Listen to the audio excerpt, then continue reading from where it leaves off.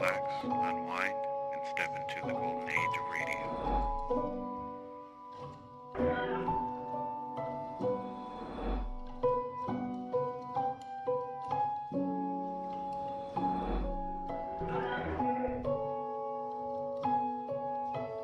You're now listening to Golden Radio Hour.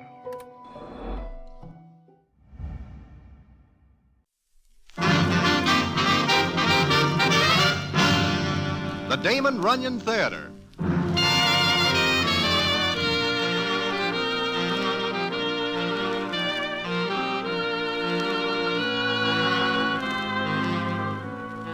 Once again, the Damon Runyon Theater brings you another story by the master storyteller, Damon Runyon. And this one, Pick the Winner. And to tell it to you, here is Broadway. Thanks. It is one winter, and I am in Miami, Florida, with a character named Hot Horse Hattie.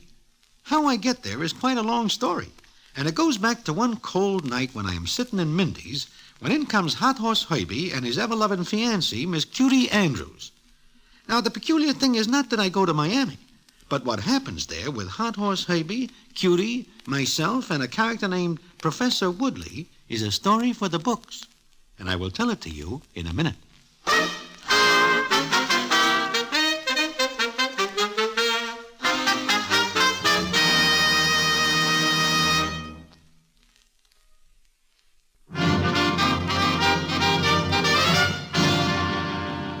And now, back to the Damon Runyon Theater and the famous story, Pick the Winner.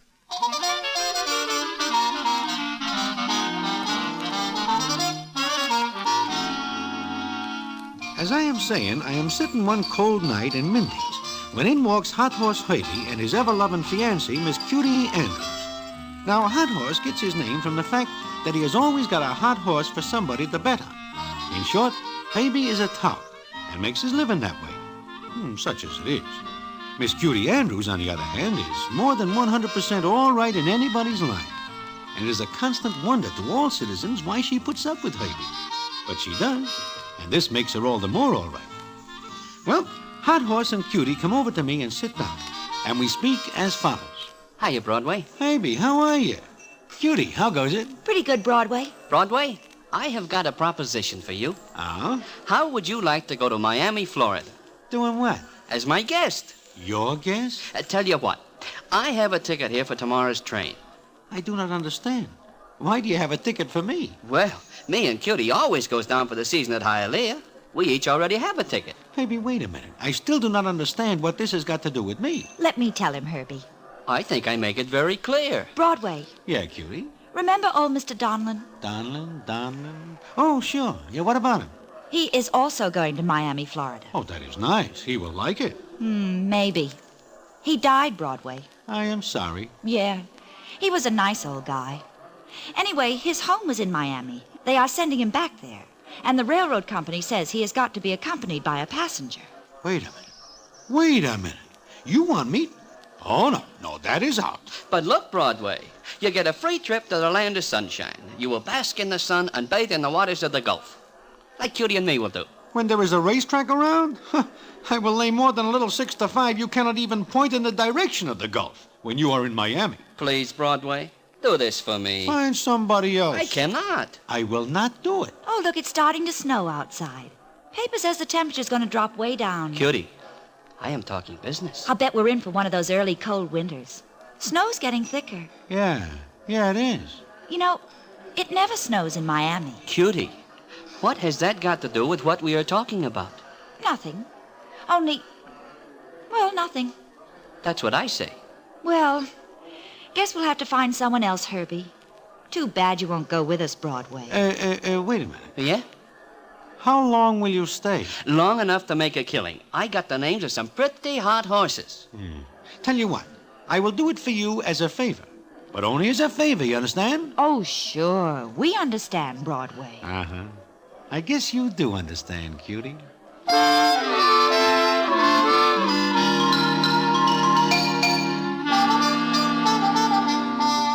So, that is how I find myself in Miami, Florida. But going down there on the train, I am sitting with Cutie Andrews, and for the first time, I get to know her real well. It is very surprising what I learn about her. Like, for example, what she tells me the second day out. I like to ride on trains. Me, I can take 'em or leave 'em alone. I guess it's not the train. It's what I see. Scenery? I like to go through the little towns. Look at the people. Their houses. I do not notice them. I do. Broadway, what kind of a house do you like? House? You mean to live in? Yeah, to live in. Well, one is as good as another, as long as it is a house. Why?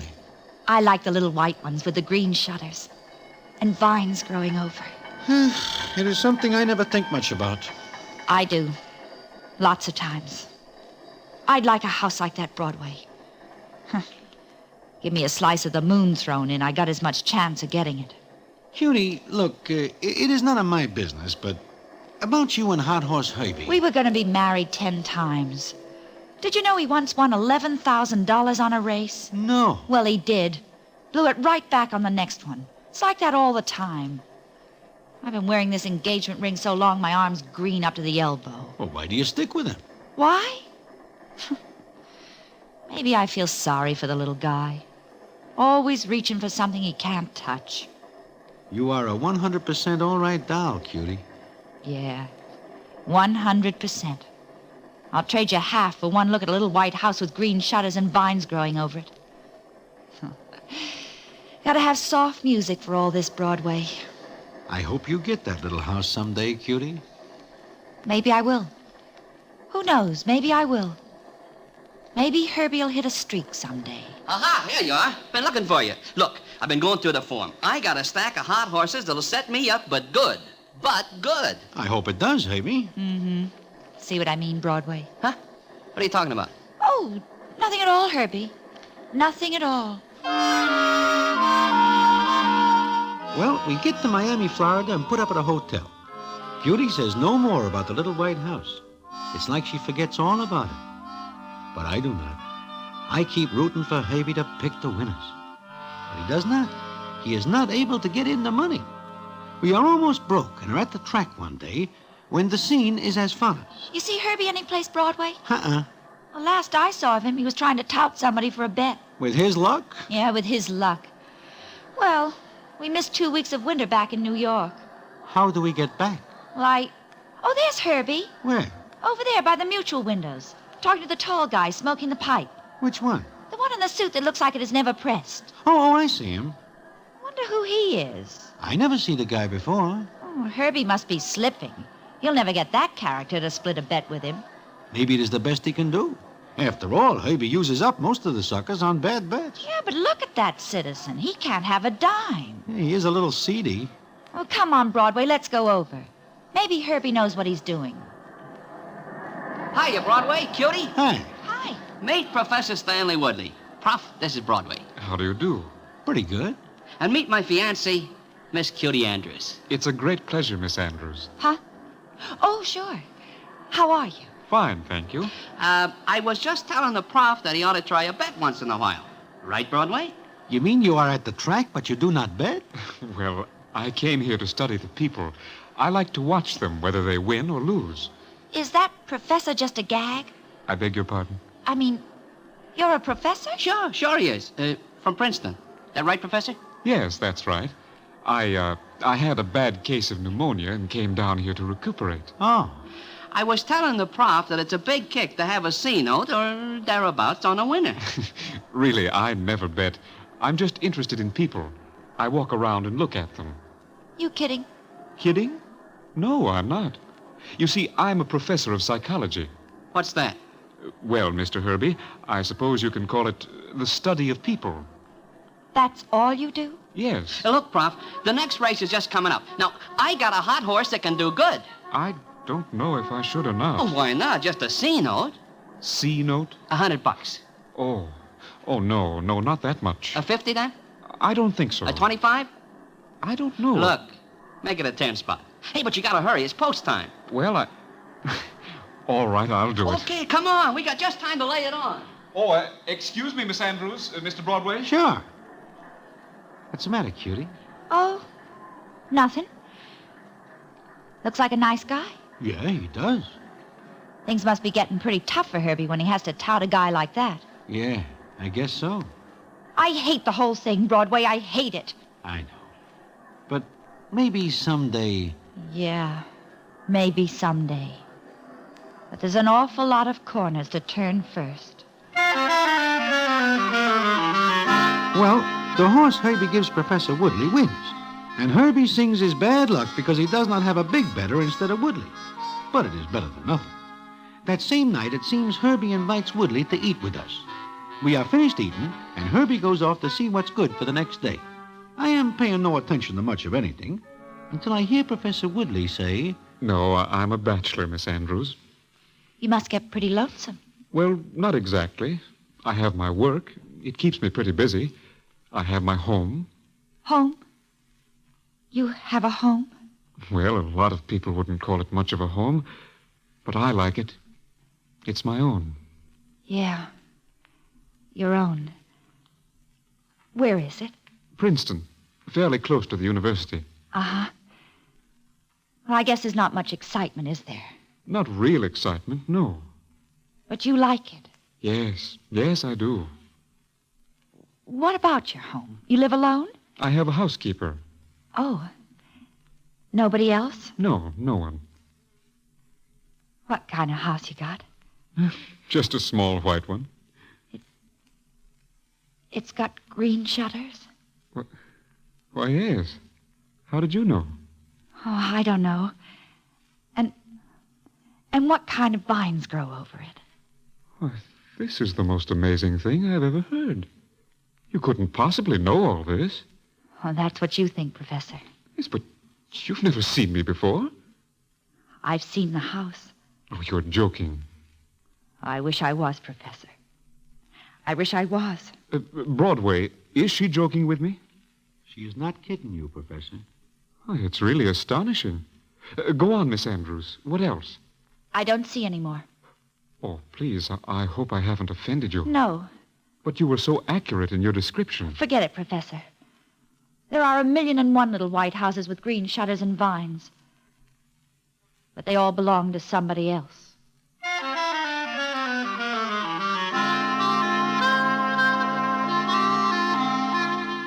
And that is all the talk about white houses and green shutters. But I noticed that Professor Woodley looks more at Cutie than he does before. And she looks at him, too, like she is seeing a man for the first time. Well, it comes up a few more days, and it is late afternoon, and Herbie comes rushing in to where Cutie and me are sitting. Cutie, Broadway, this is it. Huh? What do you say? What's got into you, Herbie? Listen, Professor Woodley. What about him? Here we are thinking he is a $2 bet. But listen, I catch a quick look in his wallet today.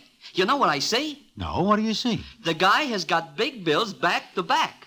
He is loaded. So what? So what? Broadway, she asked, so what? Well, so do I, as a matter of fact. Look, you two, use your heads. I am looking for a citizen with enough cabbage to lay a big bet so we can clean up. I find him, and you ask, so what? You crazy? Lay off the guy, Herbie. What? He's a nice guy. He's Santa Claus. Sure, you pick one of your hot horses, get him to lay his money. What if the horse loses? I got a horse that can't lose, breezing along. That is a good horse. And he is ripe. Look, all we got to do is con Woodley into the bet. You're figuring on getting him to put up his whole bankroll? Why not? If he wins, I get a split, a good one. And if he loses? So he loses. What's it to you? Well? Nothing, I guess. Okay. You're always yammering about that joint with the shutters. Okay, here's our chance to grab it. We had 1,000,000 chances before. And this is another one. Cutie, this time we take it.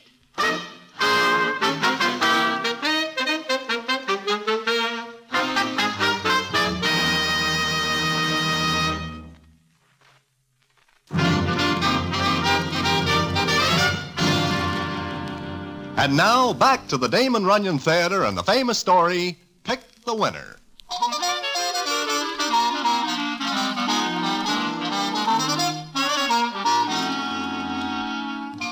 So, that is that. Herbie has it all figured to con the professor into putting his role on breezing along. I know Cutie does not like this because by now she is more than somewhat interested in Woodley. But Herbie is pretty excited, and he remembers something I tell him.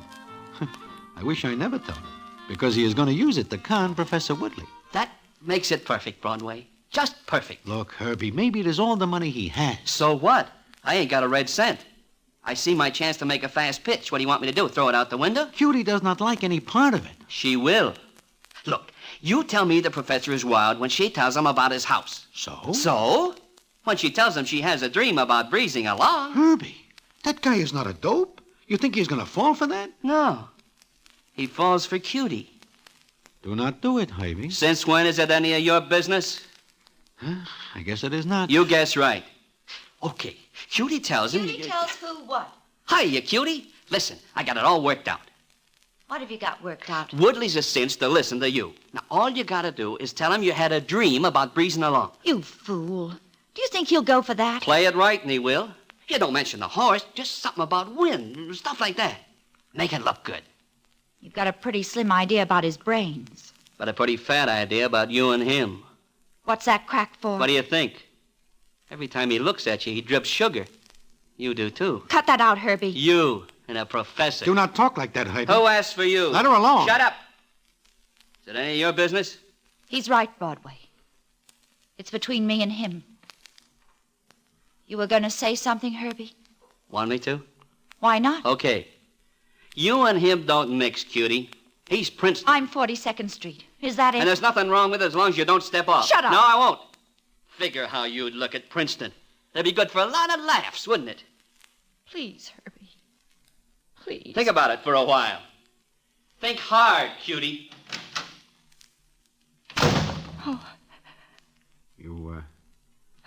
You maybe want me to leave, Cutie? No. No, Broadway. I am very sorry I hear all this. How can a guy be so right, Broadway? Herbie, right? Yeah. Me, Mrs. Princeton, with a white house and green shutters. Look, Cutie, what are you going to do? Do? Play it his way. Of course, breezing along is a good horse. Maybe he will win. Maybe. And if he does, Herbie will get a good split. And me? I lose either way, Broadway. I lose either way. I know what Cutie means. If the horse loses, she is a part of conning Professor Woodley into losing his money. If breezing along wins, then Herbie has got his stake, and she is stuck with it. Well, it comes up the next day, and Herbie has got Professor Woodley to have breakfast with us. And the scene is as follows. Say, Professor. Hmm? Oh, yes, Herbie. You say you're a professor of psychology? That is right? Yes, why? Well, maybe you know something about dreams. Well, in what way? Cutie tells me when I see her this morning that she has had a funny dream last night. Is that right, Cutie? You hear me, Cutie? Yes. I heard you. What was the dream, Miss Andrews? Nothing much. Oh, maybe you'd rather not talk about it. But she would. Go ahead, Cutie. Tell us. I dreamt I was walking along Flagler Boulevard when a wind started to blow in from the north. It was a cold, hard wind, and then Yes? What then? a horse ran across in front of me, and that's all. What do you make of it, Professor? Oh, it's hard to say. A dream like that can mean any number of things. You know, Cutie has a lot of dreams. Sometimes what she dreams come true. Like that house of yours, Professor. Oh, yes. Yes, she told me what it was like, and I'm sure she never saw it before. Yeah. Hey. What's the matter, Herbie? Hey, I just happened to think. There is a horse in the fifth today. A horse named Breezing Along. So? Don't you get it? Wind, breeze, horse. Cutie's dream? Breezing along. Herbie, that's a little far-fetched, isn't it? Oh, no, it's not. Look, Professor, let's play the hunch. You're asking me to bet on a horse on the strength of a dream? Why not? It's better than just a hunch. And Breezing Along is a good horse. And he figures to go to the post at a little better than 3-1.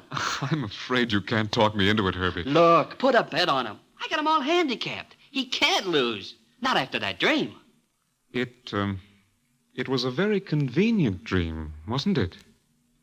Convenient dream, Professor? Yes, very.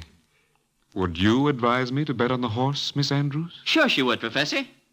That right, Cutie? If I had any money, I'd bet it all on breezing along. All right. I'll bet. How much, Herbie? How much can you put on him? I have $5,000. On you? No, in the bank here. I'll put up half of it. It's a deal.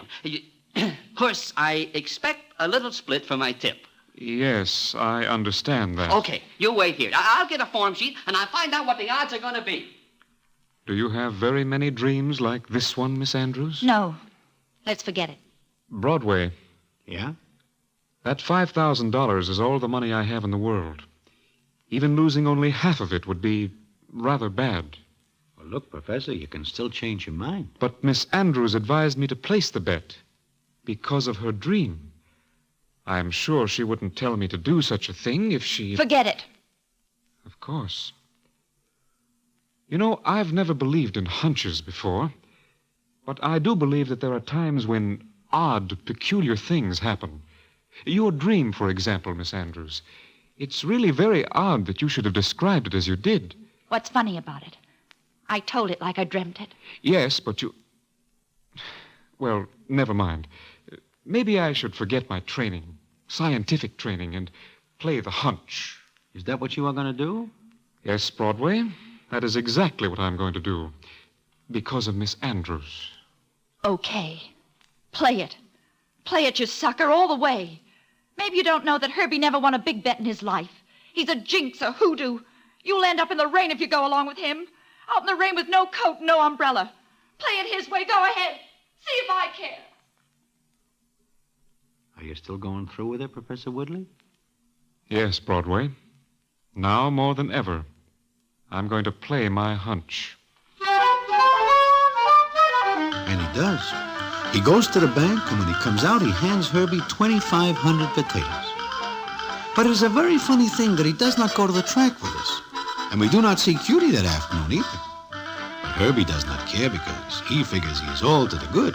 However, breezing along loses, and a 20-to-1 shot cops the race. Herbie cannot believe his bad luck. Then we go back to the hotel, and the first thing Herbie does is go see Cutie. This is very funny. She does not show up at the track. She does not answer the door.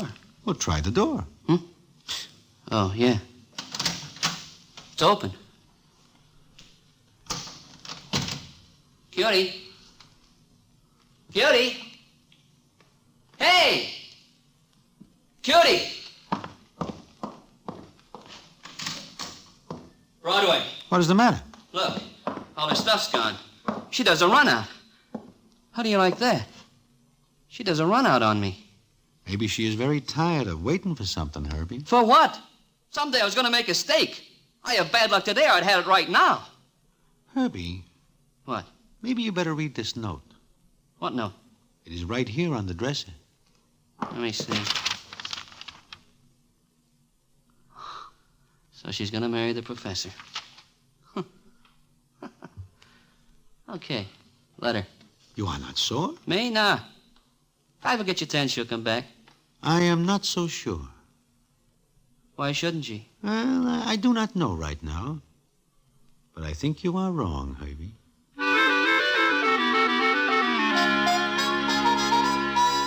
Now, you may think that is the end of the story, but it is not. Because the payoff comes later when we are back in New York. And what the payoff is, I will tell you in a minute.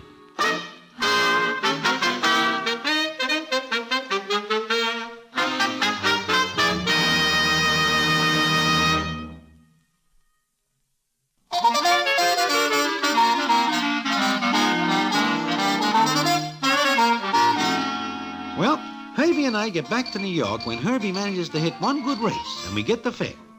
Then I do not see him for almost a week, until one night I am sitting in Mindy's when who comes in but Herbie? He sits down and speaks as follows. Broadway, today I hear from Mr. and Mrs. Professor Woodley. Huh? You what? I get a letter from them. And what does it say? Look, there is a check for $1,000. Now, it is a cashier's check, so I know it is good. They send you a check for $1,000? That is right. And do you know why? I wish I did. But you tell me. You remember the dream I cook up for Cutie to tell the professor so I can con him into a bet?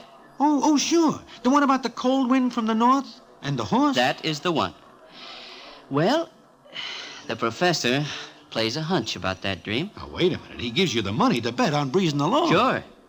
But the other half he plays on another horse. But he does not know one horse from another. But he bets, and he wins. On a 20-to-1 shot in the same race that breezing along is in. Now, wait a minute. Where does he get the tip? Besides, he guesses that the dream is a phony. Sure. But listen to this. I will read you something from the letter. I thought it rather peculiar that Miss Andrews, now Mrs. Woodley, should describe a cold north wind. That same morning, I had looked at the entries for the races and had seen the name Mistral. I played the hunch. The horse won. So, I am sending you our check for $1,000 in the hope you will not think too harshly of us. Mistral? I do not get it. I do not get it either. Until I look in the dictionary and see that Mistral means Yeah, what? a cold north wind.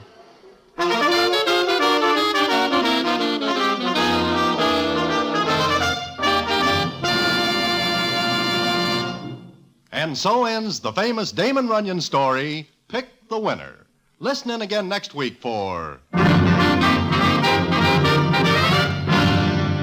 the Damon Runyon Theater.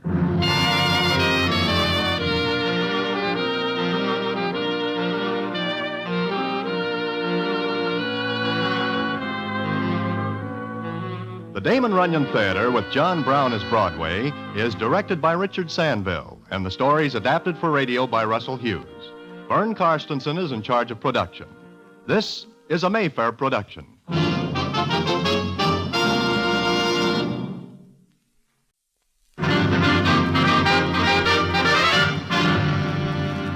The Damon Runyon Theater.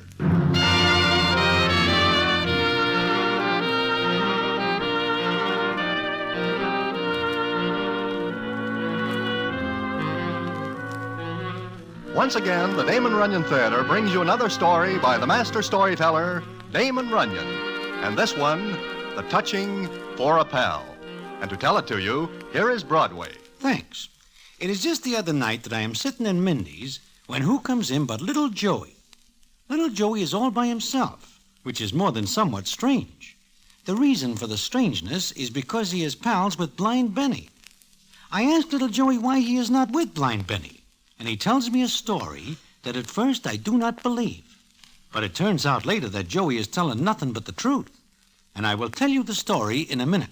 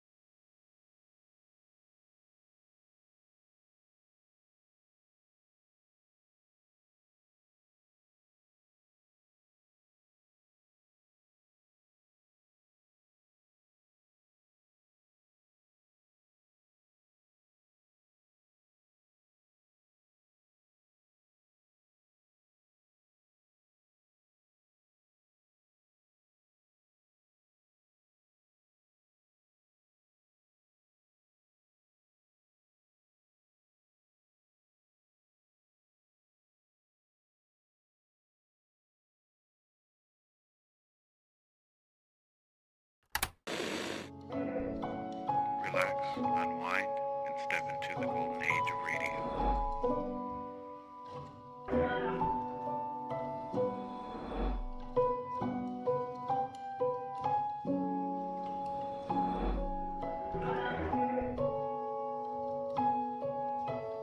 You're now listening to Golden Radio Hour.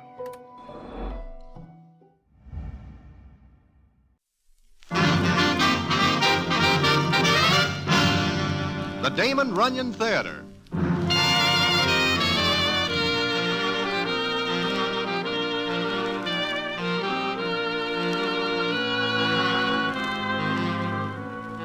Once again, the Damon Runyon Theater brings you another story by the master storyteller, Damon Runyon. And this one, Pick the Winner. And to tell it to you, here's Broadway. Thanks. It is one winter, and I am in Miami, Florida, with a character named Hot Horse Hattie. How I get there is quite a long story, and it goes back to one cold night when I am sitting in Mindy's, when in comes Hot Horse Hattie and his ever-loving fiancée, Miss Cutie Andrews. Now, the peculiar thing is not that I go to Miami, but what happens there with Hot Horse Hattie, Cutie, myself, and a character named Professor Woodley is a story for the books, and I will tell it to you in a minute.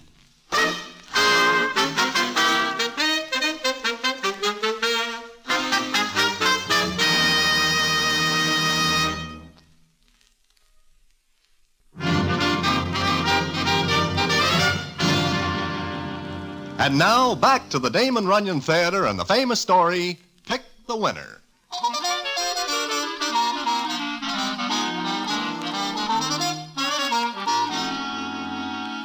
As I am saying, I am sitting one cold night in Mindy's, when in walks Hot Horse Hattie and his ever-loving fiancée, Miss Cutie Andrews. Now, Hot Horse gets his name from the fact that he has always got a hot horse for somebody to bet on. In short, Hattie is a tout and makes his living that way. Such as it is. Miss Cutie Andrews, on the other hand, is more than 100% all right in anybody's line. And it is a constant wonder to all citizens why she puts up with Hattie. But she does, and this makes her all the more all right. Well, Hot Horse and Cutie come over to me and sit down, and we speak as follows. Hiya, Broadway. Hattie, how are you? Cutie, how goes it? Pretty good, Broadway. Broadway, I have got a proposition for you. Oh? How would you like to go to Miami, Florida? Doing what? As my guest. Your guess? Tell you what, I have a ticket here for tomorrow's train. I do not understand. Why do you have a ticket for me? Well, me and Cutie always goes down for the season at Hialeah.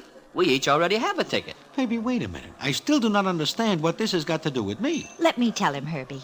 I think I make it very clear. Broadway. Yeah, Cutie. Remember old Mr. Donlin? Donlin? Oh, sure. Yeah, what about him? He is also going to Miami, Florida. Oh, that is nice. He will like it. Maybe.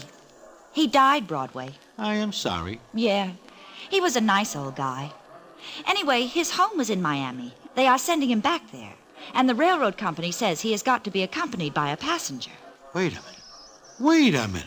You want me? Oh, no, that is out. But look, Broadway, you get a free trip to the land of sunshine. You will bask in the sun and bathe in the waters of the Gulf. Like Cutie and me will do. When there is a racetrack around? I will lay more than a little 6 to 5. You cannot even point in the direction of the Gulf when you are in Miami. Please, Broadway, do this for me. Find somebody else. I cannot. I will not do it. Oh, look, it's starting to snow outside. Paper says the temperature's going to drop way down. Cutie, I am talking business. I'll bet we're in for one of those early cold winters. Snow's getting thicker. Yeah, it is. You know, it never snows in Miami. Cutie, what has that got to do with what we are talking about? Nothing. Nothing. That's what I say. Well, guess we'll have to find someone else, Herbie. Too bad you won't go with us, Broadway. Wait a minute. Yeah? How long will you stay? Long enough to make a killing. I got the names of some pretty hot horses. Tell you what, I will do it for you as a favor. But only as a favor, you understand? Oh, sure. We understand, Broadway. Uh-huh. I guess you do understand, Cutie.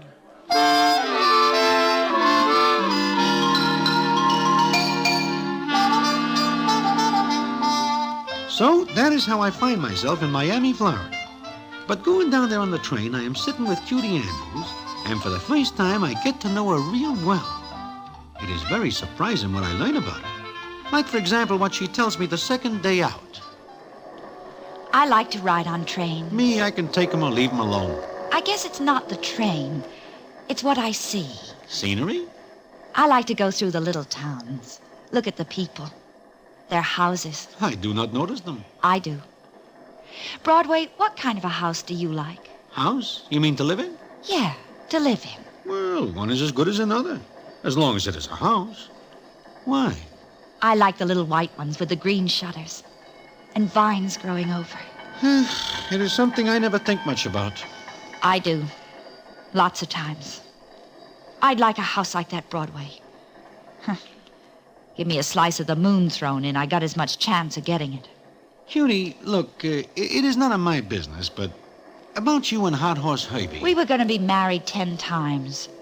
Did you know he once won $11,000 on a race? No. Well, he did. Blew it right back on the next one. It's like that all the time. I've been wearing this engagement ring so long my arm's green up to the elbow. Well, why do you stick with him? Why? Maybe I feel sorry for the little guy. Always reaching for something he can't touch. You are a 100% all right doll, Cutie.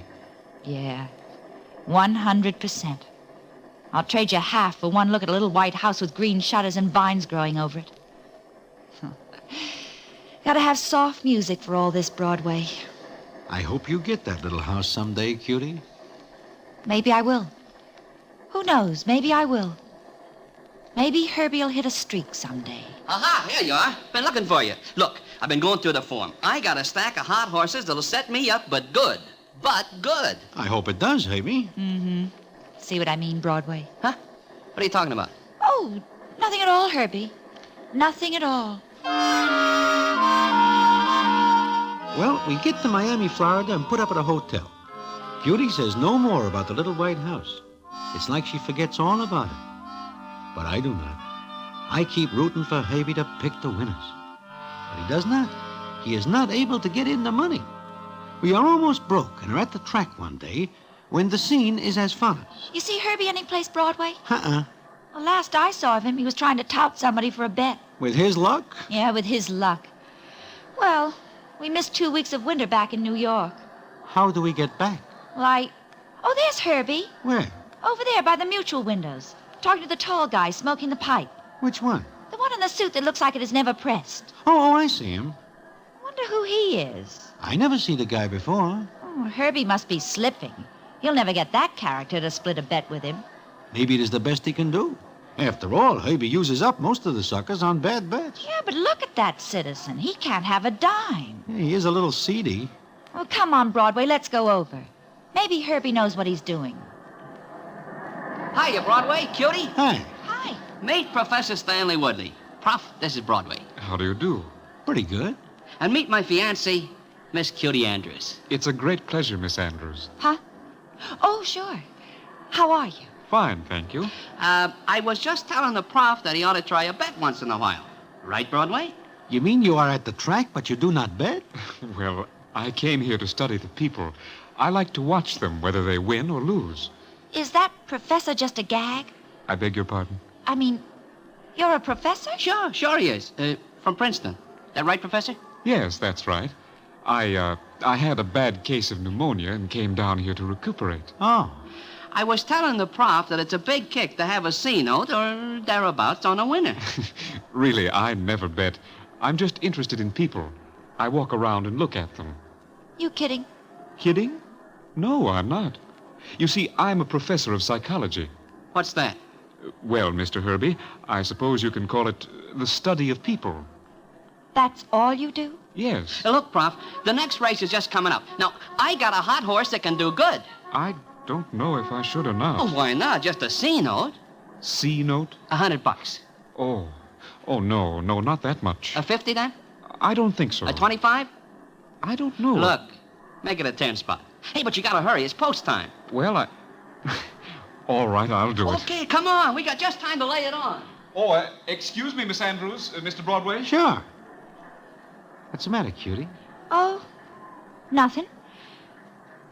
Looks like a nice guy. Yeah, he does. Things must be getting pretty tough for Herbie when he has to tout a guy like that. Yeah, I guess so. I hate the whole thing, Broadway. I hate it. I know. But maybe someday... Yeah, maybe someday.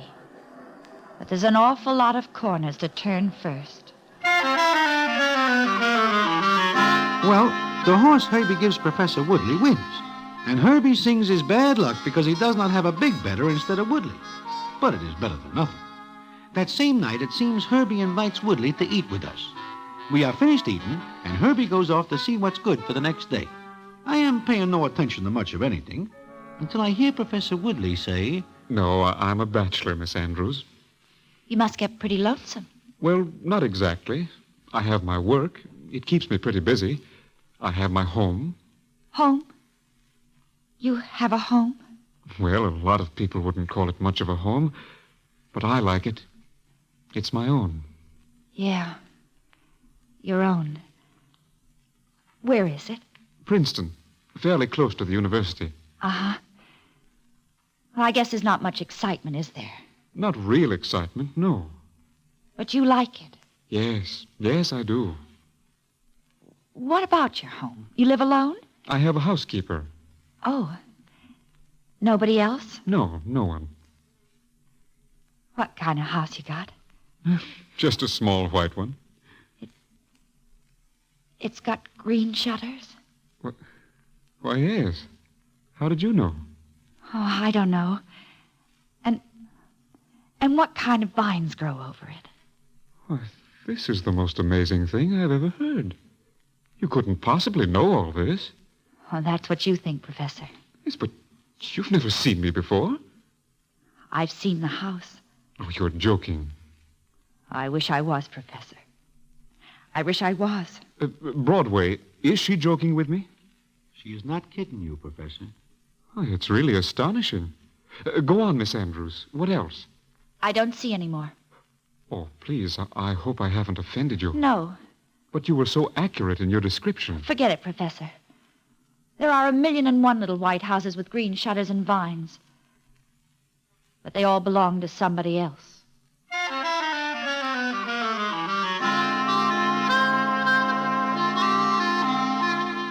And that is all the talk about white houses and green shutters.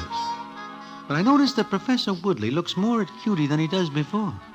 And she looks at him, too, like she has seen a man for the first time.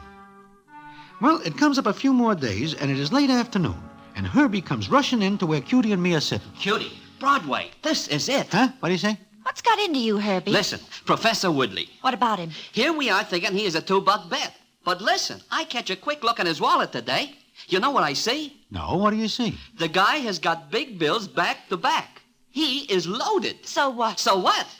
Broadway, she asked, so what? Well, so do I, as a matter of fact. Look, you two, use your heads. I am looking for a citizen with enough cabbage to lay a big bet so we can clean up. I find him, and you ask, so what? You crazy? Lay off the guy, Herbie. What? He's a nice guy. He's Santa Claus. Sure, you pick one of your hot horses, get him to lay his money. What if the horse loses? I got a horse that can't lose, breezing along. That is a good horse. And he is ripe. Look, all we got to do is con Woodley into the bet. You're figuring on getting him to put up his whole bankroll? Why not? If he wins, I get a split. A good one. And if he loses? So he loses. What's it to you? Well? Nothing, I guess. Okay.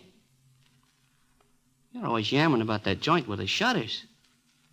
Okay. Here's our chance to grab it. We had 1,000,000 chances before. And this is another one. Cutie, this time we take it.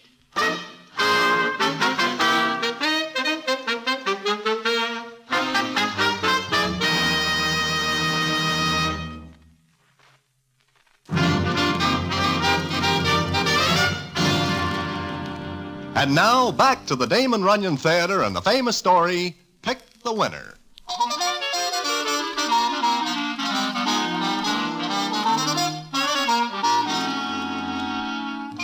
So, that is that. Herbie has it all figured to con the professor into putting his role on breezing along. I know Cutie does not like this because by now she is more than somewhat interested in Woodley. But Herbie is pretty excited, and he remembers something I tell him. I wish I never told him, because he is going to use it to con Professor Woodley. That makes it perfect, Broadway. Just perfect. Look, Herbie, maybe it is all the money he has. So what? I ain't got a red cent. I see my chance to make a fast pitch. What do you want me to do, throw it out the window? Cutie does not like any part of it. She will. Look, you tell me the professor is wild when she tells him about his house. So? So? When she tells him she has a dream about breezing along. Herbie, that guy is not a dope. You think he's going to fall for that? No. He falls for Cutie. Do not do it, Herbie. Since when is it any of your business? I guess it is not. You guess right. Okay, Cutie tells him... Cutie tells who what? Hiya, Cutie. Listen, I got it all worked out. What have you got worked out? Woodley's a cinch to listen to you. Now, all you gotta do is tell him you had a dream about breezing along. You fool. Do you think he'll go for that? Play it right, and he will. You don't mention the horse, just something about wind, stuff like that. Make it look good. You've got a pretty slim idea about his brains. But a pretty fat idea about you and him. What's that cracked for? What do you think? Every time he looks at you, he drips sugar. You do, too. Cut that out, Herbie. You and a professor. Do not talk like that, Herbie. Who asked for you? Let her alone. Shut up. Is it any of your business? He's right, Broadway. It's between me and him. You were going to say something, Herbie? Want me to? Why not? Okay. You and him don't mix, Cutie. He's Princeton. I'm 42nd Street. Is that it? And there's nothing wrong with it as long as you don't step off. Shut up. No, I won't. Figure how you'd look at Princeton. That'd be good for a lot of laughs, wouldn't it? Please, Herbie. Please. Think about it for a while. Think hard, Cutie. Oh. You maybe want me to leave, Cutie? No. No, Broadway. I am very sorry I hear all this. How can a guy be so right, Broadway? Herbie, right? Yeah. Me, Mrs. Princeton, with a white house and green shutters. Look, Cutie, what are you going to do? Do? Play it his way. Of course, breezing along is a good horse. Maybe he will win. Maybe. And if he does, Herbie will get a good split. And me? I lose either way, Broadway. I lose either way. I know what Cutie means.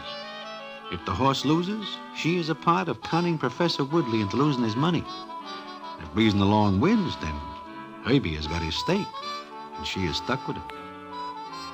Well, it comes up the next day, and Herbie has got Professor Woodley to have breakfast with us. And the scene is as follows. Say, Professor. Hmm? Oh, yes, Herbie. You say you're a professor of psychology? That is right? Yes, why? Well, maybe you know something about dreams. Well, in what way? Cutie tells me when I see her this morning that she has had a funny dream last night. Is that right, Cutie? You hear me, Cutie? Yes. I heard you. What was the dream, Miss Andrews? Nothing much. Oh, maybe you'd rather not talk about it. But she would. Go ahead, Cutie. Tell us. I dreamt I was walking along Flagler Boulevard when a wind started to blow in from the north. It was a cold, hard wind, and then Yes? What then? a horse ran across in front of me, and that's all. What do you make of it, Professor? Oh, it's hard to say. A dream like that can mean any number of things. You know, Cutie has a lot of dreams. Sometimes what she dreams come true. Like that house of yours, Professor. Oh, yes. Yes, she told me what it was like, and I'm sure she never saw it before. Yeah. Hey. What's the matter, Herbie? Hey, I just happened to think there is a horse in the fifth today. A horse named Breezing Along. So? Don't you get it? Wind, breeze, horse. Cutie's dream? Breezing along. Herbie, that's a little far-fetched, isn't it? Oh, no, it's not. Look, Professor, let's play the hunch. You're asking me to bet on a horse on the strength of a dream? Why not? It's better than just a hunch. And Breezing Along is a good horse. And he figures to go to the post at a little better than 3-1. I'm afraid you can't talk me into it, Herbie. Look, put a bet on him. I got him all handicapped. He can't lose. Not after that dream. It was a very convenient dream, wasn't it? Convenient dream, Professor? Yes, very. Would you advise me to bet on the horse, Miss Andrews? Sure she would, Professor. That right, Cutie? If I had any money, I'd bet it all on breezing along. All right. I'll bet. How much, Herbie? How much can you put on him? I have $5,000. On you? No, in the bank here. I'll put up half of it. It's a deal. Of course, I expect a little split for my tip. Yes, I understand that. Okay, you wait here. I'll get a form sheet, and I'll find out what the odds are going to be. Do you have very many dreams like this one, Miss Andrews? No. Let's forget it. Broadway, Yeah? that $5,000 is all the money I have in the world. Even losing only half of it would be rather bad. Well, look, Professor, you can still change your mind. But Miss Andrews advised me to place the bet because of her dream. I'm sure she wouldn't tell me to do such a thing if she... Forget it. Of course. You know, I've never believed in hunches before, but I do believe that there are times when odd, peculiar things happen. Your dream, for example, Miss Andrews. It's really very odd that you should have described it as you did. What's funny about it? I told it like I dreamt it. Yes, but you... Well, never mind. Maybe I should forget my training, scientific training, and play the hunch. Is that what you are going to do? Yes, Broadway, that is exactly what I'm going to do. Because of Miss Andrews. Okay. Play it. Play it, you sucker, all the way. Maybe you don't know that Herbie never won a big bet in his life. He's a jinx, a hoodoo. You'll end up in the rain if you go along with him. Out in the rain with no coat and no umbrella. Play it his way. Go ahead. See if I care. Are you still going through with it, Professor Woodley? Yes, Broadway. Now more than ever, I'm going to play my hunch. And he does. He goes to the bank, and when he comes out, he hands Herbie 2,500 potatoes. But it is a very funny thing that he does not go to the track with us. And we do not see Cutie that afternoon either. But Herbie does not care because he figures he is all to the good. However, breezing along loses, and a 20-to-1 shot cops the race. Herbie cannot believe his bad luck. Then we go back to the hotel, and the first thing Herbie does is go see Cutie. This is very funny. She does not show up at the track. She does not answer the door. Well, try the door. Oh, yeah. It's open. Cutie. Cutie. Hey! Cutie! Broadway. What is the matter? Look, all her stuff's gone. She does a run out. How do you like that? She does a run out on me. Maybe she is very tired of waiting for something, Herbie. For what? Someday I was going to make a steak. I have bad luck today, or I'd had it right now. Herbie. What? Maybe you better read this note. What note? It is right here on the dresser. Let me see. So she's going to marry the professor. Okay, letter. You are not sure? Me? Nah. If I ever get your 10, she'll come back. I am not so sure. Why shouldn't she? Well, I do not know right now. But I think you are wrong, Herbie.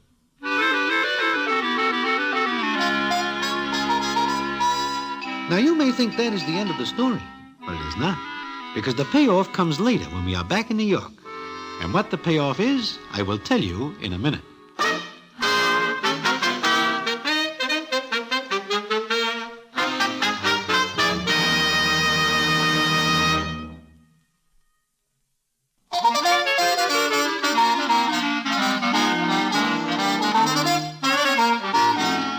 Well, Herbie and I get back to New York when Herbie manages to hit one good race and we get the fare. Then I do not see him for almost a week, until one night I am sitting in Mindy's when who comes in but Herbie? He sits down and speaks as follows. Broadway, today I hear from Mr. and Mrs. Professor Woodley. Huh? You what? I get a letter from them. And what does it say? Look, there is a check for $1,000. Now, it is a cashier's check, so I know it is good. They send you a check for $1,000? That is right. And do you know why? I wish I did. But you tell me. You remember the dream I cook up for Cutie to tell the professor so I can con him into a bet? Oh, sure. The one about the cold wind from the north and the horse? That is the one. Well, the professor plays a hunch about that dream. Now, wait a minute. He gives you the money to bet on breezing along. Sure. But the other half he plays on another horse. But he does not know one horse from another. But he bets, and he wins. On a 20-to-1 shot in the same race that breezing along is in. Now, wait a minute. Where does he get the tip? Besides, he guesses that the dream is a phony. Sure. But listen to this. I will read you something from the letter. I thought it rather peculiar that Miss Andrews, now Mrs. Woodley, should describe a cold north wind. That same morning, I had looked at the entries for the races and had seen the name Mistral. I played the hunch. The horse won. So, I am sending you our check for $1,000 in the hope you will not think too harshly of us. Mistral? I do not get it. I do not get it either. Until I look in the dictionary and see that Mistral means Yeah, what? a cold north wind.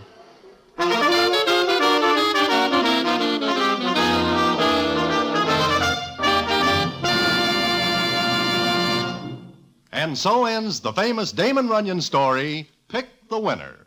Listen in again next week for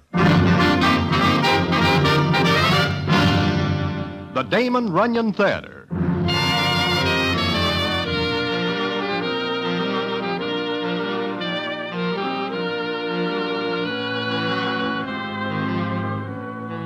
The Damon Runyon Theater, with John Brown as Broadway, is directed by Richard Sandville, and the story is adapted for radio by Russell Hughes. Vern Karstensen is in charge of production. This is a Mayfair production.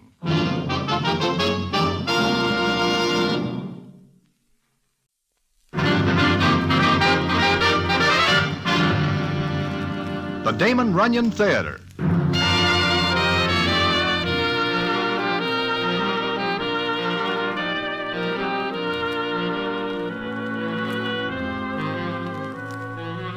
Once again, the Damon Runyon Theater brings you another story by the master storyteller, Damon Runyon. And this one, The Touching for a Pal. And to tell it to you, here is Broadway. Thanks. It is just the other night that I am sitting in Mindy's when who comes in but little Joey. Little Joey is all by himself, which is more than somewhat strange. The reason for the strangeness is because he is pals with Blind Benny. I asked little Joey why he is not with Blind Benny. And he tells me a story that at first I do not believe. But it turns out later that Joey is telling nothing but the truth. And I will tell you the story in a minute.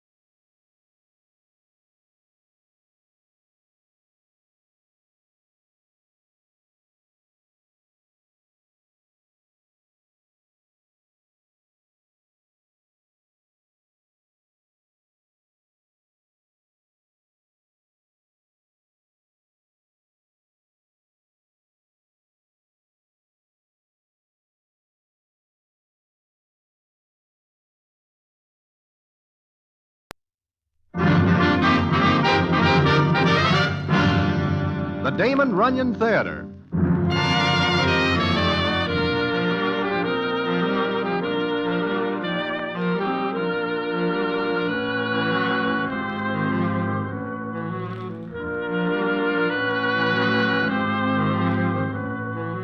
Once again, the Damon Runyon Theater brings you another story by the master storyteller, Damon Runyon. And this one, The Bloodhounds of Broadway. And to tell it to you, here is Broadway. Thanks. You know, at 4 in the morning along the main stem, one is apt to see many peculiar things. For example, it is about that time I am standing in front of Mindy's with Regret, the horse player. We are talking of things, mostly nothing, when we hear something happening at the curb. Oh, please, just a nightcap? I said no. It's early. It's only 4. It is too late as far as I'm concerned, Mr. Clay. Good night. Oh, no, wait a minute, baby. I said good night. I guess she says good night, Broadway. She does it with a great deal of gusto. I do not blame her in the least. Regret, who is the citizen she does not wish any more part of? Him? That is Marvin Clay. You know him. Oh, yeah. He has plenty of scratch. From his father. Yeah, there is a guy like Marvin Clay who is loaded. Here is a guy like me who is the opposite. Will you take his money if you have to be him? That is something I do not care to offer an opinion on right now. Holy mackerel, Broadway, look at what is coming down this way.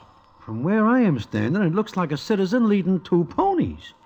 Broadway, those things are dogs. Dogs? I never see dogs that big. It must be glandular with them. Now, what do you suppose that strange-looking character is doing with dogs this hour of the morning?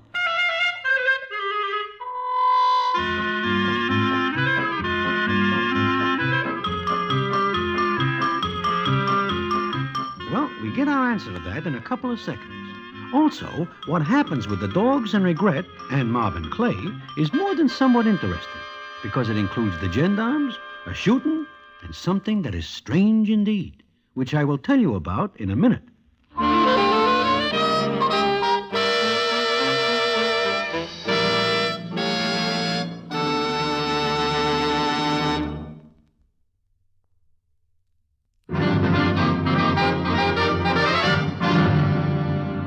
And now, back to the Damon Runyon Theater and the famous story, The Bloodhounds of Broadway.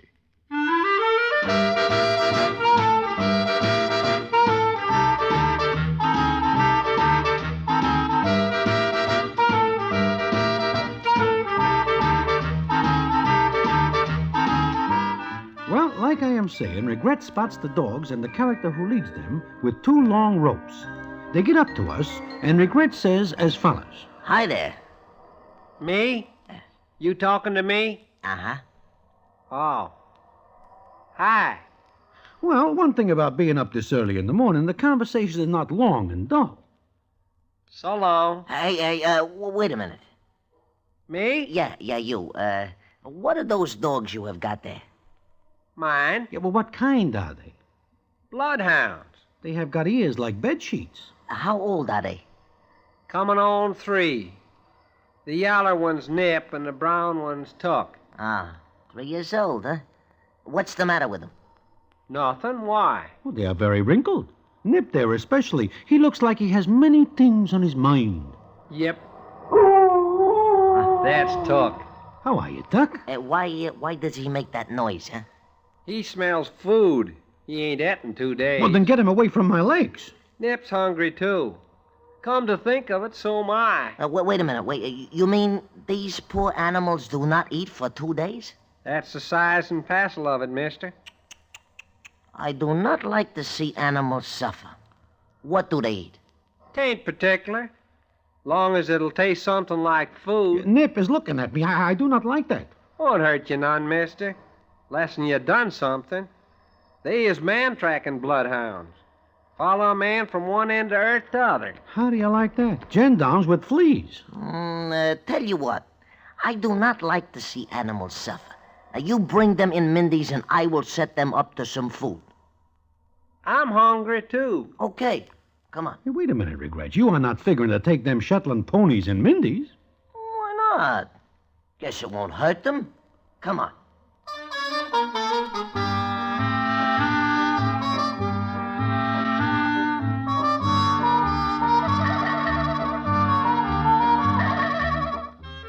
Several sirloin steaks later, plus borscht, goulash, soup, and various other articles of food, John Wangle, it turns out this is the citizen's name, wipes his mouth on his sleeve and settles back. Nip and Tuck are full, too, and are now sleeping with their ears over their eyes. Wangle tells us how he happens to be in New York with man-tracking bloodhounds from Georgia. Well, mister, I brung Nip and Tuck north with the old-time Uncle Tom's Cabin show. Show went plumb bust, and me and the dogs did, too. First meal I had in 2 days. Why do you not go back to Georgia? Got no money. Well, do you ever think of selling the dogs? Sell Nip and Tuck? Not on your life, mister.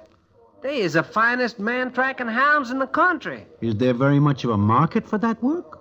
Nope. Is there nobody you are able to write to? A relative? Well, yep, my uncle's a sheriff, Oh. but I can't write. Oh. Come to think of it, wouldn't do me no good to write him anyway. Why not? He can't read. I see. Well, what do you plan to do, Mr. Wangle? I don't know. Make out best I can, I reckon. Yeah, I hate to see animals suffer. Tell you what, Mr. Wangle, you drop by here now and then. I'll take care of the food. That's right nice of you, mister. Maybe me and the dogs will be able to pay you back someday. That's Nip. Dreaming again. Dreaming of tracking somebody down. Hi, and Nip. Nice. Mister, if you ever need anybody tracked down, just call on me and Nip and Tuck. We'll find whoever you want, no matter where. Uh-huh. Meantime, where do you live? Well, we been staying at a public park north of here, but seeing as how Mr. Regret has taken an interest, I figure maybe moving in closer to town will be just about right.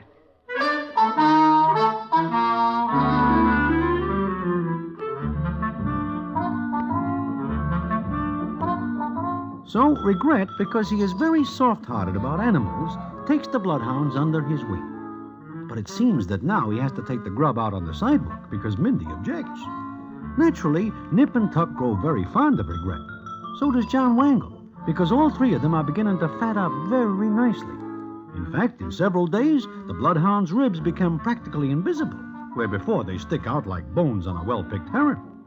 Then it comes up one night, and I am with Regret in the 300 Club, where the scene is as follows. Now I ask you, Broadway, this is the life, huh? It is all right. Wonderful music, beautiful dolls. Yeah, speaking of dolls, is that not Miss Lovey Lou sitting over there? Huh? Yeah, it is. And soak me for a herring if she is not with Marvin Clay. Broadway, it burns me when I think of a very nice doll like Lovey Lou being with a heel like Marvin Clay. Well, he is a very well-heeled heel. Miss Lovey Lou is not one to overlook fine points like that. I will thank you not to talk about Lovey in that manner. Oh, it seems like you take an interest in her. I am interested, yes. I am interested. What is happening over there? It seems to me that Marvin Clay wants to dance without getting up. Why, dirty. I'm going to put a stop to It is none of your business, Regret. I'll make it mine. Do not be a sap. I'm going to smash his ever-loving face into pieces. Come on. Regret, do not bother yourself. It is no bother. It is more like a play. You will be bounced out of here. Please behave yourself. Now, Take your hands off Miss Lovey Lou. Who the devil are you? Take your hands off her. That's what I keep telling him. I will give you a split second to unhand her. Go away, you idiot. Mr. Clay, I am going to unhinge your head from the rest of you. Oh, you dare? And I'll have you thrown into jail so fast, You asked for it, Mr. Clay. I'll get you for this, you tout. Get up and get out of here, fast. Go on. You heard what the man said. Beat it. You hear about this? Yeah. Come on, Lovey Lou. It's all right, everyone. Just a little accident. That is all. Regret. That was wonderful. Oh, it is nothing, Lovey. Any time at all. Regret, I think you are in trouble. Me? Why? Marvin Clay is not the kind of a citizen who will take this laying down. Then I will see that he lays down. Huh. Meanwhile, I have a dance with Miss Lovey Lou. How about it, Lovey? I think that'll be just lovely.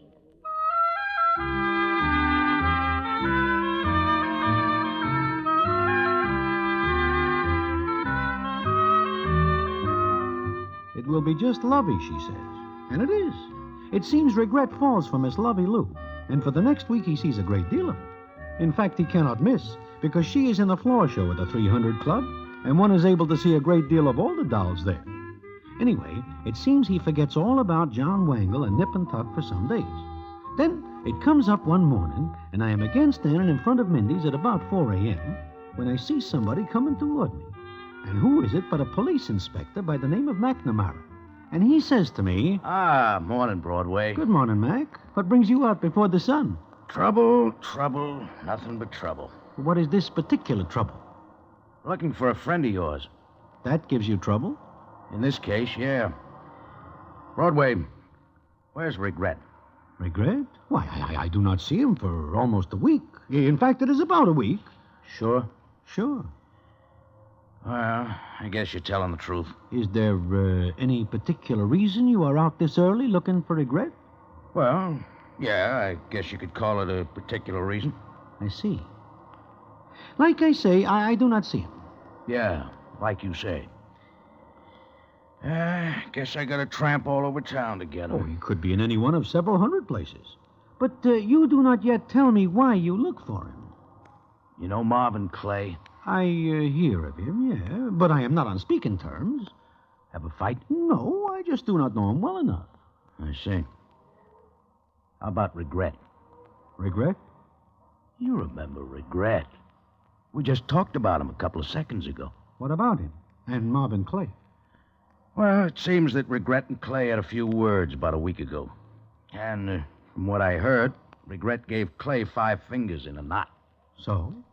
So about an hour ago, I got a call to see a man who was shot. Shot? With a gun?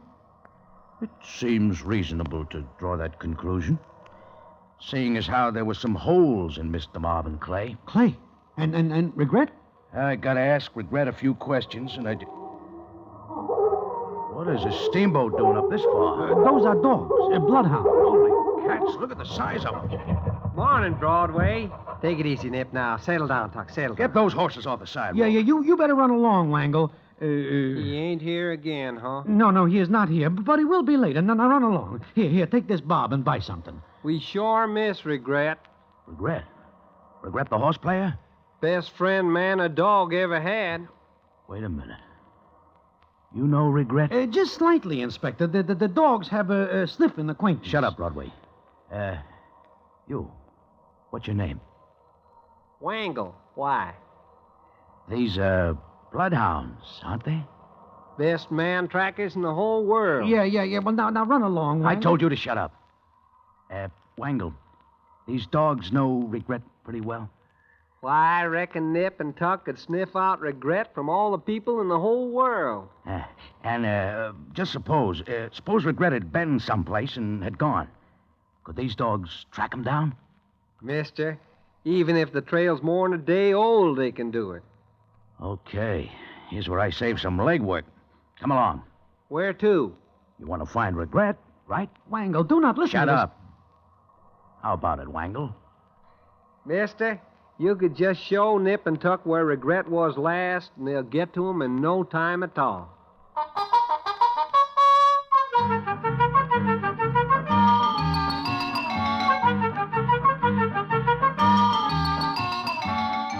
So, that is that. I figure Regret is cooked. And what comes after is something that the main stem will never forget. And how it ends is quite a story, which I will tell you in a minute.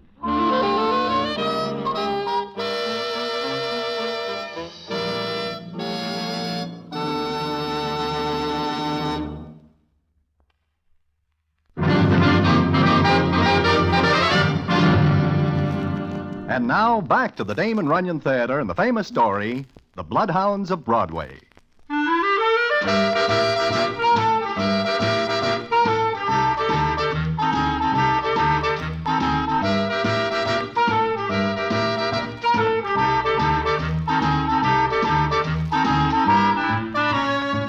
Well, there we go, off into the cold gray morning.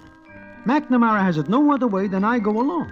I do not know why, but there I am at 4:15 a.m., tearing along behind Nip and Tuck, who are taken to the scene of the shooting.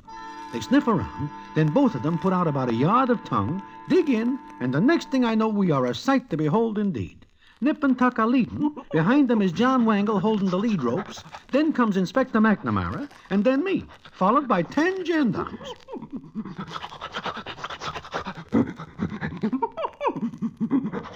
Hey, Wangle, slow him down a little. Mister, when Nip and Tuck are after somebody, they go like greased lightning. Poor Regret.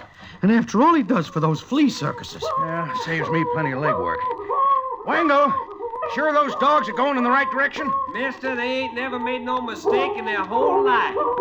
If Mr. Regret went this way, they know it. If it is all the same to you, Mac, I will get off here. You're going along, Broadway. You're going to help me find it. Hey, they stop, mister. This is where Mr. Regret is. Why? There's nothing but an old garage. Can't help it, mister. Nip and Tuck know this is where he is. Quiet him down. Sure, Nip, Tuck. Quiet now. Easy now. Easy. What is Regret doing in this old garage? What do you think? Hiding out. Boys, spread out. Kelly, Rabinowitz, get around to the back. Burton, take 3 men, cover the sides of this place. Rest of you back me up when I go in the front here. Where do you want me, Mac? Home? Keep off to one side. Regret's got a rod. Now, careful, boys. You're going in after a desperate man. All right? Take off. Okay, here we go, boys. Wolf, kick open that door. If it ain't open, shoot it open.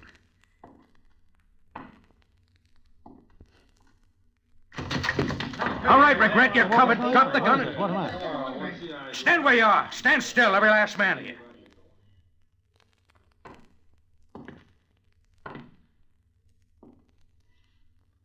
Well. A crap game.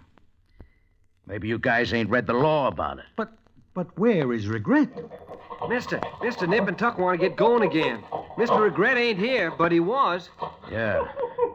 Okay, we'll go in a minute. But first, I want to take down some names of certain citizens who are breaking the law by shooting craps. Line up. Line up and give your right names.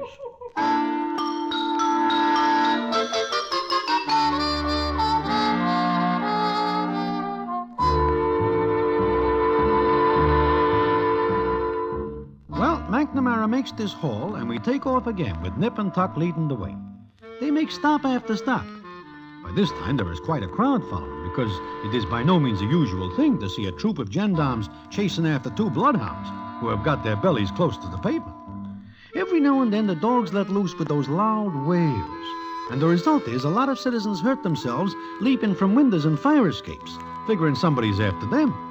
Then Nip and Tuck make another stop, and the scene is as follows. Look, Wangle, this is the 18th stop we've made. Where is Regret? I can't help it, mister. Every place Nip and Tuck stopped, Regret was there. He is quite busy. So far, we break up 3 crap games, 2 poker parties, various and sundry other illegal enterprises, and etc. Wangle, these dogs are nothing but stool pigeons. I can't help it, Mr. Broadway. I go where Nip and Tuck go. All right, Wangle. We'll try this joint. Hey, wait a minute. This is no joint. This is where Miss Maud Milligan lives. So? She is Big Sam's friend, and I wish no part of being any place that Big Sam might be. We're going in. All right, boys. Once more. This may be it. Spread out. Your gendarmes are becoming pretty tired, man. Oh, shut up. All right, Wolf. Give the buzzer a punch.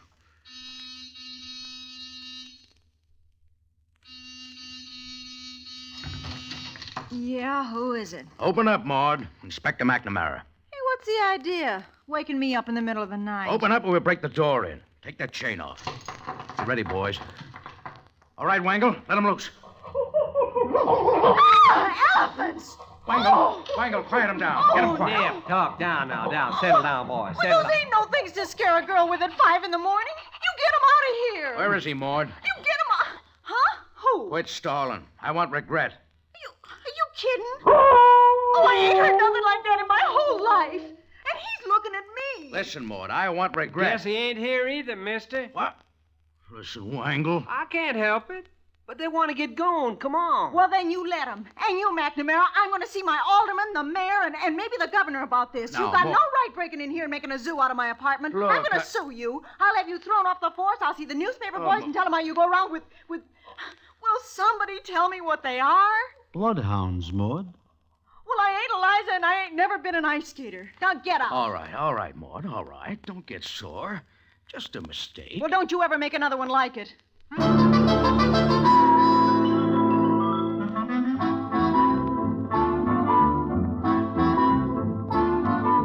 Well, McNamara gets out. So do Nip and Tuck. By this time, McNamara is no dog lover, and I know he never will be. But he gives Wangle one more chance to find regret or get thrown in the tank for obstructing justice. So off we go again. And we end up at the Club 300. And this time it is the end of the trail. Because sitting over the table with Miss Lovey Lou is nobody but regret. Nip and Tuck take one look, and before anybody knows what happens, they are across the floor and practically in his lap, licking his face. Mac is right after them. Here he is, boys. Get him. Hey, what is going on? Wangle, call him off. Get him away from me. And all this comes from being kind to animals. Wangle, get him away from him. Get him away. I want him alive for the shooting of Marvin Clay. No! Wangle, do something. I can't see regret. Get him away. No, don't let them take him, Broadway. If you are able to think of how I can stop 11 coppers, do so now or forever hold your peace. Oh, it's all my fault. It's all my fault. Maybe so, but it is too late to think about it now. You don't understand, Broadway. Regret didn't shoot Marvin Clay. I did. Oh, sure. Huh?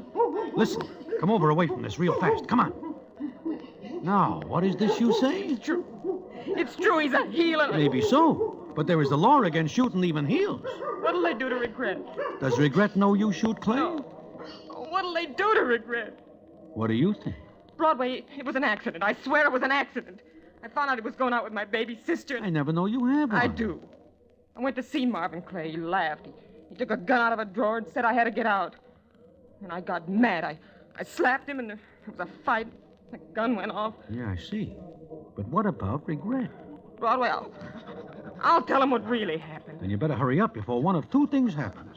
Either he is taken to the pokey, or he is swallowed by those dogs.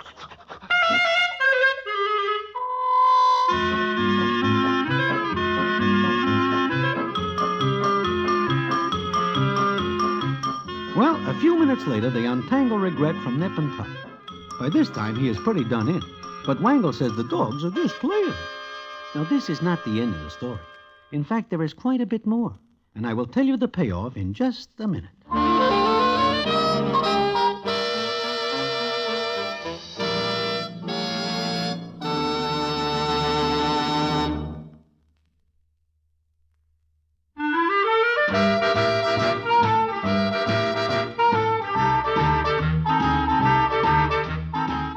Well, like I say, Regret is untangled from the dog. McNamara arrests him, but Miss Lovey Lou comes forward with her story. The upshot is the whole bunch are taken to headquarters, including me. Well, of course, I am released because I am just an innocent bystander. Well, it is 2 days after all this that I am sitting in Mindy's when in comes Regret, all dressed up, and he has 2 suitcases with him. He sits down and says, Hello, Broadway. Regret, I am glad to see you. Yeah. I am leaving town, Broadway. I see you are carrying suitcases. And it seems to me you look more than somewhat nervous. Uh-huh. I'm just killing time before I leave. How does the whole thing turn out, Regret? Oh, all right. Yeah, I hear that Marvin Clay is not dead. Also that he does not prosecute Miss Lovey Lou. Yeah, that is correct. Because he does not want unfavorable publicity. Sure. By the way, what becomes of Wangle and Nip and Tuck? Oh, they are ingrates. But they are sent back to Georgia. It seems some of the boys take up a collection which sets them up for life. Because they are very dangerous to have around here. They get plenty people in trouble the night they look for me. Yeah, they do. I can see why certain citizens would rather take chances with the gendarmes than with Nip and Tuck. Exactly. So I am leaving town for a while. Oh, you and Miss Lovey Lou are going on a honeymoon? I am through with Miss Lovey Lou. What? But she saves you from trouble. You know she does not have to say anything. You are the logical suspect for the gendarmes to collar, and it would be tough for you. I know. But I do not like to be married to any doll who handles a rascal, even by accident. Think what would happen. Yeah, I see what you mean. But then, why are you leaving town? Broadway, what is the last stop Nip and Tuck make before they find me? Crab Cane, the poker... Oh, Maud Milligan's place. Uh-huh. Well, Big Sam is out of town at the time. But I hear he is coming back. Now, I am going to leave town for a while because maybe if he hears about Nip and Tuck going to Maud's place, Big Sam might get the wrong idea. Goodbye, Broadway.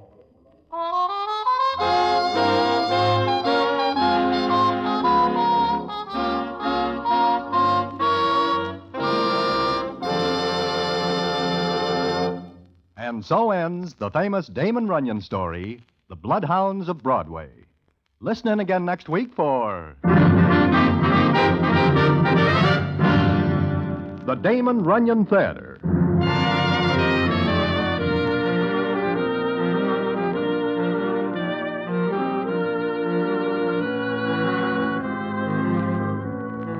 The Damon Runyon Theater, with John Brown as Broadway, is directed by Richard Sandville, and the story is adapted for radio by Russell Hughes. Vern Karstensen is in charge of production. This is a Mayfair production.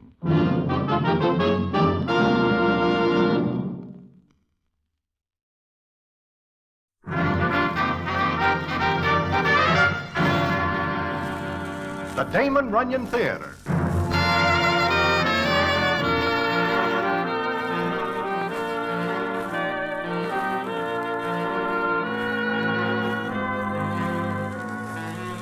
Once again, the Damon Runyon Theater brings you another story by the master storyteller, Damon Runyon. And this one, A Light in France. And to tell it to you, here is Broadway. Thanks. It is of a midsummer evening not so long ago that I am sitting in Mindy's waiting for my order of potato pancakes and sour cream when I feel a tap on my shoulder. Now, I am certainly not expecting gendarmes because I am a law-abiding citizen. So I look up without a care in the world. And then I wish to leave, and leave fast. I am not able to say a word to the citizen who does the tapping, because how does one open a conversation with a ghost if one meets one in Mindy's? I sit there with my mouth open, and the ghost sits down and says, Your mouth is wide open, Broadway. Maury, go away. You are dead. You will not like the food here anymore. Do I look like I am dead? I will not argue the point. I will leave. Sit down. Take it easy. Never again. Look, Broadway, pinch me. Definitely not. Listen. I have got nothing to listen to except the sound of my steps going away fast, if I am able to move. I am not dead. Listen, Maury, a long time ago, they find what is left of you in a ditch over in Jersey. There is quicklime in the ditch and your shoes, which are identified. The gendarme says it is you, and that is good enough for me. Now, I order some potato pancakes. When they arrive, enjoy them, and give my regards to everybody who is dead. Will you listen to me? I am not dead. I never am dead, and I do not expect to be for quite some time. That is, unless... I do not see what you have got to think about. You are... not dead. And would you like to hear why I am not? No, you cannot convince me. Let me try. It is a very good story. No, I will... A good story? Very good. You will like it. If I listen, will you promise to go back to being dead? Sure. I know you cannot resist the story. You settle back and let me tell you something.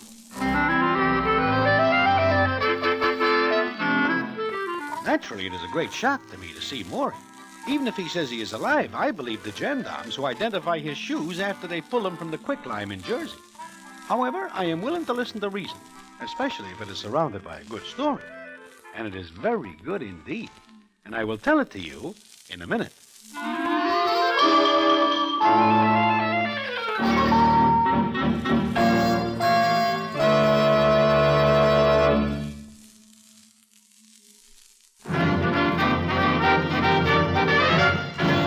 And now, back to the Damon Runyon Theater and the famous story, A Light in France.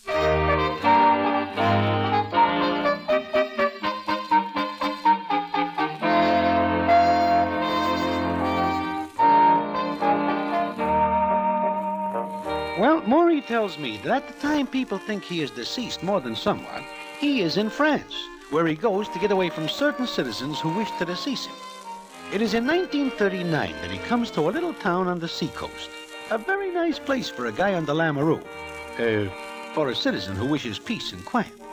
He puts down his suitcase at a little inn there And one night he is looking over the place when the scene is as follows. Good evening, sir. Huh? Who is that? You're a very nervous young man, aren't you? Look, come on out where I could see you. Unless you wish me to scatter some lead in your direction. Impetuous, aren't you? Very well. Well, I think you can put that gun away. Who are you? How come you speak English where there is nothing but French? Probably because it was my native tongue. Yeah? You American? Well, with reservations. My name is Thaddeus Blackman. Blackman? The name means nothing to you. Blackman. Thaddeus T. Blackman. Oh, sure. It is a small world. I've found it so, particularly when I saw and heard you this afternoon. For a moment, I was worried. I guess you were. But I fancy myself a student of, well, people. You didn't look like a policeman. Thank you. You're welcome. So this is where you lamp to, huh, Thaddeus? This is where I retired to. Sure, with about 16 zillions of cash. I read about you, Thaddeus. You make a nice score, and the U.S. government would like to ask you some questions. Which I am in no position to answer. I guess not. I do not know the legal lingo, but, It was called embezzlement. However, I was not at fault. But the officials, you understand, would not understand. Officials are very official and narrow-minded. Precisely. And since you seem to know that, I take it you, too, have had encounters with law and order? Thaddeus, you put it fancy, but there is more truth in poetry. Good. We shall get along splendidly. Now, have you a match for my pipe? Sure. Here. Thank you. Someday I will invent a pipe that does not go out. In which case, you'll make a fortune. Well, shall we take a walk? So Maury and Thaddeus become very friendly indeed because they have a lot in common. Then it comes up the next day. Maury walks inside the little inn and sees Thaddeus sitting at a table talking to a doll. And the scene is as follows. Hiya, Thaddeus. Nice morning, huh? Good morning, Maury. Sit down. Thanks. Maury, I want you to meet Marie. Marie, this is Maury. How do you do, monsieur? She talks English. I taught her. Ah, oui, Monsieur Blackman, he teaches me the English. Someday maybe I go to America, oui? Why not, doll? I think you'd get along. Yeah, I think you would. Marie. Oui? I'm all out of matches for my pipe. Would you mind? Certainement, oui. Yes. I will be back in a presently. Marie is a lovely girl, Maury. Thaddeus, I have got eyes. So I noticed. Meaning what, Thaddeus? I've grown very fond of Marie. Oh, no poaching, huh, Thaddeus? I'm afraid you misunderstand, Maury. Marie runs the inn here. She's been very kind to an old man who at times becomes very lonely. Sometimes even tired of living. With all the dough you got, you are tired of living? Maury, there are certain things money won't buy. That's trite, but sometimes the trite and hackneyed things are the only truths. Do you know what I'm talking about, Maury? Not yet. Proceed. Marie, for example. I've come to look upon her as a daughter. I love her, Maury. You are a funny guy, Thaddeus.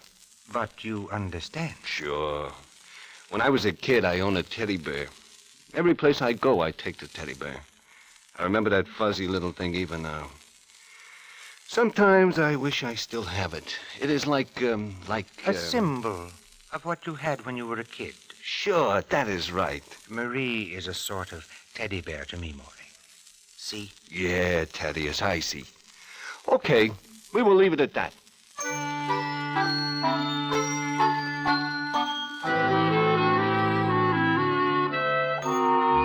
And that is the way it stands. From what Maury tells me, this Marie is a very classy doll indeed. But Maury makes no play. Meantime, he and Thaddeus get more and more friendly. Then it comes up one day when Maury is in his room. Suddenly, the door opens. Reach your way up, Maury. Well. Mike the mugger. Yeah. Brother, I chase you all over, Maury. Uh-huh. You give me a lot of trouble. What little Gerantelt says to me, Mikey says, go find Maury, I find you. Sure, you find me. So? I got a job to do, Maury. I got nothing against you. But business is business. How much? Kid. I I gotta go back to the States, and I gotta tell little Girandel that I get you. So? Tell him. I gotta tell the truth, Maury. Otherwise, someday somebody finds out you're still kicking. And then little Girandel will say to me, Mike, why do you lie to me? So, I gotta protect myself. Yeah, sure. It's always puzzling to little Girandel how you get away, Maury. He sends you out with Turkey Joe, or Turkey Joe does not come back. They find my shoes. Sure. But they do not find Turkey Joe. Little Girandel is smart. He says nothing to the cops, but he says to me, Mike, he says... Find Maury. I find you. Understand, Maury, I got nothing against you. This is a business proposition. Come in. Maury, have you heard... Shut that door, Pop. Get over next to him, Pop. Maury, what is this? The kiss-off, Thaddeus. Pop, you're coming an awful bad time. Now, if little Girandel is here, he would say, Mike... You're not He going will to... tell you, Thaddeus, that business is business.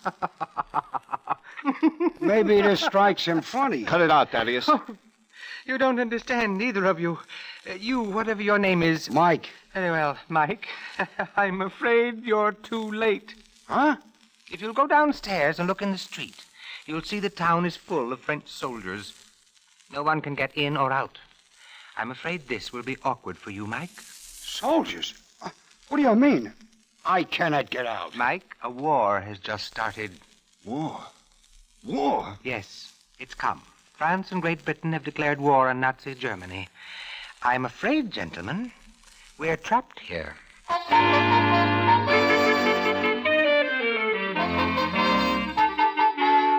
What Thaddeus says is true, and it saves Maury's life, for the time being. Mike does not wish to take the chance because it seems he hears of the French gendarmes, who Maury tells me are really cool gendarmes. Also, he learns that in France they cut off your head instead of putting you in the hot seat, and Mike considers this a repulsive way to die. So he holds off. Then, one day, the scene is as follows. An interesting situation, isn't it, Maury? Mike? What are you laughing about, Thaddeus? 3 rogues, 3 conscienceless rogues. I am not a rogue. Oh, but you are. So am I. I'm wanted as an embezzler. Maury is wanted by someone called Little Girandel, and you're a hired killer. Yeah, it is funny. Yeah, I do not see a thing to laugh about. We are here for months already. Little Girandel will worry. Trapped by a huge, vicious war. A little tiny war in the midst of a wholesale carnage. The situation has its humor. You see, That is Marie. Yeah, and running. Something's wrong. Something's happened. Here, Marie! Up here! Take it easy, Tom. What is the matter? Marie, look at me. What's wrong? Oh, c'est terrible. My Boche. The Germans. What about them? Monsieur. France. France has surrendered. Well. What happens now? Gentlemen, you think you're gangsters? Unless I miss my guess, the Nazis will come here. They'll want this harbor. Then, whatever you've seen up to now will be as child's play.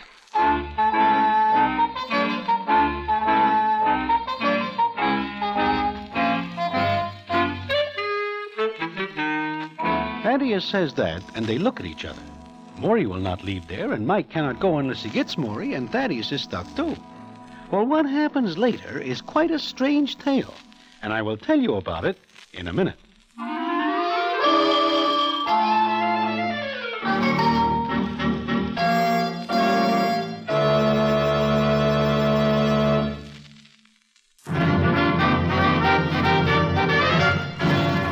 And now, back to the Damon Runyon Theater and the famous story, A Light in France.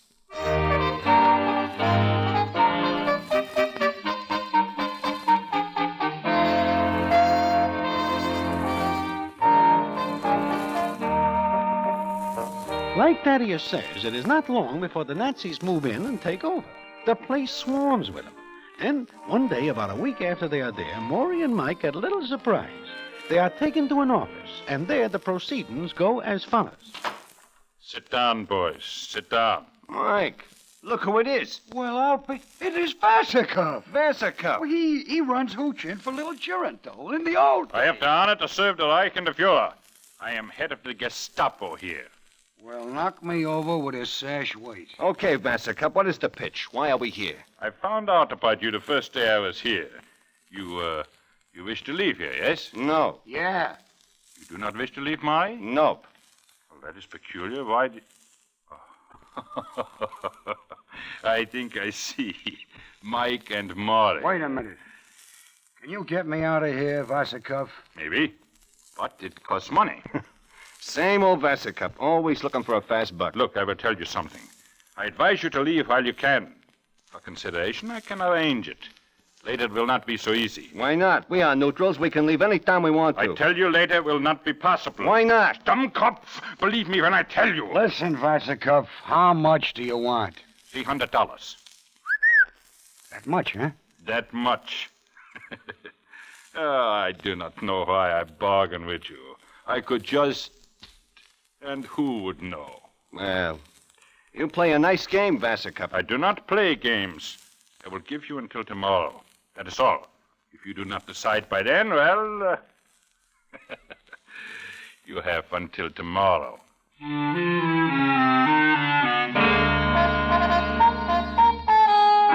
So Maury and Mike go back to the inn. There they see Thaddeus, and they tell him what goes on. Thaddeus thinks for a minute and then says... You say Vasicov said it wouldn't be possible for us to get out later? That is what he says. Uh-huh. What are you thinking about, Thaddeus? Come outside with me. What for? Come on. What is the idea, Thaddeus? We are alone in there. Listen. Once. Just listen. What is that? Construction work. So? Today I watched laborers come into the village. Hundreds of them. And loads of concrete and steel. They're building a submarine base in the harbor. Sure. Subs. A perfect spot for them. Once they're built, we'll never get out. But this Vasicov, can you trust him? Him? Oh, not very far. But he wants money. Offer him more than the 300. Why? Tell him to get us a boat, gasoline. Once we get to the channel, we can get to England. Sure. What do you say, Maury? What do you say, Mike? Look, little Jill... Skip it. I guess I would rather take one of your slugs than one of theirs. So they make up their minds to take Vasikov's offer. And Vasikov says he will arrange everything. Then it comes up one night, and the three of them are going back to the inn when they hear something.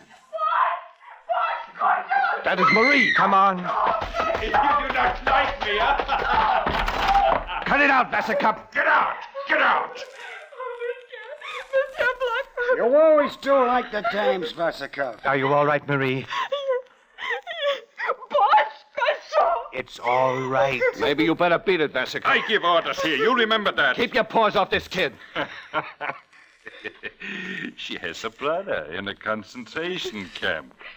All I do is offer to help him. That is all. Oh, that is all, huh? What else? And you will remember that one word from me, it will be too bad for you. Herr Vasicov, don't touch this girl ever again. We'll leave that up to her. Maybe she wishes to help her brother. Maybe... Listen. Planes.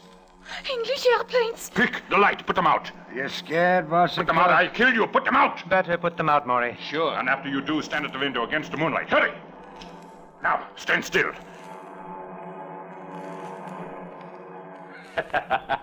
Stupid animals. They pass right over the base. One little light to show them the way and... What did you say? Nothing. Nothing at all. I warn you. If anyone so much as lights a match, he will be shot, without question. May I light my pipe? Now, yes. I will go now, and... Gentlemen, what we have discussed has become more expensive.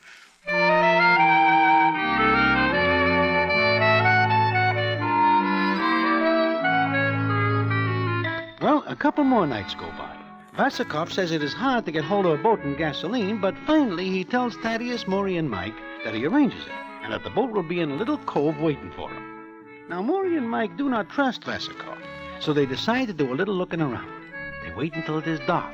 Then they sneak past the guards and get to where Vasikov says the boat is. See anything, Mike? Yeah, there's a cove, all right. Any boat? I cannot see from here. Listen, the English bombers again. Boy, what they could do to that base with a couple of nice eggs. Sure, and all we gotta do is stand up and light the way and get shot down. Mike. What? Would you do it? Do what? Tip the limeys? You crazy? This is not my war. I do not start it, and I do not wish any part of it. I am just thinking of that kid Marie and Vassercup. Well, stop thinking about it and sneak down to the cove and look for that boat. Yeah, I will be right back. Sure. Wait a minute. Well?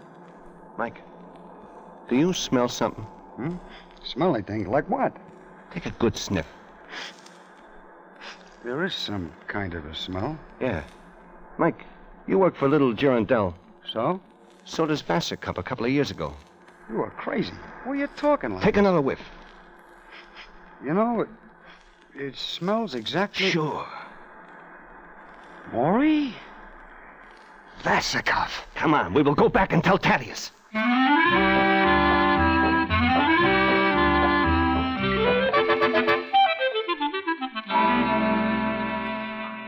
Understand, if Vassercup got the boat for us and these tins of gasoline, why should he do what you say he's going to do? Simple like ABC, Thaddeus. He takes the dough from us, lets us make a break for it in the boat, then has us rubbed out. All he has to do is scream to the guards along the coast, and boom, we are cooked, and he is a big hero. You see, Thaddeus? Yes, I do. And he gets rid of us altogether by... I got another idea. Got anything around here that can open one of them gas cans? Why, Mike? I just think of something. Here's a knife. Uh-huh. Now watch. I remember in the old days when Vassercup was running hooch. There's a trick. There. It smells like gasoline, but like they water hooch in the old days, this gas is watered. Well, old Vassercup thinks of everything. Will the boat run on that? Not good. If anybody chases us, we got no chance but watered gas. Well, gentlemen, it looks as though Vassercup is not such a Vassercup after all. Maury, got any ideas? Yeah. Wait for him. Play it dumb. And take him along with us. See? So they wait for Vassercup to show up later that night. He does. It is around midnight when he comes in.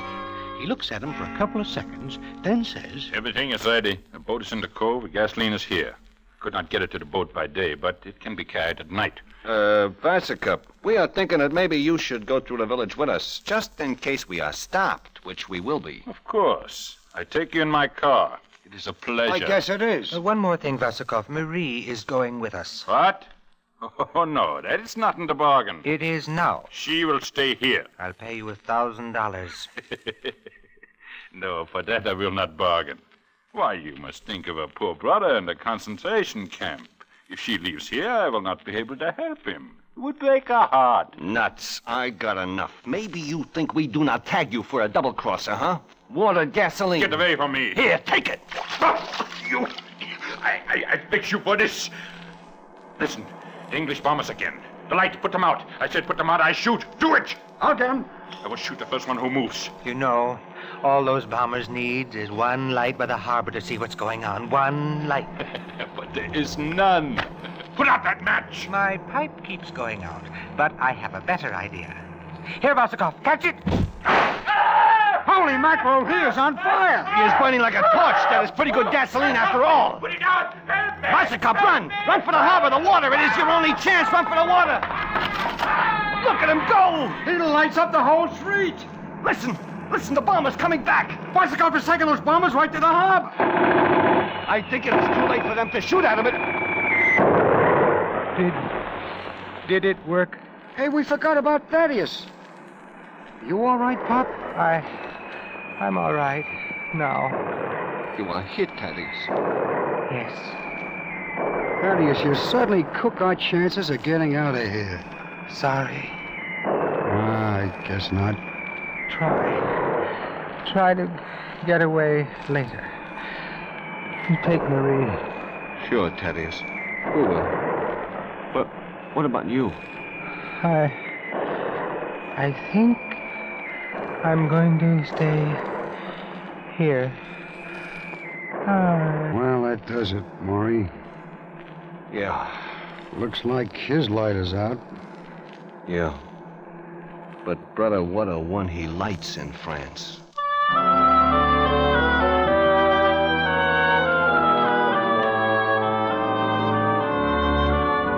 So that is the story Maury tells me so far. But it is not ended. And what the payoff is, I will tell you in a minute.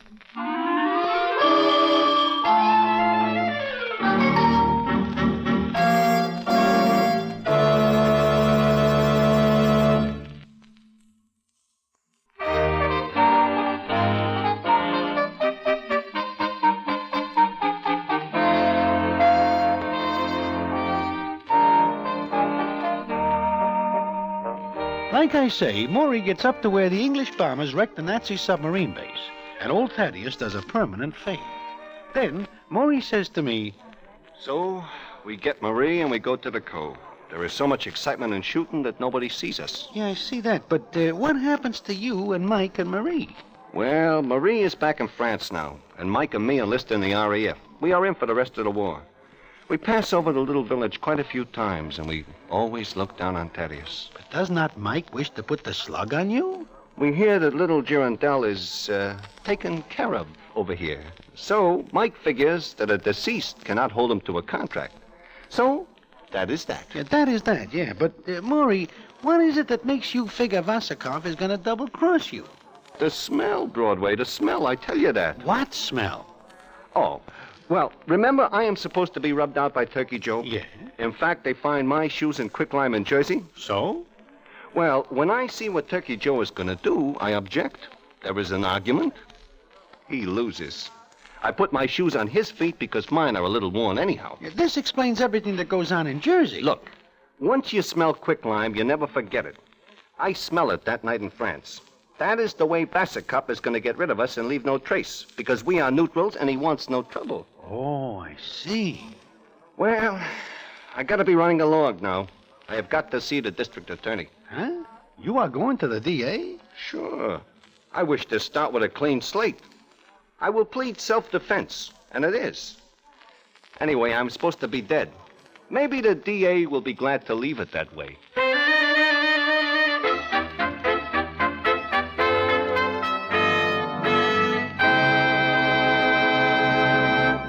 And so ends the famous Damon Runyon story, A Light in France. Listen in again next week for the Damon Runyon Theater.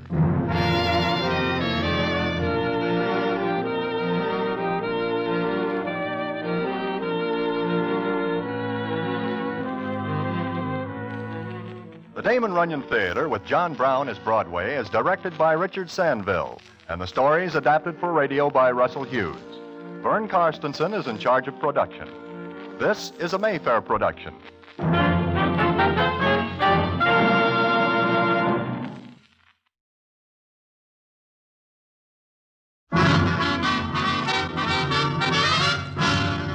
The Damon Runyon Theater.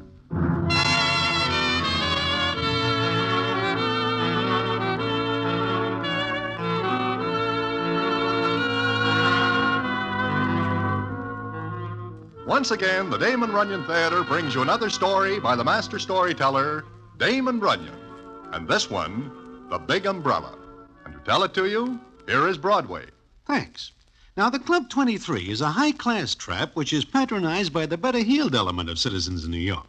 So what I am doing there one day goes back to when I am standing in front of Mindy's and I see Spider McCoy sneaking along the street.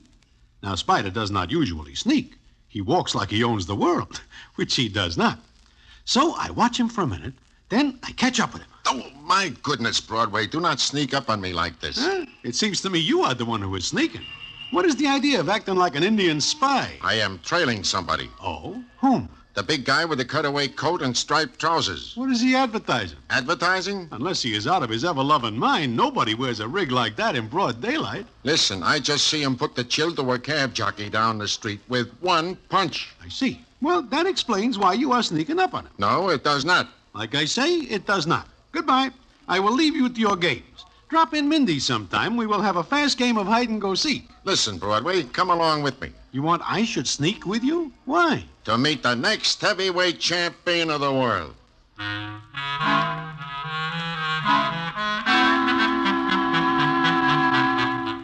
With that, Spider grabs my arm, and we sneak down the street, following the big guy in the wedding outfit. But now I know why Spider is doing it.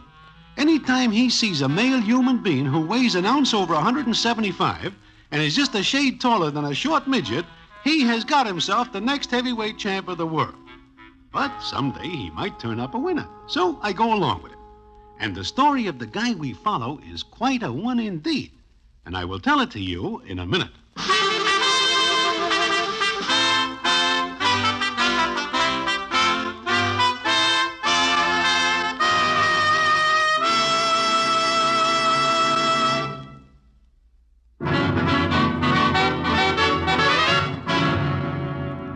And now, back to the Damon Runyon Theater and the famous story, The Big Umbrella.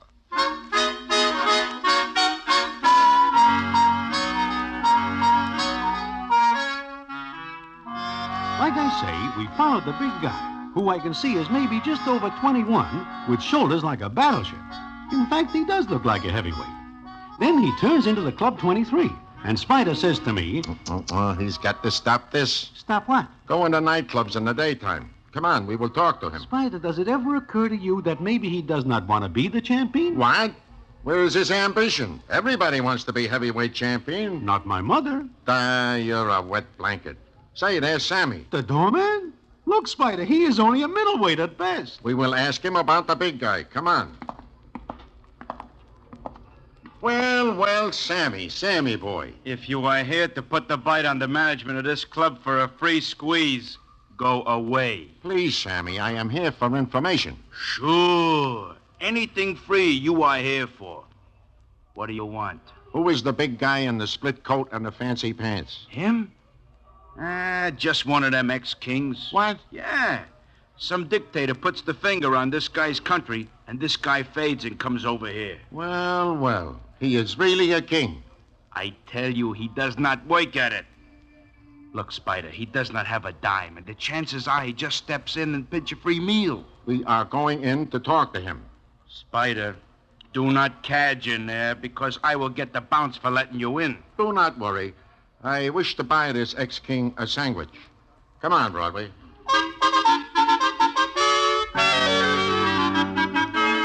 So I follow Spider inside.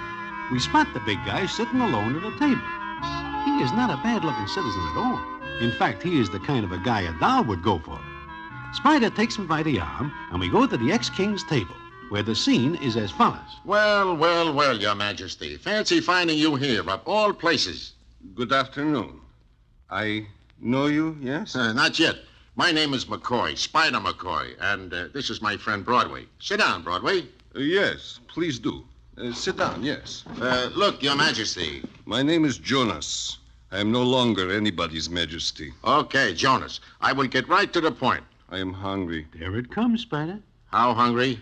I ate yesterday morning. Nothing since? No. Leave us go, Spider. Wait a minute. I tell you what, Jonas, you listen to me for a minute, and I will take you home with me for a good home-cooked meal. How about it?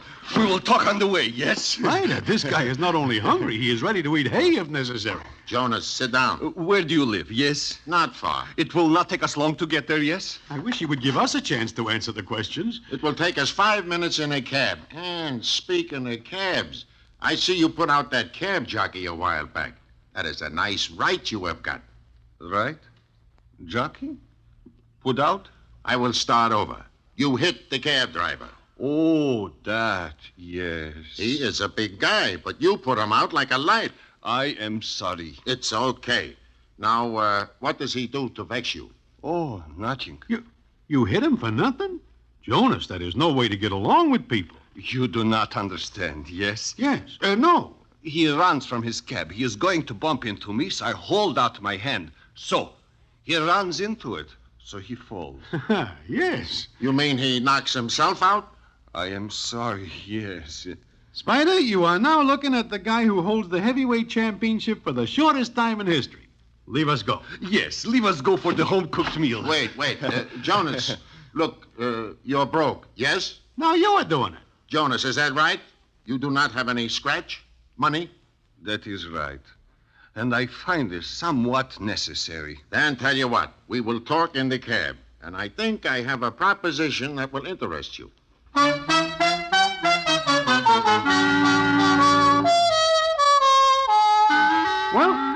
in the cab ends with Spider talking ex-King Jonas into prize fighting. He tells Jonas there are millions waiting for him. And this pleases Jonas, because he says that now he will be able to snap his fingers at this dictator, whose name turns out to be Poltaphus. Then we get to where Spider lives.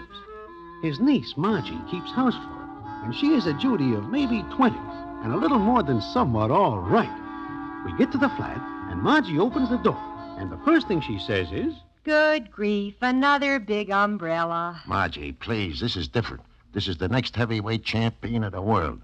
Jonas, this is Margie. Margie, this is Jonas. I am enchanted, Margie. I kiss your hand. Ooh, I never hear of a guy who kisses hands being heavy, champ. Ah, such delightful perfume you are wearing. I was peeling onions. Okay, come in. There's enough for all of you.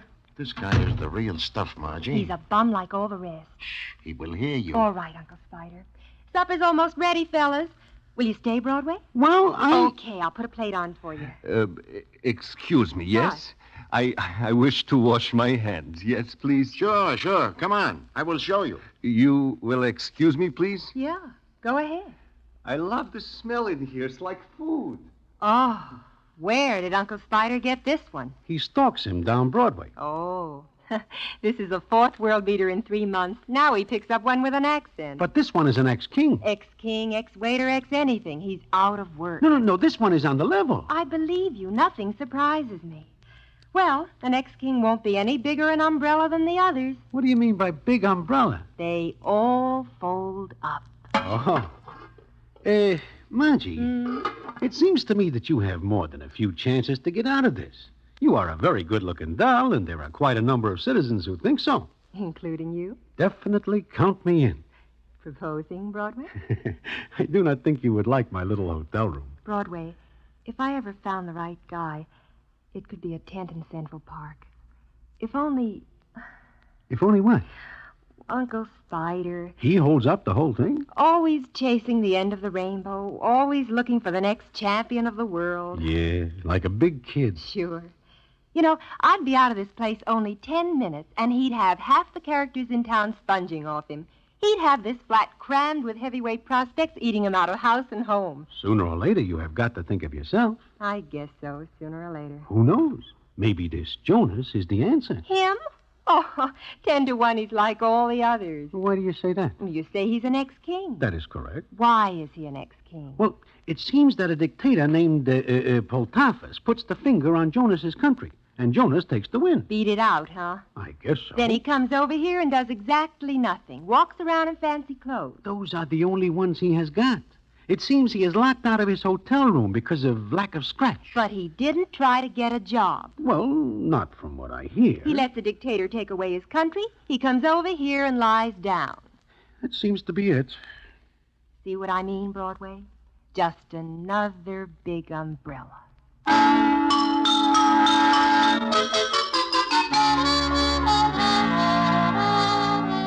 Well, Spider starts to train Jonas. Then it comes up a month later, and Spider puts Jonas in the ring. Jonas wins. Not because he is a world beater, but because Spider picks the opponent with ever-loving care. This happens again and again. And what is more, the crowds go to see Jonas because they like the idea of watching an ex-king in short pants do his stuff. I admit he looks good, and the dolls go for him because he is more than somewhat handsome. Then it comes up 5 or 6 fights later, and we are all in Spider's flat celebrating another victory. Yes, sir, Jonas. You stick with me and you'll be able to tell that dictator Poltaphus to go crawl in a knothole. I will be heavyweight champion, yes? Well, take it easy. We've got to build you up slow-like.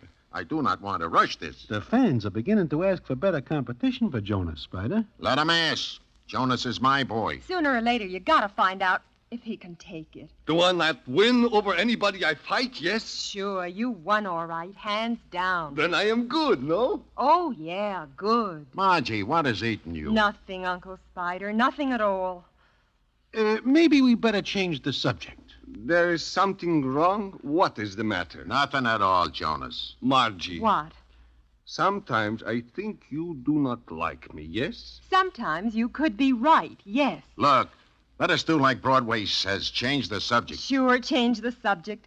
But how long do you think you can string this out? Meaning what? You know what I mean, Uncle Spider. What is all this talk? Just that, Jonas, talk. Margie, drop it. I won't. One setup after another for this big umbrella. You know the fans just go to see him because he's an ex-king.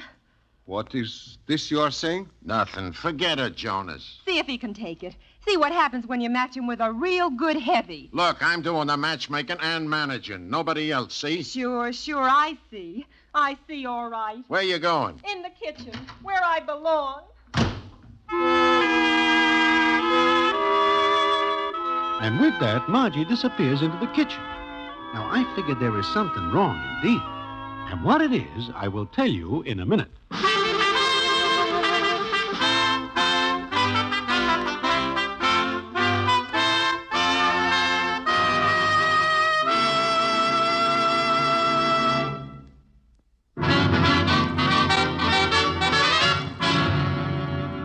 And now, back to the Damon Runyon Theater and the famous story, The Big Umbrella.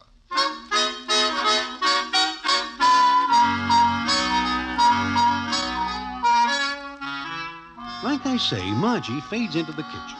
I tell Jonas and Spider to wait a minute, and I go into the kitchen. And what I hear there is... No, All right if I come in, Margie? no. Leave me alone. This is no time to be alone, doll. Oh, Broadway. Sure, I know. You know what? Lots of things. Beginning with the fact that you are more than a little in love with Jonas. It's that plain, huh? To me. But I see farther than the ends of a heavyweight. I have to go and fall for a guy like that. Well, there is no accounting for what makes people do things. However, there is nothing wrong with what you do. He is a nice-looking guy. A big umbrella. You do not know that for sure. That's just it. I don't know anything for sure. Of all the guys for me to fall for, him. He never did a lick of work in his life. He gets run out of his own country instead of standing up for his rights. I can say nothing about that. Well, I can. And he's fought nobody but setups, Broadway. He's a meal ticket for Uncle Spider, and he hasn't got sense enough to see it. Look at it this way, doll. He knows nothing about the fight game. He thinks he is a world beater. What'll happen when he meets a real heavy? Maybe he never will. I gotta know, Broadway. I gotta know what's inside him. If I'm in love with a guy, I want to know if he can take care of me when things are tough, or if he'll fold. Yeah, I see your point. Who is it? It is Jonas. I may come in, yes? No. Sure he can. Come on in, Jonas. I may come in, yes? Where is Spider? He went out for something. I... What do you want? I guess I will leave. No, don't leave. Okay. Margie, why do you not like me? Is it that I do something to make you... What do you say? Sore at me? No. I like you very much. Yes, very much. You do? I remember nobody else I like so much. Well, that seems to be that. It's not that simple, Broadway. Jonas, why did you leave your country? Because Poltoffus made me leave. Didn't you try to stand up to him? To Poltoffus? But nobody does that. You had a country, your people. You left them flat. I could do nothing. Why not? Why? Because I do not know. Did anyone else stay to fight against him? Oh, yes. There were many who stayed. But you, a king, you left. Poltoffus is... I'm not talking about him. I'm talking about you. What kind of a man are you? Man? What kind? Broadway, what does she mean? Well, seems to me that is a pretty good question she asks. Got an answer, Jonas? No, I do not have an answer. I do not think about it before, I guess. Then you better start now. Sometimes I wonder why I did not stay in my country. But I am a king. But do you not see? I am to rule. I am born for that. All my life people tell me that. I have never, what you say, had to fight for anything. I see. All right, Jonas, let me tell you something. The men you fought in the ring were hand-picked. I could have licked them. Do you get it? Understand? Margie, shut up. Spider, what is this she says? Do not pay any attention to her. But she says that... I make the matches. I do the managing. Yes, you do. Jonas, ask him to get a real opponent for you. Ask him. Jonas, you want money, don't you? Yes. The fans crowd in to see you fight because you're an ex-king. They will keep crowding in as long as you win. But once you lose, the money stops. Now figure it out. Spider, take it easy. Sure, but I do not take chances. Figure it out, Jonas. What can you do to make a living? Why, nothing. Uh-huh, nothing. A guy like you likes to live high. You cannot do it without scratch. Okay, either do what I say and keep on lining your pockets, or cut loose and go on the breadline. What'll it be? Well, Jonas, is it riches or rags? Take your choice. Margie. Take your choice. Spider, I will do what you say. And another big umbrella folds up.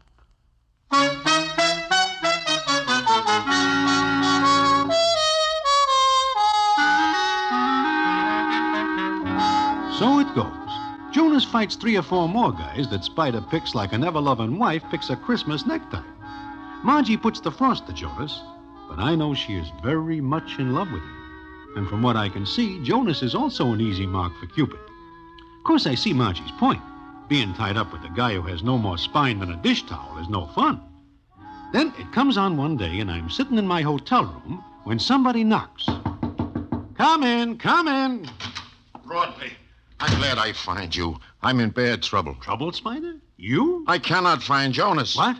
He is not at his hotel? I go there. The clerk tells me Jonas gets a telegram in the middle of the night and takes the wind, but fast. Who is this telegram from? I do not know. Where is Margie? She is out looking. Oh, well, where do you look so far? Every place. It seems to me you do not look every place because Jonas is still missing. Say, I just think of something. Like what? That telegram. Broadway. What if it is a telegram saying for him to go back to his country? In which case, you are out one heavyweight. No, he cannot do this to me. Look, Spider, let us go back to his hotel. I tell you, I was just there. Okay, so Jonas does a fade in the middle of the night. Now, suppose he takes a cab to wherever he goes. Huh? Sure. There are not many hacks sitting around in front of his hotel that time of night. So, we find the jockey that drives Jonas to wherever he is going. You are a Sherlock Holmes. Come on.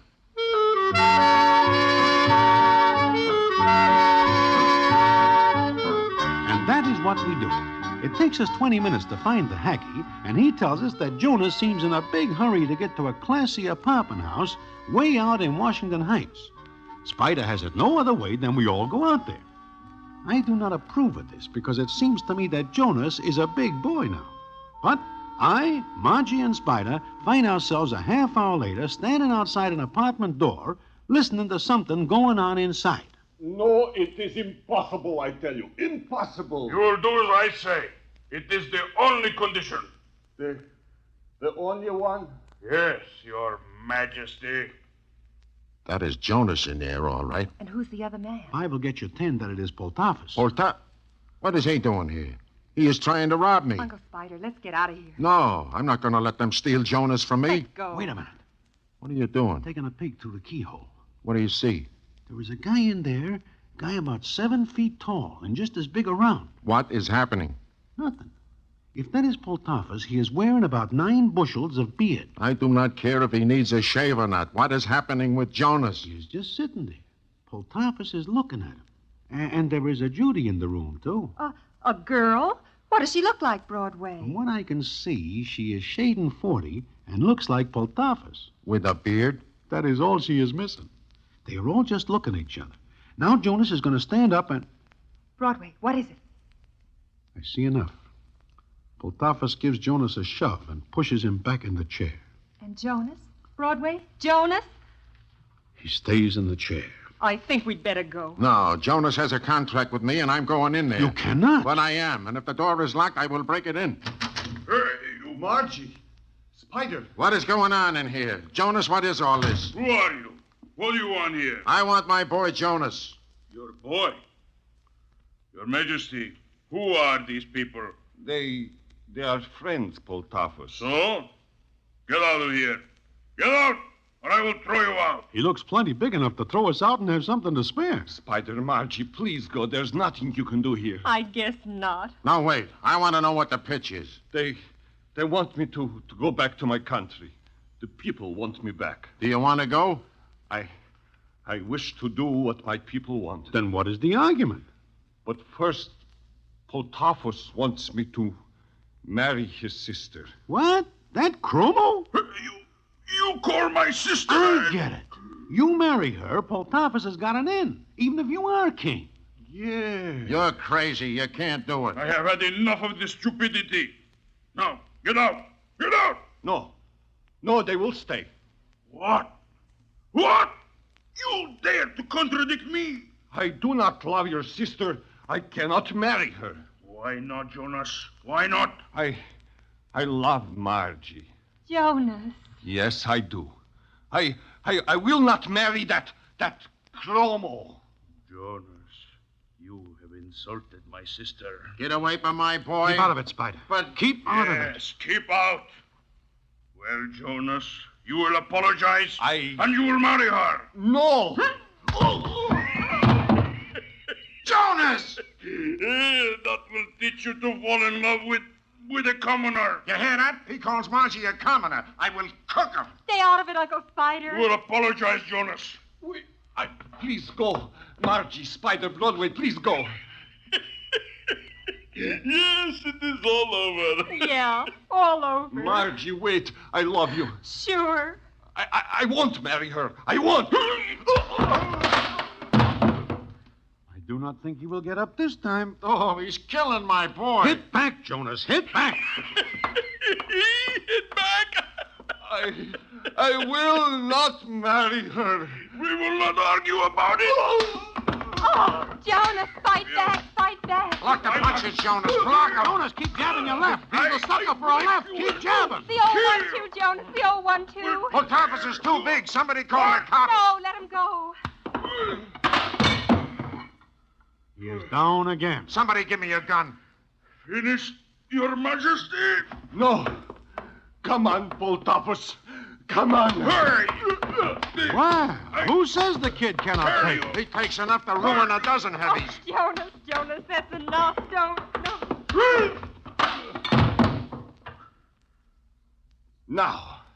Now you. Get up, Potafos. Come on, get up. I will kill you. It looks like curtains for Mr. Potafos. Now, get this. I will not marry your sister. You understand, Potafos? I understand, Your Majesty. And furthermore, I will go back to our country, and you will take orders from me. And I will marry Margie, and she will be my queen. Understand? You wish the old one to again? No, Your Majesty. Margie. What, Jonas? You think you will like my country? I'll love it. You big umbrella. Umbrella? Broadway?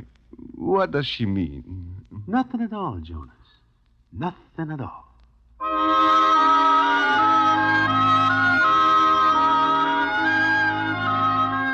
So that is that. Jonas goes back to his country with Margie as his wife. Spider goes with him because he will never let go of a good heavyweight. But that is not the end. The payoff comes sometime later, and I will tell you about it in a minute.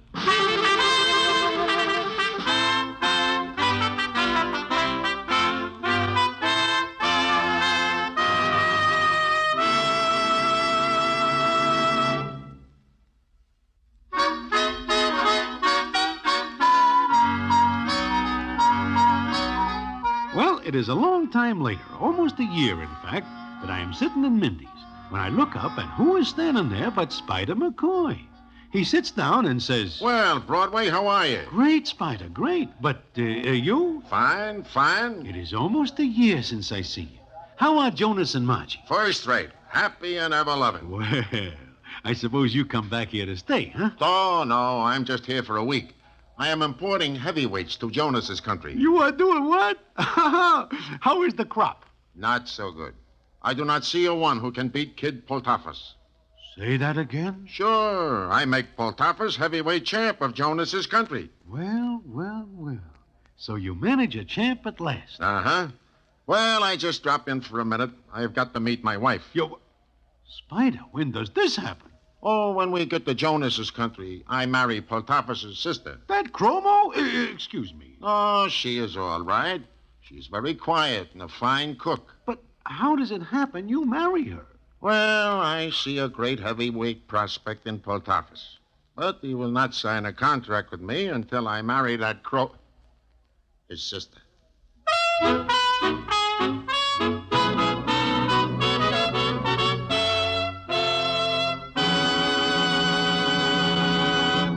And so ends the famous Damon Runyon story, The Big Umbrella. Listen in again next week for the Damon Runyon Theater.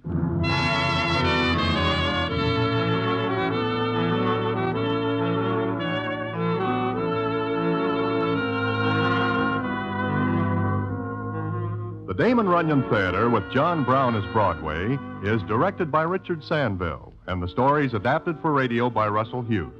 Vern Karstensen is in charge of production. This is a Mayfair production.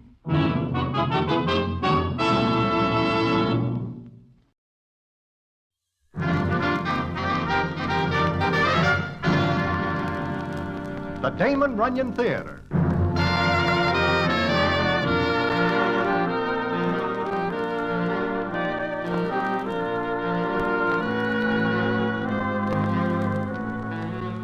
Once again, the Damon Runyon Theater brings you another story by the master storyteller, Damon Runyon.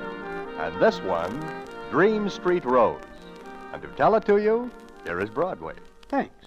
It is early of an evening, about midnight, when there is nothing much doing anywhere, that I go around to Good Time Charlie's place in West 47th Street. I figure maybe I will have a few games of rummy with Charlie. In fact, we are just sitting down when Charlie looks toward the back door and says, "Now, why does that dame got to pick my place to come in?" "Huh? Oh, Dream Street Rose. Yeah. Well, I guess I will be going." No, please do not leave me alone with her, Broadway. You are afraid of her? Look, when she comes in the door and stands like that, I know she is looking for somebody to talk to. And when nobody listens, she is liable to bust up the joint. I guess she is just lonesome, Charlie. After all, she is quite an old doll. And many citizens like 'em shading 20 instead of maybe 60. She is looking at us. Come on, deal the cards. Maybe she will take the hint and go away. Nope, she is coming over. We will not listen to her talk. Maybe silence will discourage her. Okay. Just say hello and leave it at that. Hello, boys. Oh, hello, Rose. Hiya, Rose. Gonna play rummy, huh? Yeah, we are just starting. Your deal, Charlie. Yeah, sure. Nice seeing you, Rose. That's okay. Go ahead. Deal the cards. And while you play, I'll tell you a story. I want to talk to somebody. Oh. What's the matter, Charlie? Nothing. You don't like for me to come in here? Do I say anything like that, Rose? Yeah, the way you look at me. Okay, maybe I ain't plush and mink, but I'm people, ain't I? Look, Rose, nobody says anything against you. Nobody has to. All they gotta do is look, and I know what they think. Broadway, you're a good guy. You see a lot of people, but never like me, huh? Rose, like you say, you are people. Nobody thinks so. I'm just Dream Street Rose, the old doll who pushes a mop for a living. Broadway, she is lighted up. Me, no. Look, Rose, maybe you better go home. Come on, I will walk with you and we will talk. I'm going. Okay, Rose. You say you have got something on your mind? Gotta talk about it. Gotta tell you about a friend of mine. Sure. Go ahead. If it makes you feel any better, go ahead. Gotta talk about this friend of mine. She's pretty, Broadway. Real pretty. Yeah, well, what about her, Rose? You're a good guy, Broadway. I'll tell you. It's a good story. You'll like it.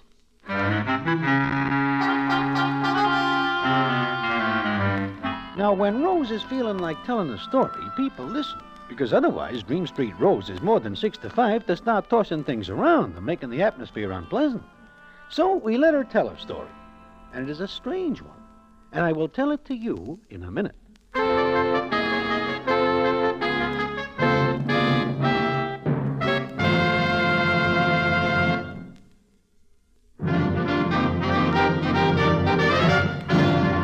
Now, back to the Damon Runyon Theater and the famous story, Dream Street Rose.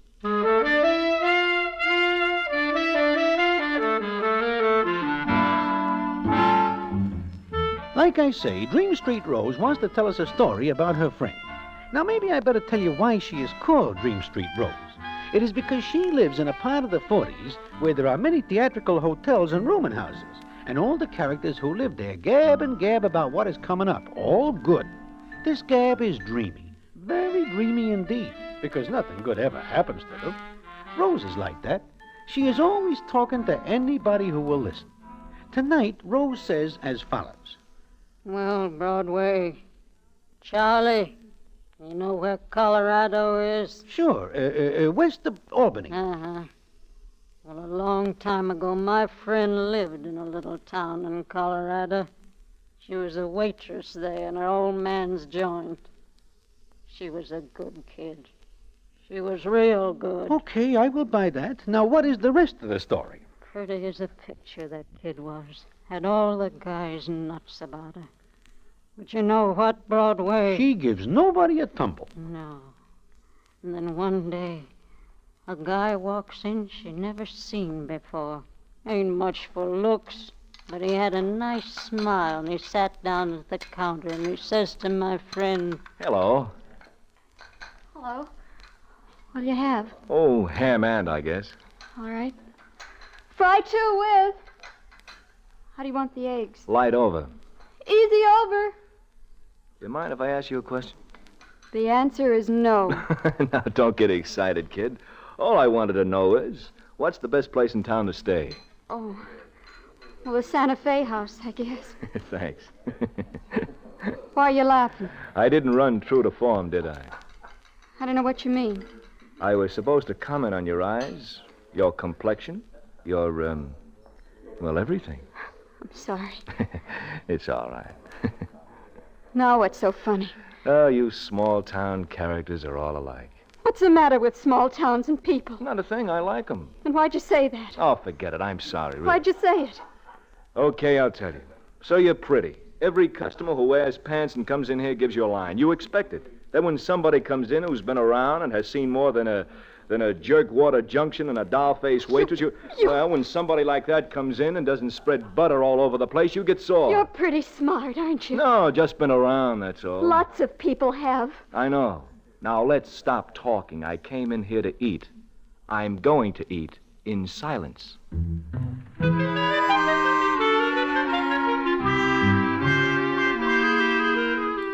Well, Dream Street Rose tells me that is the way her friend gets acquainted with this guy whose name is Frank McQuillan. It seems he's a pretty sharp citizen, and it is not long before he is making a good living at the local pool parlor. He is a pretty fair shot. Then it comes up a couple of weeks later, and since Frank takes all his meals at the little lunch wagon, he and Rose's friend get to know each other better. In fact, one night, he takes her home from the lunch wagon, and while they are walking along, the scene is as follows. Frank, Yeah? remember the first night you came into the lunch wagon? Mm-hmm.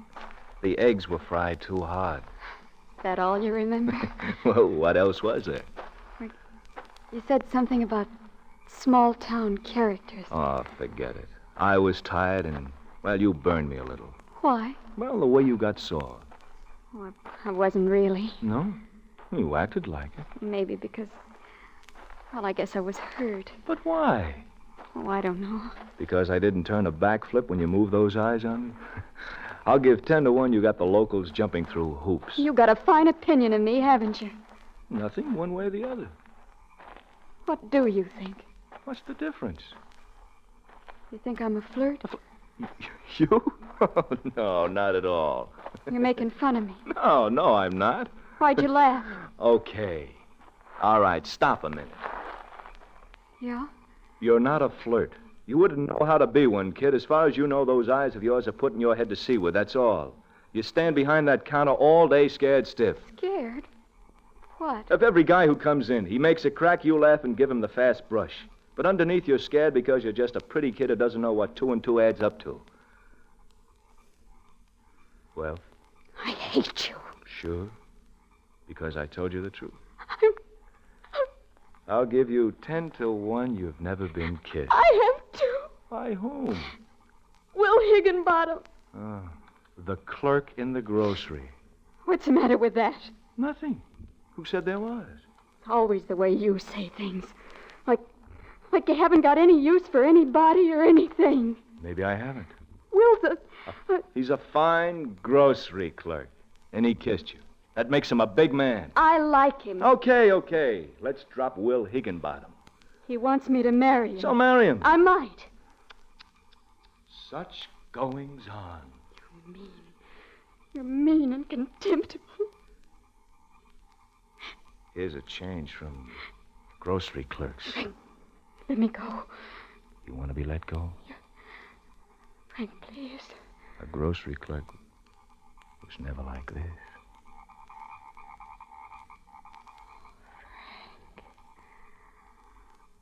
Frank.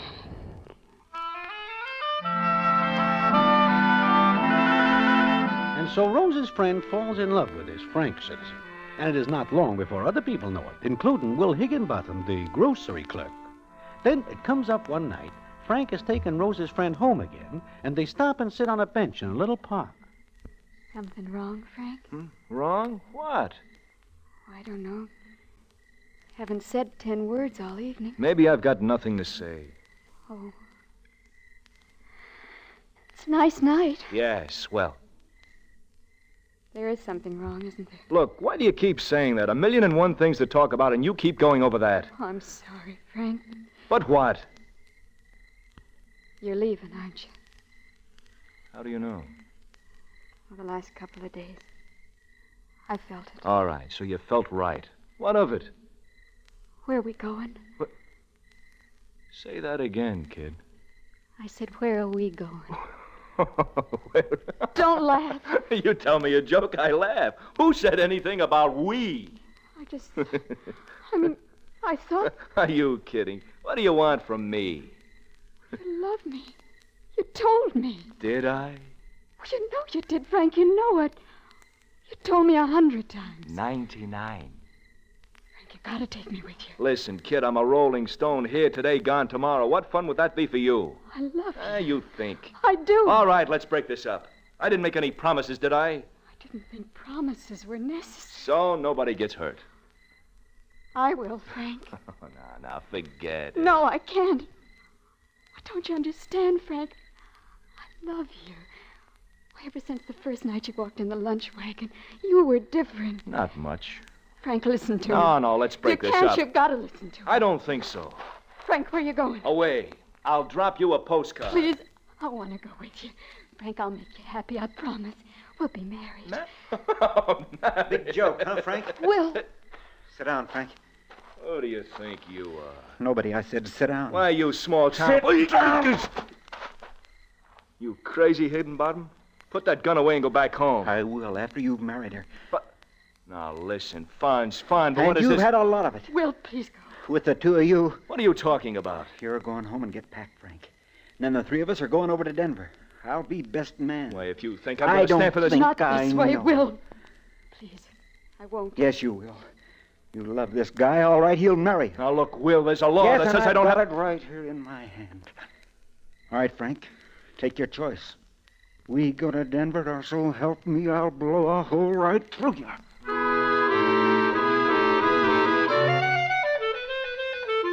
Well, that is that. The three of them go to Denver, and Rose's friend and Frank are married there. Now, that is only a little part of the story Rose tells me. And what the rest of it is and how it ends, I will tell you in a minute.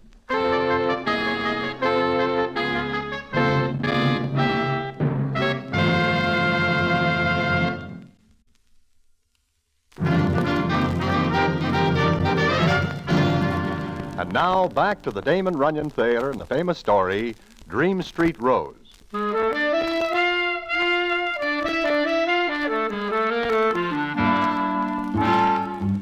Like I say, Rose gets to the part of the story about her friend where Frank marries her, because Will Higginbottom holds a heater at Frank's middle, which is a unique way of getting to be best man, but it works. Then Rose goes on. Now, that ain't the end. No, not by a long shot. I figure it is not. What's the matter? Don't you believe it? Oh, sure. Only I hear a million stories like it every day. Why, there are even a million movies about it. Sure, I know it. But it's got an ending that ain't like the others. You want to hear it? Look, Rose, I gotta be going because Okay. Well, my friend and Frank get married, and they leave, see? Now a lot of things happen. And one thing my friend finds out is Frank don't love her. It seems to me that your friend takes quite a bit of convincing. Yeah, that's right, Broadway. But I guess every dame thinks she can make a guy love her. Even 100% heel like Frank. I guess so. Well, a couple of months go by. Don't take my friend long to find out that Frank don't like to work. He makes a living by being a good talker. And then one night, he comes into their hotel room. Frankie? No, Napoleon. Ha ha. You got me being corny now. Oh, you're tired, honey. No, I'm full of vim and vigor. You ever comb your hair? I was just doing it when you came in. Uh-huh. Say, how would you like to go out tonight? Frankie, you mean it? I said it. Where, Frank? Where, honey? Black Emanuel's. Oh, no, Frank. Someplace else. No, Frank. Someplace else. Now, look, you've been yapping about going out. Okay, I offer to take, and you pull a long face. What's the matter with Emanuel's place? I don't like him. Well, he likes you. I know. He's got good connections. Be nice to the guy, and it'll do me some good. Oh, you don't need a person like Emmanuel, Frank. You've got brains. If you'd get a job, you'd be successful in no time at all. Oh, please, honey. I'll be ready in a half hour. If you're not, I'll leave without you. All right, Frank. I'll be ready. Personally, I think Rose's friend is a dope because nobody but a dope would string along with a citizen like Frank. But she sticks with him, and she smiles nice at Black Emmanuel, who smiles back. Then Rose says it comes up one night at Emmanuel's place. Rose's friend is sitting at a table waiting for Frank when the scene is as follows. Hello, baby. I sit down, yes? Hello, Emmanuel. Sure, sit down. Thank you. You look real extra pretty tonight, baby. Thank you. Oh, don't thank me. I thank you. You thank me? What for? Well, you make Emmanuel's place, what you say, classy. Look around. What do you see, huh? Not pretty people like you. Sure, I like you. Maybe you like me, huh? Don't touch me. Why not? We're good friends, and Frank... What did he say? Nothing. What did he say? Tell me. Oh, look, baby, maybe you don't know, but Frank, What about him? he's not coming tonight, baby. Well, why not? He told me he'd meet me here. Sure, but Frank, he's gone. Gone where? Away? Oh, you're lying. He didn't have any money to go anyplace. I make him alone. He goes away, and you're here. That's not true. I tell the truth always, baby. I give him money, and he goes. But he leaves you here because he knows Emmanuel likes you. You mean he took money from you and left me? Talk too loud. Get your hands off me. Look, baby, I'm not so bad. You like me, and I make things easy for you. You take a job here in my place, you make it class. Get away from me. Get away, I said. People are looking. Be I quiet. don't care. Get away. Leave me alone. Go away. All right, baby. Well, listen to Emmanuel. You'll find out it's not so good to be so hungry. Then maybe you come back to Emmanuel. Maybe you like me after all.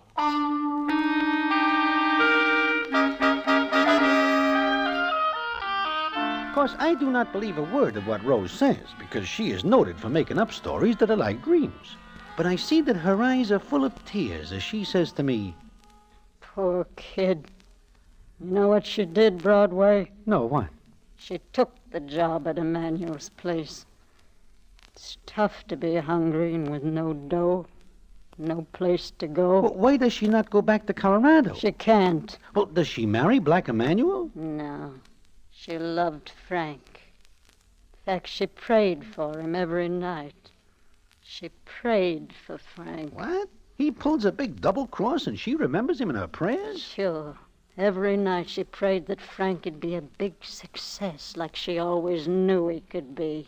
He had brains. She wanted him to make good. And does he? That's the funny part. He made good.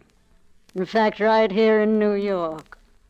But my friend didn't find it out until a couple of months ago. Yeah, now, wait a minute. Please do not tell me that she goes to him and he falls in love with her and is sorry for what he does. That is too much. She went to him. Yeah. My friend, after 20 years, went to Frank. She surprised him one night when he was alone.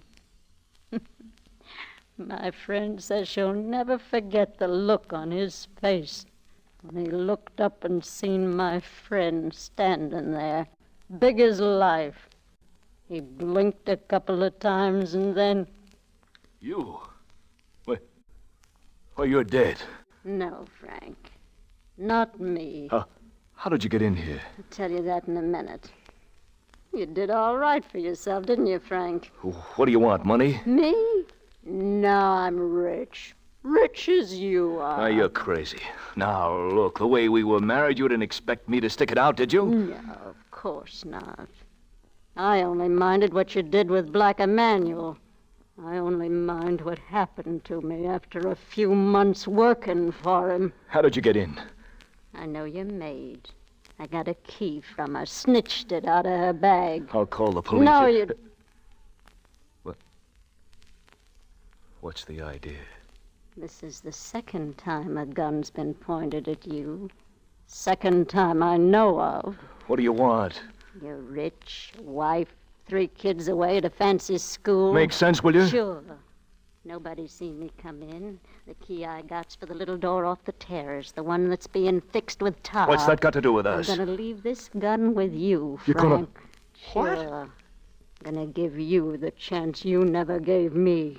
That's why I prayed you'd be successful and rich, to make it harder on you. Now, look, 10,000 to fix things, my check. Or cash. I got that much cash in the safe. Maybe even more. Yeah, huh? sure, even more. Oh, I'm enjoying this. I picked a night when the butler'd be off and the maid's off and your kids away at school and your wife at some doing or Stop other. it!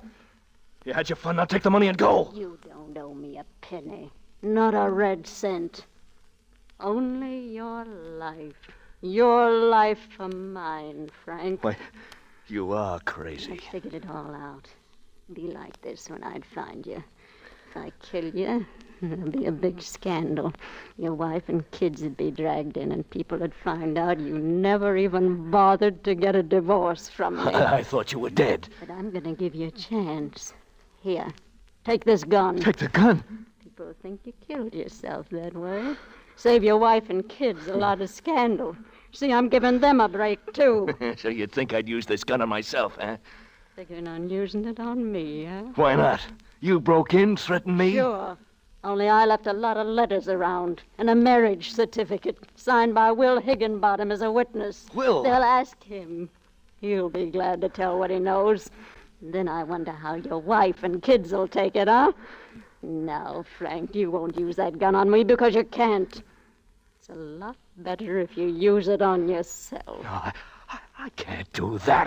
I can't. Why not? Why not? It's easy, Frank. I killed myself a long time ago, only not with a gun. Mine was dirtier and harder. No, please, for heaven's sake, I'll make it up to you. I'll do Sure, everything. with that. Goodbye, Frank. Boy, my prayers sure was answered. Now, where are you going? Out. Where are you going? And I want to hear that gun go off before I get back out on the terrace. Because if I don't... Oh, please don't! Listen to reason, will you? Please don't! Well, that's the story, Broadway. A good one, huh? Oh, first rate. You must tell me another one sometime, Rose. Be glad to, Broadway. We'll see you around, Broadway. Charlie? Sure, Rose. Yeah, drop in again. After a long time. She can really dream 'em up. Poor old Dow. You think that story is a dreamer? Why, sure. Look, do you hear of a guy by the name of Frank McQuillan knocking himself off? No. There is never anything in the papers about it. And when a guy with as many potatoes as Rose says this Frank has got bumps himself, there is always a big thing in the papers. I guess you were right, Charlie. But that doll can really make them dreams sound real. So I and Charlie go back to our rummy game, and we think no more about the story about Rose's friend. But it is not the end. And what the payoff is, I will tell you in a minute.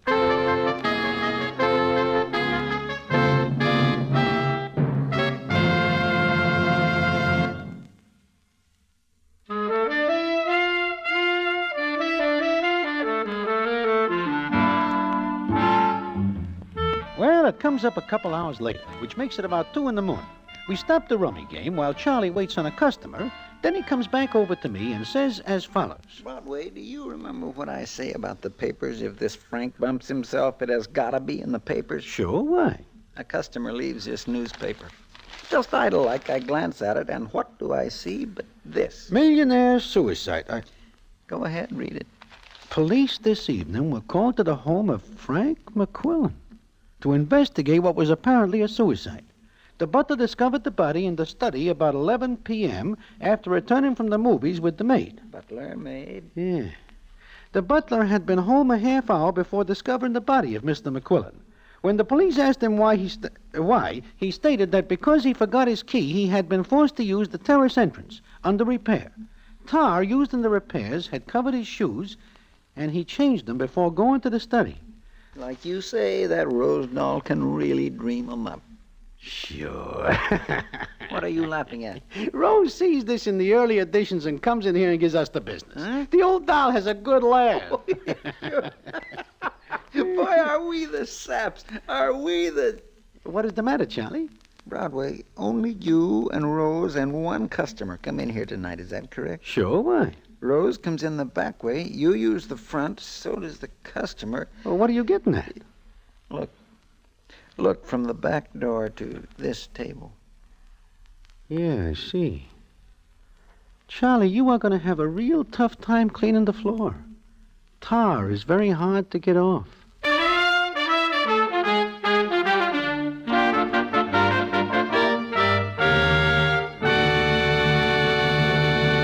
And so ends the famous Damon Runyon story, Dream Street Rose.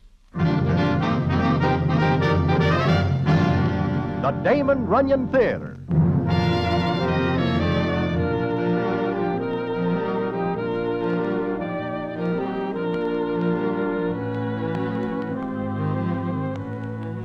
The Damon Runyon Theater with John Brown as Broadway is directed by Richard Sandville, and the story is adapted for radio by Russell Hughes.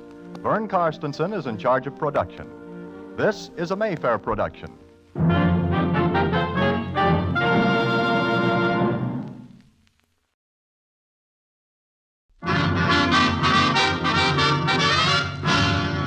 The Damon Runyon Theater.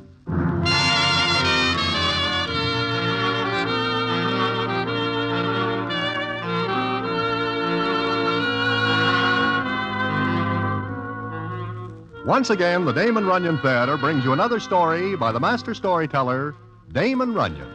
And this one, Earthquake. And to tell it to you, here is Broadway. Thanks. One night I am sitting quietly in Good Time Charlie's place on 48, talking with Charlie, when we hear quite a commotion going on outside. I and Charlie listen for a minute, then he says to me, My goodness, that sounds to me like the gendarmes are raiding New York as a whole. Those sounds are getting closer. I wonder who they are after now. It is getting so a citizen has to be careful or... Look who comes in. Holy mackerel. It is Earthquake. Back way, Charlie. It open? Earthquake, why do you come into my place and draw coppers? Shut up. I want to know, is the back way clear? Yeah. Earthquake, what is the matter? What do you do that sets the coppers playing games with you? How do I know? Might be any one of a dozen things. I got no time to recollect. They are at the back, too, Earthquake. Yeah. Ain't no other way out, is there? Short of cutting a hole in the roof, you are trapped. Me? Not me. Broadway, Charlie, get back out of the way. You are not going to shoot it out. Are you able to think of a better way? Get back. Earthquake, think of the innocent bystanders. Nobody gets hurt but coppers. Now stand back and keep out of the road. They're coming in.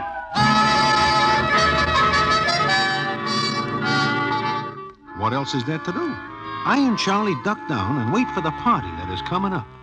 Earthquake pulls 2 Roscoes from his waistband, sizes up the defenses he has got, and waits. And what happens, I will tell you in a minute.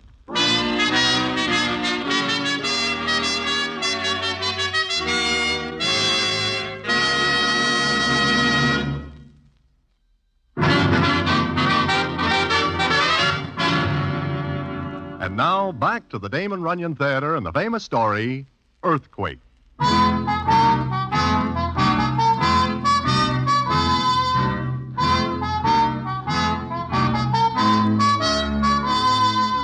Like I say, Earthquake decides to shoot it out. And I say right here and now that I wish no part of being a copper when Earthquake is doing the shooting it out. In the first place, he is never afraid of anything. In the second place, he gets his name Earthquake because he is the strongest, biggest guy in the world. I think about this while I watch him and wonder if I will read the morning papers ever again. Get ready, Broadway. Here they come.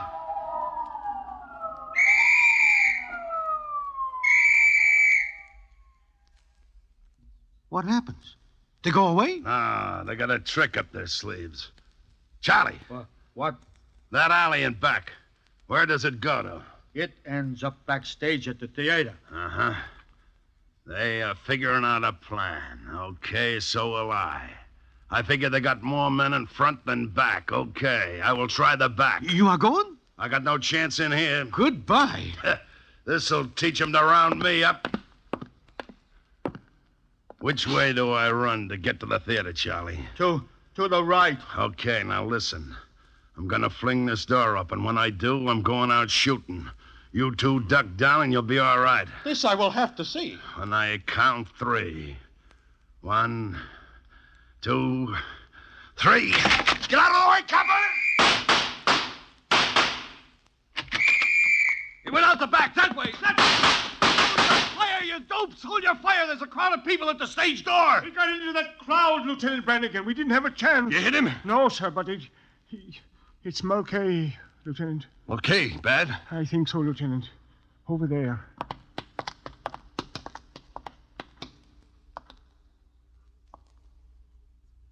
Mulcahy. Bad, Lieutenant. Just as bad as it could be. Johnny Brannigan. Huh? Oh, Broadway. Mulcahy's dead, huh? Yeah. An earthquake got away. Johnny, we can do nothing. He comes in It's here. okay, I know. O'Brien? Yes, sir. Take care of this, will you? Yes, sir. Mulcahy. A wife and 2 kids, Broadway. Yeah, I know. Killed by a no-good... Charlie? What, Johnny? Where's your phone? Right over there. Thanks. Broadway, New York will be too hot for Earthquake now. He'll leave. He'll get out somehow. But so help me, Hannah, I'm not going to let any other cop in the world get him. I'm going to bring him back myself if I have to turn in my shield and do it on my own. So help me, Mulcahy. And when he says that, Johnny Brannigan's face is not good to look at. He is a tough copper at best, but the way he looks then makes me very glad my name is not Earthquake. Well, Johnny leaves after calling in a report, and the next I hear, he is going after Earthquake. The department gives him permission. In fact, they are glad Johnny takes the job, because if anybody can bring back Earthquake, it is him.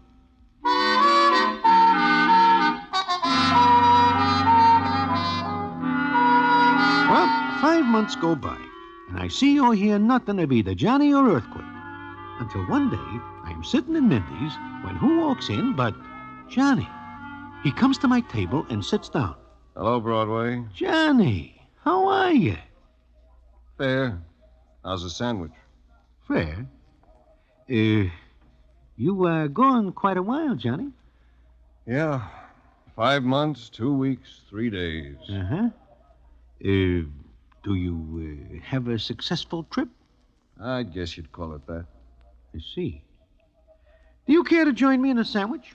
No, thanks. I'm a little off my feed. Yeah, I see you do not look so good. You have got very deep circles under your eyes. And you lose weight. Maybe you are sick, huh? In a way, yeah. Want to hear about it?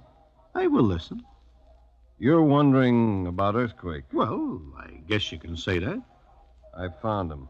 Oh, I read nothing at all about it, Johnny. And I watch the papers every day since you leave. You'd have to read the official reports to get anything. Oh, I see. Where is Earthquake? Central America. Okay, Johnny. If you do not wish to tell me, it is all right. I told you I'd tell you. And I'm telling you. As a civilian. A what? Johnny, you mean you are no longer on the force? I don't know. I have to wait until the chief finishes reading my report. Maybe I'll still have my shield, maybe not. It all depends. On what?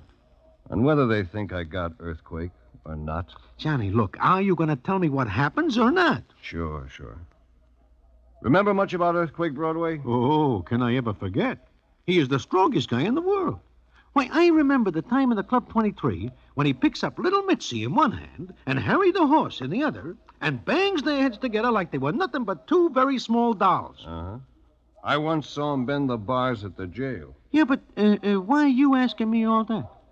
Because his strength is the reason I didn't bring him back with me. Johnny, are you or are you not going to tell me the story? Yeah. When I left New York, I got a lead that Earthquake went to New Orleans. I hopped a plane after him. Sure, he went by another name, even dyed his hair and raised a mustache. But there was one thing he couldn't hide, his strength. He was proud of it, Broadway. Liked to show off. It was as good as a perfect set of fingerprints. Well, in New Orleans, I got a lead. There was a girl I went to see. Who is it? Special delivery letter.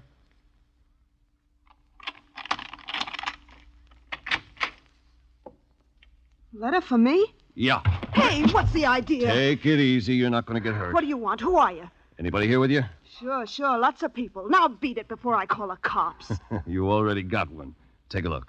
I ain't done nothing. What do you want me for? I don't. Now step aside. You're alone, huh? Yeah. Now look, cop, I tell you I ain't done nothing. Now get Where's your boyfriend? Boyfriend? I ain't got one. You had one. A big guy. Calls himself Earthquake. I never heard of the guy. Well, maybe he had a different name. Maybe he took another name. What's the matter? Where'd you get this? What do you care? Can't arrest me for having a horseshoe in my flat. I know, but this one's bent straight.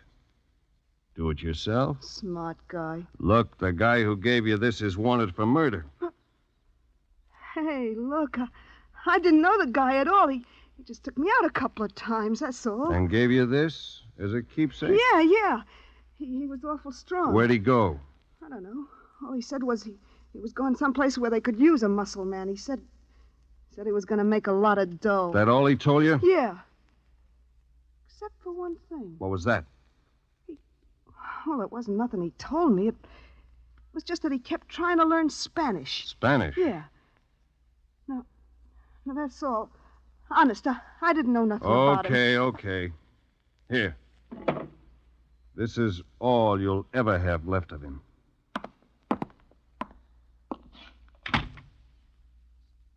Just keep leaving clues, Earthquake. Just keep leaving them.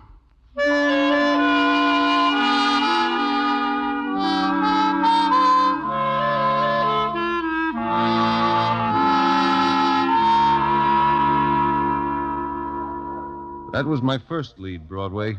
My first good one. You mean that Earthquake keeps trying to learn Spanish and says he is going someplace where they can use a guy like he is? Uh-huh. Yeah, but it still seems to me that you are looking for a needle in a haystack. Or maybe no needle at all. There are a million places Earthquake can go. Sure, I knew that. But I kept on thinking of Mulcahy. That kind of made my brain work better. I got an idea. I went to see a guy at the Federal Building in New Orleans. Federal Building? What for? I had an idea, and the idea was pretty good, because the guy there told me. I haven't got much to tell you, Lieutenant. As a matter of fact, I'd rather not say anything until given permission. Look, the guy I'm after killed an officer with a wife and 2 kids. I gotta catch up with him. Well, from what you told me, Brannigan, Your friend is heading for Central America. Yeah, why? He's learning to speak Spanish. He said they, whoever they are, could use a good muscle man. A gunman. Yeah. Well, maybe a revolution would be the answer. If he'd get dough out of it, it is the answer. He would. But I'm not at liberty to tell you the country we suspect. However, here's a map of Central America. Now, this country, and this, quite peaceful. But What's the matter with the one you skipped over? nothing yet. But there might be. Very soon. Yeah, I see. Okay, thanks. And you didn't tell me a thing you shouldn't have.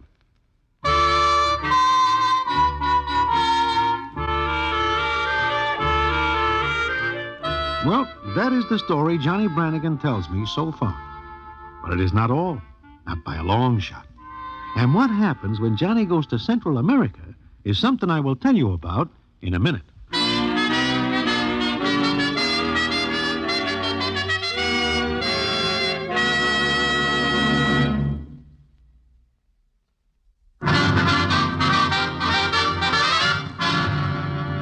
And now, back to the Damon Runyon Theater and the famous story, Earthquake.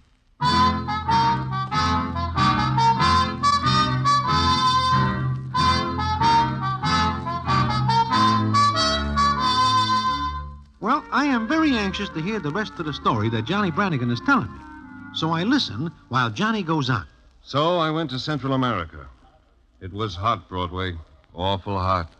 That jungle was hot. Jungle? What are you doing in the jungle? I said I'd go through, and I did.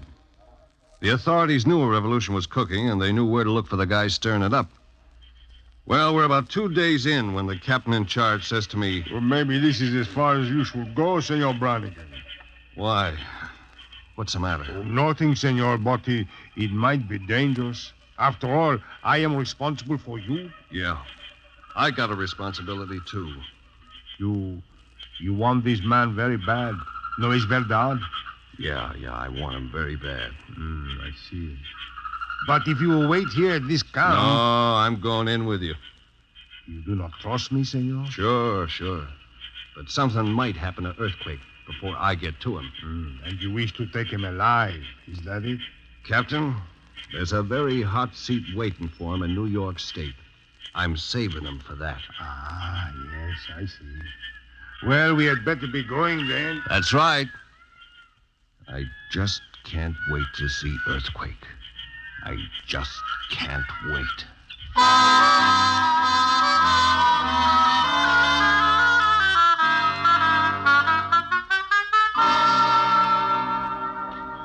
I'll skip the next couple of days, Broadway. But we caught up with the guys who were cooking up the revolution. Uh-huh. But do you find Earthquake? Yeah, they caught him. And they were very careful to bring him to me alive. I'll never forget that, Broadway. The look on his face when he saw me. There he was, big as ever, stripped to the waist. I swear he looked like the biggest guy in the world, sweat pouring out all over him. Took 5 men to get him. Then he saw me. Brannigan! Hello, Earthquake. You! How do you like this? You! Not surprised, are you? Knowing you, no. We got a date in New York, Earthquake. A real hot one. If we get back. We will. Maybe. When do we start? Right now. Captain. Captain. Si, Lieutenant Brannigan.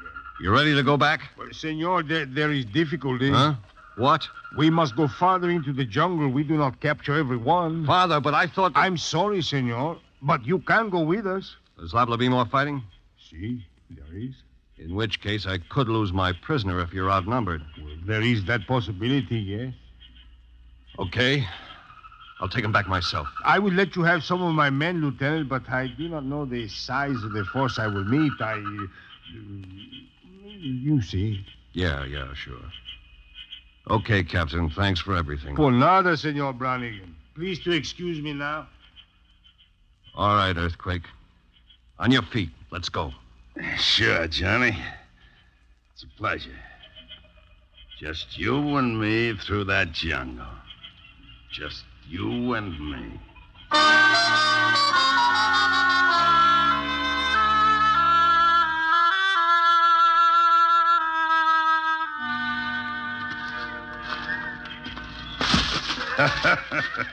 Tough going, Johnny? Keep in front of me. Scared, Johnny? I can always put a hole in your head with this. But you will not do it, Johnny. Because you want to see me in the hot seat. You want to lead me into New York by the nose and be a big hero. Nah. You won't plug me, Johnny. Will you? Keep going. You know, I can walk like this for days. Just days and days.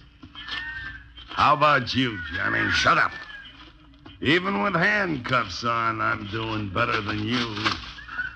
I might even be able to bust out of these bracelets. Stop right where you are. Sure. What's doing, Johnny? Look, I'm going to take off those cuffs. Huh? Here, catch the key. Now, unlock those cuffs and don't take a step toward me. You'll plug me if I do? Yeah, but not to kill, Earthquake. Not to kill. I'll put one where it'll take you a couple of days to turn in your checks. Ever see that done? Sure. Okay, Johnny. Now what? Put your hands behind you. Slip the cuffs back on. You're making it awful tough on me. Like you did on Mulcahy's family. I ever tell you I was sorry I do that? Shut up! Put those cuffs back on. Sure, Johnny. Now drop that key. Drop it. Stand still with your back towards me.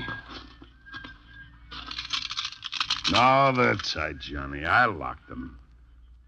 Now, let's move. You're forgetting the key, Johnny. It stays right here. Because if anything should happen to me, I want to see you get out of this jungle with your hands locked behind your back.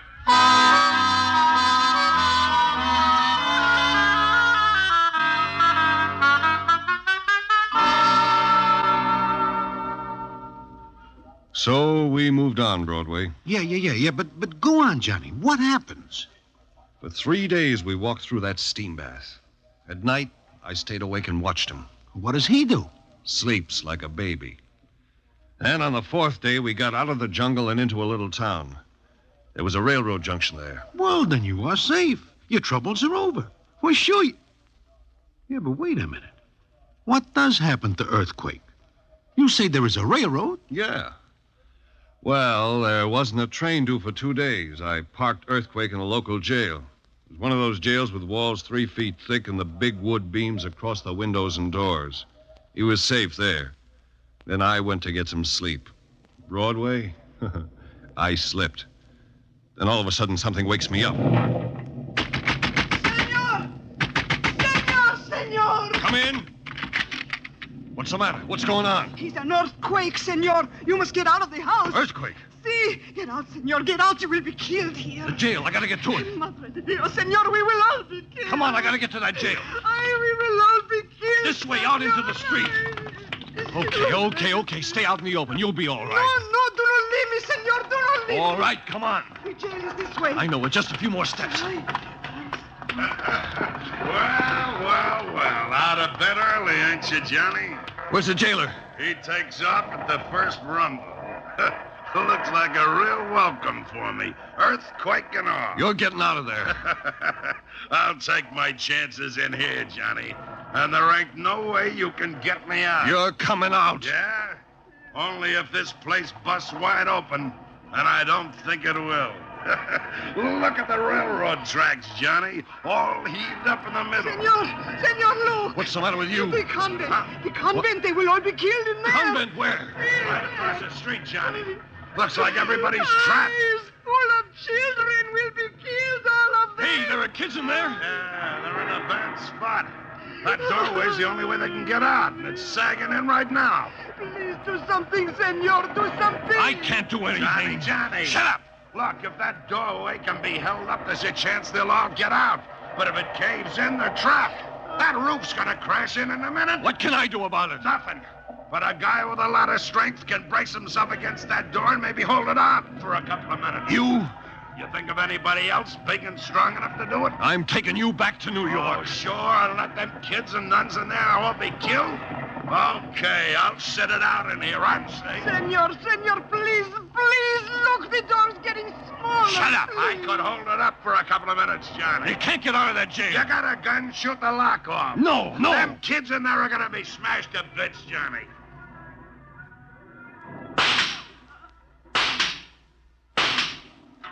Okay. Come on.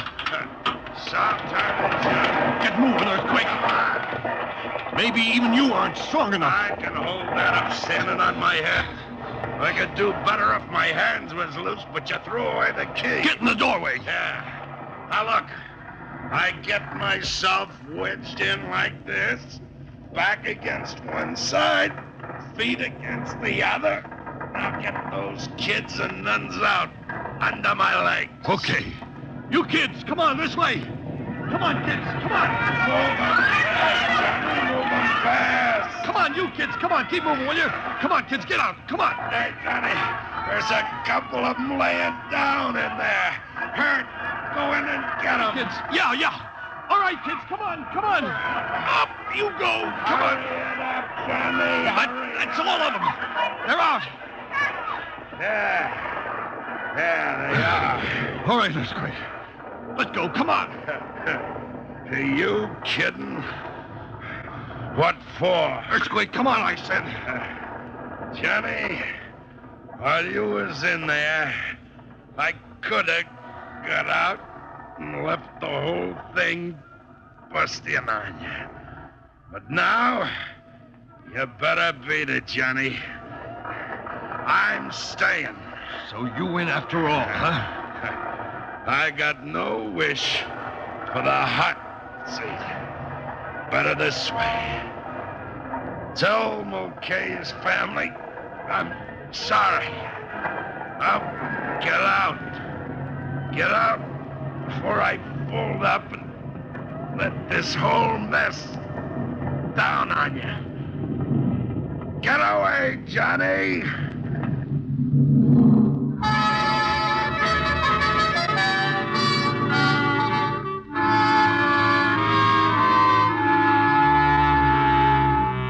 Well, that is the story that Johnny Brannigan tells me. But the story is not finished yet. And how it ends, I will tell you in a minute.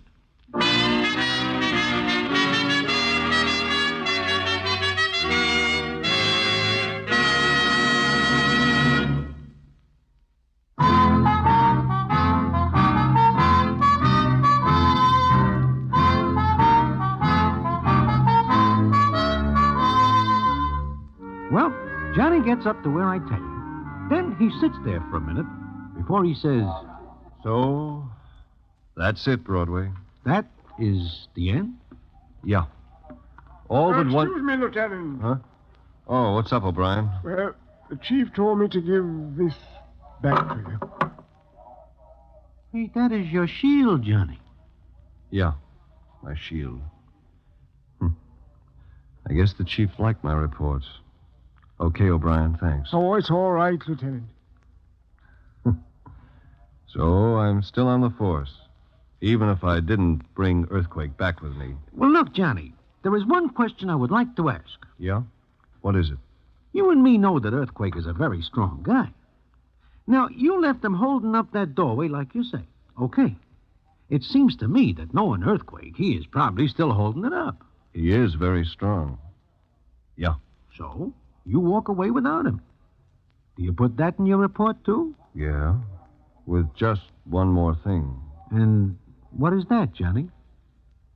As I walked away, Broadway, there was one more big shock. It was such a heavy one that when I looked back at the convent, I see even a guy as strong as Earthquake isn't able to hold it off.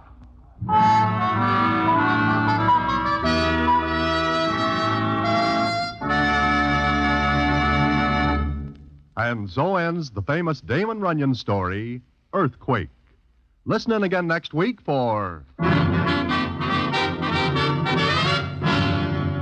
the Damon Runyon Theater.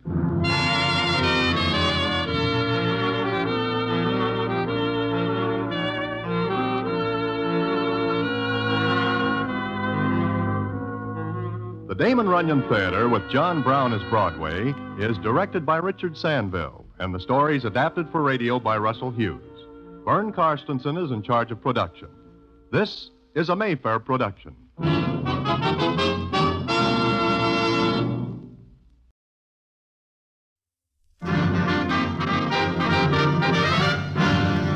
The Damon Runyon Theater.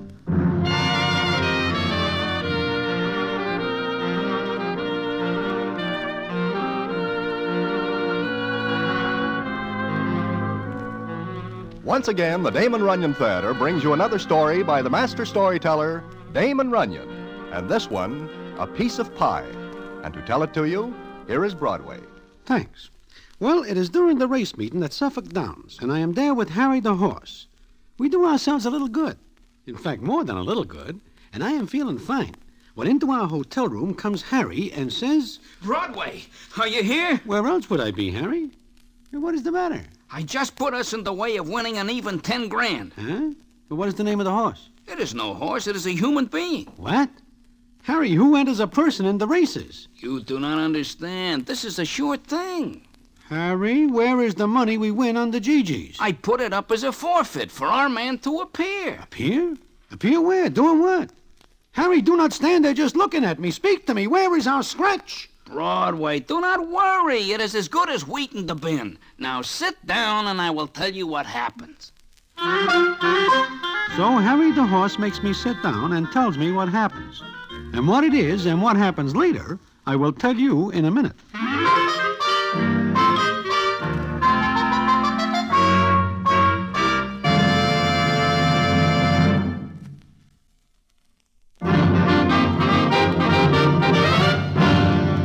And now, back to the Damon Runyon Theater and the famous story, A Piece of Pie.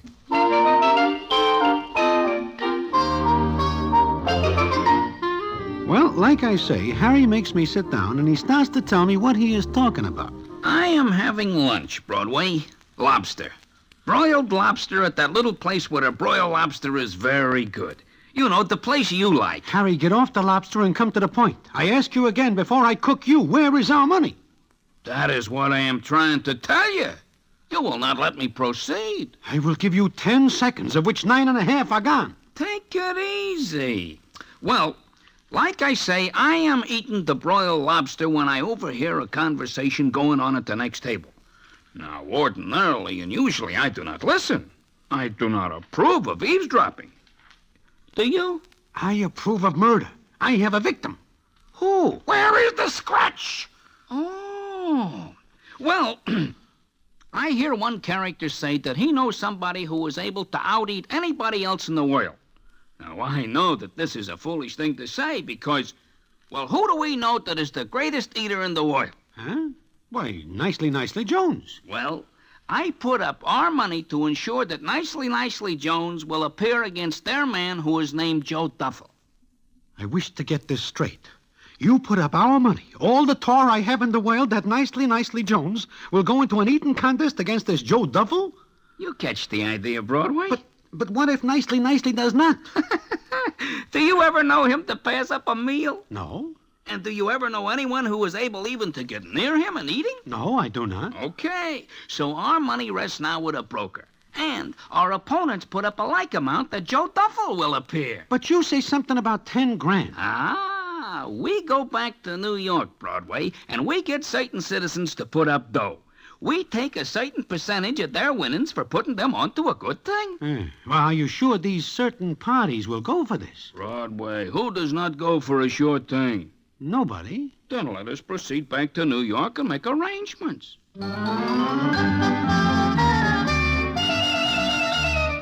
Well, we do so, and arrangements are made. Bets are put up with a party who takes care of such things. The bets are heavy because it turns out that Joe Duffel's backers are very wealthy citizens of Boston, Mass., while Nicely's backers are such characters as Dave the Dude, Little Mitzi, Angie the Ox, Milky Willie, and etc. This makes me more than somewhat nervous, because if anything happens to cause these here parties to be separated from their tour, they are going to hold me and Harry strictly accountable. But Harry is not worried, because as he says in Mindy's, it is a sure thing, Broadway. We stand to collect maybe 3 grand apiece. Not as good as I first figured, but all right. Uh-oh. Here comes little Mitzi. You worry too much. You will ruin your health. I would rather do it myself than leave it to little Mitzi. Shh, do not look worried. Appear nonchalant. Hello, Broadway. Harry. Hello, little Mitzi. Sit down, Mitzi. Thanks, I will. Because I have a little thing to discuss with you two. Certainly, certainly. You wish to put up more potatoes on the eating contest. I am already in tight for $5,000. Today I have a bad day, and the $5,000 is my total capital. You have got no worries, Mitzi. Has he, Broadway? If he does not, I will share mine. Look, I discussed this with Dave the Dude, Angie the Ox, and Milk Ear Willie. What I'm eating. Huh? Nothing. Oh. Well, we are willing to bet on Nicely. We think he is a sure thing. That he is. But we do a little thinking and we come to a conclusion. Which is? Where is he? Where is who? Nicely. In New York, is he not? Do you see him lately, Broadway? No. Harry? Come to think of it, no, but I am sure he is alive. Then the thing to do is make sure you two stay the same. Huh? What do you mean, Mitzi? Where is Nicely? He is our entry, and we do not want him scratched. Find him. Yeah, well, Mitzi... Find him or another world in which to live. I will keep in touch with you. Often. Oh, Harry, where is Nicely? Now that I think about it, I do not remember seeing him for weeks. Come on, we have got to find him. We sure do. And while we look for him, we will pick up some timetables of ocean liners and aeroplanes. In case.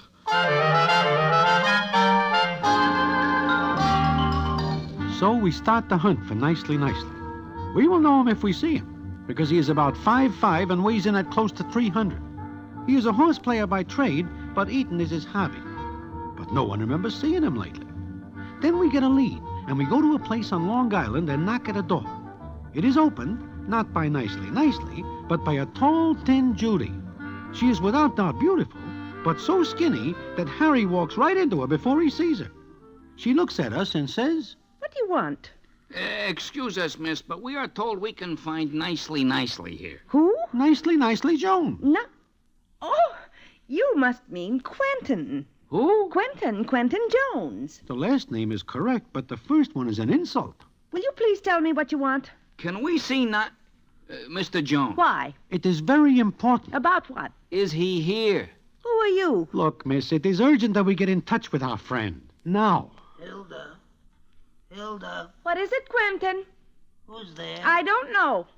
That is not Nicely's voice. No, it is not. It is too weak. Then you've probably got the wrong Jones. Yeah, I guess so. Let us go, Broadway. Hilda, who is it? What's the matter? It's nothing, Quentin. These men have the wrong address. Broadway. Harry. Oh, my friends, come in. Quentin, do you know these men? They're my friends. Broadway. Harry. Why are you looking at me like that? You are a faker. You are not Nicely. But I am. Look at me real good. Who am I? Nicely? Where does all of you go to? What happens to you, Nicely? Now, look here, you two. If you have business with Quentin, very well. If you don't, please leave. Nicely, we have got to see you. Hilda, baby, these are my old friends. I wish to talk to them. Oh, well, all right, but remember what I said. Yes, Hilda. If you do anything I don't like, it's all off. Yes, baby. I'm going shopping. I'll be back in half an hour. And remember, Quentin. I will never forget. She is beautiful. She is. But Nicely, what is the matter with you? We better sit down. At least I better. I cannot stand up for long. You are sick? Oh, no. I am real healthy. Healthy? Look at your pants. They are wrapped twice around your waist. Uh-huh. I lose some weight. Some? You have got enough space between your waistband and your waist to tuck away a racehorse. Those are the conditions Hilda gives me. Conditions? Hilda? Nicely, what are you talking about? She is my fiancée. I love her. She loves me. She? Nicely, you mean she makes you lose weight? When I am down to 200, we're going to get married. You mean you are not eating? Nothing with starch in it. Why have all the good things to eat got starch in them? Nicely, think of your health. Hilda says I'm very healthy this way. How do you feel? Very healthy. If Hilda says so, I am. This is impossible. Look at you. How do you get mixed up with this doll? Love at first sight. We meet in the subway. I am wedged in a turnstile and she pushes me through. Harry, let us say goodbye to New York. Let us say goodbye to everything. Nicely, listen to us for a minute, will you? Sure. But do not ask me to stand up. So we tell Nicely what is the score. When we talk about eating, his eyes shine like 6 bits. But then he becomes very sad again and says as follows. I am very sorry, boys, but Hilda will never hear of it. She will break our engagement if I so much as touch a grape. Broadway, do you ever eat nothing but toasted whole wheat for a whole month? No, what I eat is nice white French bread, corn muffins, and hot biscuits with gravy on them. You are eating yourself into an early grave, and furthermore, you are breaking my heart. Look, Nicely, maybe if we talk to Hilda, there might be an outside chance she will let you save our lives. You can talk to her, but I promise nothing. Quentin? In here, baby, in here. Oh. What did you eat? Not a crumb. Did I, boys? Not a crumb. Good. I'm going to fix your dinner in a minute. What are you going to fix? Because you've been such a good boy, a treat. What? What is it, Hilda? Wheat germ and carrot juice. Ooh. I can hardly wait. You'll like it, I'm sure. She is conspiring against your life. Nicely, you have got to get out of here before you have to use nails to hold your pants on. I am in love with her. That is your final word? It is hers. I see. And I know there is no use talking to her. No, I guess not. You will not do it for us, your friends. I have to think of my health and my future. Nicely, I have got news for you. Your future is as dark as ours. Goodbye. And that is that. It looks like I and Harry the horse are done for. We know that it is useless to argue with the guy in love. We leave Nicely and start back to town, figuring that when it gets dark, we can grab anything that moves fast enough to get us far, far away. Then something happens that gives us hope. And what that is, I will tell you in a minute.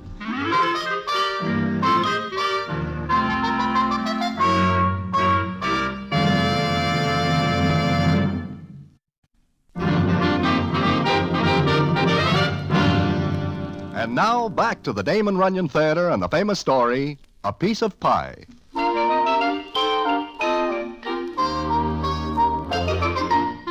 Like I say, Harry and me are wondering where to go. We say nothing to anybody about Nicely because we have got to have time.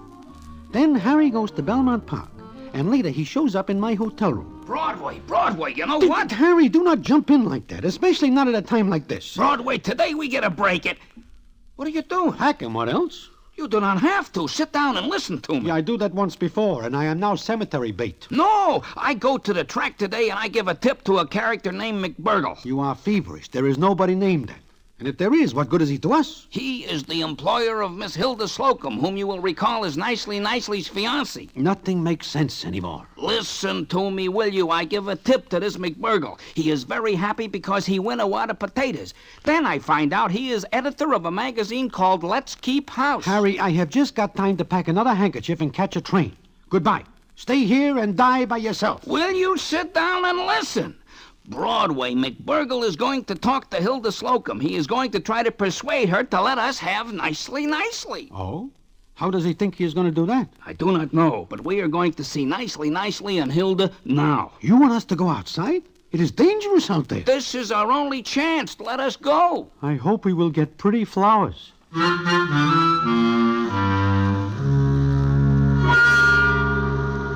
Now, you two, I know why you're here. I don't know what influence you have with my editor. I don't even know how you managed to meet him, and I don't want to know. But I can tell you one thing. Which is? That even if it costs me my job, I will not permit Quentin to enter that stupid, absurd, ridiculous, and sickening eating contest. Look, miss... You listen to me, Mr. Horse. The name is Harry. I don't care what it is. And you, Mr. Broadway, you listen to me, too. I'll not stand by and see Quentin's health ruined by the greediness and mercenary objectives of his so-called friends. Oh, that does it. See, boys? And, Quentin, if you love me and want to marry me, do you? Yes, Hilda, baby. Then you won't even consider what they're asking. Look, Miss Slocum, there is at stake not only money, but the health of 2 other people, namely Harry and me. So I was given to understand. All right. Because my editor, Mr. McBurgle, asked me, I'll help you. I eat. Boys, I eat. You do not. But you say... I said I'd help, not let you have Quentin. You can have a friend of mine, Violet Schumberger. Who? Who? Violet Schumberger, a very dear friend. Hey, I know her, boys. She is no selling plater, but a real entry. But she is not you, nicely. You can have Violet or no one. But, can she eat? I've been trying for 10 years to put her on a diet. It's only because she's such a dear friend that I put up with her appetite. Boys, next to me, this doll Violet is easy 1-2 in any race where eating is concerned. Yeah, but how will we explain the switch to little Mitzi and the others? Broadway? It looks like we will have to. Miss Slocum, when can we see your friend? I'll bring her to see you. When? Tomorrow. All right. Tomorrow at noon at Mindy's.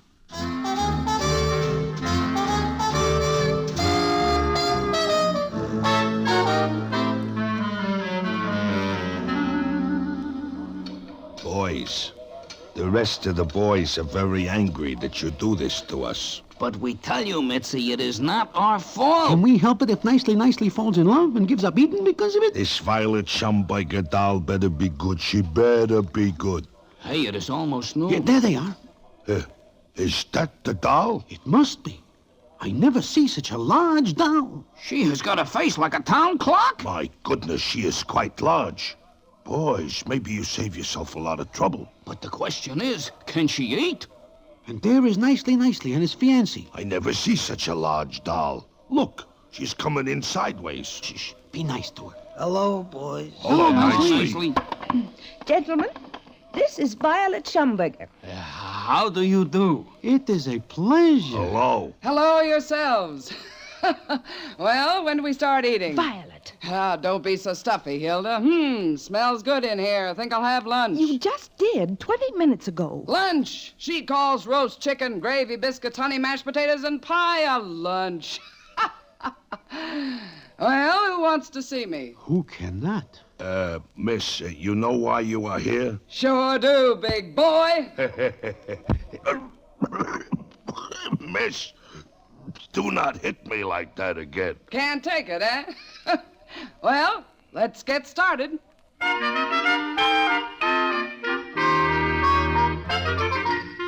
And Miss Violet Schumberger eats for us.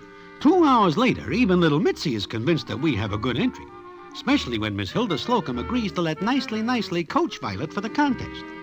Then comes the day of the contest, which takes place in a private room in Mindy's.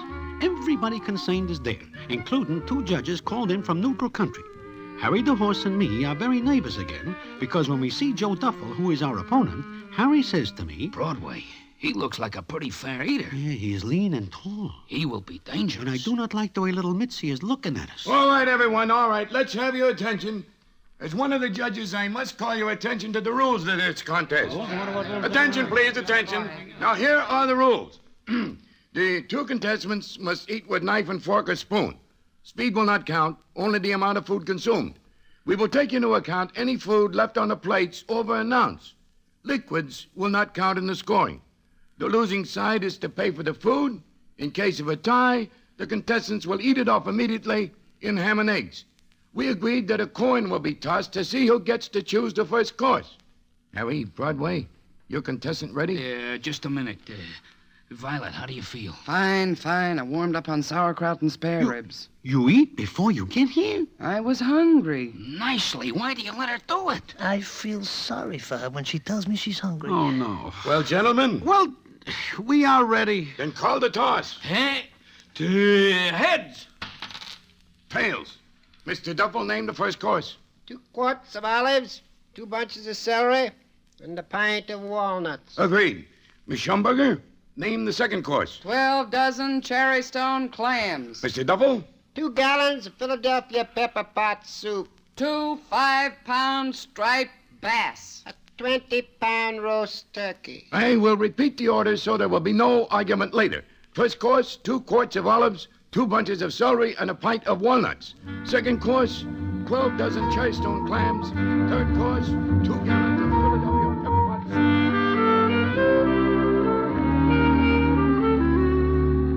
Well, that goes on until the dessert is decided on.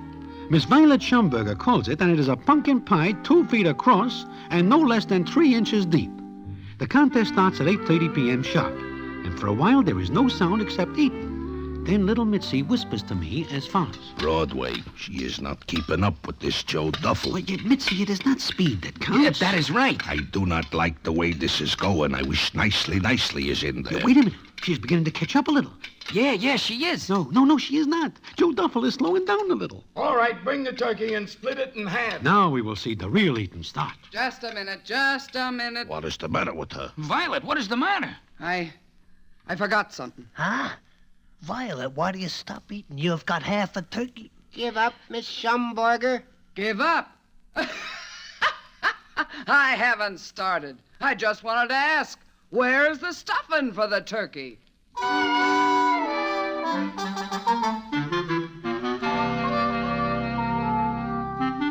Where is the stuffing, she asks. Joe Duffel looks a little startled at this, but they keep eating on even times until the waiter brings the pumpkin pie, and the scene is as follows. Last course dessert, each contestant will eat half this pumpkin pie. Ready, Mr. Duffel? Ready. Ready, Miss Schumberger?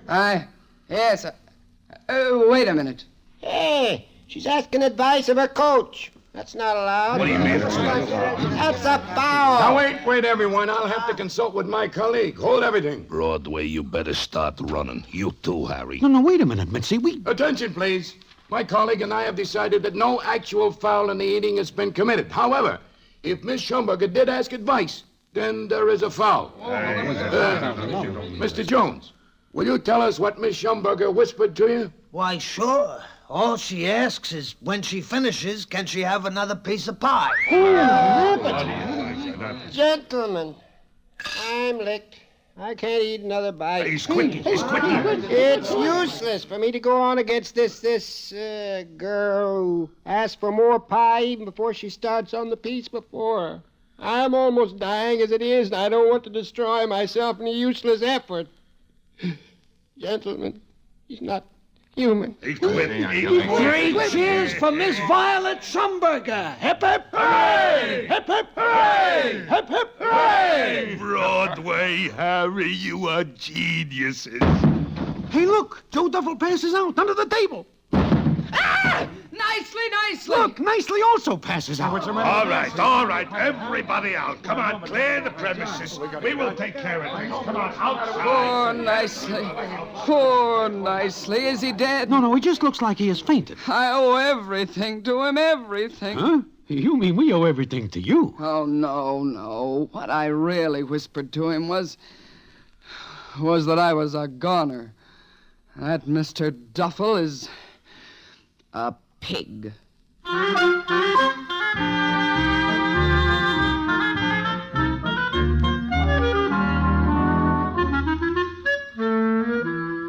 Well, the doctors at the receiving hospital are greatly puzzled later to receive from the same address at the same time one patient who is suffering from undernourishment and another one who is unconscious from overeating.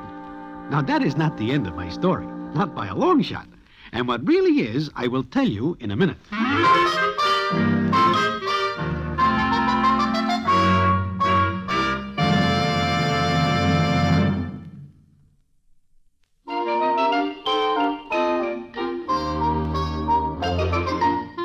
Well, the payoff comes some days later, when I am sitting in Mindy's.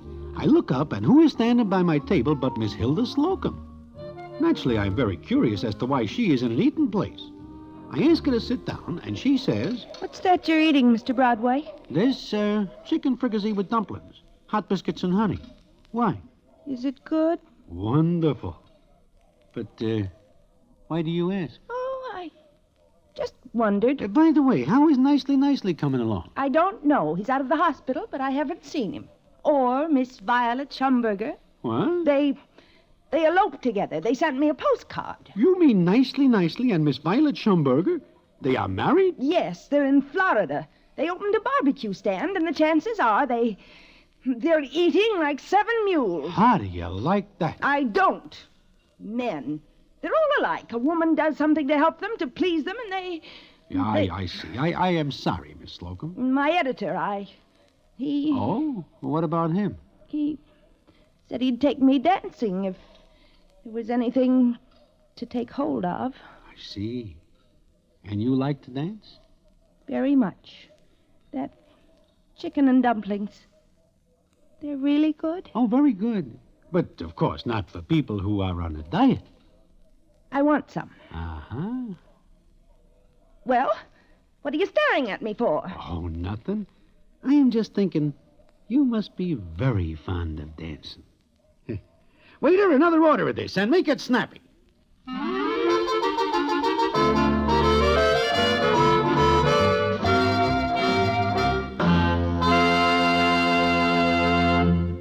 And so ends the famous Damon Runyon story, A Piece of Pie. Listen in again next week for the Damon Runyon Theater.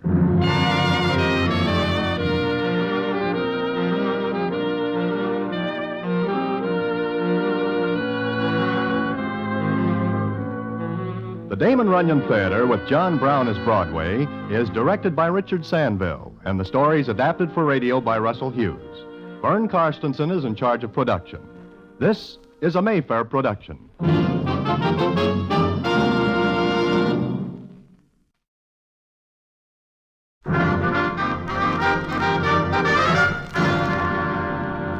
The Damon Runyon Theater.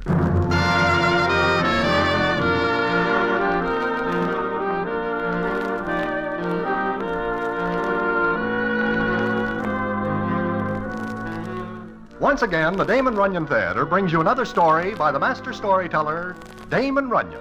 And this one, Broadway Financier. And to tell it to you, here is Broadway. Thanks. Once there is a doll by the name of Silk. That is not her real name, but nobody ever thinks of one that fits her better, so that is what we call her. This is the story of how Silk scores over 3 million bobs from one guy, which is a pretty fair score, considering that she starts from nothing.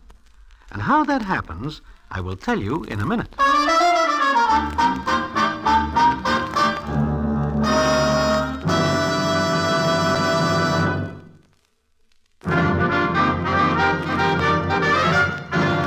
And now, back to the Damon Runyon Theater and the famous story, Broadway Financier.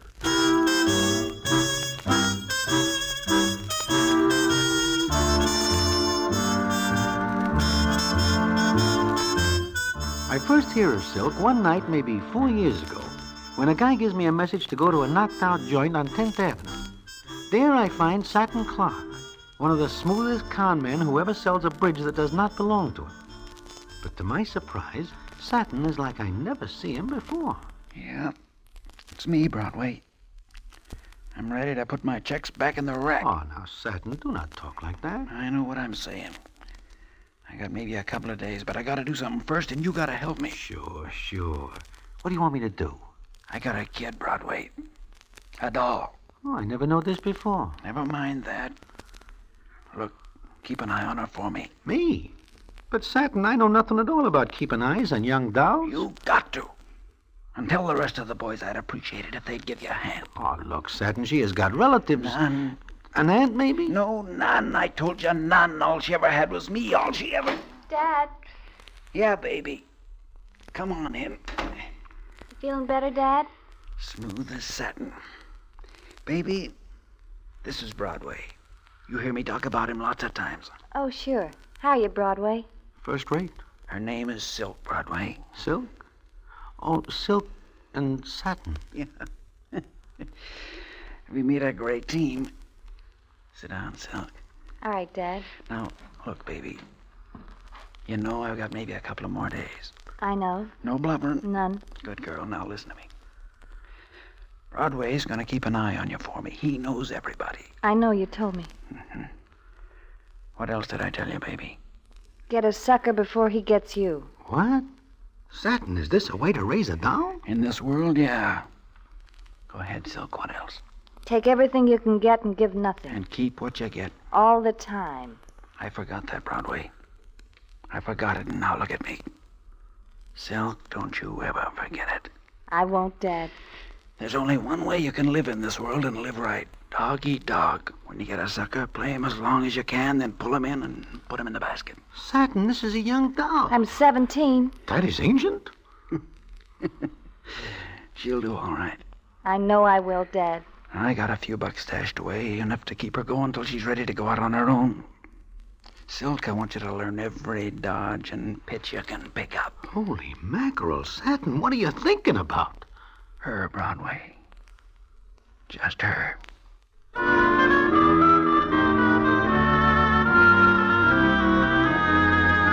It is 4 days later that Satin turns in his checks. And I will lay better than 6 to 5 that he cons his way through the pearly gates. Although the chances are they will catch up with him and make other arrangements. Well, it is maybe 2 weeks after Satin dies that Silk comes into Mindy's, where I am sitting with an old guy we call Professor D. Hiya, Broadway. Hiya, Professor D. Hello, Silk. Good afternoon, Silk. Sit down. Thanks. Where are you, Almona? At Nathan Detroit's place. What? Silk, you stay away from that crap game. Oh, don't worry, Broadway. I wasn't playing. Well, I hope not. But I learned something. Look. You put those away. It is not nice for a doll to be carrying dice. Look, what do you want me to throw? Try an 8, Silk. 5-3. That's an 8. How do you like this? Do it again. What number? 11. Anything else? Who teaches you that? Big Sam. Tomorrow, Doc Darrow's going to teach me a few things with cards. This is an education? Do you like to learn these things, Silk? Why not? Dad always said keep one jump ahead of everybody else and nobody will get ahead of you. You're only 17 and you think that already. I think it. I know it. There are other things beside dice, cards. And horses, Professor? And horses. Silk, that is not nice of you. I never want to hear you talk to the professor like that again. Okay, I'm sorry. Oh, it's all right. I guess you're right, Silk. Who am I to talk? Now, look, Professor, Silk does not mean anything when she says that. I know. But, Silk, there's not much I can teach you in the way of dice or cards. I'm not even very good at picking horses. Ah, forget it. However, I was a professor in a college in Ohio. Professor of philosophy. What's that? Philosophy? Well, I suppose it's what might be called an attempt to study life, to try to figure it out. How far did you get? Not very far. No one has. I will. How? By sticking to what Dad told me. I think all you gotta remember is never go soft. I'm 65, you're only 17. Maybe you've beat me to the answer at that. Maybe. However, I would like to give you something, contribute my little bit toward your education. Sure. What? Well, I have some books I'd like you to read. What about? Oh, lots of things, Silk. Drop around sometime and pick them up. Now, if you'll excuse me, I have an appointment. Goodbye. So long, Professor. Bye. An appointment with a bookie. Now, look at me, Silk. I do not wish to hear you make fun of the old guy ever. And you go to his place and pick up those books he talks about. You have got to learn something else besides how to switch in a pair of tops in a crap game and pull a slick ace from a deck of cards. Okay. So I'll pick up the books and I'll read them. But they won't change anything because I remember Dad dying in a moth-eaten flat on 10th Avenue because he went soft. Just once.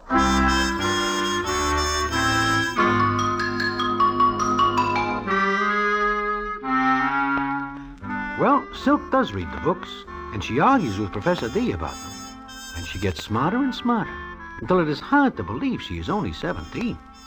Then she becomes 18 and gets a job in a musical comedy, because she is by no means a crow, and can dance and sing more than someone. It is not more than a couple of years later before she is playing bigger parts, and her pictures get in all the magazines and papers, and we are very proud of her. Then one night after the show, she comes in Mindy's. Hiya, boys. Oh, hello, Sil. Tired? No, not at all. Say, have you seen Jewelry Joe anyplace? Yeah, he is here someplace. Let me see. Oh, yeah, there he is. Oh, come with me, Broadway. I want to see him. Huh? Why? You'll find out. Come on. Excuse us, boys. Take it easy, Sil. See you around, Sil. Why do you wish to see Jewelry Joe? Oh, I just want him to take a look at something. Like what? You still worried about me, Broadway? I have got to. I make a promise. It's all right. Oh, hiya, Joe. Huh? Oh, Silk, baby. Come on. Sit down. You too, Broadway. Yeah. Do me a favor, Joe. Name it. Look over this stuff for me, will you? Silk, where do you get that jewelry? Somebody gave it to me. Now, look, you tell me the truth. I am. Somebody, gives it you, huh, Silk? That's right, Joe. Give it back. What? This stuff is strictly slum. It is not good enough for you, Silk. What is the matter with it? Like I say, strictly slum. Cheap. Maybe the whole layout's worth about, a C-note? I thought so. Now, where do you get it? Some Johnny who thinks he's in love with me. Who? His name is Simon Link. But he gives you this stuff. Why do you take it? Because he gave it to me. Why? Because he wanted to. I say why. Don't worry, Broadway. He worships his love, a faraway star, a star no hand may touch. Talk English. I did, from one of the professor's books. What you gonna do with this stuff, Silk? Keep it. Maybe it is only worth 100, but it's a start. It's a start. And it turns out that this Simon Link citizen keeps on sending jewelry to Silk because he is more than somewhat overboard about her. Then one night, I and Silk are in Professor D's place when we hear a knock on the door. Now, who could that be? Company, Professor. Ah, come in, please. Excuse me, but Oh, Miss Clark, I've got to talk to you right now. I must. What are you doing here? Who is this, Silk? Simon Link. The citizen who sent you the sloan? That's right. I've got to talk to you alone, Miss Clark. Please. Please. Shut the door, Professor. Yes. Now, what do you want? Can we be alone? No. How'd you find me? I was told you were here. Please, I've got to talk to you. Look, Silk, the professor and me... We'll stay. This guy has nothing to say you can't hear. Go ahead, you. That jewelry, I've got to have it back. What? Or I'll go to jail. What are you talking about? I stole money to buy it. You do what? I work for an investment company. I handle money. I thought I could pay it back, but I can't. If I don't get that jewelry back, I'll go to jail. You... Give it back, please. Take it easy, son. Sit down. Tell her to give it back to me. Silk. No. I didn't know he was helping himself to money. He gave me the jewelry, and it's mine. Well, isn't it? Well, I suppose it is, yes. Look, Simon, didn't you know you'd get in trouble when you took the money? I thought I could pay it back before they found out. Mr. Allister will send me to jail. Who's he? He's the head of the firm. Look, it'll kill my mother. Don't give me that. Please, listen to me. No. Silk. Look at him, Broadway. Why should I feel sorry for him? He took a chance knowing what might happen. Well, it happened, and it's not my fault. But, Silk... Do the bookies give you back your money when you pick a loser? No. You take a chance and lose. Well, so did this. I'll kill myself. Oh, no, you won't. I can't go to jail. My mother... She'll come to see you. All right.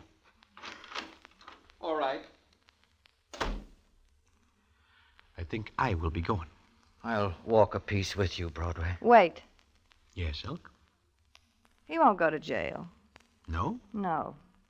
Didn't he say something about Mr. Allister? So what? So I've heard of Mr. Allister. He's very wealthy.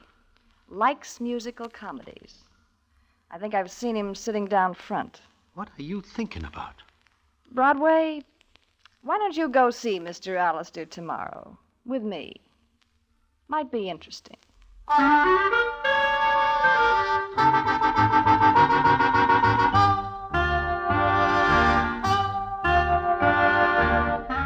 do not know what Silk is thinking, but she makes me promise I will go with her.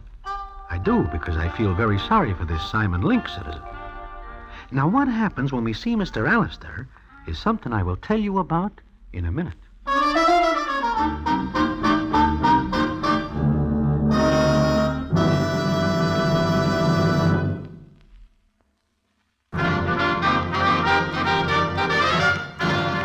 And now, back to the Damon Runyon Theater and the famous story, Broadway Financier.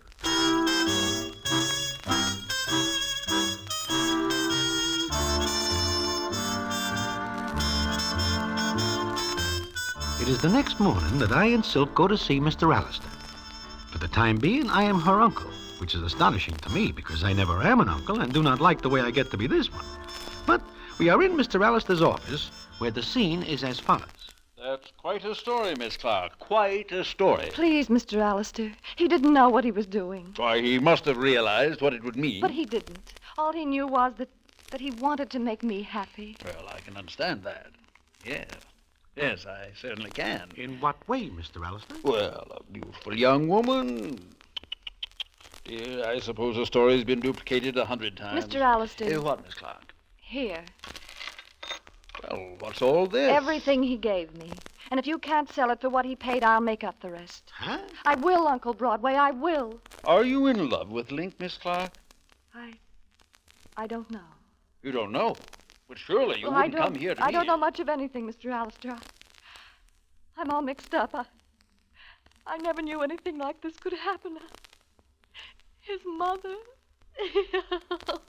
Is there a water cooler in here? I have got to have some water. Yes, certainly. But now, Miss Clark, Miss Clark, please tell her to stop crying. Cannot. She has got a good head start. Now, look, Miss Clark, I'm sure we can arrange something. After all, the deficit is only about $200. That much? Well, now, that's not a great deal. But he'll go to jail for me. No, perhaps not. Suppose I tell you I'll see what I can do. But how? What will you do? I won't prosecute. After all, he's very young, you're very young, and, well, we'll talk it over, shall we? You will. You promise. I give you my word of honor. I promise you I'll never see him again, never. Then he won't be tempted to do it again. All right. Now, you just stop crying. Those eyes are much too pretty to be clouded up like this. Come on, smile for me. Smile. That's it. You're a wonderful man, Mr. Alistair. A wonderful man.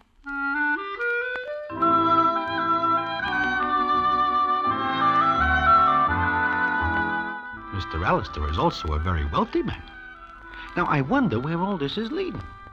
I find out one night in Mindy's when Silk comes in with Jewelry Joe. They sit down at my table, and Silk says... What's the matter, Broadway? Nothing. Why? You look sour. Okay, so I look sour. Sprinkle me with sugar. Mad at me? No. Look at this. Pretty? Where do you get that? It's an emerald. That right, Joe? This is an emerald, which is strictly not slum. I will lay better than 6 to 5 that this moves Alistair back at least 2 G's. Alistair? Why not? Well, you know what kind of a citizen he is. Sure I know. I've got 'em all pegged out. Stay away from him. Why? What would your father say? Want me to tell you? This emerald is strictly not slum. You shut up, Joe. She asked my opinion. I give it her. I'll tell you what Dad'd say, Broadway. He'd say, take everything, give nothing. I've never forgotten that. What kind of a score are you trying to run up? A real big one. And Alistair's the rack to run it up on. You are talking like a cheap chiseler. An emerald worth $2,000 isn't cheap. Who is talking about the emerald? You're sore. Sure I'm sore. Why? Look, Silk, I am around the stem for more years than you are in the world. I see lots of guys and dolls come and go. High shots and then little fish. Sooner or later they come up against something they cannot handle, and it beats them. I can handle Alistair. Sure you can. But can you handle yourself? When I can't, chalk up a miscue for me. But you'll never see the day. Well, that is that. Silk takes aim and fires away at Alistair. She never misses. And it is not long before everybody is talking about the score she is running up. Then we hear that she takes a trip to Europe and is gone a year before we hear she is back. Maybe a week after, I and Professor D get a call to go see her. We do, and she is just as beautiful as ever. But she has something on her mind. Professor, take a quick look over these papers and see if they're in order. Well, what are they, Silk? You'll see when you look at them. Oh, very well. Excuse me, I'll go over in the corner. What is on your mind, Silk? Alistair is coming here. Oh? Why do you want us here? It won't be as unpleasant this way. There is something wrong, huh? Not with me. No, Broadway, I've got nothing to... Oh, that's Alistair. Oh, stay sitting, Broadway. The maid'll let him in. Sure. And no matter what he says or how he acts, don't go. If you say so, Silk. Silk, we've got to talk this over. Yes, of course. You know my uncle. You said you were alone. I was when you called me on the phone. You said you'd be alone. So I've got company. Oh, the gentleman in the corner is Professor D. I don't care who he is. Silk, you've got to listen to me. Are those papers in order, Professor? Why, yes, they are. Quite legal. As far as I can tell, they're absolutely in order. Which means I own this apartment building. You what? Silk. That's right, Broadway. Everything I've got is in my own name. Silk. Now I'll tell you why you want to be alone with me. Broadway, Professor, it seems Mr. Allister dipped into some funds that weren't his. Shut up. Why? It'll be in all the papers in a day. But it doesn't have to be if you'll help me. Silk, look, I've got time to cover myself if you'll go along with me. How? Give me enough money And to what'll get... that leave me? You won't be sorry. I know I won't. But we've got to hurry. Oh, no, you've got me wrong. I'm not going to lift a finger. What? That's right. You can't touch a nickel I've got. But the jewelry, the furs... All in my name. You dirty little... I didn't ask you for them. You gave them to me. For what? For nothing. Can I help it if you got the wrong idea? Oh, Silk, please. I promise you you'll get it all back. I believe that. Sure I do. You'll get straightened around and I'll be left holding the bag. Nothing doing. It's not for myself, Silk. There are people who lose everything. You're thinking of that a little late. Yes. Yes, I guess I am. I guess I thought of a lot of things too late. All right, Silk. We'll let it go at that. I'm sorry I bothered you.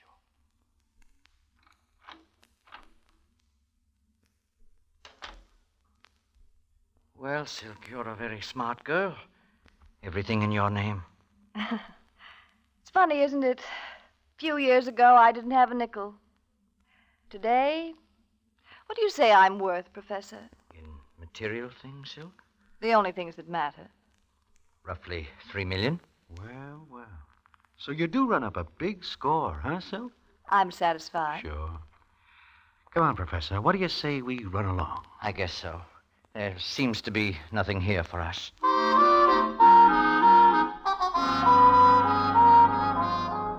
The next day, the papers are full of the story. It seems some smart reporter gets hold of the real angle, and Silk's picture gets all over the front pages. But like she says, she is clean. Nobody can touch her. Then it comes up that afternoon, and Professor D asks me to go downtown with him to where Allister's company is located. We get there, and there is a whole mob of citizens banging around. But the doors of the place are closed. And no matter how the people yell and pound on the doors, they stay closed. Poor devils, the poor devils. Look at them, Broadway. All their savings gone. No hope for tomorrow. Some of them are pretty old citizens. Yes, pretty old. Why do you want to come here? I sent word for Silk to meet me here. What? Why? Maybe this sight will change her mind. You think it will? I don't know. Let's hope it does. I think you are whistling in the dark. Maybe, but it's worth a try. Okay, then you can start trying, because here she comes. Hello, Broadway, Professor. Hello, Silk. Look around, Silk. What is this? The people who are going to lose everything. And you called me down here for this? I thought you might like to see it. Well, you're wrong. Doesn't make any difference to me one way or the other. Look, Silk, there's an old couple over there waiting for those doors to open, but they won't open. Ah, cut it out. And that couple of kids over there near the windows, probably not more than 18, 19. I guess they got their scratch in there, too. I'm crying. I didn't take their money. Allister did. But you could help them. Leaving me what? Well, what would I get out of it? Nothing. I'm getting out of here. Look, there's the girl. Hey, look. Look, that guy spots you. No. So what? She's the one. It's her fault. She's Get to the your one. car, Silk, quickly. Hey, get her. She's the one. Get her. Come on. Let's get her. Come on. Where are the cops? We got no time to look for them. They can't do anything to me. Oh, can't they? They know it's your fault, Silk. Crazy. Don't let her get away. Get her. Broadway, Wrong, Professor, Silk. help me. This way, Silk. Come on. Get This way, Miss Clark. This way. Hey, who are you? Never mind. Come this way. To my house. Come on. Don't let her get away. Take your hands off of her. Get away from her. Follow me, mister. That house right there. Get her in there. Come on, Silk. Professor. You let her alone, Mr. Abrams. Get away, Mr. Broadway, help me. Get him back of me, Silk. The old dame will hold him off. Come on. Come along. The old doll who comes out of no place bangs around her with a broom and gives the professor and me time to get Silk into the house. I have no time to think why the old doll is doing this. And then it is a couple of minutes later. Thanks. Whoever you are, thanks. Are you hurt, honey? No, not much. Just a little torn. That is a pretty close call. They would have killed you, Silk. Yeah. They would have killed me. But it's all right now, honey. It's all right. I'd like to give you something for what you did. Give me some... Oh, no. Well, look, you did me a favor. I'll pay you for it. But I couldn't take anything from you. Why not? After what you did for me. What are you talking about? I've never seen you before in my life. Look, I've kept your picture. This one. I always hoped I could do something for you. What is this? Who are you? My name is Mrs. Link. Link? Link? Yes, don't you remember? Simon Link's mother.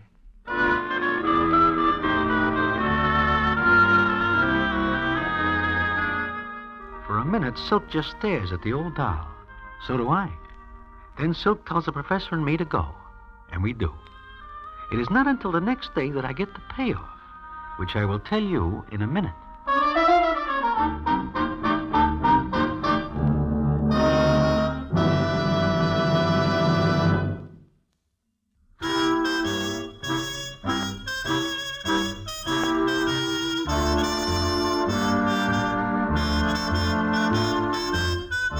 It comes up the next afternoon, and I am with Professor D and Mindy's.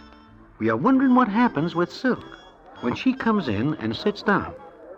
Hello, Silk. Hello. How are you feeling? Oh, just swell. Well, why are you looking at me like that? Are we? Yes. There is something funny?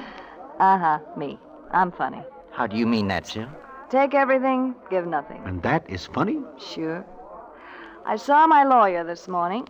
Seems I've got enough money to take care of things for those suckers we saw yesterday. Oh. You know what? I stayed with Mrs. Link for 3 hours yesterday. And all she talked about was how wonderful I am. Me. Maybe she's right, Silk. Sure. Seems she got the funny idea I went to Alistair because I loved her son, Simon. I sacrificed myself to keep that boob out of jail. And Simon never told her anything different. But he could. Yeah, he could. Why does one sucker have to do something nice? Nice enough to make a sucker out of a smart girl. It would be different yesterday if he tells her the truth. Sure. Hey, you have still got those old dice. Oh, sure. I kept them for luck. What do you want me to roll? A natural. 7. Looks like a deuce ace to me. Craps. Well, how do you like that? The first mistake I ever made in my life.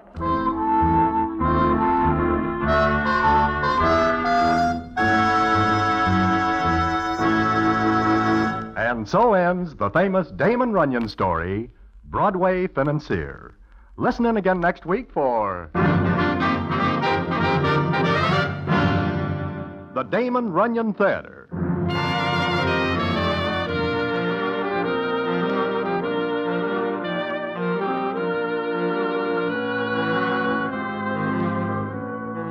The Damon Runyon Theater, with John Brown as Broadway, is directed by Richard Sandville, and the story is adapted for radio by Russell Hughes.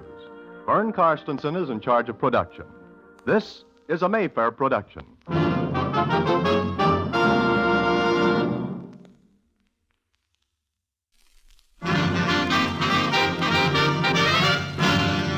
The Damon Runyon Theater.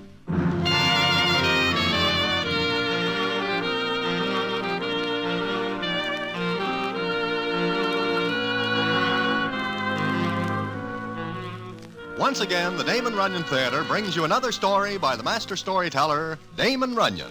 And this one, Dancing Dan's Christmas. And to tell it to you, here is Broadway. Thanks. The time this story takes place is Christmas. The time when everybody is saying things about peace on earth, goodwill to men. Now, that is a sentiment with which I go along 300%. And I wish that everyone will take it to heart. However, there are certain citizens who never hear of peace. And goodwill is nice, but not absolutely necessary. And how it happens that I almost spend my last Christmas with no will at all is quite a story, which I will tell you about in a minute.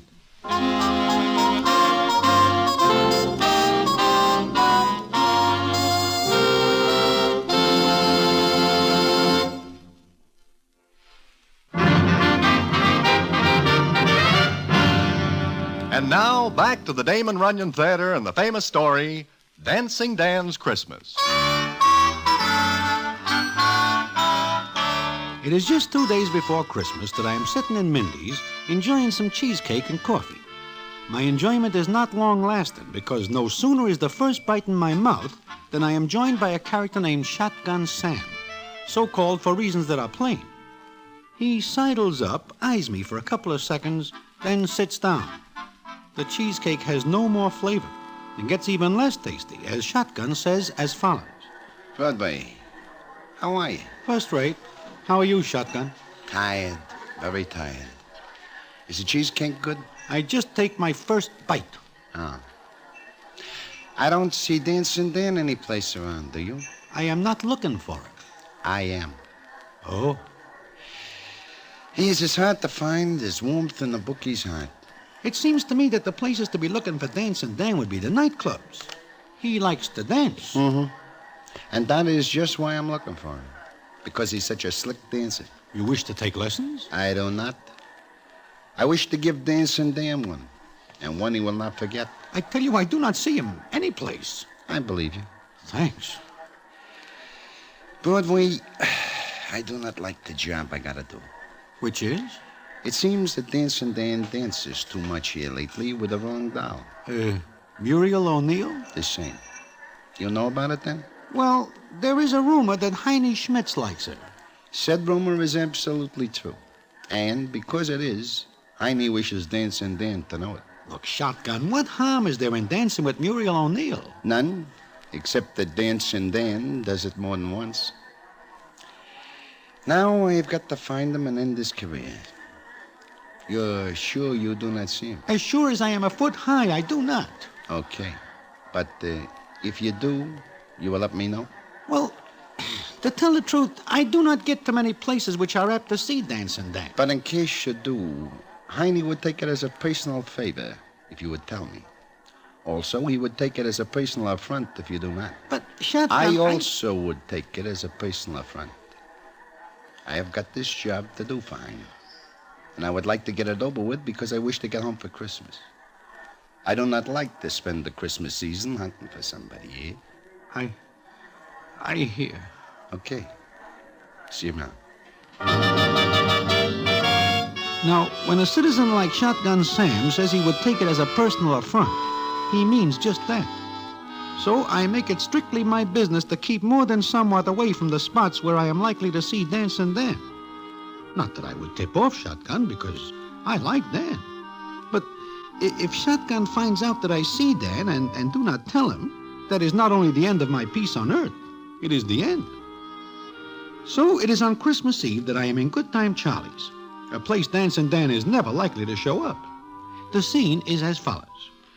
This is what is known as Tom and Jerry, Broadway. You like it? It is very good. A great thing for Christmas. Charlie, yeah? How does it happen you have no other customers tonight? Christmas Eve. Everybody stays home.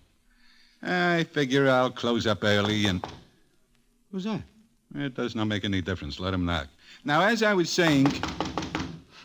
Whoever it is wants to come in. I gotta close up. No more customers tonight. Maybe it is someone who wants to see you. Oh, okay. Leave the door on its hinges. I'm coming.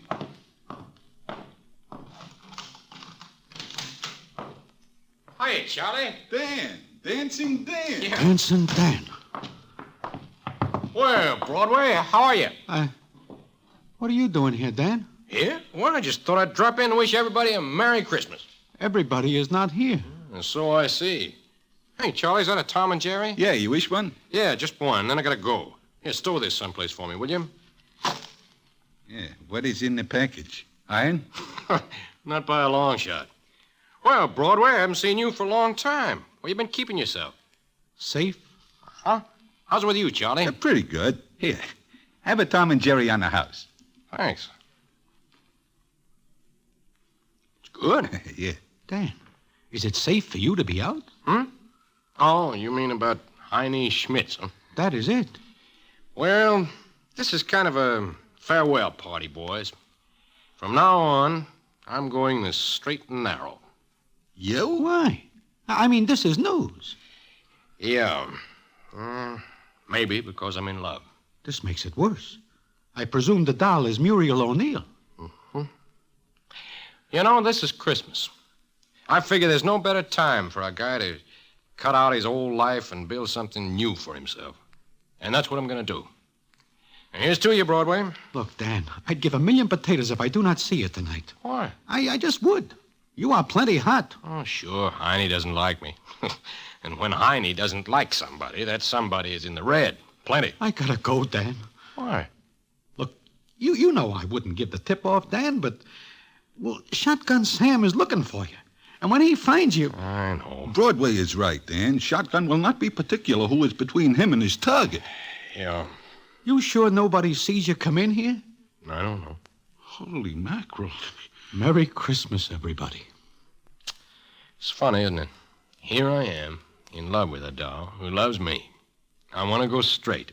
I want to forget the old life and build up something new for Muriel and me. I gotta do it the hard way. Yeah, it is funny. Okay, tell you what. I'll stay just a couple of minutes. Then I'll take the heat off you two by getting out of here. Okay? Sure, Dan. You are an all right guy. Broadway, what do you say? It's Christmas Eve. What else can I say? Thanks. Well, Merry Christmas, boys.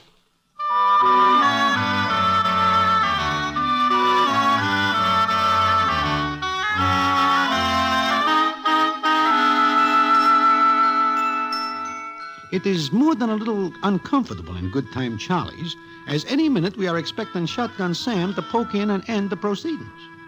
But a half hour goes by, and all three of us are beginning to think that everything is all right, when the scene is as follows.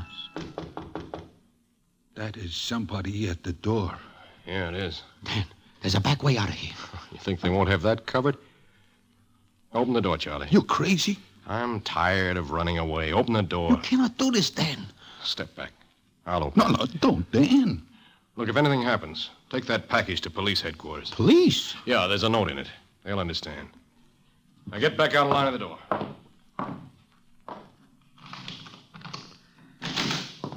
Merry Christmas. Look, it's Santa Claus. It is somebody who looks like it. Hey, look.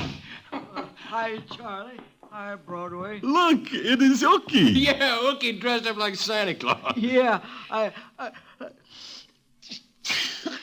I'm glad you opened, Charlie. It's pretty cold outside. Ookie, what is the idea of the Santa Claus suit? And what is the idea of scaring 10 years out of us? Who? Me? It's okay, Ookie. You didn't know. But like Broadway asked, what's the idea of the Santa Claus suit? Well, I'm advertising Fletcher's store. 50 cents an hour I get for walking up and down the streets handing out his cards. You got yourself a bad cold. But I'm going to be all right in a couple of minutes. Just gotta get warm first. Well, you're crazy.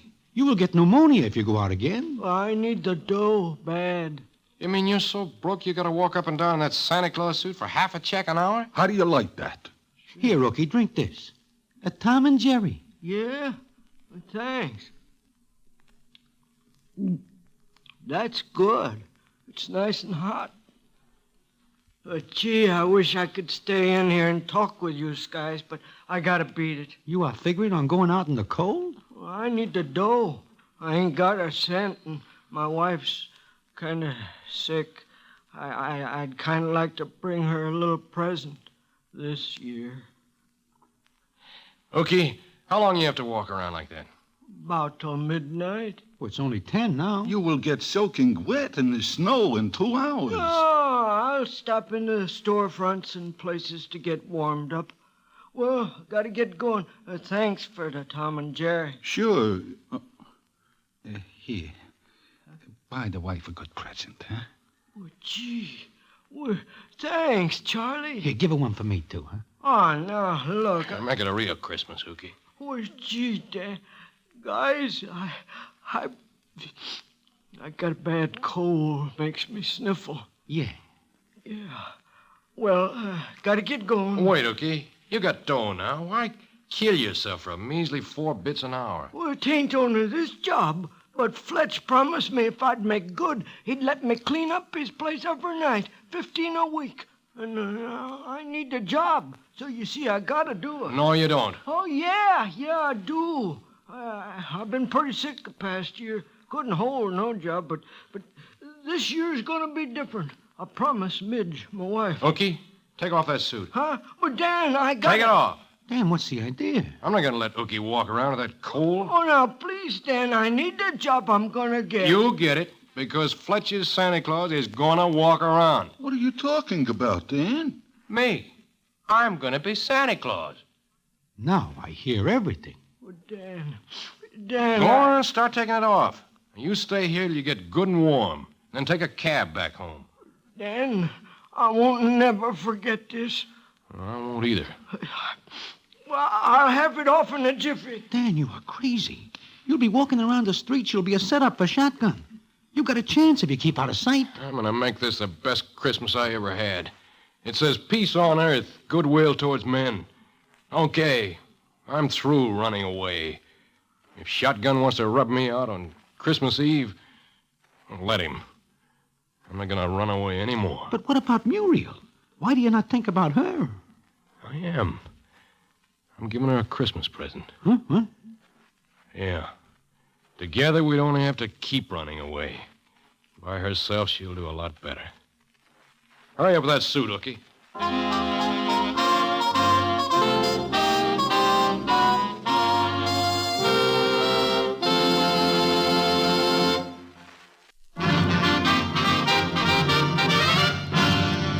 And now, back to the Damon Runyon Theater and the famous story, Dancing Dan's Christmas.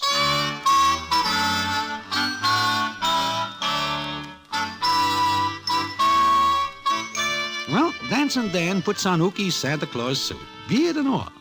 We get a pillow from Good Time Charlie and make Dan look quite a bit like the real thing. And then, just as he is about to leave, the scene is as follows. Now, who is calling me on the phone? Answer it, Charlie. Yeah. I'll be back in just a second. Dan, for the last time, do not do this. I'm doing it for Ookie and Muriel. Oh. It's funny, isn't it? Yeah, Me being Santa Claus. I tell you got a chance if you... No, nothing. Right. Hey, Broadway, Yeah, Charlie. this call is for you. What? For me? But nobody knows I am here. Well, you better take this. But... Go ahead, Broadway. I'll wait here till you're through. Yeah. Yeah, okay. You are not going to like this, Broadway. Who is it? Here, take it. I will go back and talk to Dan. Hello? This is Broadway? Broadway, this is Muriel O'Neill. What? Charlie told me Dan's there. Well, yeah, he is, but how'd you know? He said he was going to say Merry Christmas to everybody. Broadway, watch him. Don't let him do anything crazy. Please. Miss O'Neill, I have no control whatsoever over Charlie Dan. told me what he's going to do. You mustn't let him, Broadway, please. What is there I can do? Talk him out of it. I tried that for a solid half an Then hour. go with him. We have a bad connection. I think you say go with him? Yes. It is a very bad connection. Broadway, look, it's Christmas. I love the big goof. I know what he's thinking and I know what he's doing. Please, stay with him. Miss O'Neill, I know it is Christmas, and I would like to see what it is like next year, too. Broadway, they might not try anything if there's somebody with him. Don't you see? I do not. You're afraid. All right. Hold him there until I get to him. I'll go with him. Oh, no. Hey, no, please. Hold him there. No, look, Miss O'Neill, there is no... Miss O'Neill, Miss O... Step on him, Broadway. I want to get going. Yeah, I'm coming. Friend of yours on the phone? Uh-huh. A friend of mine. Yeah, well, what does the friend have to say, Broadway? Nothing much. Say, Dan. Yeah? I think I will walk a piece with you. Huh? You crazy. I need some air. Broadway, stay here. I have to meet somebody in a little while. Come on, Dan. Okay, I can't stop you. Oh, give me that package, Johnny. What have you got in there, Dan? A Christmas present for the police. Come on, Broadway.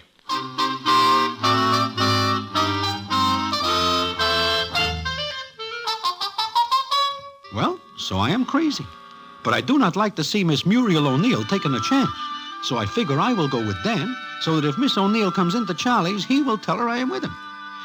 We step out into the street. The snow is sparkling under the lights, and the bells are ringing. It is a beautiful Christmas Eve, and everybody looks happy. But me, I am very sad, and more than somewhat jumpy, because I expect any minute to hear something that is not Christmas chimes. But we walk up the street, and the scene is as follows. Look, Broadway, did you ever see a night like this? Truthfully, no. Fresh snow on the street, people laughing, talking. What makes people laugh like this, Broadway? I wish I know. So do I. Look, Dan, how far do you expect to walk? Not far, just to Muriel's place. Muriel's? Yeah. I want to put something in her grandma's stocking. I do not know what you are talking about. Oh, her grandmother hangs up her stocking every year and gets nothing. But this year, she's going to have a good Christmas. Just one before she dies. This year, that stocking's going to get something good in it. Like what? You see this package? Know what's in it? If it is at all like the rest of this evening, there is a bomb in it. No. I made a haul. 50,000 clams worth of jewelry. This is Christmas Eve, and so I figured I'd take it back to the police because I am going straight. You are walking around in a Santa Claus suit with 50 grand worth of jewelry wrapped up in a newspaper? It's the only paper I could find. And I am with you? Take it easy, Broadway. No one will think of frisking Santa Claus for jewelry. Hey, look. Where? What? Who? A Salvation Army doll. She is not doing a good business. Come on. Dan, please, let us get in off the street. You now have your fun. I have to pass out these cards for Ookie, sure, but meanwhile, we're going to drum up a little business for the Salvation Army doll. Merry Christmas. And the last. Good evening, miss. Oh, hello there, Santa. I don't see much folding money in that kettle. Well, people are too busy to stop, I guess. Uh-huh. Okay. I will see what I can do. Dan, please, let us get off the street. Ah, there's a customer. Hey, you. Hey, you talking to me? Uh-huh. You know who I am? You look like Santa Claus to me. I am. Now, you be one. Huh? Put something in the kettle. Now, look, No, you look there. Put something in the kettle. Well, of course. And see that what you put in doesn't make a tinkly sound. In fact, no sound at all. You were the first Santa Claus I ever seen packing a rod. I'm different. Go ahead. Oh, thank you, sir. Thank you. He will tell the cops then. Hey, you. Come here. Well, I put a $5 bill in the kettle. Good. Here's your fire. What? I don't understand. I want the little lady to think that it came from you. Now, beat it. Oh, sure, Santa Claus. Thanks very much. Now, let's proceed.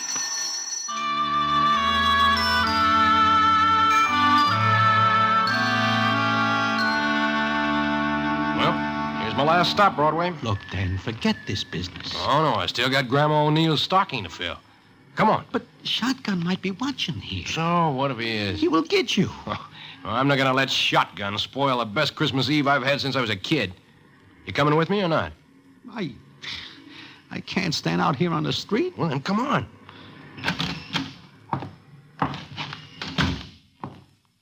She lives on the second floor. Look, Broadway, you stay back of me. No use you getting it, too. That makes good sense. See anybody? No. I do not like this. It is too quiet. Yeah. Well, here we are. See if the door's locked. Open. Uh-huh. Let me go in first. Be careful, Dan. I'll go in first and light the light. Nobody here. Nobody but Grandma O'Neill.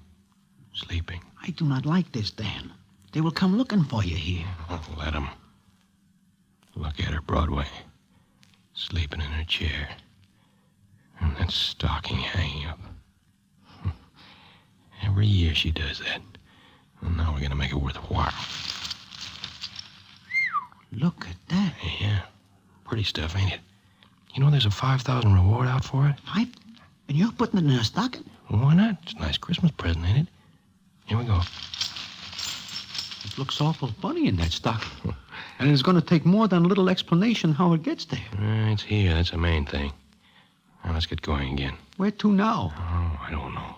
But you can go home if you want to. Yeah, I guess I will. she's going to believe there's really a Santa Claus. Wait. Somebody came in the door in the hall. Coming up. Yeah. Get down, Broadway. Who's that? Muriel. Dan. Oh, Dan. Oh, Dan, you crazy fool. Oh, now, honey, everything's all right. Muriel, did you see anybody? No. But why did you come here? I had something to do, honey. Please, Dan, you can't stay here. You can't stay in New York. What do you want me to do? Run away? What do you care if that's what it has to be? It's better than being killed. I don't think so. Miss O'Neill is right, Dan. Maybe. Maybe not. Now, look, Muriel. You wait 5 minutes out here in the hall. Then you go in your flat. But why? Do like I said. What are you going to do, Dan? Me? I got a great idea. I'll do like I said. Broadway, stay away. Dan! Don't come after me. Broadway, what's he going to do? Miss O'Neill, I do not know. And even if I do know, I would not understand it.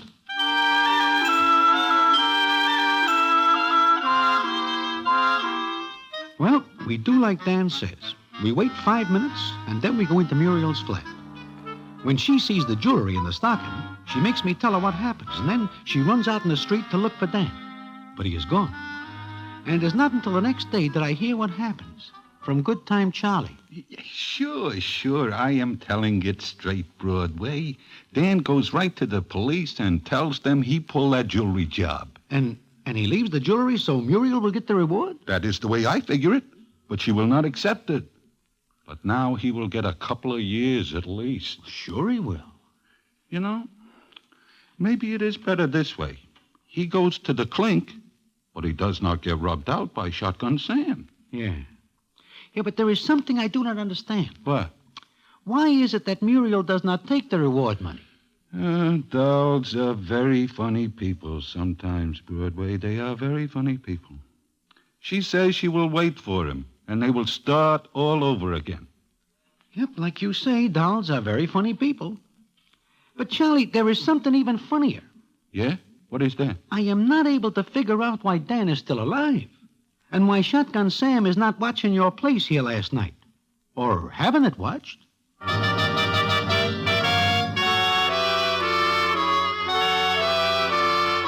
Like I say, it is hard to figure that out. Anyway, Dan goes to the pen, but he gets a light sentence because he says he is going straight, and besides, he gives himself up. He gets out and marries Miss Muriel O'Neill, and the last I hear, they are living happily. But that is not the end of the story. And what the end is, I will tell you in a minute.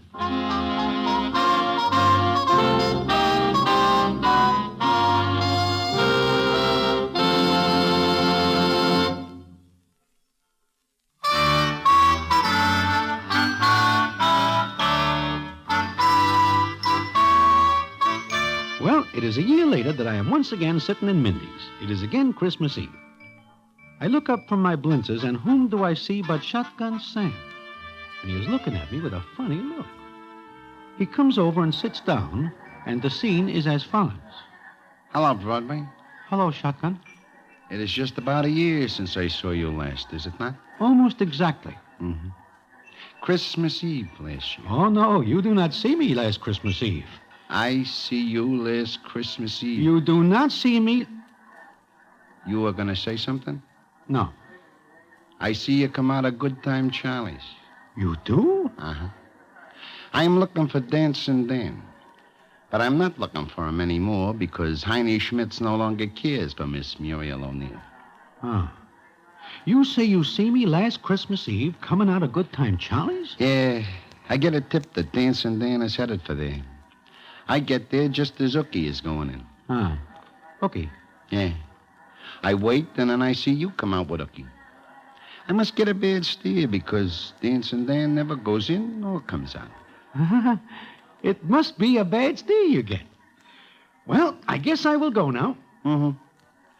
So long. So long. Oh, and, Merry Christmas, Shotgun.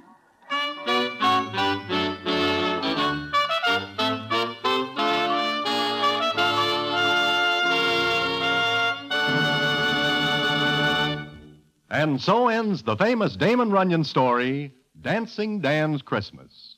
Listen in again next week for... the Damon Runyon Theater.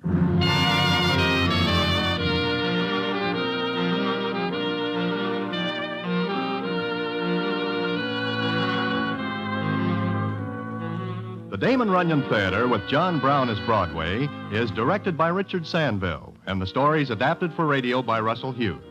Vern Karstensen is in charge of production. This is a Mayfair production.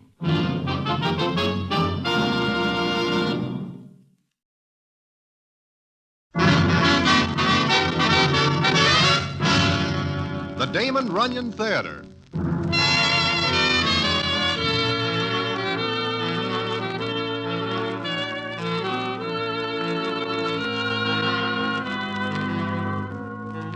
Once again, the Damon Runyon Theater brings you another story by the master storyteller, Damon Runyon.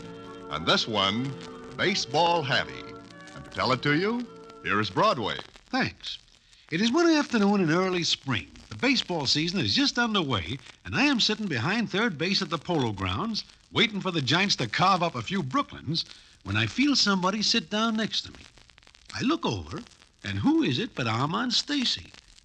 I do not like this citizen, but he pays his way in, so there's nothing I can do about it. Then he speaks to me.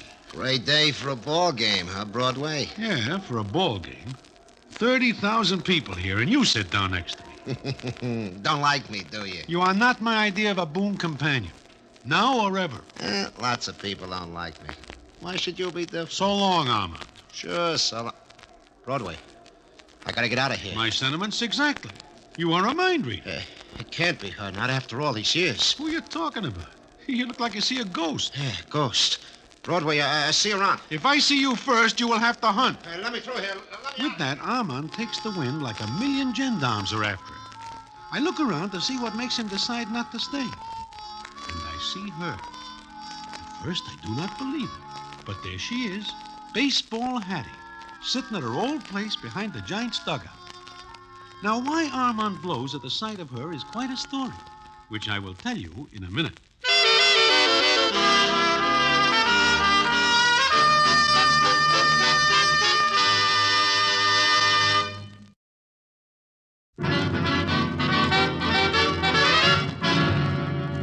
And now, back to the Damon Runyon Theater and the famous story, Baseball Hattie.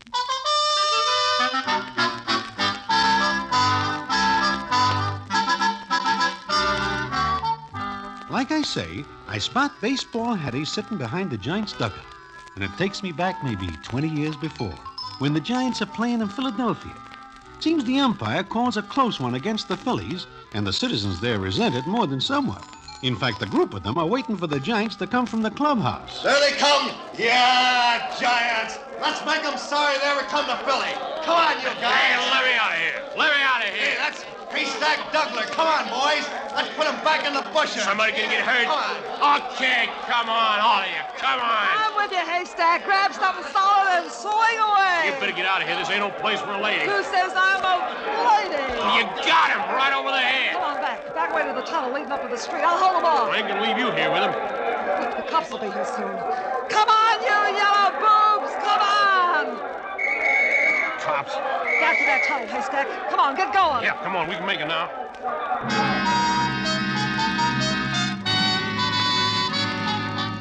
That is how Baseball Hattie meets Haystack Butler. They get away from the fight, and later they are sitting together in a little sandwich place.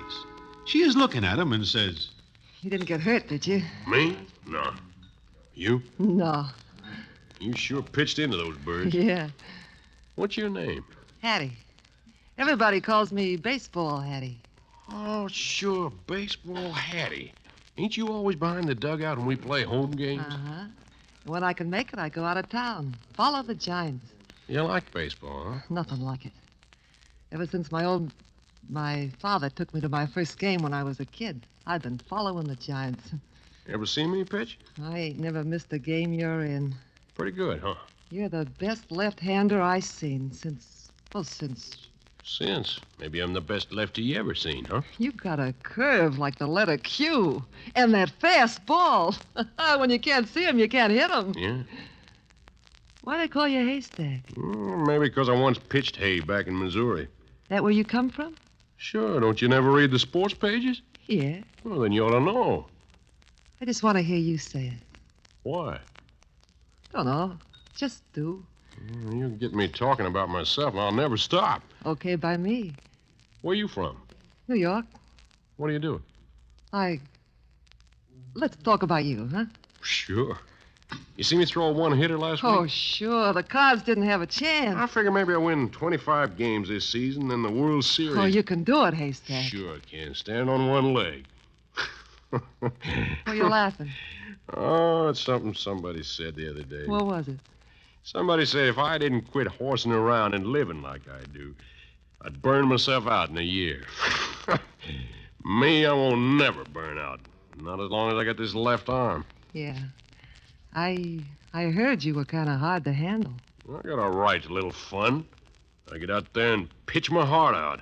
Comes night, I gotta have a little fun.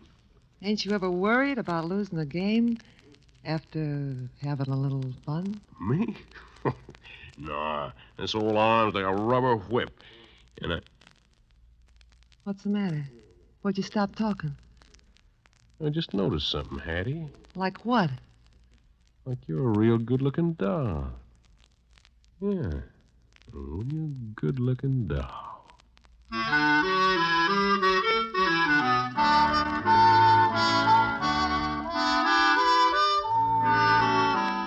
So that is that. Hattie and Haystack make a pair from then on. And Haystack keeps burning up the lead. Wins 14 in a row, including a no-hitter and 2 4-hitters. Then he hits a slump. And one night, Hattie gets a corner where she lives. I guess you don't know me, do you, Hattie? Maybe I do. I seen your face someplace. Maybe in the newspapers. That could be. My name's Benson. Oh, sure. Red Benson, scout for the Giants. You looking for a good second baseman here? Nope. Just a good baseball fan. That's me, Red. Never miss a game. I wish you would. Huh? What's on your mind, mister? Haystack Douglas. What about him? You know, knocked out of the box 3 times in a row in the last 2 weeks. So what? Every pitcher hits a streak like that. The best of them. Christy Mathewson, Marquardt, Johnson, Bender. But they all came back strong. So will Haystack. Now, look, you want me to put it on the line straight? Might be a good idea, Red. Pitch away. I picked Haystack out of the bushes. I found him pitching for peanuts back in Missouri. I talked the Giants into getting him. I know all that. So you get credit for digging up a world beater. You want some kind of a medal for doing your job? No. I want Haystack to be the great pitcher he can be. There ain't nothing wrong with him. Nothing that you couldn't cure. Meaning? Meaning what? Stay away from him. You're kidding. I'm not. Mr. Benson, let me get this straight. You want me to stay away from Haystack? That's it. For his sake, for the sake of the Giants. Well, either one's a good enough reason. But why pick on me? Why don't you take a guess? Look, that port-sided apple tosser was a wild onion before I met him. I didn't add nothing. Besides, all left-handers are screwballs. Granted. Now, what are you giving me? A chance. For what? For making something out of him. Look, why don't you get back in the woodwork? Now, look, Hattie. I figure Haystack's got a chance to straighten out before it's too late. We can keep him away from the high spots, level him up. Then do it. I ain't stopping you. But you are. Look, I told you he was a runaway horse before I met him. Hattie, you like baseball? What's that got to do with this? Everything. A few million kids get their kicks from the game.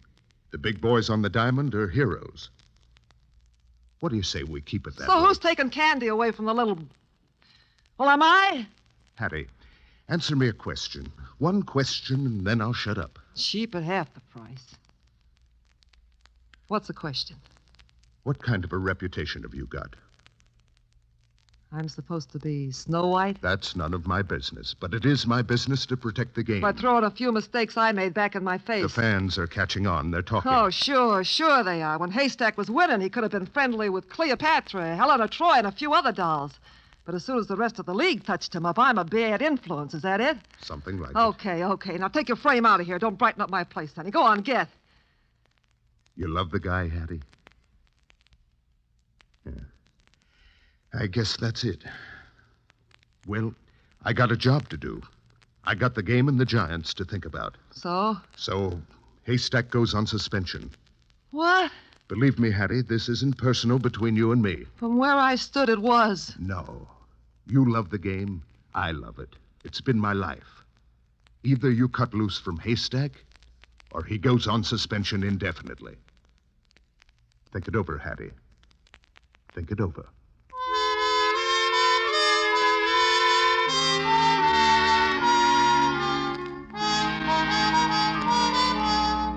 So, from what I hear, Hattie does cut loose and sees no more of Haystack for some time. And it seems that this does him some good because he starts burning up the league again. Then suddenly, no one sees him for 2 weeks. The Giants are slipping down in the standings like a red-hot poker going through thin ice. It is near the end of the season.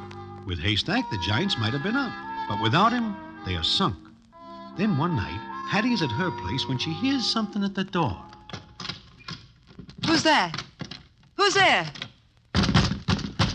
Beat it before I call the cops. Go on, beat it. Hattie, you better open up or I'll bust in a whole wall. Haystack.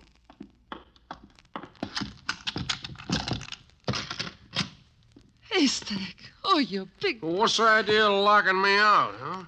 What's the idea? Come on, get in here before somebody sees you. Everybody sees me. Greatest left-hander in our game. Greatest. Come on, sit down here. Come on, sit down. Who's up next? What's his weakness? Fastball? I got it. Curve? I got it. Hiya, Hattie. Oh, look at you. Look at you. Tore my uniform. Well, tore my uniform. Gonna get fined. Sit still. Gotta have some fun.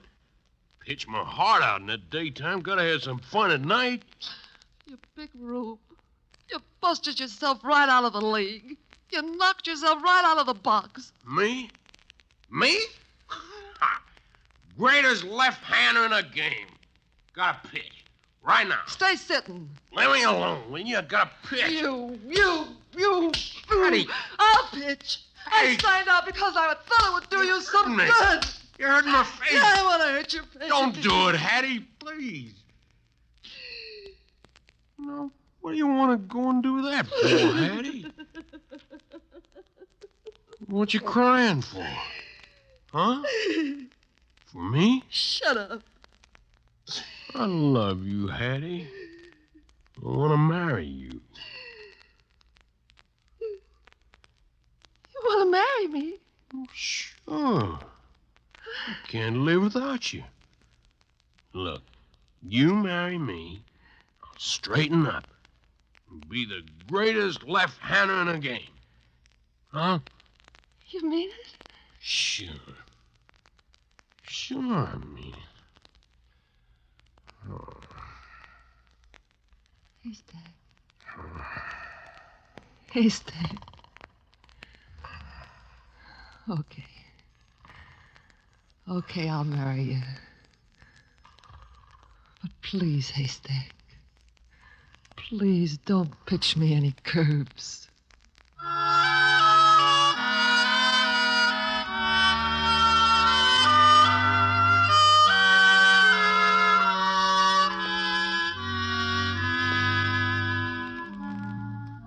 And they are married. All the baseball writers are wondering what the front office of the Giants will say. But the manager says Haystack cannot possibly be any worse married than he is single. Now, maybe that is right. But what happens later, I will tell you in a minute.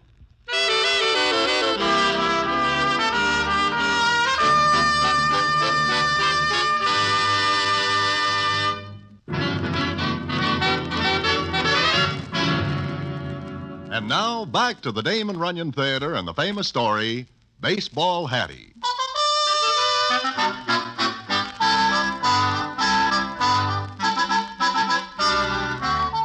Well, it comes on winter, and Haystack gets all through it without getting out of line once. In fact, he is so good that he gets a contract. And that spring, he reports to the Giants training camp, still towing the old straight and narrow marker. Then it is one day at the training park when Red Benson walks over to Hattie, and the scene is as follows. Hello, Hattie. Huh? Oh, hello, Red. Looks pretty good, doesn't he? Yeah, pretty good. Lot of zip in that arm. Lots. Anything wrong, Hattie? Wrong? Lot of zip in the arm. Looks pretty good. What could be wrong? Not with him. With you. Me? Never anything wrong with me. I noticed you don't sit with the other gals. What other gals? Well, the other wives of the players. So? Half of them don't know nothing about baseball. They ought to be married to bookkeepers or something. Don't let them throw you, Hattie. What do you mean? You know. Ah, They gave you the frost, huh? I don't have nothing to do with them. If it's vice versa, it's okie dokie with me. Yeah. You did a great job on Haystack. I didn't do nothing. He cleared himself up. Hattie, I've wanted to talk to you about something ever since you and Haystack came south. Go ahead. Remember that night back in New York when I came to see you? Yeah, I remember. Don't. Don't? Don't what? Don't remember it. I got a short memory, Red. As far as I'm concerned, there never was a night you came to see me. You're all right, Hattie. Well, what's the chinning all about? How's the arm, Haystack? Good. Why? Well, it's going to be a tough season. Every outfit in the league's got a good club. Cards, Reds, Pirates, Cubs. They'll all be up there gnawing away at the old flagpole. I'll win 25, maybe 30. Just tell the guys with the sticks to get me some runs. One's all I need. Yeah, I see. Well, I'll be seeing you. So long, Hattie. See you later, Red. What do he want? Nothing. Just talking. Yeah? Well, I'm running in for a shower. I'll wait here. No, don't bother. Go back to the hotel. I don't mind. I'll see if the club's got any good stick boys. I said don't wait. Why not? Because I'm going out. Where? What's the difference? I'm going out to a party. Party? Where are we going? I'm going. Haystack. I get kind of lonesome back in that hotel. Buy a magazine. I don't want to stay home alone again. Go to a movie. By myself? What's the matter? You need somebody to explain the picture to you? Okay, Haystack. What time will you be back? Don't watch the clock, that's all.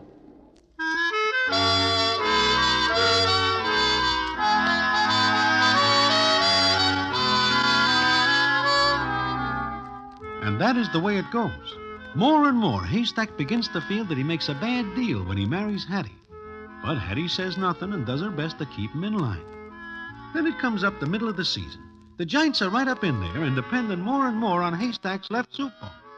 But it seems that along about this time, Haystack discovers he likes to shoot craps and engage in various other pastimes that separate him from a good portion of scratch. So one night, he comes home late, and the scene is as follows. Haystack? Yeah, it's me. What time is it? Who cares? I guess nobody. Haystack, sit down, will you? Here on the bed. Why? I got something to tell you. It'll wait. I'm tired. You'll like this. Yeah? What makes you think I will? We're going to have a kid. That's big news? Did you get what I said? Yeah, I got it. What's my cue? Stand on my ear and do a twist? Haystack. Haystack. A kid, honey. A kid, a boy like you. It'll be a girl. Either one's all right, but a boy. A ball player like you. Did you ever think of that? Nope, now stop yapping, will you? I'm tired. I'm pitching tomorrow. Big-headed fool. You swelled a balloon. Who do you think you are? What's eating on you? Nothing. Just nothing. Get out of here. Get out. Go on back to sleep. You.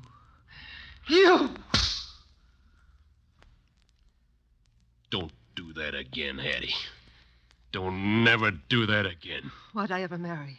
Why? Want me to answer that? Get out. Okay, I'll answer it, and then go. You married me because I was on the upgrade. Great chance for you to tie in with somebody who'd pull you out of the mud. Haystack. Yeah. And what was you when we married, huh? Maybe you'd like an answer to that, too. Or maybe you don't need no answer. You already got it. Okay.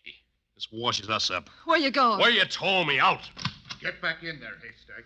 Benson, what are you doing here? Keeping tabs on you. Now get back in there. Putting a tail on me, huh? Yeah. Hello, Hattie. Red. Oh, Red. Haystack, I trailed you tonight from one joint to another. Now I caught up with you. Beat it. Shut up and listen. Hattie. What? I heard what went on. I was standing outside. Oh, great. Just great. I'm glad I did. I'm going. You're staying. You're staying if I have to choke some sense into you. Red, let go. Let go. Now, you listen to me, you great big hero. You make one move to leave Hattie, and I'll give the whole story to every sports writer in the business. I'll see that they open up on you with every typewriter in the country. When they finish, you won't be able to get a job pitching beanbags in a carnival. Sure. And kill the chance for the pennant? Yeah, even that. Baseball's my life. The Giants are my life. But so help me, Haystack. I swear to heaven I'll see us finish last before I let you walk out on Hattie.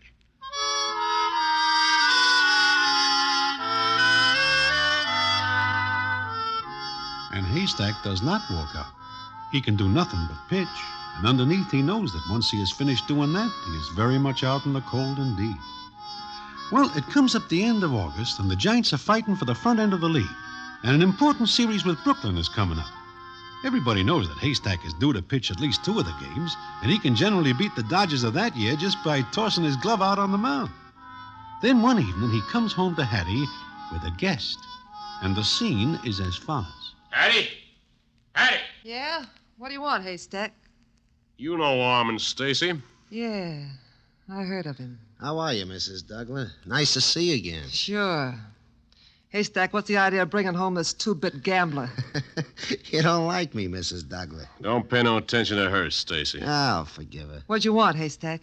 Me and Stacy's got some business to talk over. Why don't you go to a movie? I'm staying. It won't take long, Mrs. Douglas. Just as long as it takes to walk around the block. Haystack, what are you up to? Business, I told you. Now beat it. Either you beat it out or me and Stacy will go someplace else. And I might break training. Get it? All right. I'll go.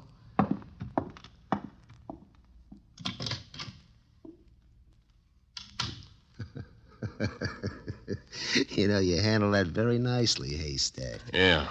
Now talk.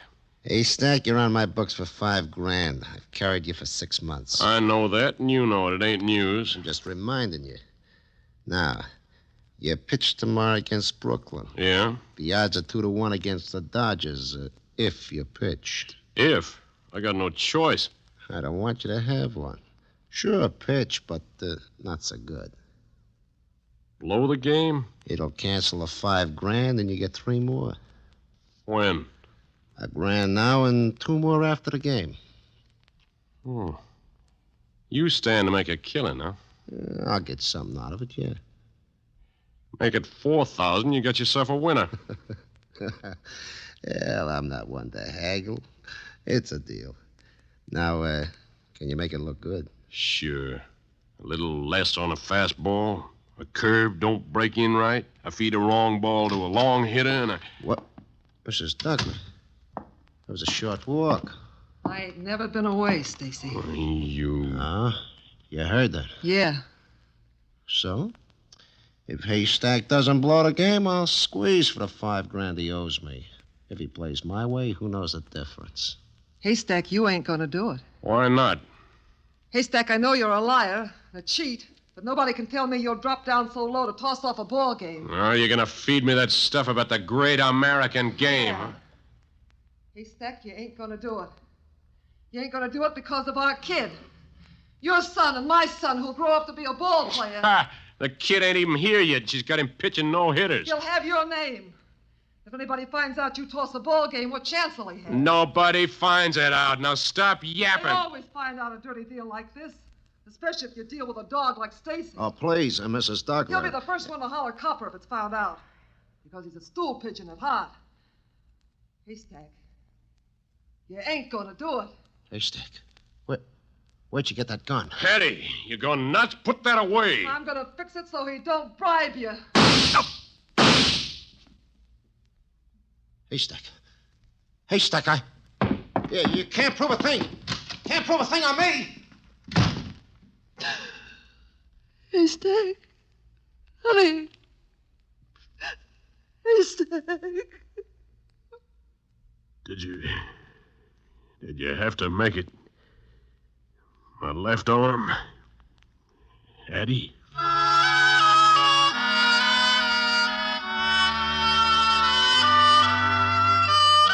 Well, there was a big holler about the thing, but it comes out in the newspapers that Hattie aims for Stacy and hits Haystack, and of course Stacy brings no charges.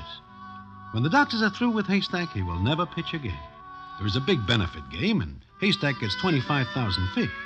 Then he and Hattie go to the Pacific coast, and the last I hear, he passes away being a respectable grocer. And Hattie? That is the payoff of the story, and one which I will tell you in a minute.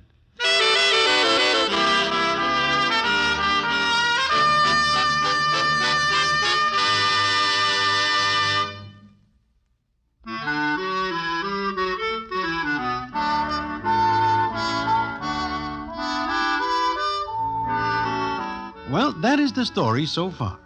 Then, like I say when I first begin, Almond Stacy does a quick fade when he sees Hattie. Now, I am more than somewhat curious, so I get to where Hattie is. Well, Broadway, how are you? Just fine, Hattie. And you? Good. A little older than when I saw you last. You know, it is like old times seeing you here behind the Giant's dugout. Yeah, it is. Yeah, it is. Wasn't that Almond Stacy you was with just a minute ago? Hattie, I am not with him. Furthermore, I never am with him. He is always with somebody. I know what you mean. He seen me and he beat it. Yeah, I guess he figures you are still mad that you miss him that day and hit Haystack. Hey, Broadway, did I ever tell you where I come from? Huh? No, you do not. My father ran a carnival when I was a kid. Seems to me this is a funny time to be giving me the story of your life. But you said Almond was scared of me, thought I was still after him. You know, I minded the shooting gallery at the carnival when I was a kid. Got to be a pretty fair shot. Yeah, I guess that would be natural. In fact, it would be unnatural for you to miss anybody you aim at close range. Yeah, it would. Now, Ladies and gentlemen, the battery for today's game. Well, Hattie, For the Giants, catching Pinky Stanley. Pitching Darryl Douglas. Hattie, is that... Yeah. A great left-hander. Just like his father. But Broadway... Huh? That's where the resemblance ends.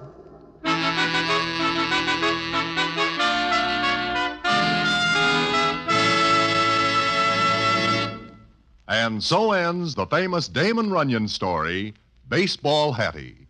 Listen in again next week for... The Damon Runyon Theater.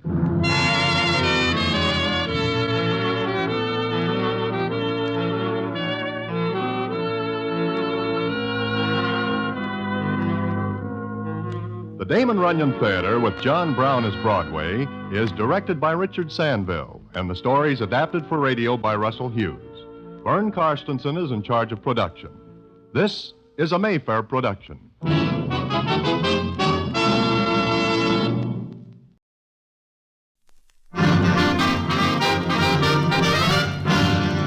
The Damon Runyon Theater.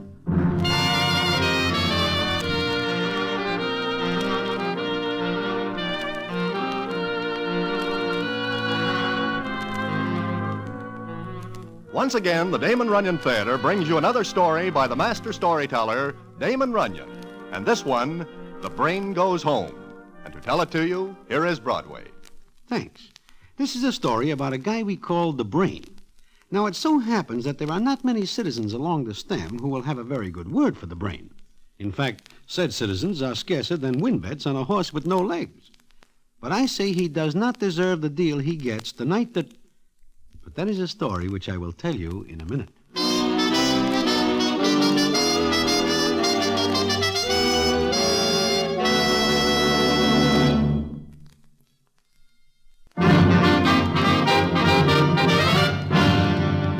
And now, back to the Damon Runyon Theater and one of the best-known stories, The Brain Goes Home.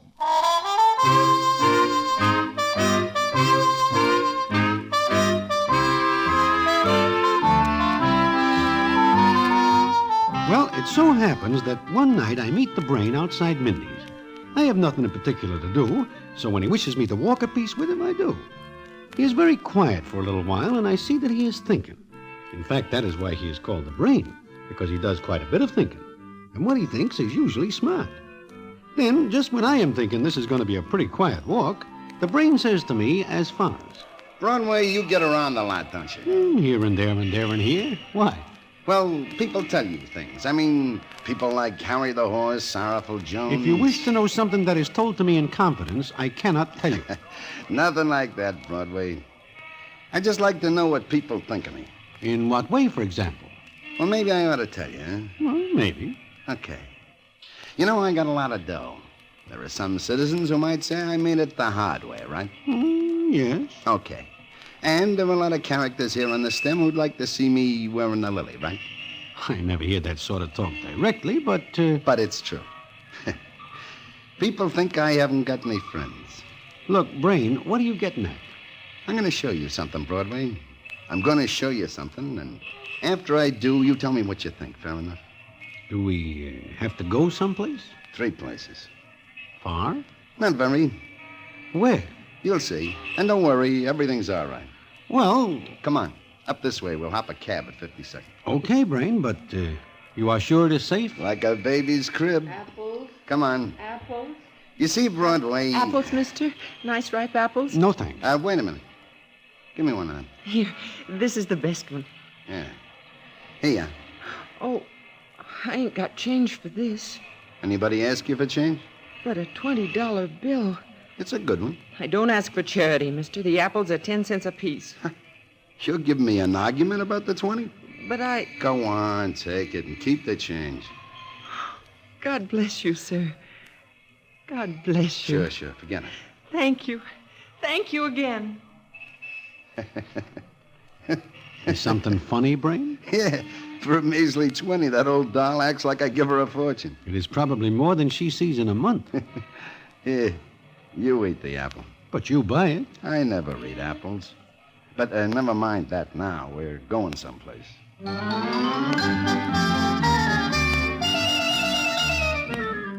So, the Brain and I hop a cab and cut over to Sutton Place, a very swell neighborhood. The Brain does not say why we are going there or what he is going to show me. Naturally, I am more than somewhat nervous because he is acting funny, kind of smiling to himself. I see nothing funny at all. Then we get out of the cab and stand in front of one of those swank places where the rent is about 3 G's a month. The Brain looks up at it for a second, then turns to me and says... Nice place, isn't it, Broadway? Very, very nice. But you do not live here. This is not your home. Maybe it is. Come on. You know somebody here? Something like that. I do not understand. Ask questions later. Let's go in.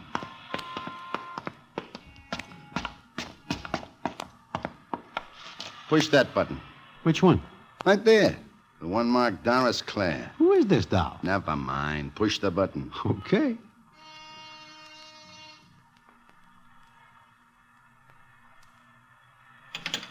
Come on. Look, Brain, why do you not tell me what this is all about? Don't be so nervous. Here we are. Where? You'll see. Why, Brain, I didn't expect you. Hiya, Doris. Can I come in? Why, of course. Please do. Hey, you really fixed up the place. Oh, Broadway, this is Doris. Doris, meet Broadway. How do you do? How are you? I want to look over the place. They sent you the furniture you wanted? Oh, yes, it came yesterday. Swell. How about the studio? That turn out okay? I'll show you. Look. Just the way you wanted it, eh? Oh, yes, every bit of it. It's so wonderful. I can paint all day. Come here, Broadway. Look at this. What is it? A painting, you dope. Doris does stuff like this. She's got talent. Oh? What do you mean, oh? Just plain oh. Mr. Ferranti says my brushwork's quite good. Of course, he's a very expensive teacher, and he charges twice as much to come here as he would if I went to a studio. He comes here. I set this place up for you, and you're working it. I knew you'd say that. Sure. You happy, huh? You know I am. But... Oh, what? Nothing. Oh, what's wrong? Nothing. But... Well, it's the money. Oh, that's not your worry. Just keep working, Doris, and let me drop in once in a while, huh? Of course. Anytime, Brain. I'll remember that. Please do. Okay. Come on, Broadway. We got to get going.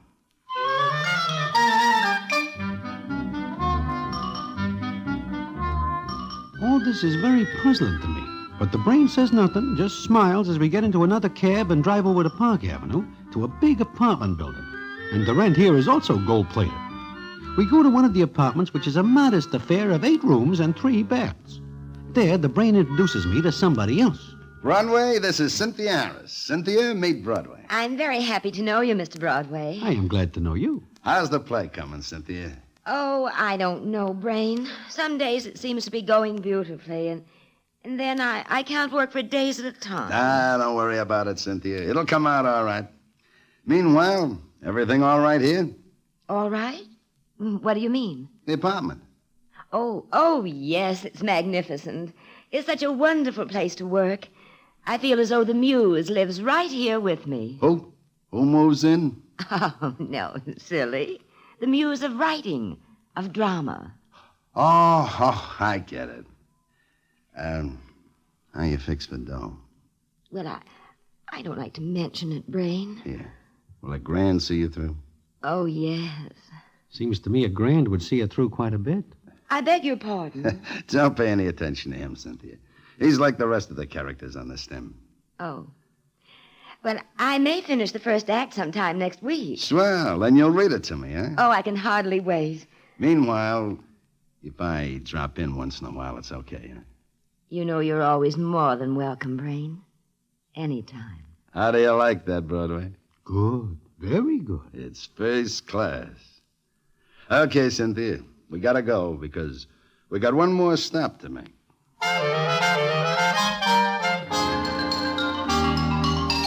So we make one more stop after we leave Cynthia's place. And it's the same story, only a different doll. This one is named Charlotte, and it seems she is studying dancing. Then the Brain and I go back to Mindy's. And it is there that he finally opens up. Well, what are you so quiet about, Broadway? Huh? Me? Well, just thinking. Yeah, I know. And I'll lay better than 6 to 5. I know what you're thinking. So, what am I thinking? I am a sucker, a 14-carat solid gold sucker. Well, that what's on your mind? It is none of my business. Go on, talk. You afraid of me? I have got nothing to be afraid of you for, Brain. That's right. So, go ahead and talk. I still think it is none of my business. Now, look. Sooner or later, some of the other citizens are going to find out what you did tonight. You think they won't talk? You think they won't give a long, loud laugh? Do you care? No. Now talk, Broadway. Okay, Brain, but you are not going to like it. And there are a lot of things I don't like. One more won't tear the skin off my back. I think you are a sucker. I told you that. But why am I? I know nothing about art, but if Miss Doris Clare is an artist, then I am a whole gallery full. But she likes it. She likes your dough. Be careful, Broadway. The only way I can be careful is to shut up. Mm-hmm. All right. What else? Well, the Cynthia doll is a phony. If she writes a play, then I am Shakespeare, about whom I know only the name. And Charlotte? The same. But, like I say, all this is none of my business. It is your dough, and if you wish to scatter it among those 3 dolls, that is your affair. It is my affair. Broadway, I know Doris Clare is not an artist. I know Cynthia Harris cannot write her own name. And Charlotte is also of the same style. Then why are you doing this? Where do you live, Broadway? What has that got to do with this? I'll tell you. You live in a hotel. You got yourself cooped up in one room. I like it. Okay, you like it. That's your affair. But maybe you once had a home, huh? Well, sure. I didn't. Never. I was put on a doorstep when I was a baby. I was raised in an orphan asylum. I got out of there and kicked around till I was old enough to catch on that the world was a big place with a lot of people. A lot of people that tried to ace, deuce, train me to death. I was double-crossed and put through the mill until I got sick of it. So I went out and I grabbed me a big handful of the world, see? No, I don't get what you are driving at.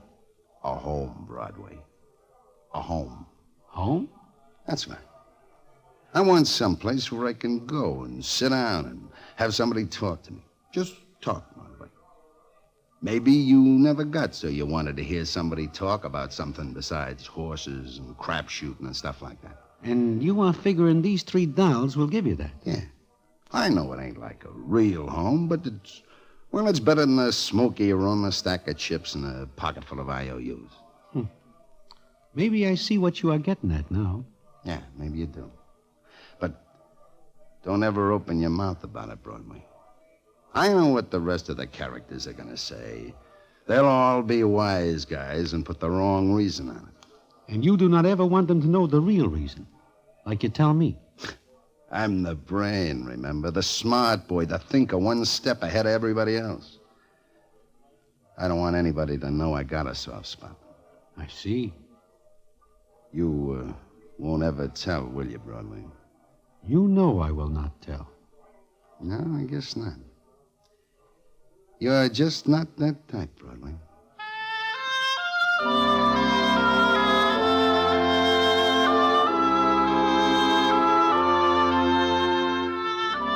So I keep my mouth closed. But it is not long before the other citizens along Broadway find out about the $3 in the brain. And he is right about what they say. They all give the wrong reason, and there is quite a bit of laughing. Then I do not see the brain for quite some time, and I wonder how he is getting along. I find out one night, and what happens I would not believe if I do not see it myself. And I will tell you about it in a minute.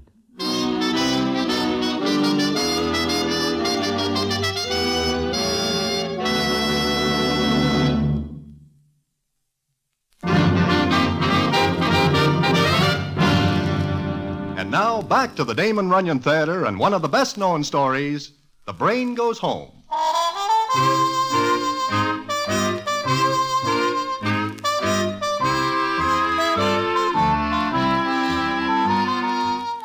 Well, it is one night, maybe about 11, that I am standing in front of Mindy's talking with Slugsy Sachs about this and that, when a taxicab pulls up and stops. I do not pay any attention to it until Slugsy says, Hey, Broadway, look. What is it, Slugsy? It is the brain in that cab. Huh? Yeah, it is. Hey, something is the matter. What? Look at him. He wants us to come over there. But there is something wrong. Come on. Brain, what happens? Get in the cab, Broadway. You too, Slugsy. Hey, Brain. Get in. You are hurt. Yeah. Knifed. Bad. Hey, we gotta get him to a hospital, Broadway. Yeah, I will tell the cabbie. No. No hospital. Who does this to you, Brain? You kidding. That's something I'll keep to myself till later. Then... Hey, Broadway. He is gonna die if we do not get him someplace. Brain, you hear me? Yeah. Where do you want to go? Home. Home? Sure, his hotel. No, home, I said. Broadway, you know. Take me. Which one, Brain? Which home? Doris Clare. And call my lawyer. And Doc Brennan. Better get going. Yeah. Sutton Place, cabby. Step on it. All right. Brain, how does this happen to you? I got careless. I walked out without my boys. Got knifed. Somebody didn't like to pay off a bet he lost him. Tell us who it is, Brain. We will tell your boys. No. I'll take care of this myself. How do you get in the cab? Wasn't this weak then.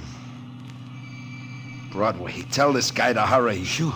Come on, cabby, open his hack up, will you? Okay, mister. Don't forget, my lawyer and Doc Brennan. I still say it ought to be a hospital. He does not want it that way, Slugsy. They ask questions. He does not want questions asked. But me and you, if we are picked up with him like this, we will have to answer questions. You wish to get out here, Slugsy? No, I guess not. Okay. We will take him to Sutton Place. Yeah, I never know he lives over there. It is one of his homes. And I hope we get there in time.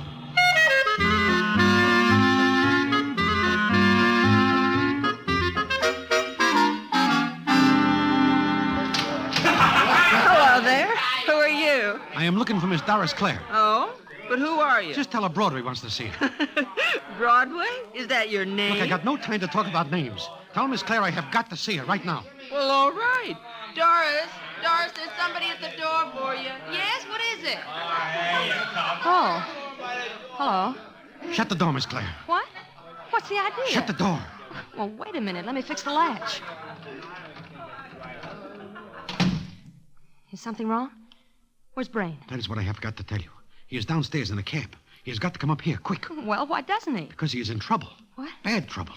He has got to have a place to rest. And a doctor. Trouble? He's hurt? Yeah. Somebody is very rough with the knife. Oh. But, look, you can't bring him up here. You can't. He is not able to go bouncing around in a hack all night. He has got to rest. Not here. Can't you see Well, I have friends here. You also got one downstairs. Take him to a hospital. That is the last place he wants to go. He has got to come in here. No, there are people here tonight. I can't afford to. Well, don't you see? If he's hurt the way you say I am bringing him up. If you do, I'll call the police. You will what? I can't help it. He simply can't come in here. Not tonight. I get it, doll. I get it. Okay. See you later.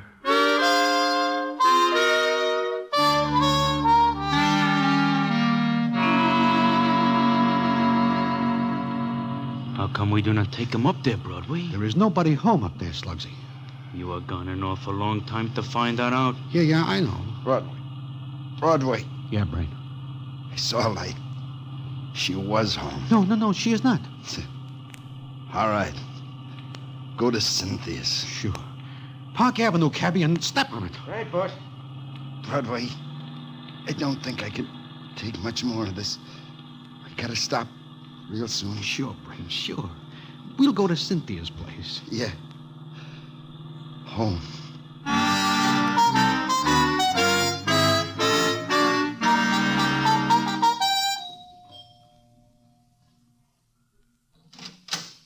Well, hello, Broadway. Oh. Anybody else here? No, but what's the matter? What happened? You better get out of the way. All right, Slugsy, help me. You're not bringing him in here. Why not? He's hurt. No, don't bring him in here. Get out of the way. Open that door. Look, he'll have to have a doctor. The doctor will ask questions. I can't afford the publicity. My play, it's being read. And who gives you the chance to write that play? I know he did, but you must understand. I can't afford to have it known that he... That you know him, You huh? do understand. Yeah. But all the same, open that door. Please, no. Slugsy, see if she's got a key. Sure. Okay, doll, do we get the key the easy way or... Leave her alone, Slugsy. Brain. But we think you passed out. I did. Brain, go to a hospital. I'll come to see you first thing in the morning. Thanks. Let's go, Broadway. No, look, Brain, 5 minutes more bouncing around in that hack and you will be putting your checks back in the rack. I said let's go. You know where. Okay. Come on, Slugsy.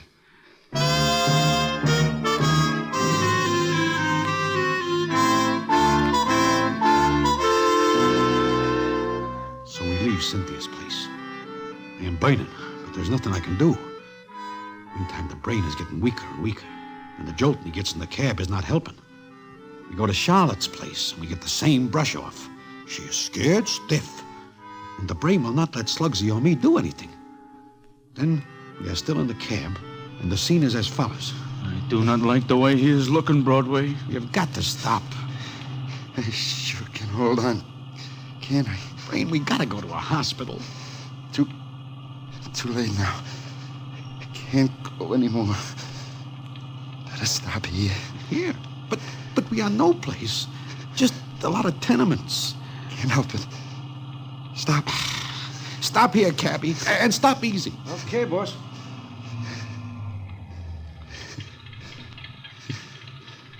Get me out of this. Pay the cabby. Here. Okay, easy, Slugsy. Yeah. Hold him while I pay the cabby. There ain't no place here he can stay. Stay there. Here you are, Bud. Keep the change. Oh, thanks, mister. What are we gonna do, Broadway? Brain, let us go to a hospital. Set me in the doorway there. Easy. Okay. Here now. Easy, Brain. Now, back you. Feels good to get out of that hack. Hey, look, a cop is liable to come along any second. You two. Beat it. Leave me. Nothing doing, Brain. Call my lawyer. Yeah, and Doc Brennan. Yeah.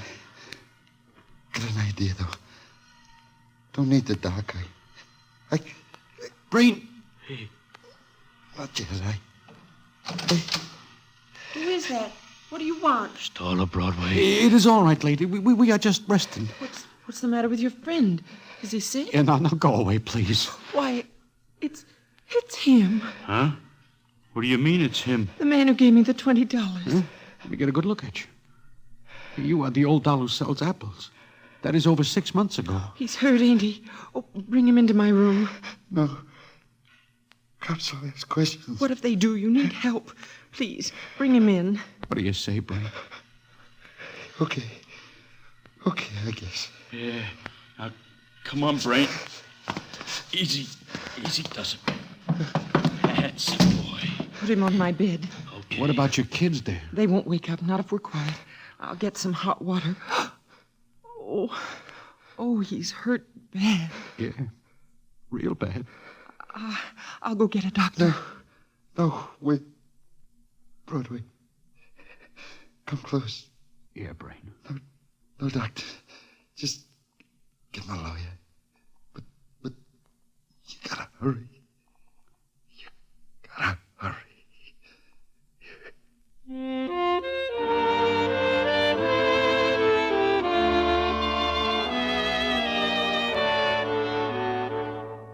So I get the Brain's lawyer. We also get a doctor. But it is too late. The doc is not able to help because the jolting around the Brain gets that night is too much. So the Brain is no more. And nobody weeps louder than Cynthia, Doris, and Charlotte. And everybody says how much they think of the Brain. I know better, but I keep my mouth closed like the Brain says. Then it is not until 2 weeks later that I get the payoff, which I will tell you about in a minute.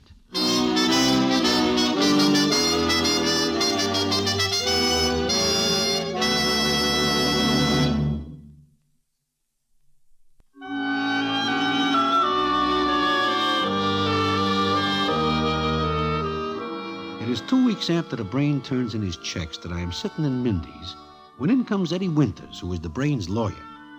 I see he's looking for somebody, so I wave to him, and he comes over and sits down. Just the guy I'm looking for, Broadway. You are looking for me? You and I have a little business. We have? You remember the night the Brain died? I remember it. I will never forget it. Well, I'm just checking on a couple of things. Like, for instance, what? How much do you know about the 3 dolls? Too much. But I do not talk. I figured you wouldn't. Well, just before the Brain died, he made a few quick changes. Changes in what? You see, I knew the setup with the 3 dolls. You know, he spent a fortune on them. He does? But I've got a copy of his will here. What does that have to do with me? The Brain leaves you $1,000. Oh, I see.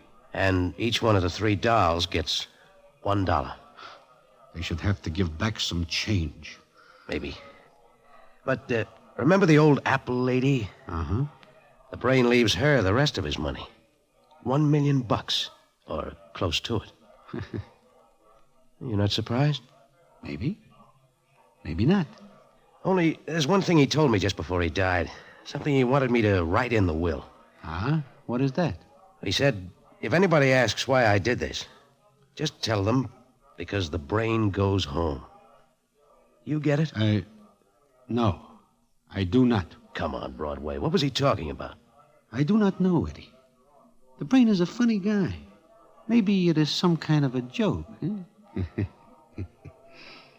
Well, so long, Eddie.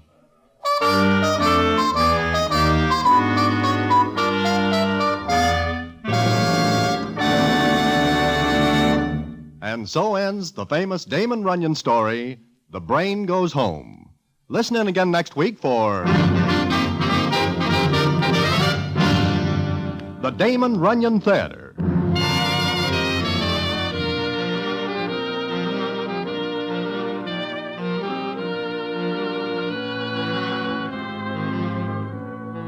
The Damon Runyon Theater with John Brown as Broadway is directed by Richard Sandville, and the story is adapted for radio by Russell Hughes. Vern Karstensen is in charge of production. This is a Mayfair production.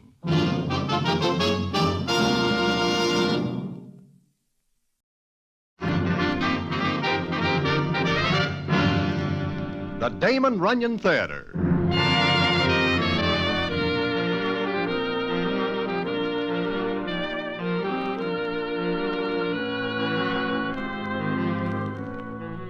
Once again, the Damon Runyon Theater brings you another story by the master storyteller, Damon Runyon.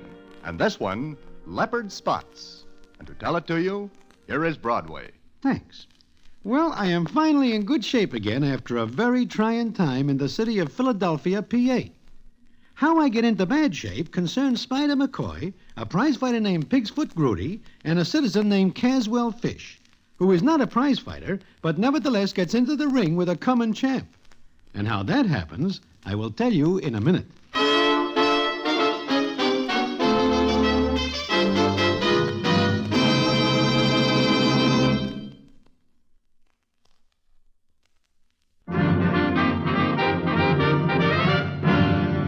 And now back to the Damon Runyon Theater and the famous story, Leopard Spots. Well,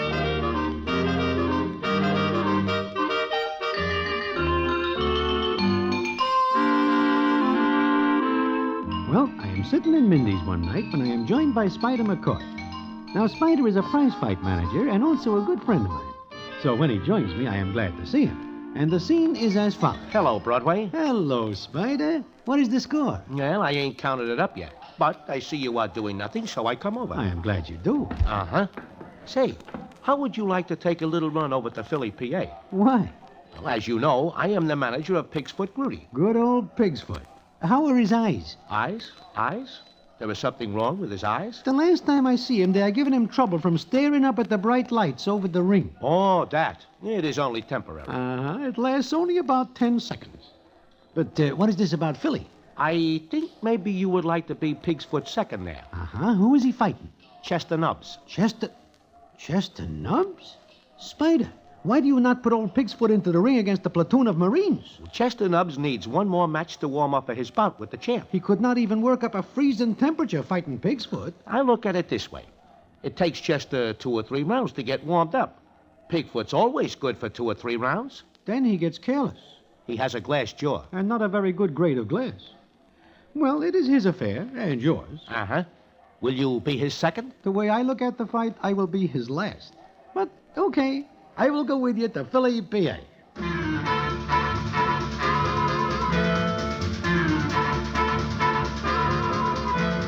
So, that is why I find myself in Philadelphia, PA, one night in May. Spider, Pigsfoot, and myself have a hotel room, and I am sitting there reading the evening paper. It is 2 days before the fight. Spider is out someplace, and Pigsfoot is just staring at the wall, which is his favorite occupation. Like I say, I am reading the paper, when all of a sudden I hear... Oh. Do you say something, Pigsfoot? You will have to speak plainer. Broadway, Pigsfoot, what is the matter? Oh, my stomach. It hurts awful. I think I am very sick. Oh, you better get over on the bed. Oh, come on. Oh, do not bend me, Broadway. Here, lay down. Well, Easy. Everything's all set. What is the matter? Spider, Pigsfoot is sick. Sick? That cannot be. He fights Chester Nubbs in 2 days. Pigsfoot, be a man. Get up. Speak to me. Oh. Maybe you better call a doctor. Doctor costs money. Look, Pigsfoot fights in 2 days. It is more than somewhat of a cinch that he will not be able to go into the ring against Chester Nubbs, bent over like a headwaiter with important customers. I guess you are right. All right. We will call a doctor. So we call a doctor, and it seems that Pigsfoot has something called an appendix, which is more than somewhat troublesome. Well, it is a few hours later, and Spider and me are sitting outside Pigsfoot's room at the hospital. Spider is saying... He has to get something wrong in his stomach. Why is it not in his head where there is nothing to get out of order? Spider, do not look now, but coming down the hall is Jack Keegan. Chester Nubbs' manager. Uh-huh. How will I explain this to him? I do not know. Maybe if you show him Pigsfoot's appendix. Well, Jack Keegan of all people. What's the idea of telling me on the phone that Pigsfoot's out of the running? That is true. Yeah? Spider, what are you gonna do? Jack, short of canceling the bout, I do not know. Listen, we ain't gonna cancel this bout. Get a substitute. What? Where will I get one? That's your problem, chum, but get one. And see that he's no better or no worse than Pigsfoot. I'm taking no chances on my boy getting rough just before he meets the champ. This is a warm-up bout, just training. Yeah, I see. And another thing. All this has Chester upset. Huh? How? I spent 2 years building him up. And I've spent 2 years trying to convince him there's nothing wrong with him. What are you talking about, Jack? I'll tell you. Chester is what is called a hypochondriac. I think he is a heavyweight. Oh, you dope. That means that he thinks he's got everything wrong with him. If he sees a picture of a handkerchief, he catches a cold. Oh, and you are afraid this will give him an appendix. This morning it did, until I reminded him that his was taken out 3 years ago. Now, you gotta get a substitute and fast. What if I cannot? You will. Or I'll see to it that you don't book a fight for the rest of your life. Yeah, okay, Jack.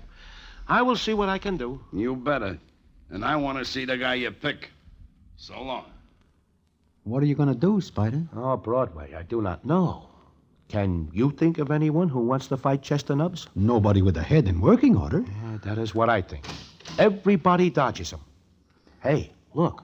There is Pigsfoot Nurse coming out of his room. I got to ask her if maybe Pigsfoot can make the grade by day after tomorrow. Oh, Miss Nurse. Yes, were you calling me? Yeah, how is he? How is old Pigsfoot?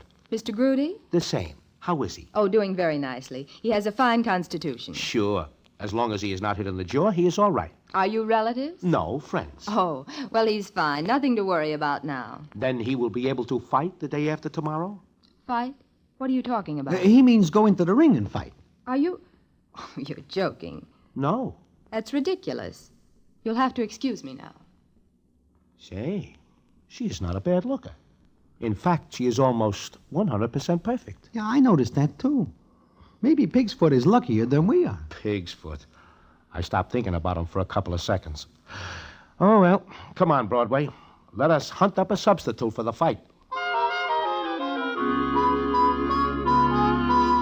We leave the hospital, and Spider is feeling pretty bad. We are walking down the street when suddenly Spider stops and says... Broadway, look. Where? Leaning against the lamppost, up ahead. So? I see a citizen of these parts. What about it? Look at the size of him. What do you think he weighs? Oh, roughly 200. Now, listen. Let's go up and talk to him. What about? About fighting. You are crazy. He is a stranger. So much the better. I will have an advantage over him. Come on. How do you do, young man? Huh? Oh, hello. Can you direct me to Oliver Street? Oh, I'm sorry, but I'm a stranger in Philadelphia. Oh, so? I take it you are from someplace else. Bellburg, Pennsylvania. Bellburg? Oh, sure. Nice city. Nice city. Oh, it's not a city, just a village, but I like it. Yeah, certainly. How does it happen you are standing here just doing nothing? I'm waiting for my fiancée. She's a nurse in the hospital. Well, this is a coincidence for sure. I, too, have a friend in the hospital. Do you work here in Philadelphia? Oh, no. I came here to visit Babs, my girl. She'll be off in an hour. Then you have an hour to kill. Well, yes. Why? My name is McCoy, Spider McCoy. Well, I'm pleased to meet you. My name's Caswell. Mr. Caswell, I'm glad to meet you. Oh, that's my first name. My last name is Fish. Indeed. That is a coincidence also. My mother's cousin's name is Hattie. Oh, this is my friend Broadway. Broadway, meet Mr. Caswell Fish. How are you, Mr. Fish? Fine. You are on a vacation, Mr. Fish? Well, sort of. I came to tell Babs that just as soon as I've got $200, I'll buy a half interest in a lunch wagon back home, and then we can be married. Uh-huh. Then I take it you do not have the 200 fish, dollars? Why are you asking all these questions? Look, there is a coffee shop across the street. Why do we not repair to it and talk? What about? About $200? Maybe even $250? What are you up to, Mr. McCoy? My ear's in trouble. But you can help me, and I will be able to help you realize your dream of having half a lunch wagon. Let us go.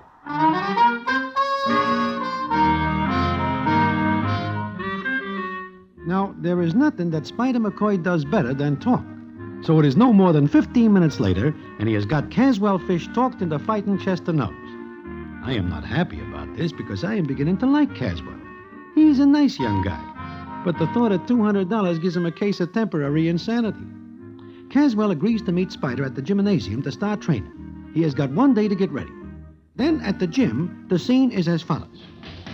Well, Broadway, I feel much, much better. Look, Spider, what about this Caswell? He knows nothing about fighting.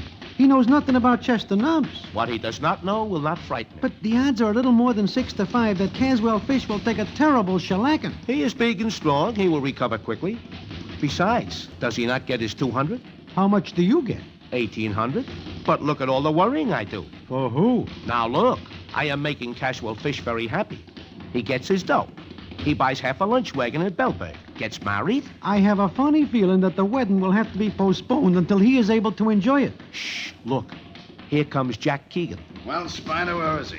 Who? Didn't you call me and say you'd found a boy? Oh, sure. The Leopard Kid. The who? The Leopard Kid. He is called that because of the animal in him. Never heard of him. Between you and me, neither does anyone else. What? Look, Jack, you know the fans will pay to see Chester fight, even if he goes into the ring against his own grandmother. What difference does it make who the Leopard Kid is? Spider, so help me. If you're pulling a fast one, I'll kill you. I didn't bring my boy up from ham and egg prelims to see him get shelled by a lucky palooka. Jack, this can never happen. It better not. Now, another thing. Chester goes to see Pigsfoot at the hospital. He sees Pigsfoot's nurse there, and he falls in love with her. What is the matter with that? Just he has stopped training to be at Pigsfoot's bedside because Babs is there. Oh. I am now going to drag him away from Babs Kugel. I'll come back later and see your boy. Spider, what if this Caswell Fish does get lucky? Not a chance. Watch it. Here he comes. Well, Miss McCoy, it's all set. I called my girl and told her I took a job upstate and won't be back for a week. You see, that way she won't know I'm going to fight. I don't think she'd like it. Sure. Now, we better get to work. Sure. Gee, $200 just for fighting. You ever fight before, Caswell? No, I don't like to. You do not like to.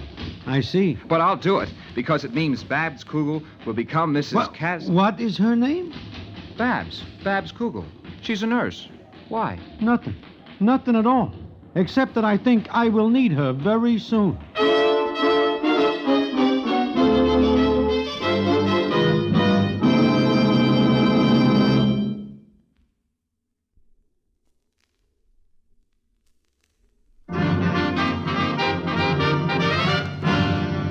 And now back to the Damon Runyon Theater and the famous story, Leopard Spots.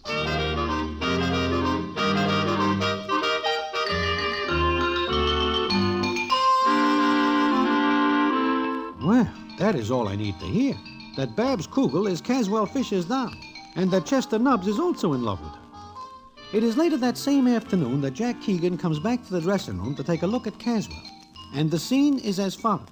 So this is the Leopard Kid, eh, Spider? Sure. What do you think of him, Jack? He don't look like a fighter.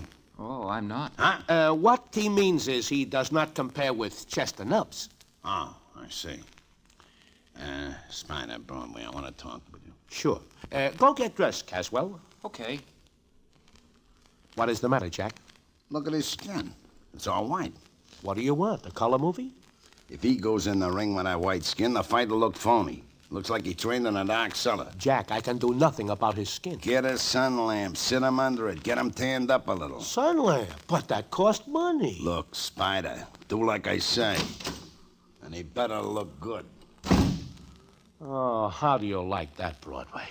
Now I got to make this guy look like a lifeguard. He is awful white. But I will not buy a sun lamp. Look. At what? Iodine. What about it? There is lots of it here. And it is a brown color. I can give him a fine tan with it. You are figuring on painting him with iodine? It is cheaper that way. Come on.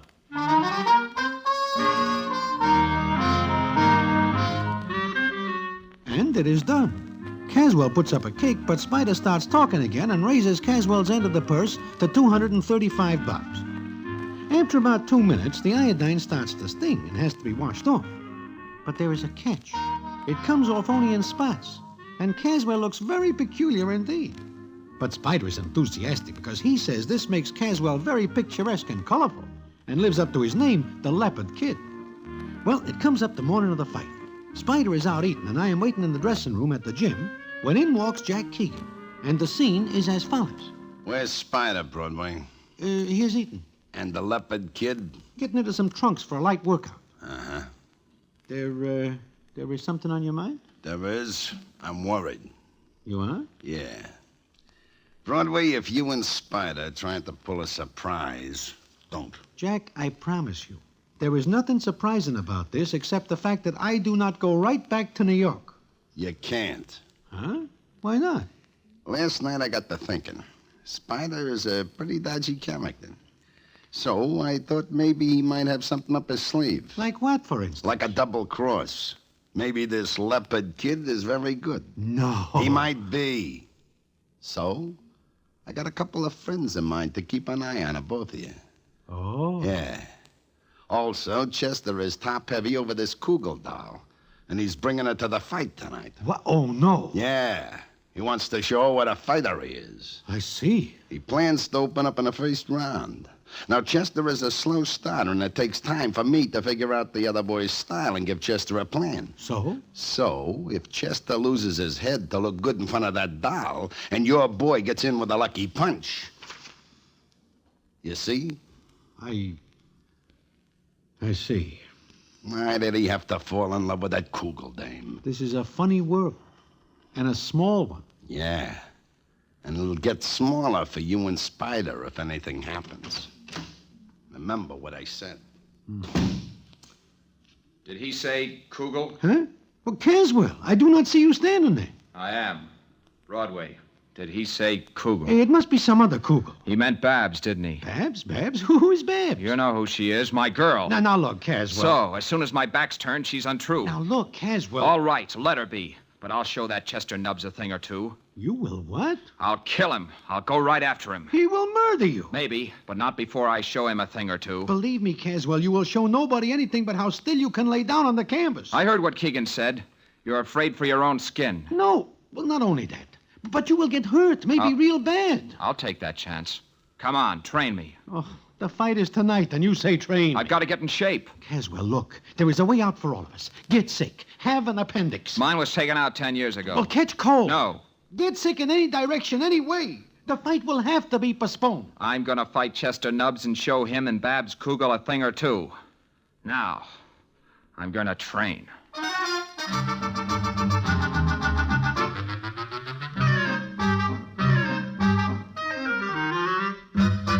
There is nothing to it, but he trains. He has got about 10 hours before he gets into the ring with a guy whose left hook is dynamite and whose right cross is always rockabye. I feel sorry for Caswell, so I leave the gym and go to the hospital to see Miss Kugel, figuring maybe she is able to do something. What goes on is this. Just a minute. Are you trying to tell me that this Leopard kid is Caswell? For the last 10 minutes, I am making noises like that, yes. That's utterly ridiculous. It is, but it is also true. You're telling the truth? I am telling the truth. Well, he lied to me. He said he took a job upstate. But he only does this so he can get the money to marry you, Miss Kugel. Well, he could have come to me and told me. I do not think you have much room for criticism, Miss Kugel. Do you not run around with Chester Nubbs when you think Caswell is away? Does Caswell think I'm in love with Chester Nubbs? He leans in that direction, yes. What is funny? Oh, nothing. Nothing at all. Look, you have got to stay away from that fight tonight.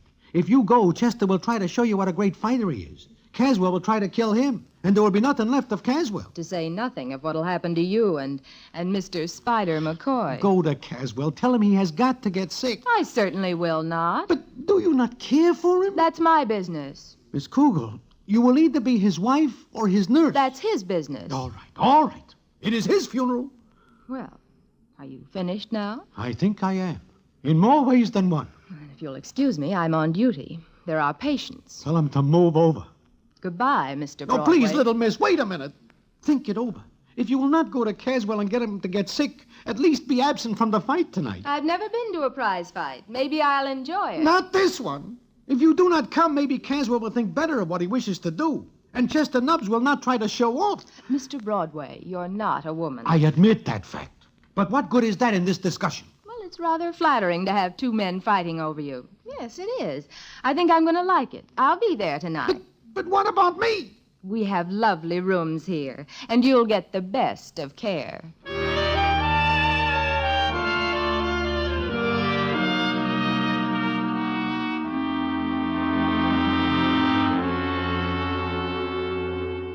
I do not like the way she says that, or the thought behind it. Well, the night comes on very fast. In fact, it is the shortest day I ever spent. There is nothing to do but go through with a fight. And I find myself in Caswell's corner at ringside. The place is packed with fans who are here to see Chester Nubbs do away with another opponent. Spider is very nervous, and so am I, because right back of us are two citizens who are not here for the fight. They watch us. Then the scene is as follows. Ladies and gentlemen, this is the main event of the evening. Broadway, do you see Miss Kugel? Yeah, I see her.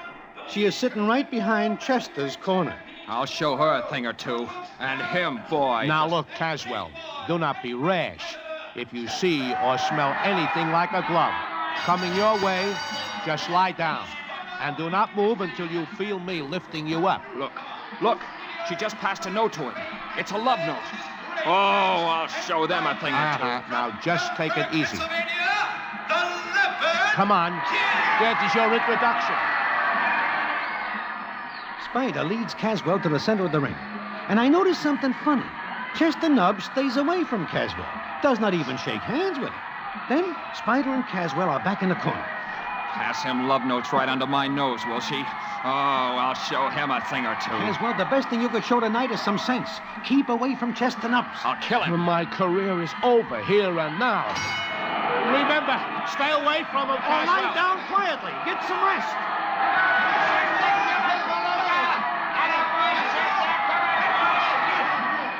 Broadway, do you see what I see? It looks to me like Chester is staying away from Caswell. I do not understand. He says he will kill him. Spider, look at Jack Keegan. Yeah, I see him. He is trying to show me a large pocket knife. I wonder why. I do not think he is trying to show it to you. Broadway, look at Chester. He looks like he's scared stiff. I see. But I wonder why.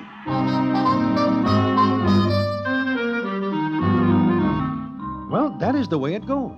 Chester Nubbs keeps away from Caswell, and Caswell chases him around the ring. The crowd applauds at first because they think Chester is showing how good he is. Then they realize that Caswell is chasing Chester. This goes on round after round, and it comes up the last round, and nobody hits anybody else. But the crowd is cheering Caswell for going after Chester. Then the fight is over, and we are in the corner. Why didn't you head him off when he came around this way? I want to kill him. Be quiet. They are going to announce the result. Ladies and gentlemen, the winner, the Leopard King! We win! We win!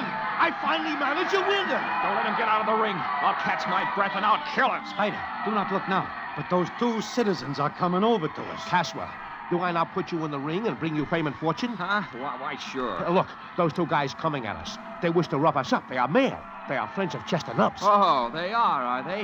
Well, I'll teach them a thing or two. Caswell! Caswell! Friends of his, huh?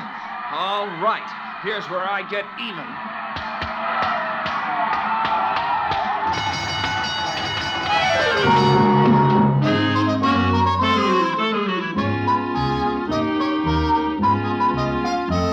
It is all over in a little while. Caswell cools off Keegan's boys, and the gendarmes get us to the dressing room. Now, that is not the end of the story. The payoff comes a little later, and I will tell you about it in a minute.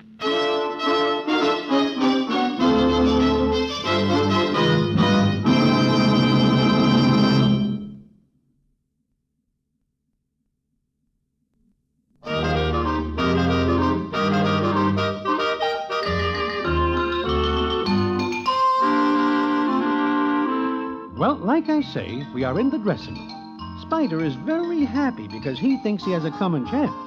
Although I know something is more than somewhat wrong. Then the door opens, and the scene is as follows. Caswell.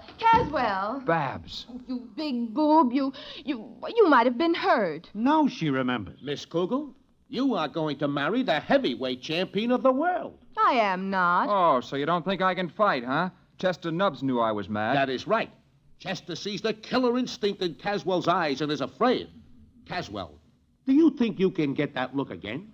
All I have to do is to think of Babs and that Nubbs. Oh, what's so funny?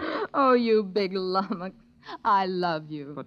But Chester Nubbs. Why, Chester Nubbs was only an interesting case, a hypochondriac, one of the finest cases I've ever seen. Miss Kugel, please leave.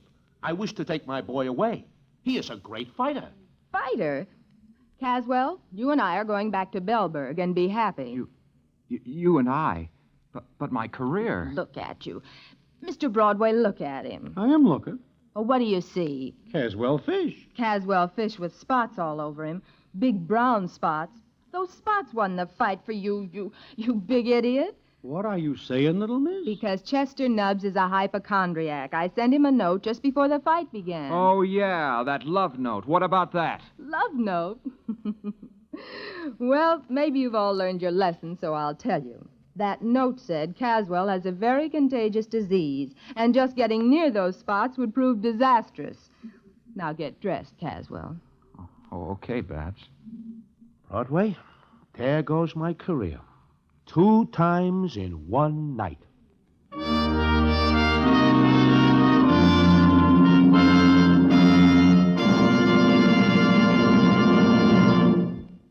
And so ends the famous Damon Runyon story, Leopard Spots. Listen in again next week for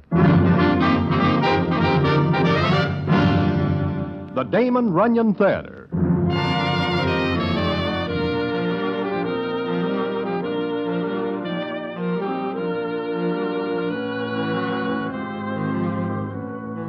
The Damon Runyon Theater, with John Brown as Broadway, is directed by Richard Sandville, and the story is adapted for radio by Russell Hughes. Vern Karstensen is in charge of production. This is a Mayfair production.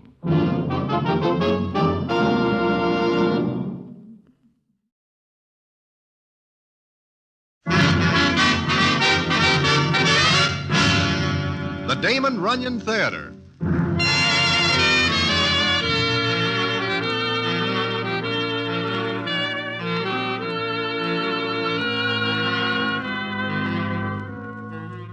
Once again, the Damon Runyon Theater brings you another story by the master storyteller, Damon Runyon. And this one, The Lily of St. Pierre. And to tell it to you, here is Broadway. Thanks. Well, there are 4 of us, including Louis the Lug, sitting in Good Time Charlie's little joint one Tuesday morning about 4 o'clock, doing a bit of quartet singing, very low, so as not to disturb McNulty, the cop on the beat outside. We are about halfway through a song when this happened.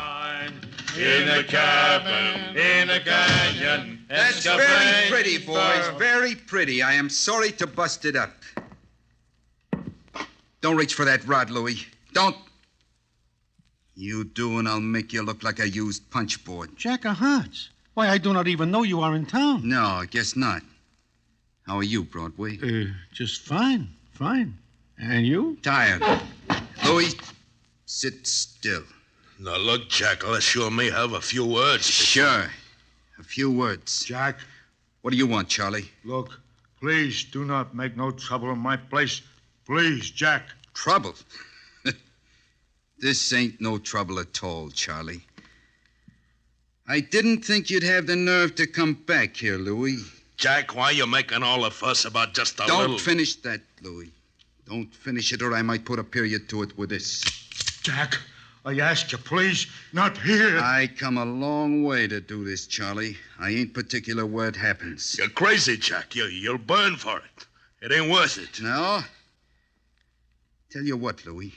We'll all sit here and I'll tell a story. And we'll let the rest of the boys decide whether it's worth it or not. Kind of like a jury. What do you say? You mean you will listen to us? Yeah. You promise this? I promise. Well, Jack of Hearts, I know you are a guy who never goes back on a promise. You have got that reputation. Okay, we will make the deal. Fair enough. You guys are all nuts. There is a copper outside. He will hear the shots and you will all be part of the deal. You seem pretty sure what our answer is going to be, Louis. Even before we hear Jack's story. Yeah, he is afraid, Broadway. But I am not. Okay. You all settle back and I will spill the piece.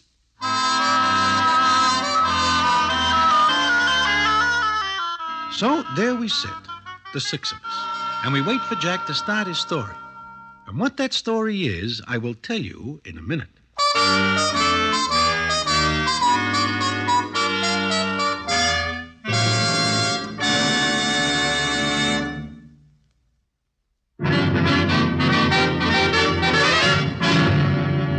And now back to the Damon Runyon Theater and the famous story, The Lily of St. Pierre.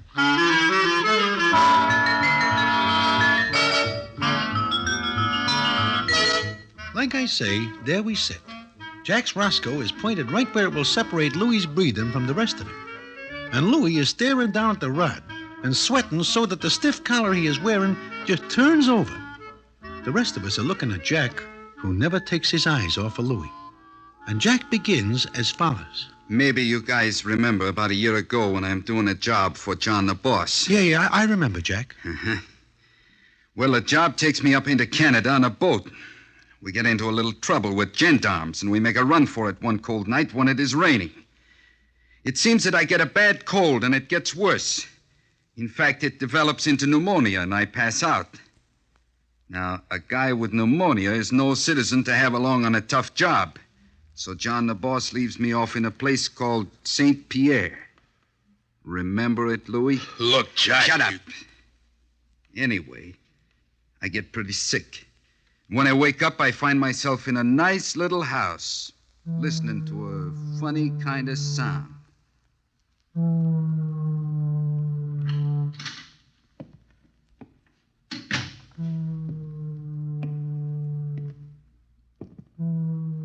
Don't come no closer. Ah, you are awake at last. Good. Oh. What happens to me? You are very weak. You were very ill, monsieur. Hey, who are you? I am Dr. Armand Dorval. Your friends leave you here. Oh. What's that noise? Noise? Oh, the fog warning. It is out in the harbor. Harbor? Where am I? The village of St. Pierre, Newfoundland. How long have I been here? 3 days now. But it is better if you rest, not talk. Are you hungry? Yeah. Hey, I am. Good. But only broth at first, then more solid food later. Wait a minute, you. Oui, monsieur? Where you going? To get you some broth. Uh-huh. Look, any coppers around? Coppers, monsieur? Gendarmes. Ah, you speak French. You kidding? Just answer my question. Any coppers? But no, monsieur. Okay. But be careful. But yes, monsieur.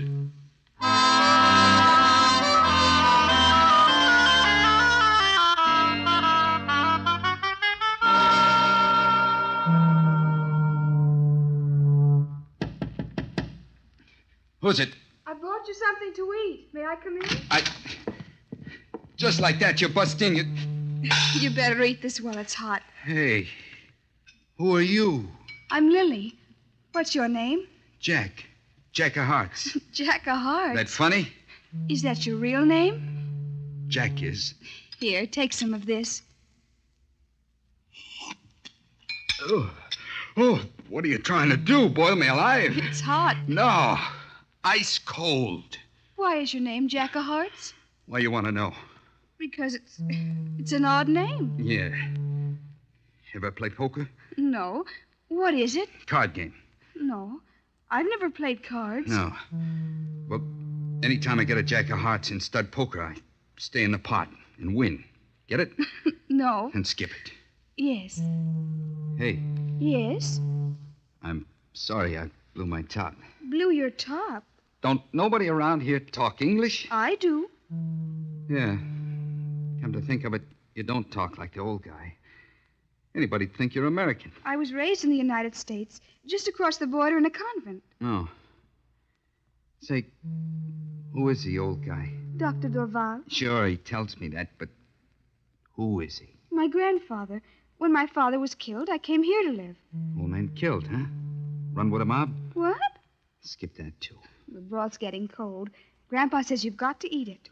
Where's he now? Downstairs. Why? Just wanted to know.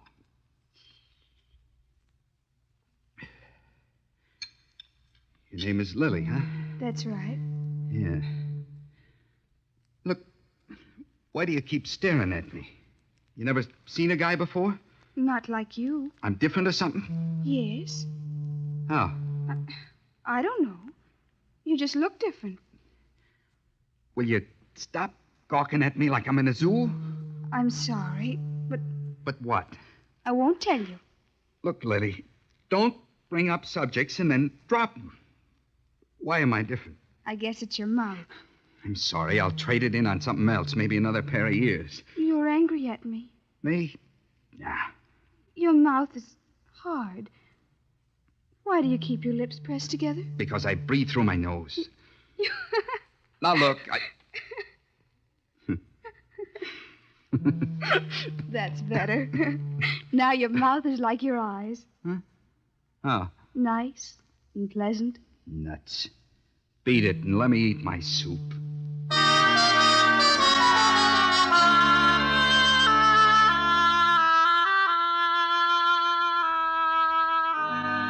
So that's how I meet Lily and her grandfather. You remember Lily, Louis. Jack, let's go someplace. Louis. The boys here got to hear the rest. Then they got to be a jury. We are listening, Jack. Sure. But like I say, I meet Dr. Val and Lily. She's only 16. Pretty. With eyes that look like they're looking at the whole world at once. Well, a few days go by with Lily taking care of me, then I get so I can use my pins without wobbling around. The fog warning stops blowing, and it's pretty there. So one day I go downstairs, and outside for the first time, Lily's in the garden and sees me. Jack, glad to see you. Hiya, Lily. Oh, you're up. Yeah. I feel like somebody goes over me with some rubber hose. Knocked out. A few days of this air, and you'll be all better. Sure I will. That the village over there? Yes, that's Saint Pierre. Yeah, it is pretty, ain't it? Would you like to go over in the boat when you feel well enough? No, I'll stay here. Why don't you want to go? I'll stay here, I said. Oh, I've never been anyplace else but the convent and here. Sometimes I think I'd like to go someplace. Yeah? Lily, What, Jack? don't. Don't what? Don't get that kind of idea in your head. You belong here. Like, Like what? how do I know? I ain't Shakespeare. I'm going inside now.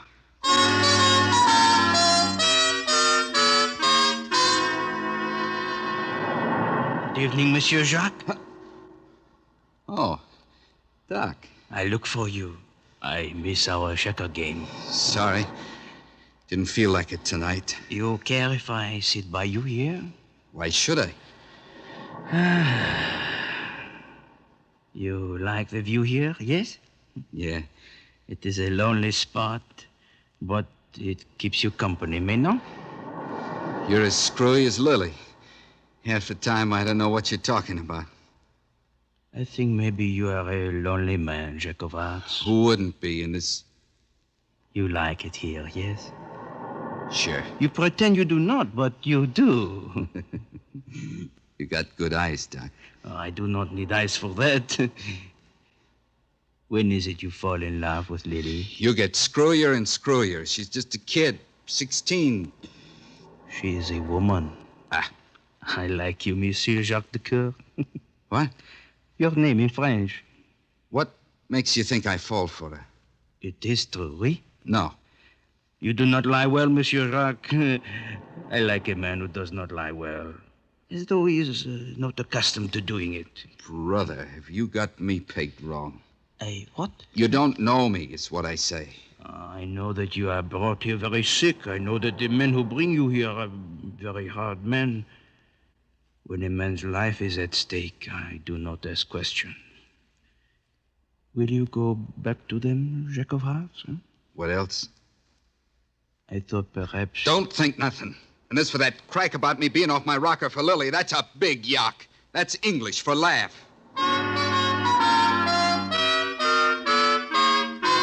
Well, that is the story Jack of Hearts tells us so far. But there is more. Lots more. And what happens, I will tell you in a minute.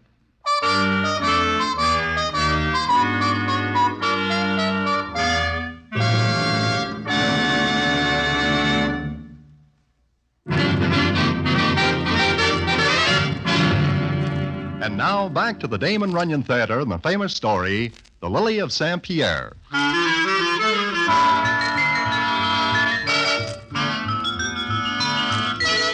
Well, we still sit there looking at Jack of Hearts, who never takes his eyes off of Louis the Lug. By this time, Louis's collar is nothing like a collar, and his eyes are looking so hard at the rod pointing at him that they look like glass marbles. And Jack says as follows. So I leave St. Pierre that night. Sure, the old man pegs me. I fall for Lily. A wrong guy and a right doll. Then sometime later, who is it runs into me in Chicago but this... Jack, please. Not yet, Louis. But you are hot at that time. You need a place to hide out. Where do I take you? Tell him, Louis. Where do I take you? St. Pierre. What? Jack, you mean you take him there? But why? I tell myself it is to do him a favor until the heat is off him, but it is because I want to see Lily again and the old man. So we get to St. Pierre, and old Doc Dorval acts like I am his son. He is that glad to see me. Jacques, Jacques, it is wonderful to see you again. We miss you when you are gone, and you leave without a word. Why? We'll talk about that later. Right now, is it okay I bring a friend with me? Oh, but yes, certainement, oui. Well, don't get too happy, Doc. You ain't seen him. Oh, if he is your friend, he is mine. Jack. Oh, Jack, it's so wonderful to see you again. Nice to see you, too, Lily. How have you been? Why didn't you say goodbye? I don't like to. Yes? You're different. A bit older, Jacques. Yeah. A bit older. Hey, what's going on? I'm sitting out there in the car like a pigeon. Take it easy, Louis. This is Doc Dorval. Doc, this is my friend. I am pleased and honored, monsieur. Yeah. So it's a joint, huh, Jack? Brother, this ain't a hideout, it's a tomb. Shut up. Huh? Oh, sure. Hiya, babe. Her name's Lily. Get it straight the first time. Okay, so I'll call her Lily. I'm gonna give the place a case. Don't pay no attention, Doc. He shoots off his mouth all the time. I understand, Jacques. Yeah, I knew you would. You know, it's just like being back home again.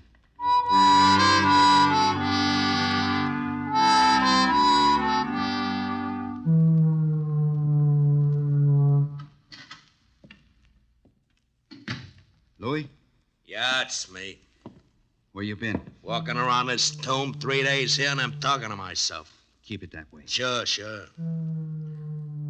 How long's that racket keep up? Till the fog's gone. How do you get any sleep? Tell you what. You don't like it here, why not hop back to the States? You'll run into lots of company. There are plenty of people to talk to, including the DA, maybe. Okay, no offense. I'm just going sternary in this burg. Maybe you'll get to like it. Huh.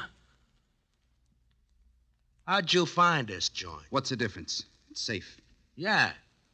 Only I'm thinking it's funny. You taught me up here, you know, a million other places. This is safer. Maybe prettier, too, huh? Meaning? The doll. What's her name, Lily? You hear me? I hear you. Mind if I turn on the light in here? Leave it off. Okay. Think of a joke? Yeah. Real funny one. Like what? You ain't kidding me, Jack. Kidding? What am I kidding about? The doll. Anytime a cookie like you holds up my joint like this, there's gotta be a good reason, okay? She's a good reason. Plenty good. I don't blame you. Why, you... I'll cook you. You slug me. You want to start cooking, Louis? I get it. And keep it. Sure. So you fall for it, huh? Do you tell her? No. Okay.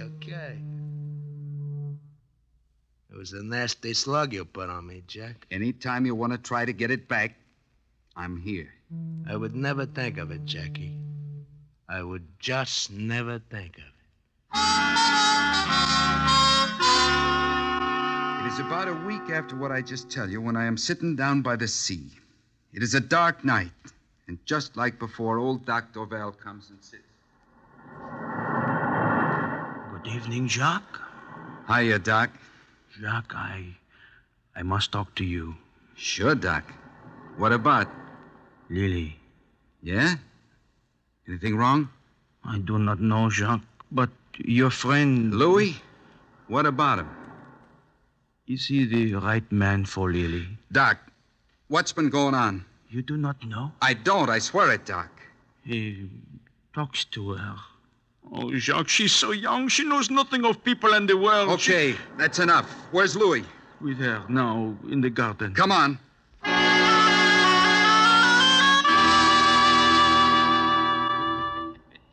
Yeah, that's right, baby. Now, there ain't no place in the world like New York. Yeah, there ain't. That's why you're going back, Louis. Jack. What are you, a gumshoe? Get out of here, Lily. No, Jack. We were just talking. I know. Get out. Doc. What, Jacques? Take her back to the house. Oui? Lily, please. All right. Okay. Now. What's eating you, Jack? So I'm giving a kid a line that don't mean nothing at all, just passing the time. Yeah. Guy can go nuts here if he don't find anything for laughs. We're leaving tonight. You're kidding. The heat's still on me. I'll buy you a fan. We're leaving tonight. Can't get to first base with her yourself, huh? That it? That's the second time you do that, Jack. Want to feel a third? Okay, forget it. Only let's get out of this, boy.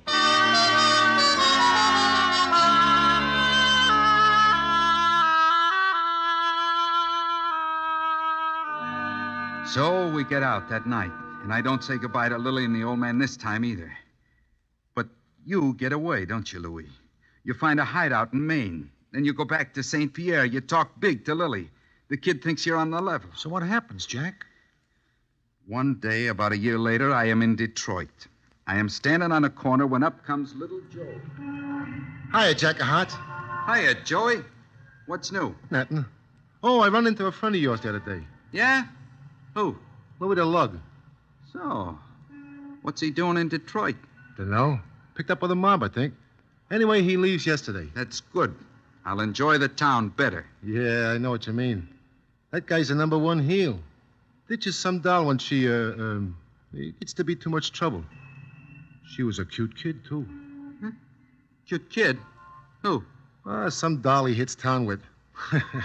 And him with a wife and 2 kids in St. Louis. Joey, what doll? What did she look like? Hey, let go of my coat. What's ID? You want the suit? I'll give it to you. What doll? What's her name? What's burning you? Give me the name, the doll. I don't know. Louise, Lillian. Lily? Yeah, Lily, that's it. Cute little trick. Black hair, eyes big like manhole covers. Where's she now? For the love of Mike, let go of my coat. Where is she? Well, from what I hear, the General Hospital, Hey, where you going? Oh, there's a guy really off the beat.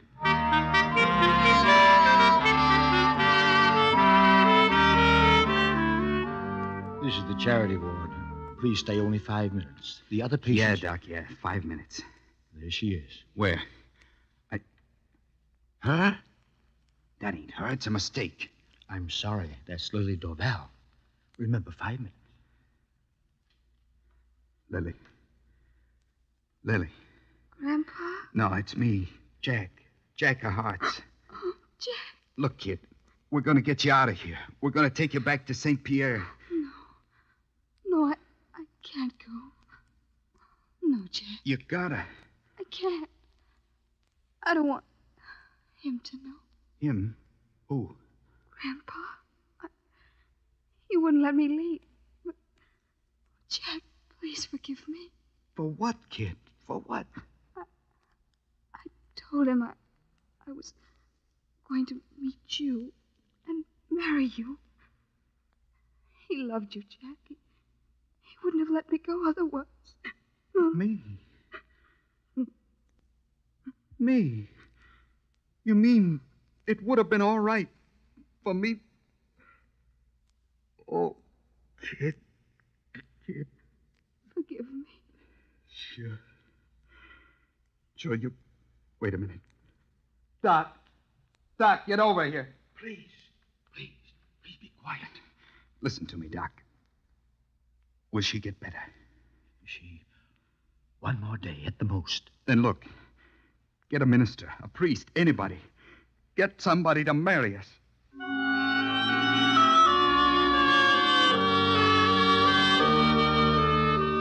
And that is the story Jack O'Harts tells.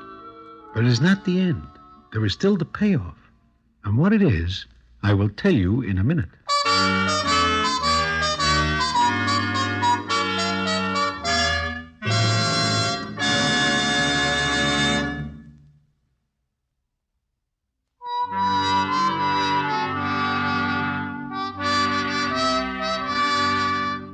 Like I say, Jack tells us the story. And when he is finished, we sit and look at him. And he says, Yeah, I marry Lily. I take the license back to old man Dorval in case he asks. And I find she writes to him every week about how happy she is with me. Yeah, she is happy now. So is the old man. Because Lily is back in St. Pierre. Dead.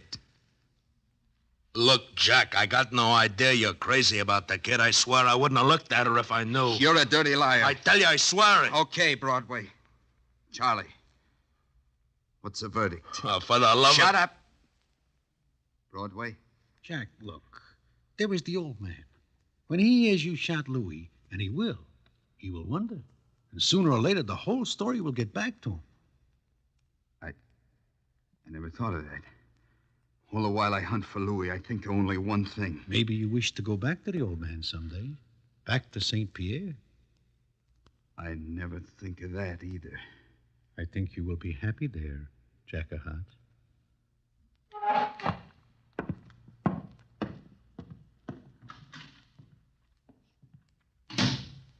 Hey,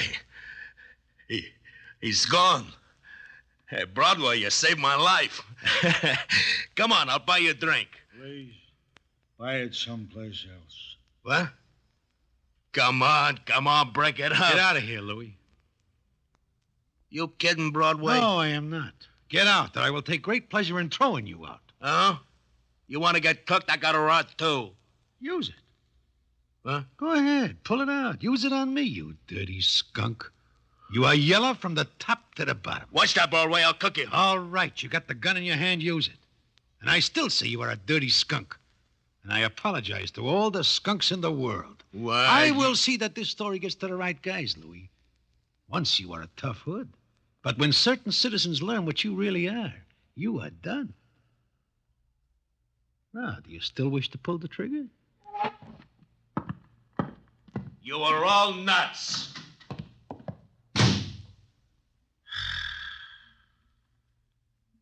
Broadway, Yeah, Charlie? you get him plenty mad. A guy like him don't think of a copper outside. He could have plugged you and run out the back. I know he will not shoot me, even if he thinks of the copper, because he is yellow. Besides, it is almost 5 o'clock. So? So? McNulty, who is the cop outside, goes off duty at 4:30. However, I will take a cup of coffee. Black.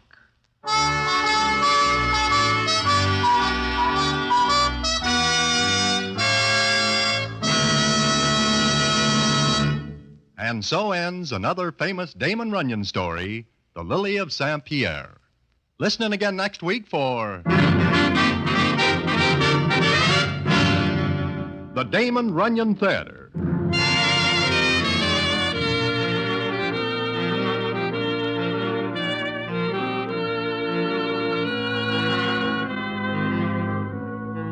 The Damon Runyon Theater, with John Brown as Broadway, is directed by Richard Sandville, and the stories adapted for radio by Russell Hughes. Vern Karstensen is in charge of production. This is a Mayfair production.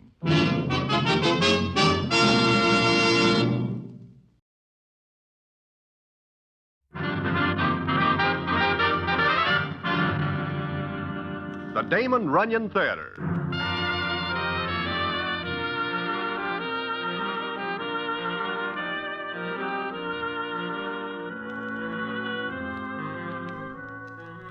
Once again, the Damon Runyon Theater brings you another story by the master storyteller, Damon Runyon.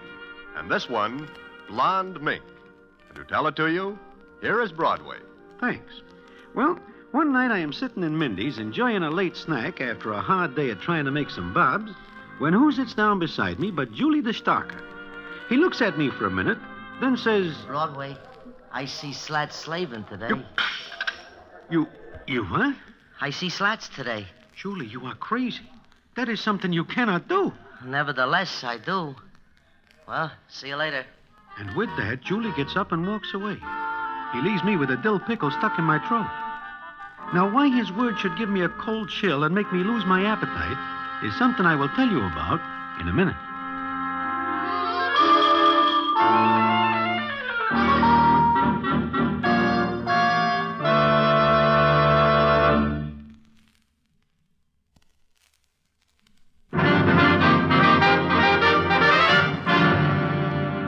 And now back to the Damon Runyon Theater and the famous story, Blonde Mink.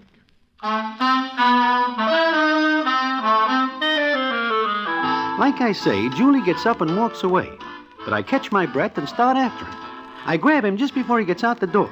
And the scene is as follows. There is something wrong, Broadway? I do not know yet. But, Julie, you are kidding me, huh? No. I tell you, I see Slats today. Julie, Slats is dead. I know because I go to his funeral a week ago. Oh, sure. I know he is dead. But you see him today.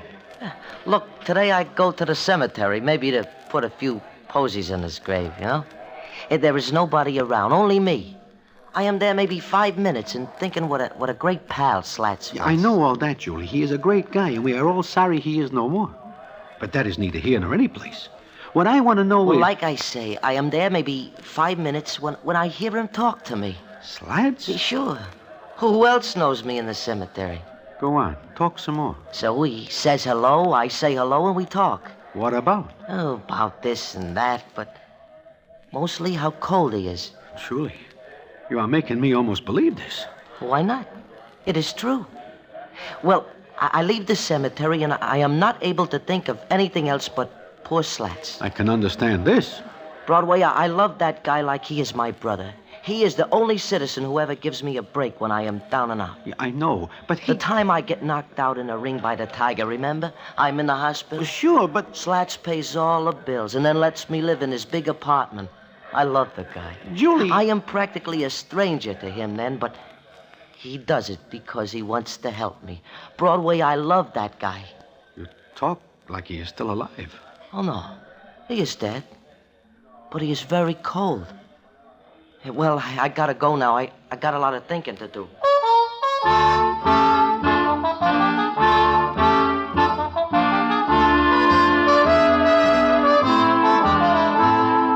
With that, Julie leaves me again. And this time I stay put, because it being night and more than somewhat dark, I have no wish to listen to more of that talk. Naturally, I figured that Julie has some loose boards, and I feel sorry for him. Well, I do not see him for about a week. Then one night I am getting ready to leave my hotel room when I hear... Come in? Hello, Broadway. Oh, Julie, come on in. If you are going out, I will not bother you. Sit down. I wonder what becomes of you after that talk we have in Mindy's. Oh, I am hearing about. Mostly at the cemetery. Julie, look, you should not spend so much time there. It is coming on winter. Yeah, coming on winter. He's cold, Broadway, awful cold. He tells me that all the time. I gotta do something for poor Slats. I just gotta. Julie, does anybody else see Slats? Oh, no, I go there alone. I see. Broadway, I gotta get some advice on what to do. About Slats? Yeah, and Beatrice. Beatrice? Oh, his girlfriend. Yeah, only she ain't a friend, Broadway. She ain't a friend. Maybe you better sit down and start talking. Yeah, I will. Now, go ahead. If it'll make you feel better, I will listen to you. Thanks. Slats will appreciate it, too. I would just as soon he thanks me through you. I will tell him. Thanks. Well, it is hard to know where to start, but I think I will go back to the day that he first introduces me to Beatrice. I'm not in the apartment when he brings her there, but I get there a very short while after they do, and I'm about to open the door when I hear a doll laugh. Go on, laugh some more, B. I like to hear it. Why? I don't know, maybe because I... Hiya, Slats. Didn't know you got company. Come on in, Julie, come on. I ain't gonna stay only a minute. I was waiting for you. Julie, meet B. B, this is Julie. I told you about him. Oh, yeah. The ex-prize fighter. Hiya. Fine, and you? Oh, making out. Just making out. Slats, I gotta go now. I got a rehearsal in an hour. Oh, sure. What about after the show tonight? What about it? Supper, dancing. All right. The two of us. Huh? Sure. The two of us. Good. I'll get a cab for you. No, I can do it. See you after the show. Nice to meet you, Julie. Yeah. You're here, too. Be back in a second, Julie.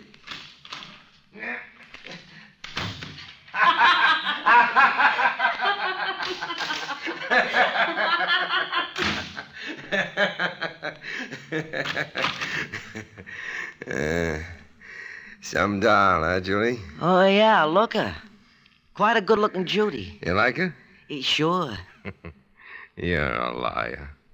Yeah. Maybe this one's different, Julie. Yeah, could be. Sooner or later, you gotta hit a winner. I got a hunch this is it. Sure. Oh, by the way, you win 10 grand on the day. I can pick 'em, huh? You're awful good at picking horses. Just horses, huh? Sure? No, I'm used to it. Sure. Okay, let's get to work and handicap a few GGs for tomorrow. Well, that is the way it starts, Broadway. You know something about it? Not much. All I know is that this bee is a very fancy doll and very expensive. Yeah, she is. And I guess you remember that Slats and B make it a very close twosome. Sure. Yeah, it goes on for maybe 6-8 months. He is a good guy, Broadway. There ain't anything he does not do for her. I remember. In fact, there are several dolls around the stem here who give their ever-loving husbands a bad time when they point out how good Slats is to be. Yeah, but he is good to everybody. What about the rest of the story? Oh, sure. Yeah, I almost forgot. Let's see. I'm telling you that I meet B that night, and for 6-8 months there is nothing too good for her or too expensive. Well, it's one night, maybe about 2-3 in the morning. I'm in my room when I hear B and Slats come in. You see, they often come to the apartment after the show she is in, and I make scrambled eggs and bacon for them. But this night, well, I'm in bed with a cold. They come in, and I don't want to listen, but I can't help it. Oh, now be reasonable, honey. I told you why I can't do it. Sure, you told me why, sure. Come on, laugh for me. What at? Is there anything funny? Mad? Let me alone. B. B. You're even prettier when you're sore. Slats, honey, please. Please get it for me. I can't be. I really can't. Please, pretty, please. It's the one thing I really want, real bad. Well, you got 5 fur coats already. What's the difference if you don't get one more? But this is different. It's a blonde mink. Blonde, brunette, redhead. What's the difference? It's the only one I've seen like it. Oh, would the eyes pop out if I walked in with that coat on some night. Think of it, Slats. You and me walking into a nightclub. You'll have to wait to take that walk, honey. Why? You told me how much the coat costs. Only $23,000. That's every cent I got. Oh, look, B. I haven't been hitting him too well for the last couple of weeks. Oh, but you will. Sure. But until I get back in the win, I've got obligations. Obligations? Yeah. The 23 grand I got will see me through. Just. Obligations. You said obligations. That's right. Like what? Different things. Sure. Obligations. Like that punch-drunk tramp you got living here, sopping up your money. And every wobbly on Broadway knows he can hit you for a touch anytime. B, for the love of Mike. Sure, go to Slats. He'll give you 100 or 1,000. He won't even put it on the books. I can't even ask you for a measly fur coat. Measly? Yeah. If you had back half, even a third of the money you throw away on panhandlers and down and outers, I could have that coat. You don't understand, B. You're so right. I don't understand. And I ain't gonna try until you got better reasons for putting me back of a lot of has-beens and punch-drunk fighters. B, wait a minute. B, for the love of... B! B! Julie, you're here. Julie, help me. Slats, what's the matter? I know, I got an awful funny feeling in my chest. Your face is all white. What? I gotta sit down. Yeah, you sure sit. Never had anything like this before. Gee, I better call a doc, huh? No. Be all right. I didn't know you were here. I was sleeping. You woke me up when you yelled for me. Sleeping? Yeah, I do not hear you come in, Slats. You're a liar. Yeah. B don't mean anything, Julie. She's a good kid, only spoiled. Hey, sure, that's all. Spoiled rotten. Yeah, Julie, I never had nothing like this before. Julie, I'm scared. Scared stiff.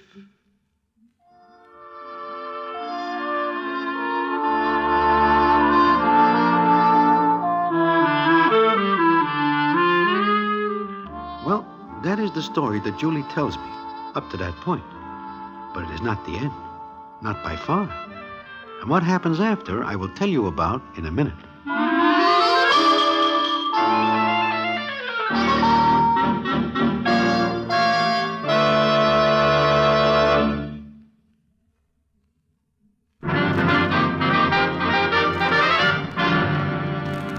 And now back to the Damon Runyon Theater and the famous story, Blonde Mink.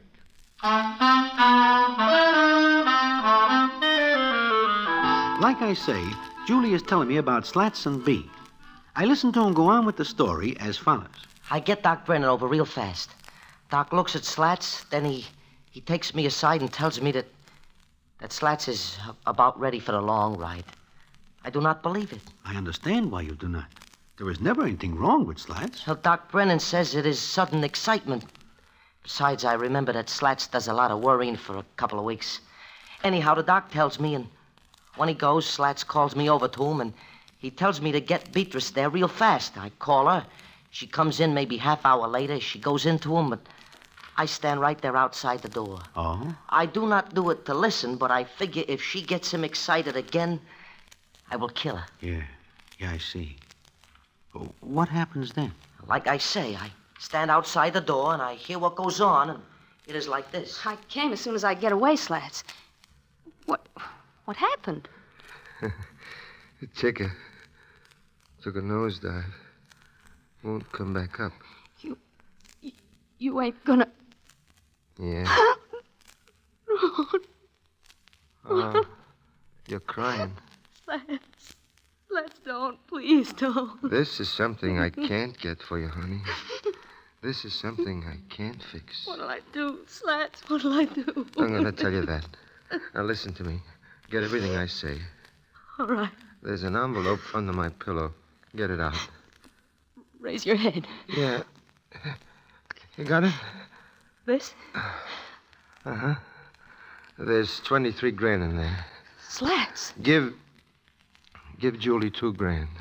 Julie, give him... Do it. Then go to Berry Brothers over in Brooklyn. Who are they? B. They got a stone made for me. A big fancy one. Only thing I ever bought for myself. I gotta be in style when they come out to... Slats, stop talking like that. Keep the rest of the dough for yourself. It'll come to about 19 grand. 19,000, but... It's a pretty fancy stone. Cost $2,000. Didn't want to pay for it before because I figured that'd be crooks and what's here. That's all, baby. You'd better go now. Slats, please. Get out of here, Big. Get out fast. Please. I said get out of here now. Yeah, Slats. Hurry it up, B, and don't look around. Julie, you'd better go in there. Yeah, I am. You going? Yeah, I'm going. He tell you anything? No, nothing. Uh-huh. What are you staring at, you tramp? Nothing. Just absolutely nothing. And go on in there. Go on in. And stop staring at me. So long.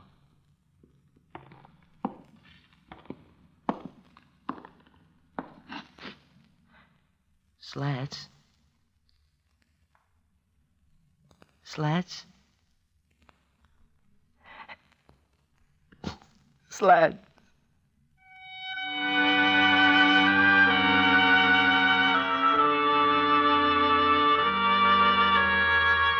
That is the way he dies, Broadway.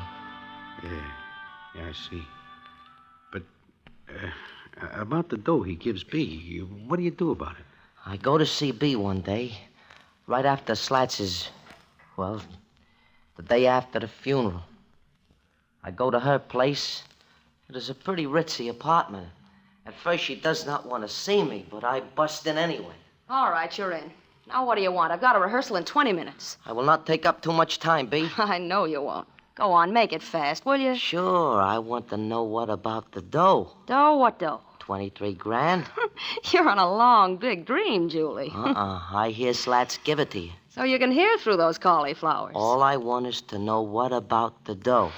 There ain't any. You are lying. If you're not out of here in 10 seconds, I'll have you tossed out. I hear Slats tell you to pay for his marker. You're crazy. You took so many punches you don't I know. can also still give him. You wouldn't try it. No, I guess I would. Slats would not like it. I would never do anything Slats does not like. Get out of here. I am telling you, I do not care for the 2 grand he gives you for me. I do not care for it. All I want is for you to buy that marker for Slats. He is expecting it. You talk like he's alive. I see him. You... It is not funny. Did you tell anybody else you saw Slats? Yeah. Why? Did you tell anybody else about the money? No. Why? Tell everybody. See if they'll listen to you. Tell them you saw Slats and about the money. You think they'll believe you? I am warning you, B. If you do not get that marker for Slats, I'll do something about it. But first, I will ask Slats.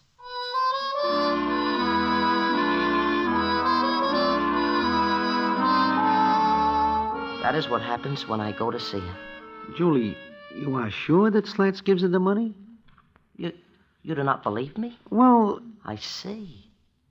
Maybe she is right about people thinking I am crazy. No, I do not think that. Only what? Nothing. Just nothing. Uh-huh. Well, I will go now because I promised Slats I will see him again tonight. So long, Broadway. So long, Julie. Do you wish me to say hello to him for you? Oh, please do. He always likes you.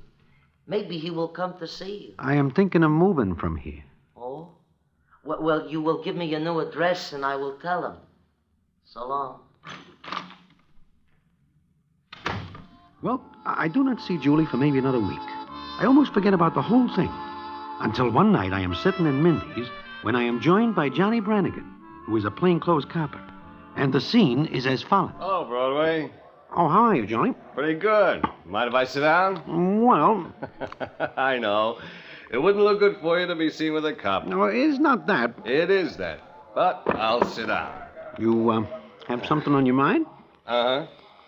What are you eating? Blintzes. Too rich for me late at night. Is this to be a discussion of foods? Not altogether, Broadway. You know a girl named Beatrice Jordan? I know of her. Slat Slavin's girl, wasn't she? I believe they have an understanding. Mm-hmm. What else do you know about her? Nothing. Nothing at all, Johnny. I see. You, like sour cream on blintzes? And jelly. Sure. Well, it seems this Beatrice is running around lately with a young fella from Colorado. She gets around. Mm-hmm. And it seems his family carries more weight than Pike's Peak. So I get a call from Colorado to keep an eye on the boy and Beatrice. I never have anything to do with her. I know nothing about her, except that she is one Slats's girlfriend. Okay. I thought maybe because you get around a lot, you could tell whether she's on the level or not. I gotta turn in a report, you know. Oh, sure. Those blintzes sure look good. Oh, they are. Johnny. Yeah? I cannot tell you if B is on the level with this citizen from Colorado. Oh? So? But I do know that her idea of a level is more than somewhat uneven. Uh-huh. Well, thanks, Broadway. That is all right, Johnny. Drop around the house some night, Broadway. My wife makes wonderful blintzes.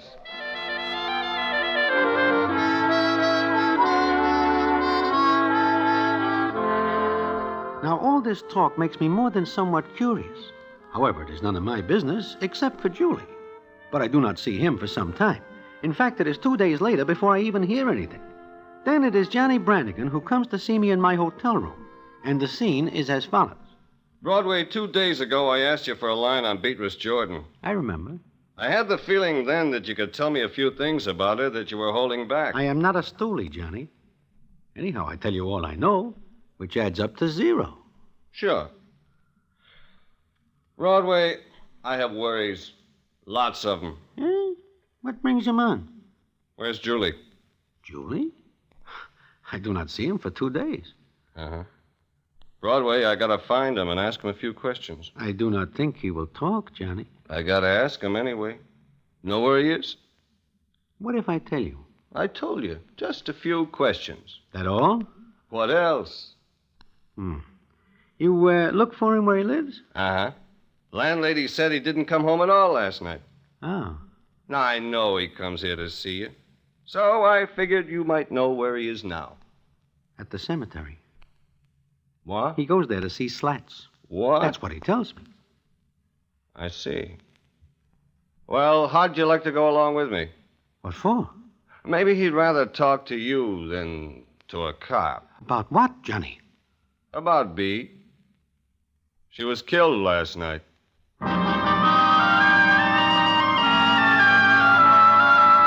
I stare at Johnny. He just looks back at me. There is a big hole that is once my stomach. And I feel like a first-class heel for telling where Julie might be. But I can do nothing. Johnny is very gentle when he insists I go with him, so I do. And what happens when we get to the cemetery, I will not forget if I live long enough to see Harry the horse shake hands with the police commissioner. And I will tell you about it in a minute.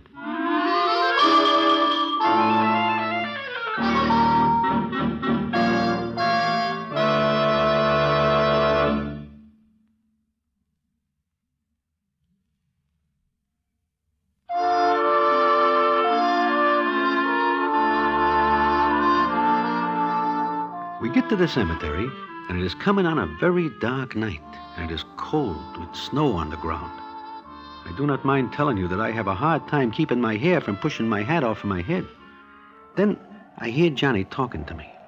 We near the place now, Broadway? Yeah, just ahead. But look, Johnny... It's all right, Broadway. I won't hurt him. I just want to ask him some questions. If he's like you say, he'll be all right. I hope so. I hope so. Shh. Look. Yeah, that is Julie. Who's he talking to? Slats. Cut it out. Who is that? Answer him, Broadway. Me? Go on. Who is that? Julie, it is Broadway. Oh, swell. His Slats is here, Broadway. He will be glad to see you. Julie, it is very cold out here. Maybe you better come back to town with me? Oh, come on and say hello to Slats. Then I will go with you. Go ahead. Okay, Julie. There is somebody with you. Huh?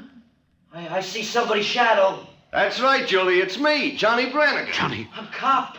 A cop, Broadway. You bring a cop. It's all right, Julie. We're coming over to talk with you. Please do not do that, Johnny. Broadway, ask him please not to. Johnny, do not go over there. I've got to. I want to talk to Slats, too, Julie. Please do not come closer, Johnny. I know what you are here for. Just ask a few questions. No. Julie, please take it easy. Everything is all right. Stay away. Julie, drop that gun.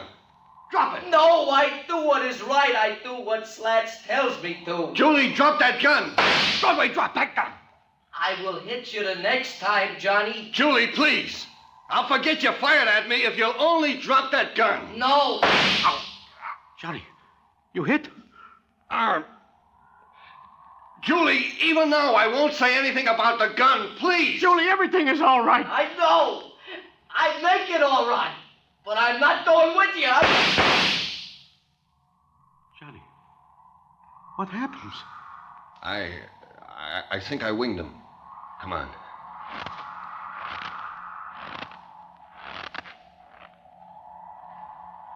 Johnny, you shoot awful good.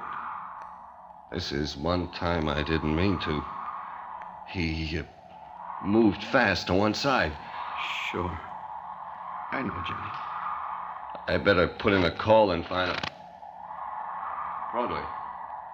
Look. Huh? At what? What's that? Spread over Slat's grave. It looks like something to keep Slats warm. I think they call it Blonde Mink.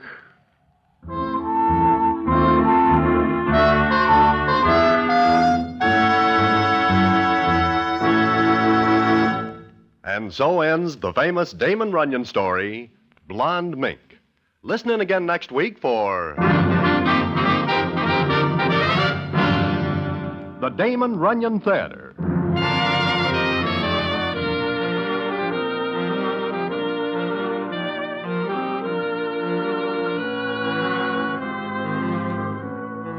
The Damon Runyon Theater, with John Brown as Broadway, is directed by Richard Sandville, and the story is adapted for radio by Russell Hughes.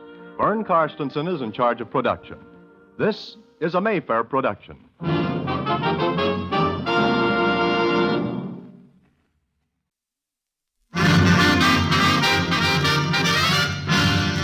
The Damon Runyon Theater.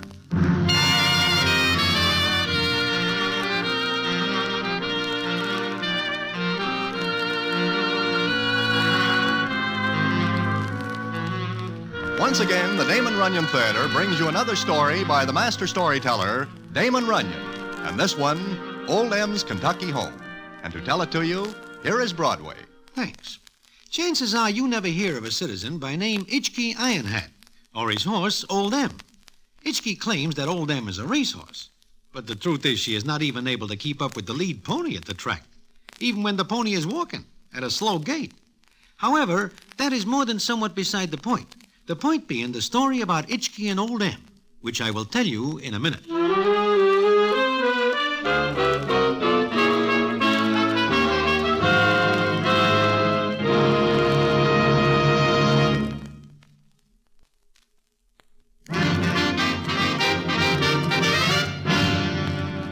And now back to the Damon Runyon Theater and the famous story, Old M's Kentucky Home.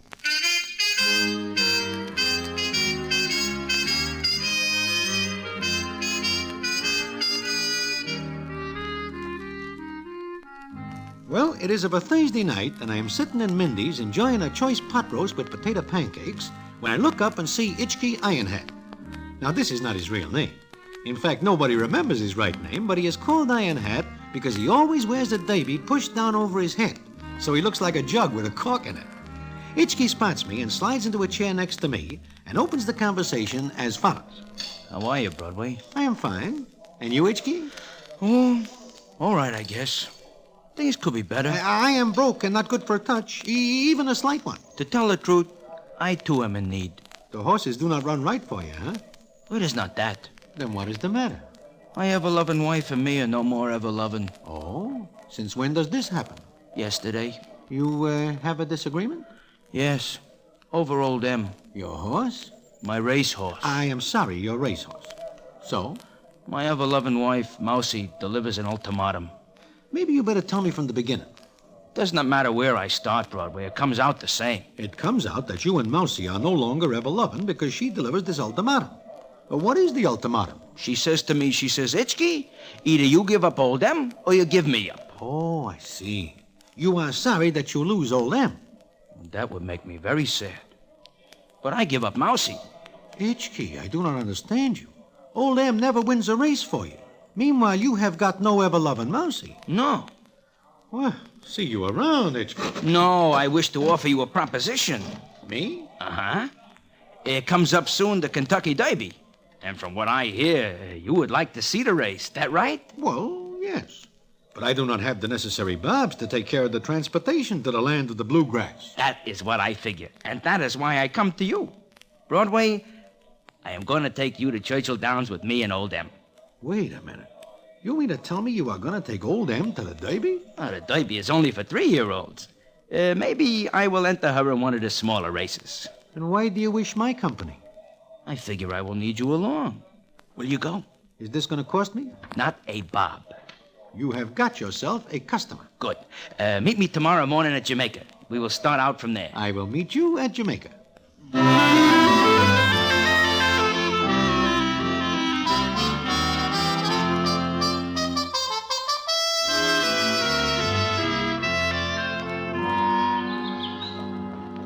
I am glad to see you show up, Broadway. Are you ready to go? I am ready, but this is a funny place to catch a train. Oh, we are not going by train. We are driving. Huh? Driving? In what? I have bought this truck. Do you think I would put old Em in a car by herself on a train? Certainly not, forgive me. Well, so long. Where are you going? Back home. If that is the truck you are going to drive, I sooner would walk on my hands. I pay $60 for that truck. I do not care if you pay 60 cents. I am not going to ride in that. It has no top on it. We will probably have good weather all the way to Kentucky. I will not ride in it. But I promise old Em she will have company. You promise old Em she... Who? I figure you do not mind riding in the back with her. I have to drive. Not Tantoa. Broadway. Do you ever see a Kentucky Derby? No. It is a wonderful sight to behold. It is right in the middle of the bluegrass country in May. It is like a wonderful dream. Yeah, but And you will never see such beautiful horses and dolls. I figured there are the most beautiful dolls in the world that go to the Derby. Look, Itchky, and then comes the big race. Broadway, you stand there watching the horses come from the paddock, all heads up and tails switching and legs dancing. Yeah, but And the jockey suits flashing in the sun and the band playing. Yeah, but the truck has no top on it. And it is post time. The horses are at the starting gate. You stick your neck out with everybody else to watch the start. And then they're off. This is the first time I ever ride with a horse.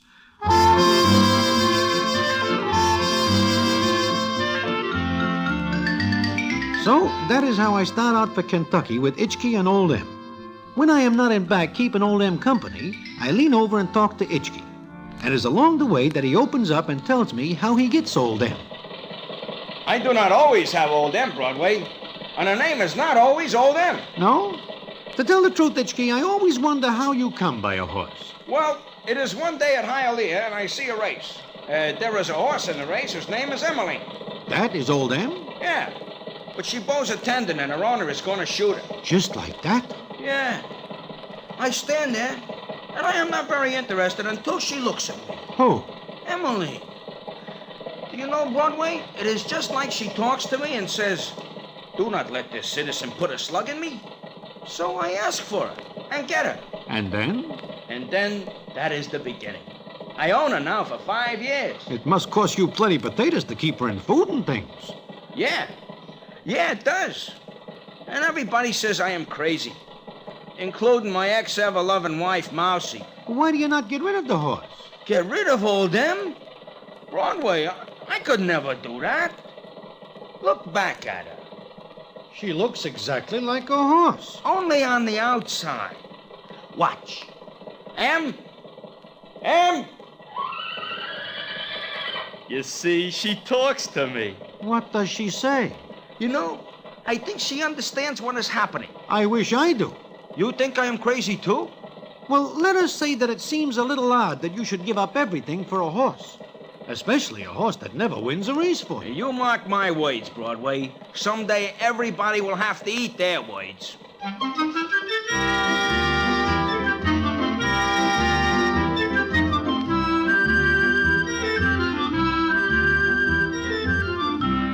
Of course, I believe that Itchky is talking through his iron hat. Because what can a horse do for him? Nevertheless, we continue our trip to the bluegrass. And I noticed that Itchky is looking close at signposts and mumbling to himself over road maps.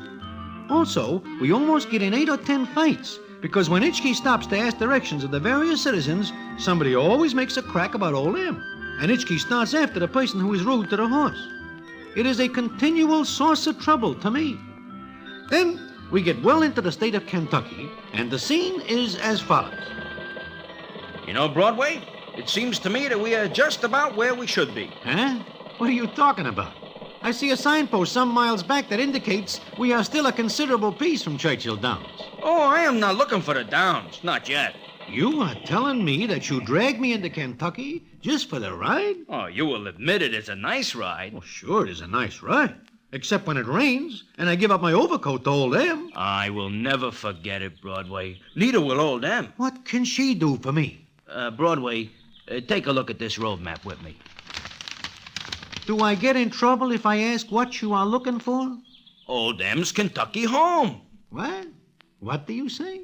You see, Broadway, when I first get Old Em, I find out she is bred on the Tucky farms. I bet you do not know that she comes of a very high-class family. I do not wish to make the acquaintance of her relatives. I only wish to get someplace out of here. Old M is by Christopher, out of love always. I am out of patience, by far. I do not think you like old M. I love her. Now, will you please drive on? I wish to give her a chance to see her childhood home. Hitchkey, you are a dope. We are 900 miles out of our way because you figure old M would like to see her cradle. We will drive on. I am sure we are near the Tucky Farms.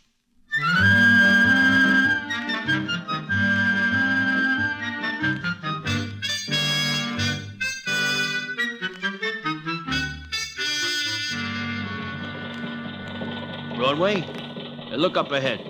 Do you see what I see? I see a little white house, and there is a citizen of these parts standing in front of the gate. We will ask him the way to Tucky Farms. I hope he knows. Hey, Broadway, look back at old M. Look at her. What is the matter with her? She knows that she is near her childhood home. Look at her, sniffing the air. You know, I believe you are right. She looks very excited. Oh, she is a smart horse. I will ask the citizen the way. You better let me handle it, Broadway. You do not speak the language down here. It is different than we speak? Very different. Good afternoon, sir. Good afternoon, sir. See Broadway? No. Watch.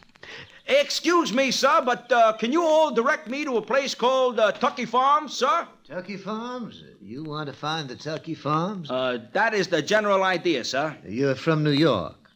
Well, mostly. And you're looking for the Tucky Farm? Uh-huh. Do you know where it is? Well, yes, I do. It's about 3 miles farther up the road. Thank you, sir. Just a minute. Yeah? It's a big red house with some burned-down barns in the rear. Oh, thank you all. Just a minute.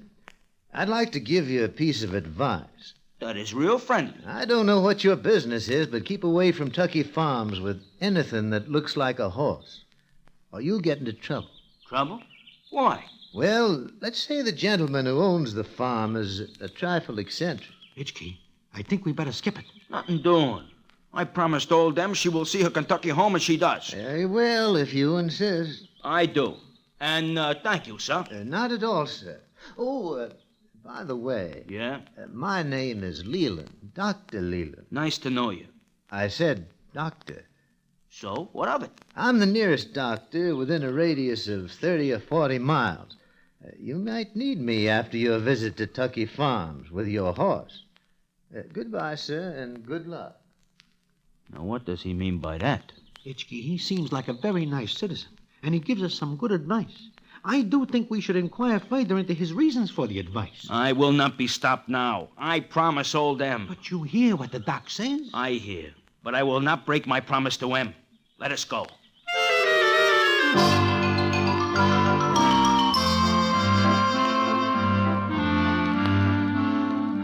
Well, I am unable to persuade Hitchkey to turn back. And because I am in the middle of no place, I go along. And what happens when we get to Tucky Farms, I will tell you about in a minute.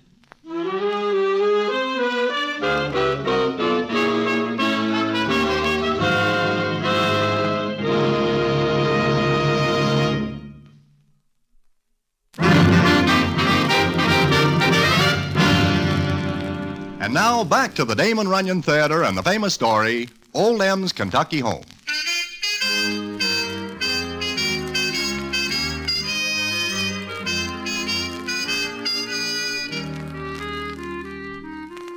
As I am saying, Hitchkey does not pay no never mind to Dr. Leland's advice, but drives straight to Tucky Farms.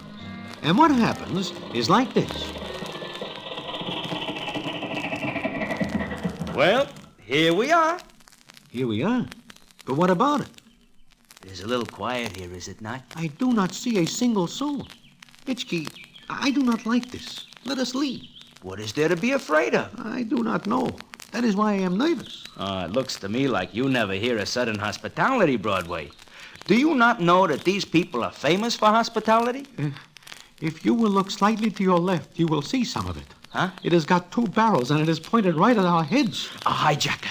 He aims to take old M. He's coming over. Mister, you got just 10 seconds to get out of here. Now, wait a minute. Hitchkey, 10 seconds go very fast. That's right, mister. Now you got 7 seconds. And he counts fast. Now, wait a minute, sir. Get out of here before you get hurt. And take that load of dog meat with you. Dog meat? On the back of that truck. That is a horse. It might have been. This is the last straw. All the way down here, old Em is insulted. I will take no more. Itchkey, he is much bigger. He will kill you. Roof, Mr. Salisbury. What's going on here? Come on.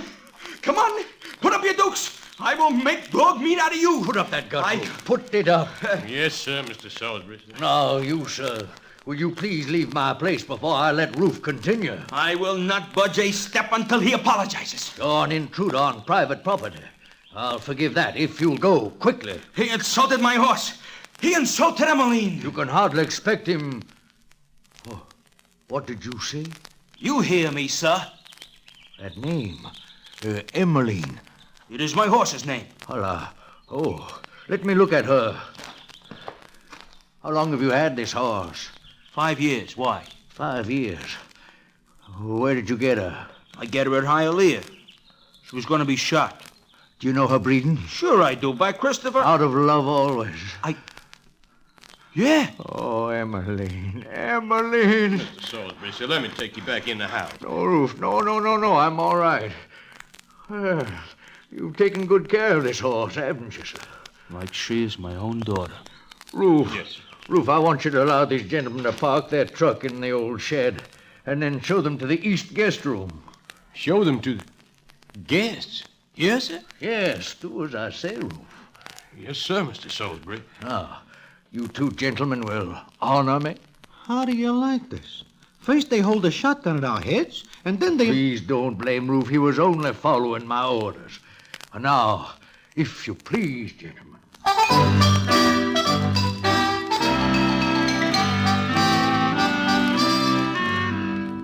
Well, this is a funny setup, and there is quite a bit of mystery. But Itchkey does not seem to think anything is wrong. Well, the day goes by, and we are treated fine. Then we are in the guest room that night. Itchkey talks me to sleep, but then about 1 a.m, I feel him shaking me, and the scene is as follows. Broadway. Broadway, wake up. Hey, wake up. Itchkey, what is the matter? There is something fishy going on. The man is here with the gun? No. Take a look out the window to the shed where old Em is. I am looking. And what do you see? I see a light moving around in there. Broadway, you remember that Doc Leland tells us that the people here are funny and they do not like horses? I remember. What about it? I bet they are doing something to old Em. I'll kill them. Come on. So I pull on my pants and shoes and follow Itchkey. We get outside with no trouble, and then we walk to the shed where old Em is bedded down for the night. Is that you, Roof? No, it is me, Mr. Salisbury. Oh, there, Emmeline. Easy now. I wish to know what the pitch is, Mr. Salisbury. But, I come out to see Emmeline. I'm sorry if I awakened you. Good night. Oh, no. I want to know what is going on. What do you do to Emmeline? Oh, nothing. I am very fond of old Em. And additionally, I plan to enter her 1 or 2 small races. If she is hurt, you have my word. I would rather lose my life than hurt that horse. I believe you mean that, Mr. Salisbury. I do, sir. Seems you like her as much as I do. Yes, will you please come with me? Where? And what for? Is anything wrong, Mr. Salisbury? Oh, Roof. No. I was coming to get you. You want me to chase these two about 10 miles? No, Roof. Give me the key to the west wing. The west wing, sir? Yes, you have it. Yes, sir, right with me like it is all the time. Oh, well then, please come along. Gentlemen, follow me and Roof.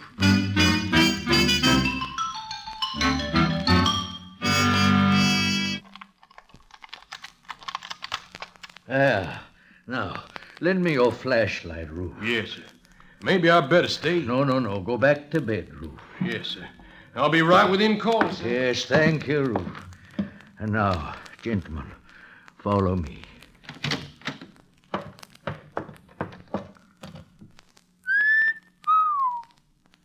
Hey, look at this room. Yeah, and look at the dust. Why, this place hasn't been used in 8 years. There is something wrong with it? Look where I'm flashing the light. Hey, a picture. A doll. A very beautiful doll. She was my wife. That's her portrait. Look closer. But there is a name on a brass plate. It says, Emmeline. Yes, Emily. My wife. Then, old Emmeline is named after your wife? Yes. And Mrs. Salisbury? You saw the burned barns? Oh, sure. We seen them. One night they caught fire. My wife rushed in to save her favorite mare, Love Always.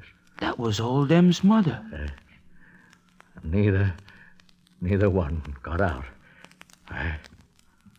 Gentlemen, I'm rather tired. Oh, the poor old guy. No wonder he nearly drops when he finds out about old Em. Yeah. Come on.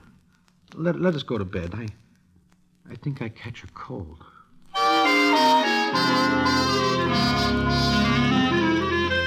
Well, it turns out that we stay at Tucky Farms. And before I know it, a week has passed. Hitchkey and Mr. Salisbury spend all their time watching old Em run in the pastures. And Mr. Salisbury's a different man. He laughs and smiles, and there is a look in his eyes that is not there when we first see him. In fact, one day, Dr. Leland talks to us about it. You done more for him than all my medicine, gentlemen. The whole county's grateful. The whole county? Yes. At one time, Tucky Farms were the pride of the state. Then, after the accident, well, you saw him and the farm. I take it the citizens hereabouts think highly of the old guy. Well, they do. You know, it's the horse that's made the change in him. Old Em? Yes. I think it reminded him that Emmeline would have wanted him to go on after her death. Why, he's even asked to have the Emmeline Salisbury Award reinstated. And what is that? Well, each year, $1,000 was awarded to the person who was kindest to a horse. Somebody gets $1,000 for being nice to a horse? I am able to understand that. I give up Mousie for old Em. You what? My wife. It is her or old Em. You're that fond of the horse? I am. Oh. Then I take it you leave here with the horse. Does anyone say I won't? Well, I guess I was mistaken. About what, Doc? I thought perhaps the horse would stay. Well, you get that idea out of your head right now. I would not give up old Em for anything. No, of course not. Well, see you later, gentlemen. See you later. Some nerve. Expecting me to leave old Em. Why, I would sooner leave my right arm. Besides, like I say, we need the dough, and old Em figures to win a cheap race. That right? Sure, that is right, Hitchkey. Why do you look at me like that? How? Never mind, you know how. Listen, we are leaving here tonight. We will sneak old Em out of the shed and go. Sure, tonight. That is right, tonight.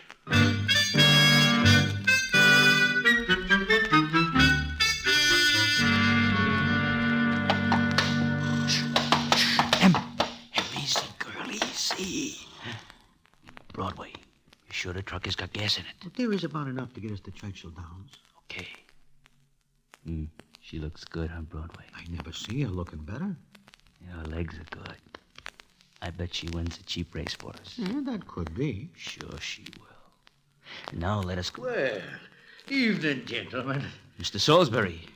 Is there anything wrong? No, nothing. Oh, hello, Emmeline. She knew I was coming. I bring her apple every night. And I brought an extra blanket tonight. There's a nip in the air. That is a pretty fair blanket to put on a horse. Oh, I rarely sleep with more than a light cover over me.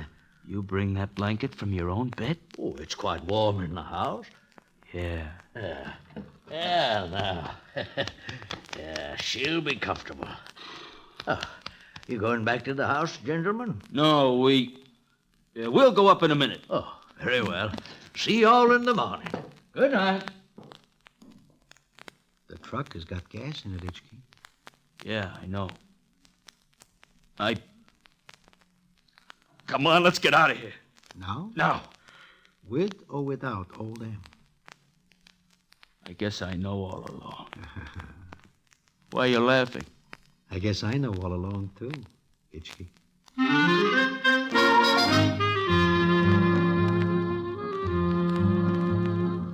So we sneak out that night, but not until after Itchkey spends an hour saying goodbye to old Em.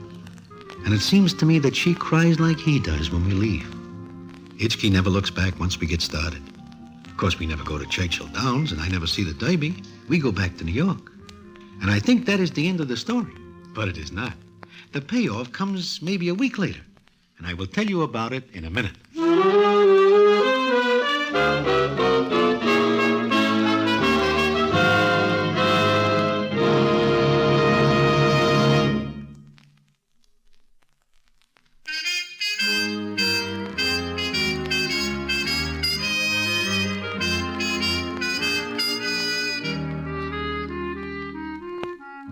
Like I say, it is maybe a week later, and I am walking up Broadway when I run into Itchkey, who is standing outside a store. He sees me, and the scene is as follows. Broadway. I'm just coming to look you up. Well, Itchkey, how you doing? Fine. Just fine. Oh, that is good. In fact, I am waiting for Mousy to come out of the store. Mousy? Your ever-loving wife? The same. But you tell me that it is not ever-loving between you and her. Oh, that is all fixed up. You mean she forgives you for walking out on her with a horse? What else can she do when she gets the money? Money? What money? Oh, you do not know. I do not know. Well, you remember that there is the Emmeline Salisbury Award for people who are kind to horses? I remember. Oh, you get the 1,000 for being so kind to Emily. And your ever-loving Mousy likes that. No. I do not get the grant. Well? Mousy gets it. She does? Why? Well, the committee that gives the award decides that anybody who gives up her husband for a horse must be very kind to horses. So they send Mousy the grant.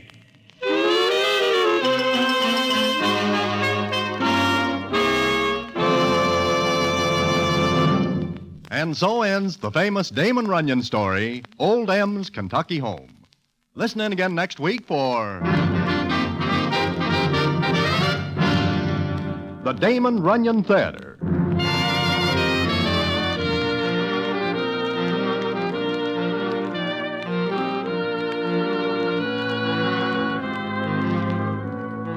The Damon Runyon Theater, with John Brown as Broadway, is directed by Richard Sandville, and the story is adapted for radio by Russell Hughes.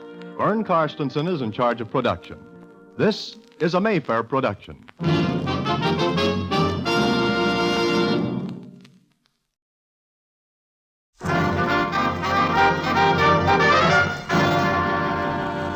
The Damon Runyon Theater.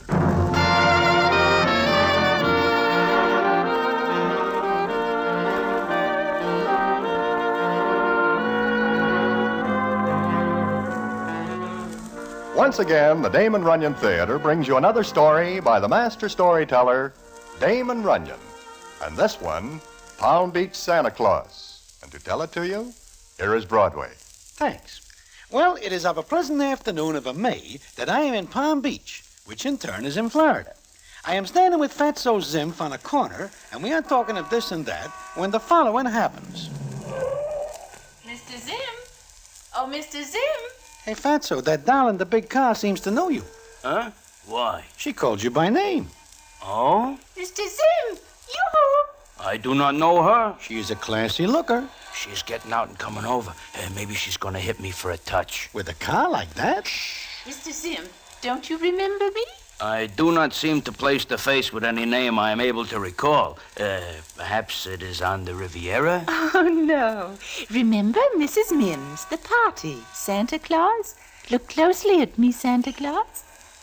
Well, how you changed. Thanks to you. I'm so grateful. And how is your husband? Fine.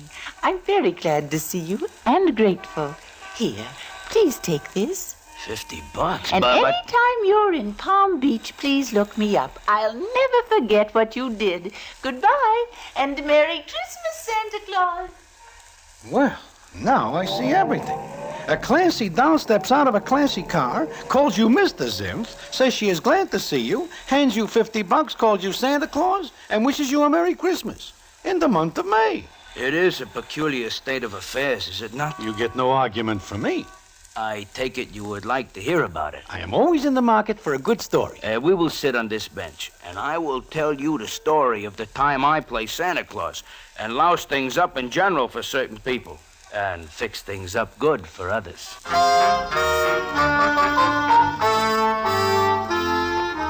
Now, the story Fatso Zimph relates is quite a one indeed, and I am very curious about it because I never see any doll glad to see Fatso.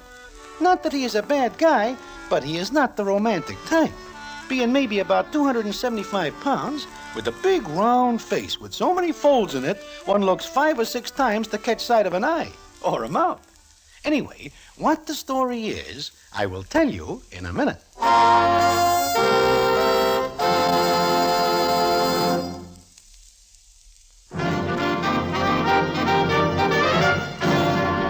And now, back to the Damon Runyon Theater and the famous story, Palm Beach Santa Claus.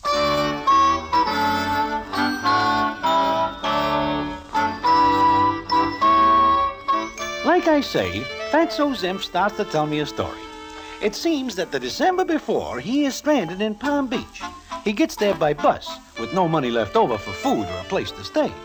So he is standing on a street corner, thinking of getting a few dimes together one way or another without working for him, when the scene is as follows. You there. You, fat man. You speak to me, lady? Come here a moment. Why? If I do that, I will have to move. Are you out of work? If you mean do I take it easy, yes. Come over here. I don't want to keep yelling. There is a remedy for that, lady. Close your mouth. Would you like to make $100? Oh, that is the way you should open every discussion. It changes the complexion of things. Is that all the faster you can walk? For a C note, yeah. Now, what is this you offer me? A job. How unpleasant can things be? Gregorio. Gregorio. My name, lady, is Zimph. Elmore Zimph. I'm not talking to you. Then who is Gregorio? Gregorio, wake up. Are we home, darling? No, Gregorio, but look what I found. Well, thanks for the elephant, but what'll I do with it? Oh, he is fat, isn't he? Looks like he broke loose from a mooring net. But just what I've been looking for. I've never seen such a fat man. May I go back to sleep now that I've seen the sideshow? Look, in a short second, I will reach over there and take great pleasure in grinding you into a small spot. Really? Come on, darling, let's go. No, I want this man. Not for $100. I want you to play Santa Claus at my Christmas party tomorrow. Huh? You look as though you could use $100. You're a little seedy. Okay. So I will go someplace and plant myself. Goodbye. You want $100, don't you? Sounds good. Then it's all settled. Here's my card. The name is Mim, Mrs. Mannering Mim. The address is on the card. Show up tomorrow morning and report to Sparks. Who is he? My butler. He'll show you around and explain what you're to do. Goodbye.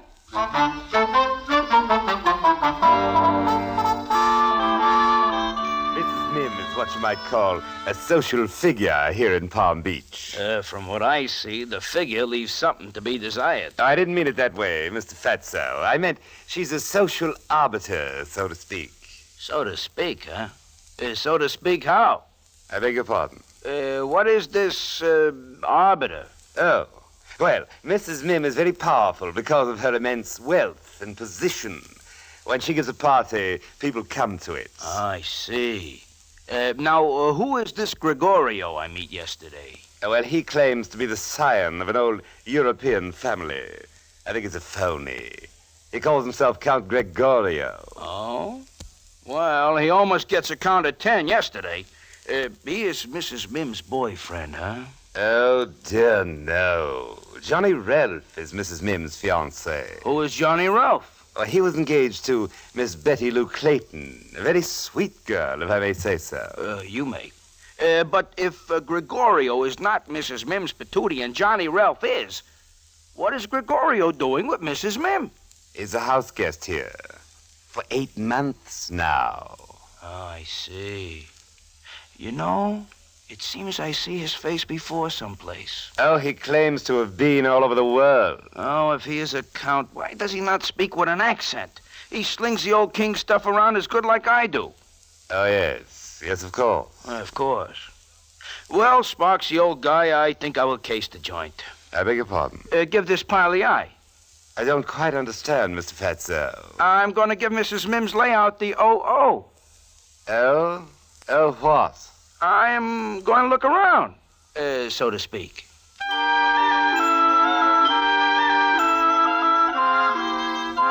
So Fatso starts a tour.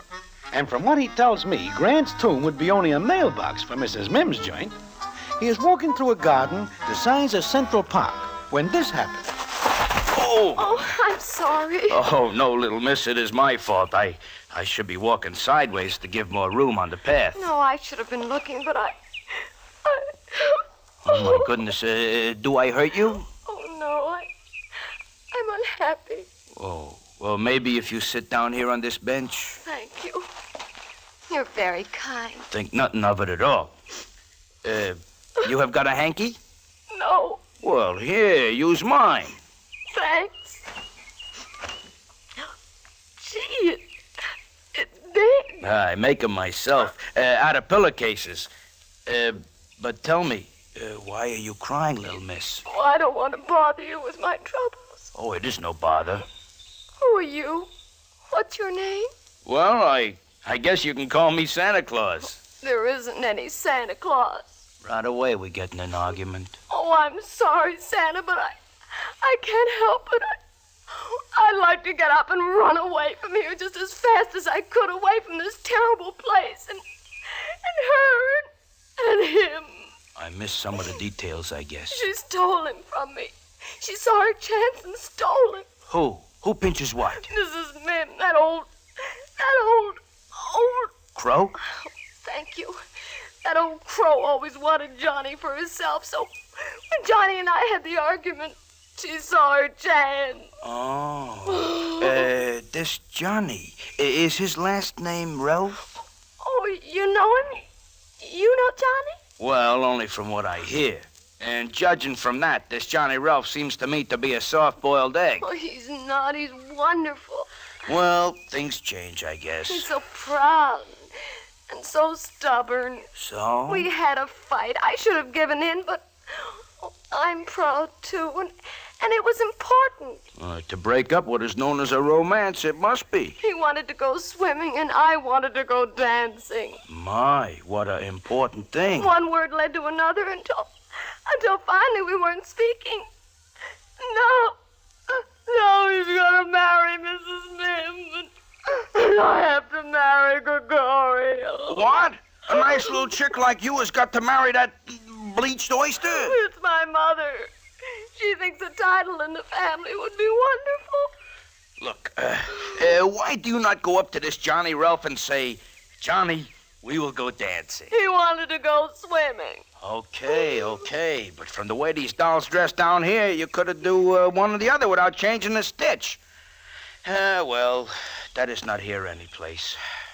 Why do you not speak to him? And give up my pride? I should say not. For all I care, he can marry Mrs. Mim, the old crow. Marry her and stay in this mausoleum for the rest of his life. I'll marry Gregorio and be happy. I see what you mean. Well, little miss, if you will not speak to Johnny and he will not speak to you, that is what we call a dead heat. Nobody gets a winner. Johnny and Mrs. Crow are going to be married next week, and I'll never see him again. She'll keep him locked up here. Oh, why was I ever born? I will ask your mother and father. Huh? Nothing. But you have got a whole week. No, I haven't.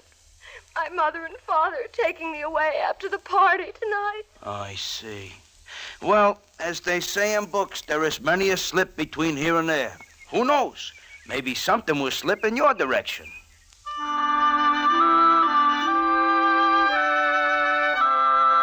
So that is the story so far. Fatso has naturally got a soft heart, and to see Betty Lou in such a state affects him deeply. Of course, that he does not like Gregorio has something to do with his feelings.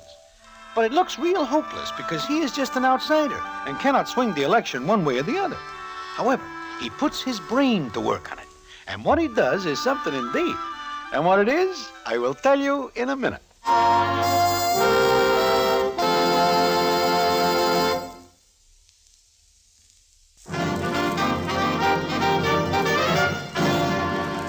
And now, back to the Damon Runyon Theater and the famous story, Palm Beach Santa Claus. Like he tells me, Fatso learns that Betty Lou loves Johnny Ralph. But Johnny is snagged by Mrs. Mim, and Betty Lou's mother wishes her to marry Gregorio. It is a fine state of affairs. But Fatso wishes to fix it up. So the morning goes by, and it comes up afternoon. And Fatso is weary indeed from using his brain so much and coming out to nothing at all. Then Mrs. Mim catches him, and the scene is as follows. Oh, there you are. I've been looking for you. I am not hard to locate once I am in the light. You know what you're supposed to do this evening? I put on a red suit, paste some phony seaweed on my chin, and make like Santa Claus. For this, I collect a C-note. There's something very important you must know. The presents will be on this table. My guests bring their gifts for their friends, their wives, and so forth. They'll be put here. All you'll have to do is... by the way, can you read? Try me on a racing form. The cards will be plainly marked. All you have to do is call off the names, and the recipients will... The who? The recipients. A minute ago, you say guests. Will you please listen? Okay. What happens? The guests will come up when their names are called. You hand each one his or her gift. Is that clear? Like tomorrow's weather at Hialeah. Good. Now, there you are, darling. Gregorio, hello, dearest. Hello. Hello, Santa. You know what I would like to give you for Christmas, Gregorio? 5 fingers all in a bunch. Oh, stop it. Excuse me a moment. I've got to see to something else. Certainly, sweetheart. Well, what are you staring at? Your face. I seen it someplace before. Only then it has got no mustache. You're crazy. You know, Gregorio, there is nothing I would like better than to gum things up for you. Not a chance, fat man. So you think you are going to marry Miss Betty Lou Clayton? Who told you that? Oh, I get around. You know, you will have a soft spot if you marry her. From what I hear, her papa is leafy with lettuce, dough. So what of it? I tell you right now, Greggy, if there is anything I can do to put you on the outside rail and running slow, I will do so. And let me tell you something, blimp. You try one funny act and I'll have you tossed in the clink so fast you'll be there 10 days before you realize it. So? So, Mrs. Mim packs some weight down here, and she likes me. There is no accounting for taste, so to speak.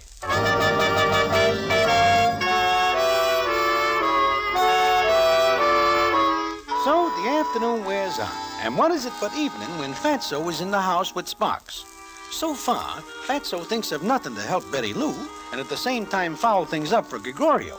But he is working on it, and is so busy that Sparks says to him, Were you listening to me, Mr. Fatso? Huh? Oh, you say something, Sparks? Yes, I remarked. You look quite jolly in your costume. I really must say, you look like St. Nicholas himself. You are in the wrong arena. I am Santa Claus. Quite so. Now, the gifts are all on the table here. And as soon as the guests finish dinner, they'll go out on the patio. You'll then make your appearance and distribute your presents. Is that quite clear, Mr. Fatso? Sure. All I do is read the cards, huh? Yeah, do you wish to practice? Oh, yeah. You better line me up in somebody's name. All right, here, try this one. To Mrs. Aspirin from... No, that's Ashburn. The writing is bad. Well, go on. Well. To my darling Johnny from his bride-to-be, Catherine. That's Mrs. Mim, huh? Yes, Mrs. Mim. What is in the box? Cufflinks. Solid gold with ruby setting. Uh-huh. Oh, and here is one from Johnny to Catherine. An engagement ring. Mrs. Mim helped him pick it out. She's going to help around the house, I guess. Okay, I got everything straight. Well, then, I shall attend to some other duties. Make yourself at home, meanwhile. Yeah, sure.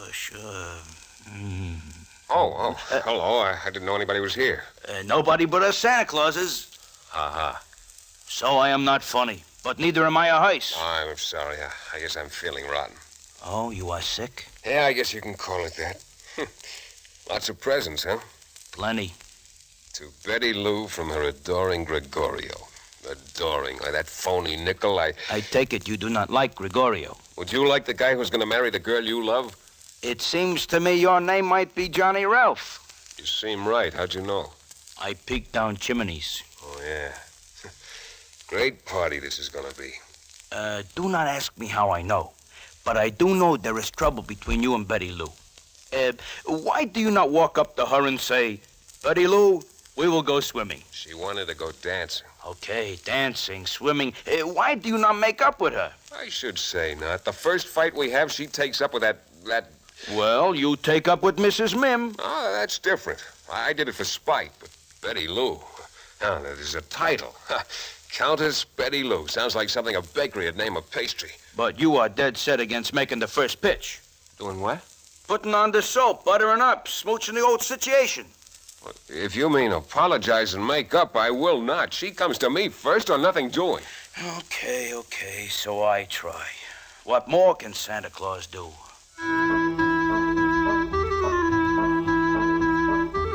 So that is a dead end for Fatso and Love's young dream. It looks like things are not going to happen so good for anybody. Then it is just after the guests finish dinner. They are on the patio, and Sparks has given Fatso some last-minute instructions. Now remember, Mr. Fatso, call the names and let the guests come up to the table. You understand? So to speak, yes. Good. Now there's... Oh, they're here again. Who? Mr. and Mrs. Brokaw. So? They crashed the joint? They depress me. Where are they? And why do they do what you said to you? Over there, under the tree by the pool. They look like they are at a funeral. They always look that way. You say Mr. and Mrs.? Yes. He is a lot older than she is. And insanely jealous. If anyone so much as looks at her, he goes into a rage. They say he carries a gun in case. Is that so? Uh-huh. Well. They never give each other anything, you know. Mr. Brokaw doesn't believe in Christmas. Not even in Santa Claus? Yeah, not even in you. Well, now I... All right, everyone, get ready for the entrance of dear old Santa Claus. Oh, that's you, Mr. Fatso. Come on, everyone, let's sing while the jolly old saint comes in. Everyone. He's a jolly good fellow. Come along, Santa. I'm sure you have something for each of us. Oh, here I come, jolly old Santa Claus. I come from the North Pole. Drinks on the house. Shut up, you old fool. Yes, sirree. If you are all good little boys and girls, I will tell you what is good in the fifth tomorrow. For goodness sakes, be quiet and just give out the presents. And what do we have here if not presents? Well. Odds are 6 to 5. These are presents. Anyone wish to fade dear old Santa Claus? The presents, give them out and shut up. Now, here is a present, and it says on it, for Betty Lou. Betty Lou! Here I am, Santa. Here you are, little miss. Open it up. Thank you very much. Yes, sirree. Santa's on the rail tonight. Oh, a ring. An engagement ring from... Johnny! Oh, Johnny! Huh? Wait, there's some mistake. Yes, Santa never makes a mistake, lady, never. Oh, Johnny, it's a wonderful... Yeah, but I... And here is one for Johnny Ralph. For me? It says from Betty Lou.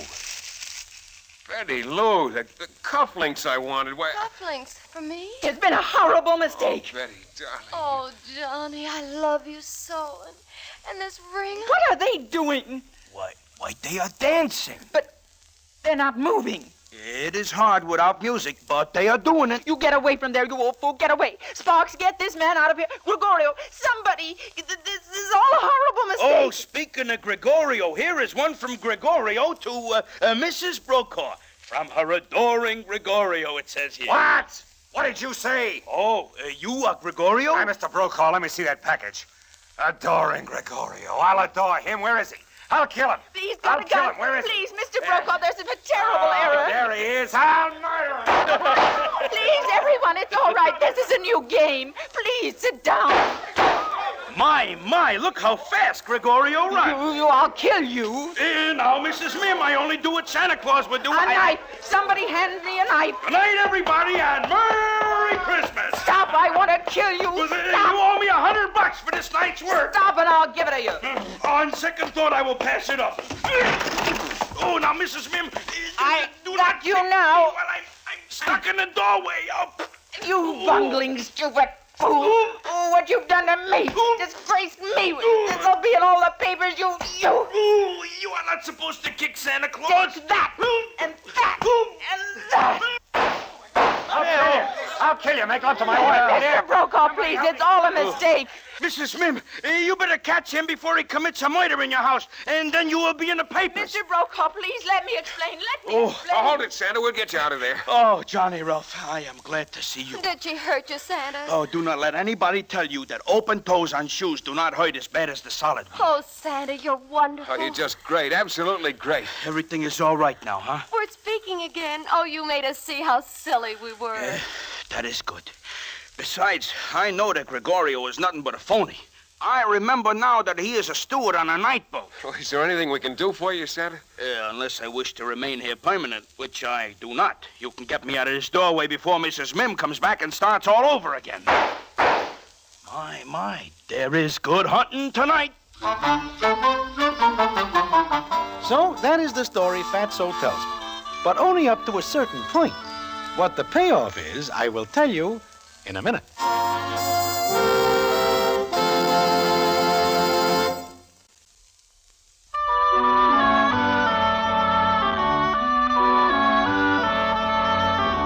Well, like I say, Fatso tells me the story of when he plays Santa Claus.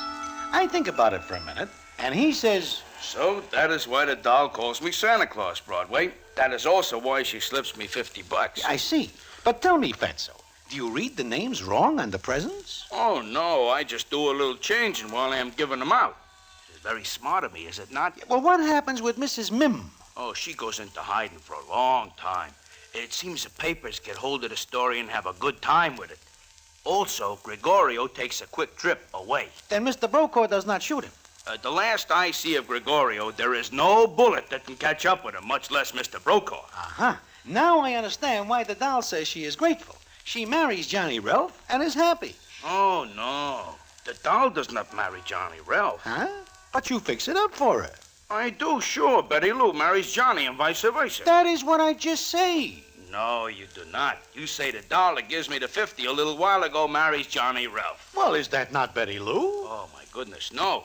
The doll who just leaves is Mrs. Brokaw. Now, wait a minute, Fatso. It seems to me that something is wrong here. You make her husband very jealous by pretending that she gets a present from her adoring Gregorio. That breaks up a marriage. And she is not grateful for that, is she? Look, Broadway, I will start again. One day I am standing on a corner. No. Just explain why Mrs. Brokaw is grateful. I do. Then do it again, because I am someplace else when you do. Okay. Ever since Mrs. Brokaw gets what she thinks is a present from Gregorio, she decides she is a natural-born charmer. Well, Gregorio never's around again to tell her he does not send her a present. So there you are. Where? Why, Mrs. Brokaw blossoms forth into a life of gaiety, and they tell me her husband cannot do a thing about it. Oh, I see. Well, Merry Christmas, Fatso. Merry Christmas, Broadway, so to speak.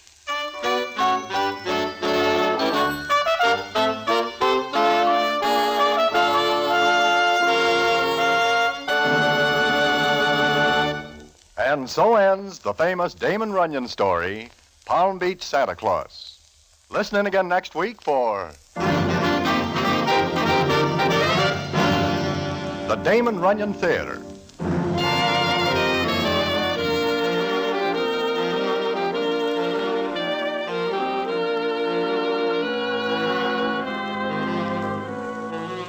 The Damon Runyon Theater with John Brown as Broadway is directed by Richard Sandville, and the story is adapted for radio by Russell Hughes.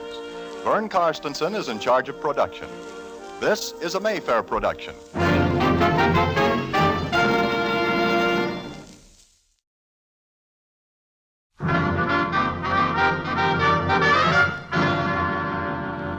the Damon Runyon Theater.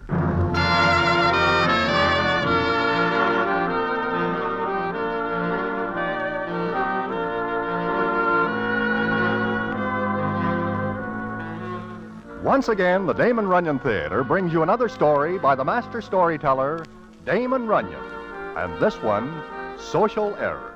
And to tell it to you, here is Broadway. Thanks. Well, it is one morning along about 2 in the a.m. when I am sitting in the Hot Box Club talking of this and that with Miss Midgie Muldoon.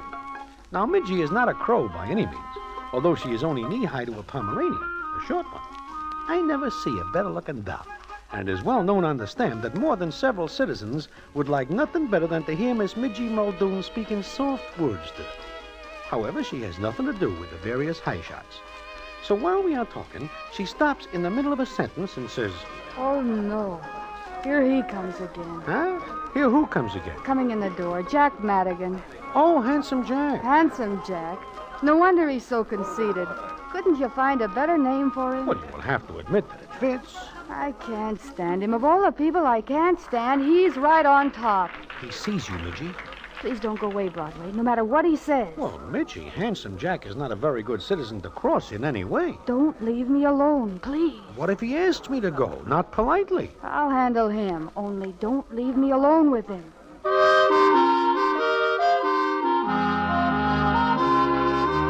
So I stay because Midgie asked me to. But I know it is not going to be comfortable, because Handsome Jack Madigan always strikes me as a guy who is rough. And I always figured the best you can get out of citizens like that is the worst of it. However, I sit tight.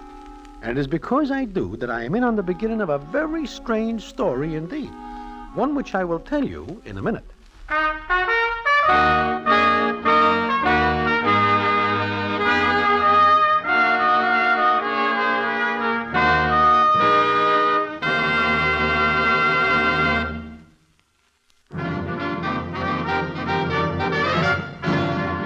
And now, back to the Damon Runyon Theater and the famous story, Social Error.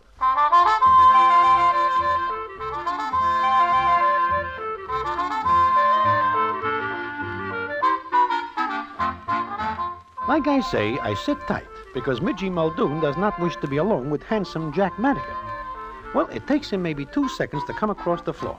He looks down and says, "Hiya, Midgie." "I was fine." Broadway, how are things? "Oh, ups and downs, mostly down." Yeah, you got something to do, Broadway? "Not a thing, Jack. I am just whiling away the wee hours of the morning." Yeah, well, they are pretty wee by now, and you look tired. Maybe you better beat it and crawl in the kip. "I am not sleeping." I think you are. "No, He's not going. You want him to stay? Yeah, he's the only one I want to stay. Why do you keep giving me the brush, Midgie? It's the only thing for dandruff. Look, there ain't nothing wrong with me. Nothing that not being yourself wouldn't cure. You got me wrong. Now, wait a minute. I've told you a dozen times I don't like you. I never will like you, so please don't hang around me. Don't send me flowers, candy, jewelry. I like to. All right, so you'll keep getting them back. Look, just talk to me for a while without giving me the knife, will you? No. Good night, Broadway, and thanks for your company. Yeah, so long, Midgie. Midgie, What? I can maybe get you a cab? There are 30,000 cabs on the street. I can locate one of them. Like always, I am poison to her. And I am a 14-karat gold inlaid sap for making a playful. There are $1 million that would roll over and sit up if I give him a tumble. Well, Jack, do you ever think that maybe Miss Midgie Muldoon thinks that you think she is one of those dolls? I can never figure dolls. Maybe you do like her, huh? Yeah, Broadway, maybe I do. But you are not the only one she puts the frost on. The pale-faced kid, Red Henry, Big Sam. Bums, 2-bit characters. Ain't 1 2 in it with me. I see. What do you see? Maybe if you lay off being such a tough character for a while, she will think different. What are you giving me? Well, she will have nothing to do with anybody who is not legitimate. That is why I say I can never figure dolls. I can never... Nobody ever figures a doll, Jack. Hiya, Broadway. Well, Dave the Dude, sit down. Hi. What is your beef, Jack? Never mind. Okay. Keep it to yourself. We are just talking about Midgie Muldoon. Ah. First base is still a long way off, huh, Jack? Oh, shut up. I'll see you later. Just think of it. Handsome Jack Madigan souring up because of a doll. Maybe he is on the level. Jack? Heh, like a corkscrew. Look, Dave, I see a lot of guys. Tough guys, high shots. So? So? Each one of them has got a place inside where things can hurt. Not Jack. Maybe. Okay, maybe. But until I see that guy do something for somebody, something that does not figure to put him on a winning end, I say he is not level. And I do not blame Midgie Muldoon for passing up a case of measles like that guy.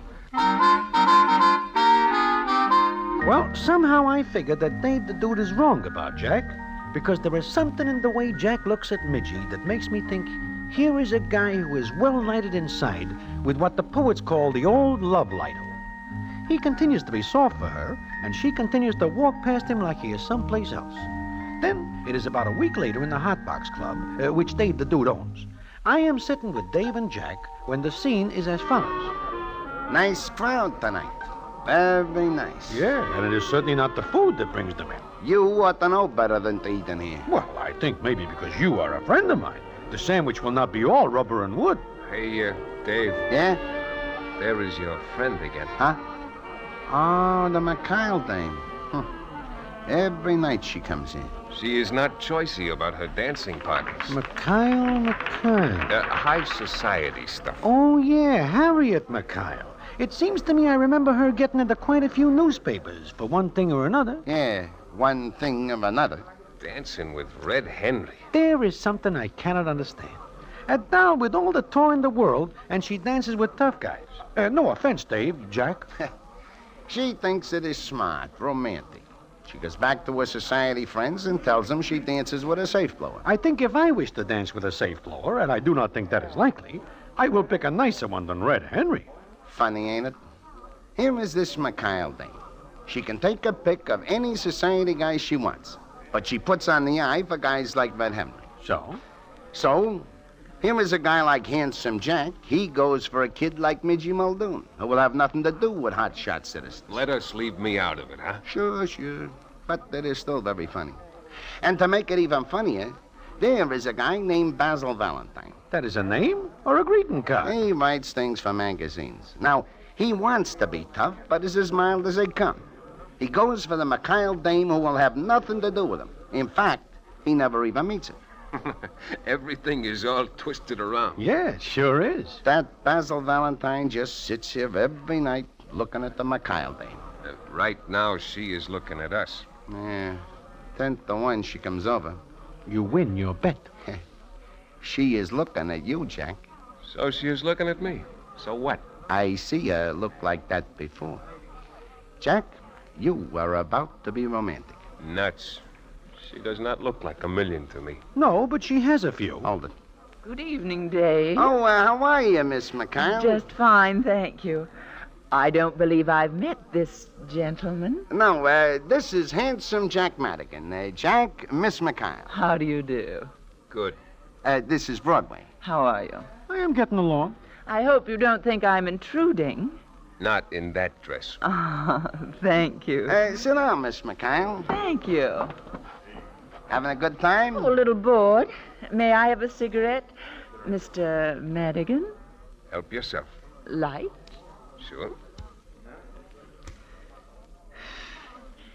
So, you're the famous, handsome Jack Madigan. Yeah, real famous. Look, I got some work to do. Enjoy yourselves. Yeah. See you later, Dave. Goodbye, Dave. Do you live near here, Mr. Broadway? Not far. Why?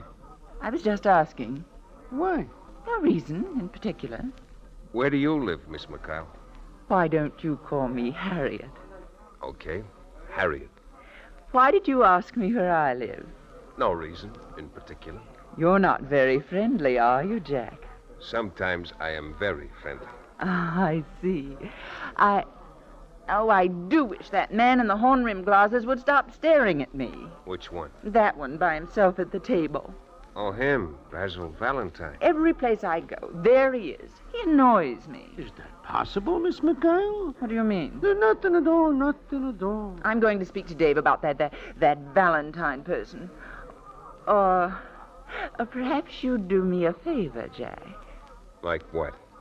I don't like that man staring at me. Oh? Do you think it's funny? Sure, because if you think I am going over there and talk to Bad Basil, you are crazy. Talk to who? Bad Basil Valentine. Bad Basil? Sure, why, he will kill anyone quicker than you can say scat. That harmless-looking man. Miss McKyle, Bad Basil can scarcely sleep good any night he does not kill some guy. Jack, what are you saying? It is all right, Broadway. Miss McKyle here is a friend. We can talk about Bad Basil. But he seems so gentle-looking. Miss McKyle, I once know a hood who is so gentle-looking that the people mistake him for a spaniel, but he ends up in the chair at Sing Sing. Miss McKyle, you asked me a minute ago where I live. I am now going there. Good night. Oh, no. I'll go. Maybe you would like to meet Bad Basil, huh? Well, yes, but later. Good night. Good night. Jack, the sandwich you eat is not that bad. What is the matter? I fix it up for the guy, do I not? Who knows what will happen now? You are so right. Who knows what will happen?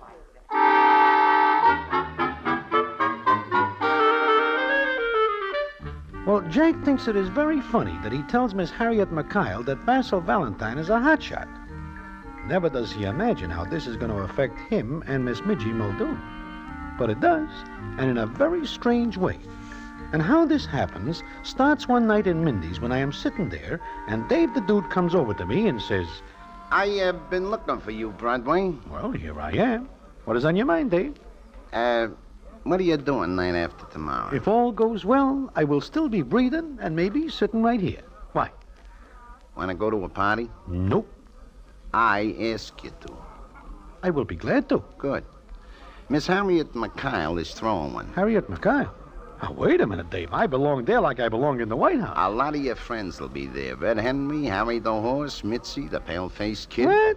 Some of those citizens are so hot, it might be a farewell party before they leave on paid vacations at various institutions. I know, but she thinks it is pretty cute to line up boys like that.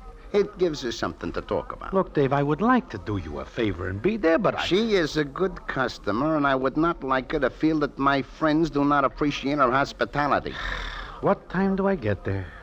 Anytime. Oh, by the way, where is Basil Valentine? What? I do not know. Why? She wants him especially. Huh? This I cannot figure. She'll be up to her ears in rough citizens, so why does she want him? I think I know. Dave, this is going to be a very strange party indeed. And how right I am, even I do not know at the time I say it. Furthermore, I do not wish to be at that party, but Dave is a very good friend of mine, and I like to do him favors, especially since he is likely to resent it if I refuse. So I go. And what happens there, I will tell you in a minute.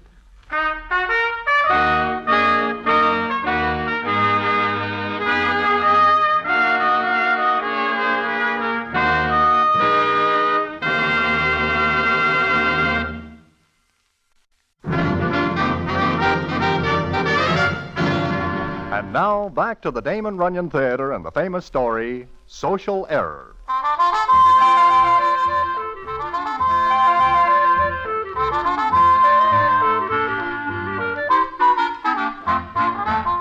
Like I say, I do not wish to offend Dave the Dude, so I show up at Miss Harriet McKyle's party. So do quite a few other citizens who are not in who's who, but know what's what, especially if it is crooked. I am very surprised to see Miss Midgie Muldoon there, so I ask her why she comes, and she says as follows. Dave asked me to come, Broadway. I always think you never associate with hotshots, Midgie. I don't, but Billy, Dave's wife, is a friend of mine. I couldn't say no. Yeah. I guess you know Jack is going to be here? Well, what if he is? Oh, I just asked. Is he Miss McKyle's latest? Well, not exactly. I think he might like her. If you will look at her now, you will see that she is more than somewhat interested in Bad Basil. Who? Bad Basil. Basil Valentine. Oh, you're kidding. That's the man who always hangs around Dave's place. Yeah, but now he is Bad Basil. I don't understand. Well, it is like this. Hello, Broadway. Midgie. Hello, Jack. Excuse me, Broadway. Oh, wait a second, Midgie. No. Look, why do you not give me a break? Why don't you ask Miss McKyle for one? I am asking you. Don't. I do not mind you brushing me, but do not laugh. It's very funny. Handsome Jack Madigan letting Basil Valentine beat his time. Huh? The joke is on you, Midgie. As a matter of fact, I fix it up. I tell the Mikhail doll that Basil is a #1 tough citizen. She believes me, and then I... You what? Sure. I give the guy a break. Well, aren't you the big humorist? Anything for a laugh. Oh, no way. That poor little guy thinks he's going big. What'll happen to him when she finds out? Well, why should you be burned? Because I think it's a miserable trick. Oh, it is a gag. Sooner or later, she'll find out what he really is. Then the two of you can have a big laugh at him. Oh, look, Midgie, I did not mean for this to spread so thick. How do I know that Damon's going to swallow it? But she did. Now I'll tell you something. At first, I couldn't stand the sight of you. Then I thought, well, maybe you might be on the level. But this puts me right back where I was.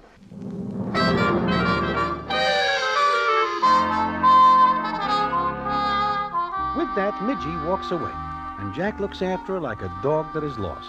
I know now that he's really 11. Also, I know that he tips Basil to the gang, and this makes Basil happy because he figures the Mikhail doll will now fall for him. The next thing I know, I hear Basil telling her how he knocks off 10 hoods one weekend while he is on a pleasure trip, and I see she is looking at him with some respect. But in the meantime, Jack is doing nothing but mooning around. Then, along about 2 a.m., I am standing with Jack, and the scene is as follows. Everybody has a good time but me. Jack, I wish to ask you something, and I wish to hear the truth. What? You are really serious about Midgie? Yeah, I am. Broadway, I gotta do something to show her I ain't too bad. I just... Jack! Hey, Jack. I've been looking for you. Okay, Red Henry, here I am. Look, I'm doing all right with the Mikhail dame. Will you stick your nose in? Go away. You get too much in the last glass. I'm telling you, I was doing all right. I hear about that gag with the Valentine character. I tell you, go away. You never do like me, so you do this, you queer me. You are right. I never do like you. Happy? But I'm going to tip the Mikhail doll. See? Why do you not go away and clean up? I'm going to fix it all up. Look, Red, leave the little guy have his fun. He is nuts about the dame. What do you care? I was doing all right. I don't like your nose sticking in. Go away. Get lost. Take a trip. You were sore because you cannot get the doll you want, so you queered for me. Shut up, Red. You were heated up for Midgie Muldoon, but you get the frost. Cut it out. Handsome Jack Madigan, sitting on the back porch and the door's locked. Red, you and I will take a little walk, huh? There is a terrace. I bet you've never seen New York from this high up, huh? Shut up, Broadway. He knows I am right. How does it feel to be chilled off, Jack? I will show you. Jack, look out! He is pulling a rod! Get back, Broadway! Jack, are you crazy? He would have drilled me. Shut the door, somebody. You shot him, you fool! You shot him! He is all right. I hit him in the hand. Jack, look, maybe you better go. I will take care of this. Red, are you all right? Give my hand, that is all. There'll be a terrible scandal. There will not. Listen, everybody, quiet! What happens here goes no farther. Get it? Broadway. Yeah, Dave. Get to the phone. Call for my car. Sure. You better beat it, Jack. Oh, look, Dave, I gotta explain. Handsome Jack Madigan, parlor tough guy. Midgie, I wonder what else you'll think up to impress people.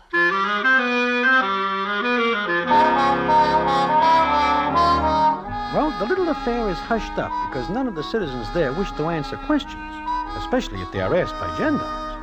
And Miss Harriet Mikhail is glad to listen to Dave the Dude because she does not wish the publicity. Red Henry is hustled away, and it turns out the shot in the hand is nothing at all because Jack is pretty fair with the rod and just shoots the pistola out of Red's hand. However, he figures he is all washed up with Miss Midgie Muldoon.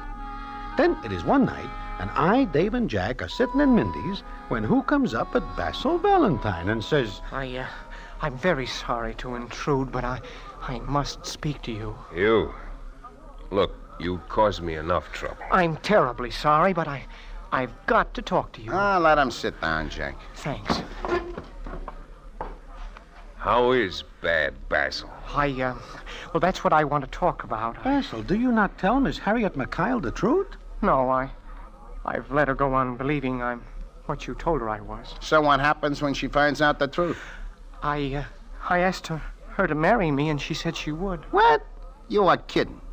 Now I hear everything. But she wants me to correct something before we go away to be married. Correct something? What? Well, she She says that Jack committed a social error when he shot Red Henry the other night. Jack, you've got to let me do something about it. If you don't, I'll lose her. Okay, I will go to her and say you made me apologize. But that's not enough. I have to strike you or something. Okay, strike me. But in front of her. Basil. What, Dave? You go back and tell that dame the truth. I can't. Dave, Jack, Broadway, I love her. That much, huh? Yeah. You will get over it. No. Wait a minute, Dave. Basil. Yes? How would you like to shoot me? Jack, shoot you? Yeah, say in Dave's place, night after tomorrow. I am not interested in making a shooting gallery out of the hot box. I got an idea. Listen, nobody gets hurt. You bring the doll to the hot box. Dave, close up the place to outside customers early. What are you getting at? Basil comes in with the Mikhail doll, sees me, pulls a rod, lets me have it. Oh, no, I might hit you. Not with blanks in the gun. You really do this for me? Sure. Why not? I'll never forget it, Jack. Go on now. Beat it. Go on, get yourself a gun. With blanks. Right away, Jack. Right away. Well, how do you like this? What gets into you, Jack? Well, maybe I know just how the little guy feels.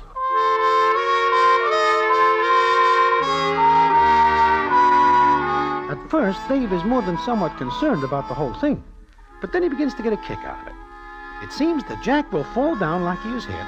Basil will leave with Miss Harriet Mikhail and everything will be fine. But as they say in books, quite a few things are liable to go wrong, and often do. Now, I and Dave tell nobody about this arrangement, and it comes up 2 nights later that we are in the hot box.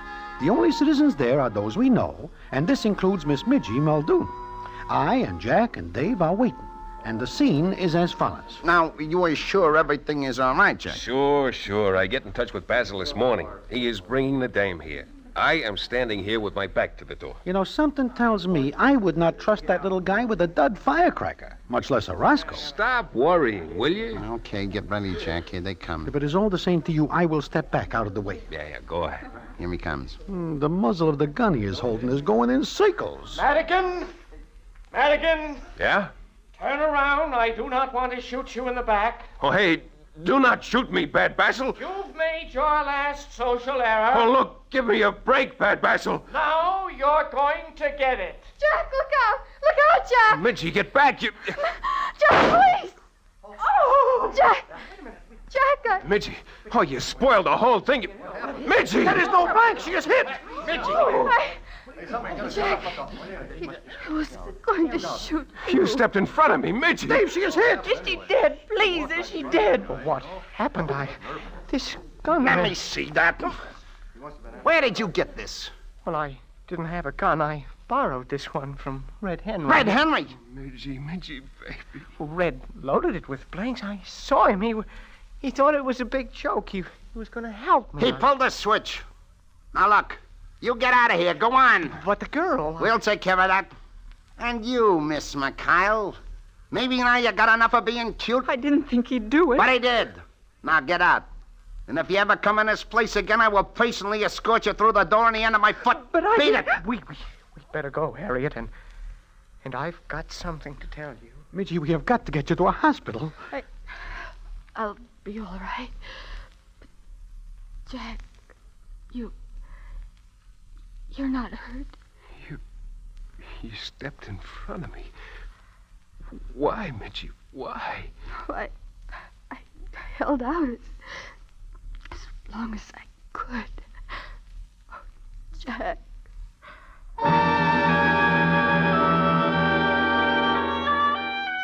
Well, Midgie is only hit in the shoulder and turns out okay. And Dave fixes it so everything is smoothed over. Of course, no one is more surprised than Jack when he finds out that Midgie is in love with him. However, that is not the end of the story. The payoff comes later. And what it is, I will tell you in a minute.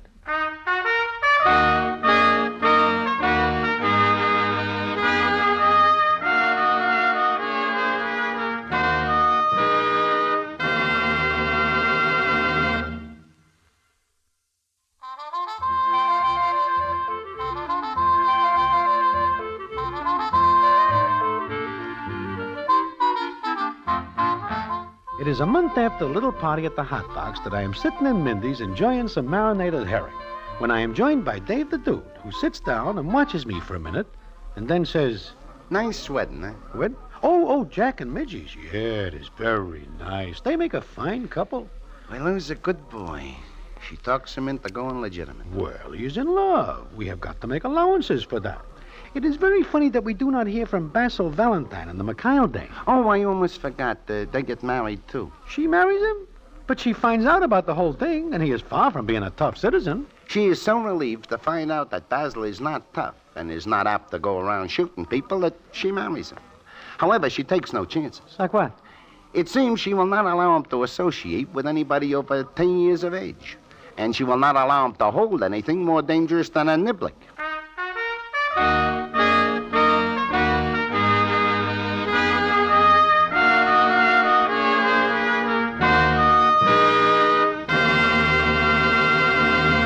And so ends the famous Damon Runyon story, Social Error. Listen in again next week for the Damon Runyon Theater.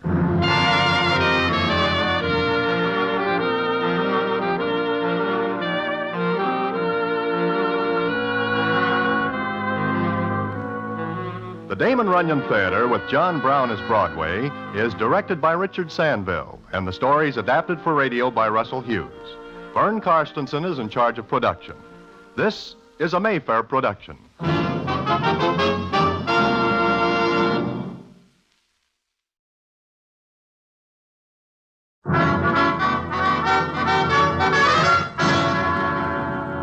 The Damon Runyon Theater.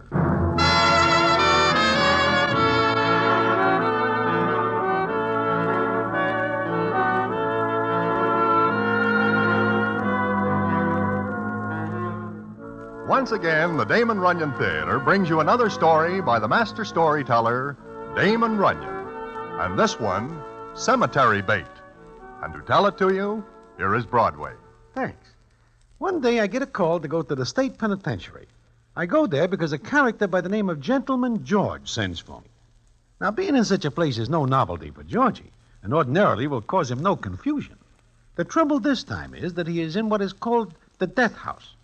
It seems that he has allowed visitors, and I am more than somewhat curious why he sends for me.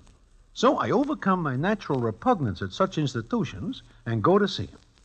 And he tells me a very strange story indeed, and one which I will tell you in a minute.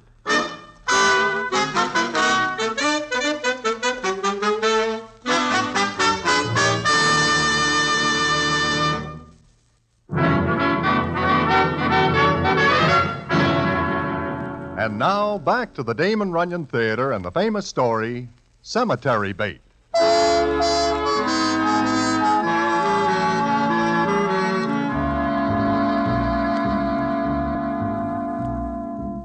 Like I say, I find myself at the state penitentiary. I also find myself sitting in the cell with Gentleman George, and he says as follows. It is very nice of you to come, Broadway. Maybe you wish to know why I get you up here. I am curious, yes. Uh-huh. Well, as you know, tomorrow I am to be placed in Mr. Edison's rocking chair and given a severe shock in the seat of my britches. I hear that, yeah. So I wish to tell you a story, because you are a good guy, and you will let it be known that I perform a great public service. You do, Georgie? I do. I wish all citizens to be more kindly disposed toward me. So I will tell you. Yeah, well, please make it short, George. Huh? I am getting a severe case of feeling cooped up. Sure. Well, it is in the summer of last year that Lou Adolia comes to me. You remember Lou? Oh, sure. He is a hot citizen who cases joints for diamonds and such. Yeah. And then he gets another citizen to knock over the joint. Well, like I say, Lou comes to me last summer, and he puts a proposition to me which reads like this. Georgie, I think I got a great job for you, only you'll have to go to Miami, Florida to knock it over. Okay, Lou. I do not mind traveling. What is the layout? Well, there's a certain doll married to a guy. Oh, nix. I do not knock over guys so their dolls can have good times. Nothing like that. She's got a box full of rocks that'll bring maybe 80 grand. Uh-oh. Go on, Lou. What else? Well, I figure a good box man like you can sort through and pick off the stuff. You got a place to unload it? Sure. Don't I always? Yeah. Okay, give me the rest of the setup. Well, we'll go to Miami. I'll do another case job on the layout, and you can work your way through from there. It'll be a lead pipe central. So, Broadway, it is not more than a week later that I find myself on a train going to Miami, Florida. The way Lou talks, it looks like I am going for a cinch job. Then it comes up one night on the train, and I am as sick as a pup because I eat fish, which I can never stand. I am on my bed when I hear a knock on my door. Who is it? What's the matter in there? I am about to become a corpse. Go away. Let me in. Oh. Come on. Maybe I can help you. Okay, just a second. All right, lie down again. I am sick. I am so sick. So I see by the color of your face. I didn't think you were born green. Where does it hurt? Stomach. Ptomaine poisoning. I saw you eating fish in the dining car. I will die before my time. Nonsense. No one ever does that. Besides, you might be better off if you did. Not enough people know when to die. Please, you say you will help me? I will. I'll never get any sleep next door with you groaning and grunting all night. Porter, come in here, will you? What are you going to do with him? Send for some medicine. Yes, sir. You call me, sir? Yes, go to the dining car and get some hot water. Also bring back some soda, a box full, and hurry. Yes, sir. Right away, sir. Do I get anything to go with the soda? Shut up and lie still. Look, mister, why do you do this for me? If you've got any stupid notion that I'm doing it as a good Samaritan, forget it. I merely want to get some sleep tonight. Well, Broadway, the old guy, who was maybe pushing on 60 or thereabouts, does good for me. In maybe an hour, I am feeling better and drop to sleep. Then, in the morning, I wake up and the train is in Miami. I get out on the platform, and I see the old guy. He looks at me and says... Feeling better? Oh, sure. Lots. In fact, I am a well man, and I wish to thank you. Don't. Just remember that you're unable to eat fish. You're allergic to it. Oh? But look, mister, I wish... Goodbye and keep away from fish. Hey, wait! Hey, Georgie. Oh, hiya, Lou. Yeah. Say, see that old guy getting in a car? Yeah, what about him? Who is he? Oh, I don't know. I didn't see enough of him. Now, look. You bring your tools? Sure. But I sure wish I know who that old citizen is. He saves my life last night. And so few people are good to me that I wish to cherish the name of one who is. Okay. Save it till later. I got that deal lined up. How does it look? Oh, great. Where are your bags? Platform. Where do we go now? You better check in the hotel. Don't use your right name. You'll know me better than that, Lou. It is just a question of picking the one I like best. Okay, let's get moving. We got just 2 days to pull this job and move out. Hot, huh? Plenty. Your cut will be 10 G's. My cut will be 15 G's, or you will get yourself another can opener. 12. 14. 11. 13 and a half. 13. I am in business. Leave us go.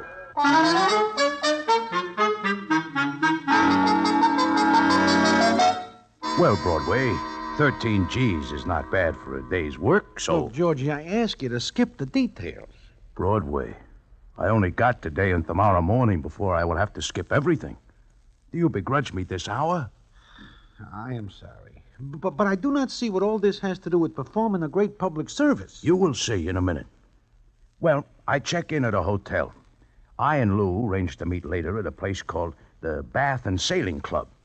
It is a bad name because I do not see anybody taking a bath or sailing. Although some of the dolls in the dining room seem to be dressed for the first occupation. Then I see a beautiful pancake walk in and sit at a table by the window. Now, Emil, the head waiter, is a good friend of mine. So I ask him who the doll is, and he says...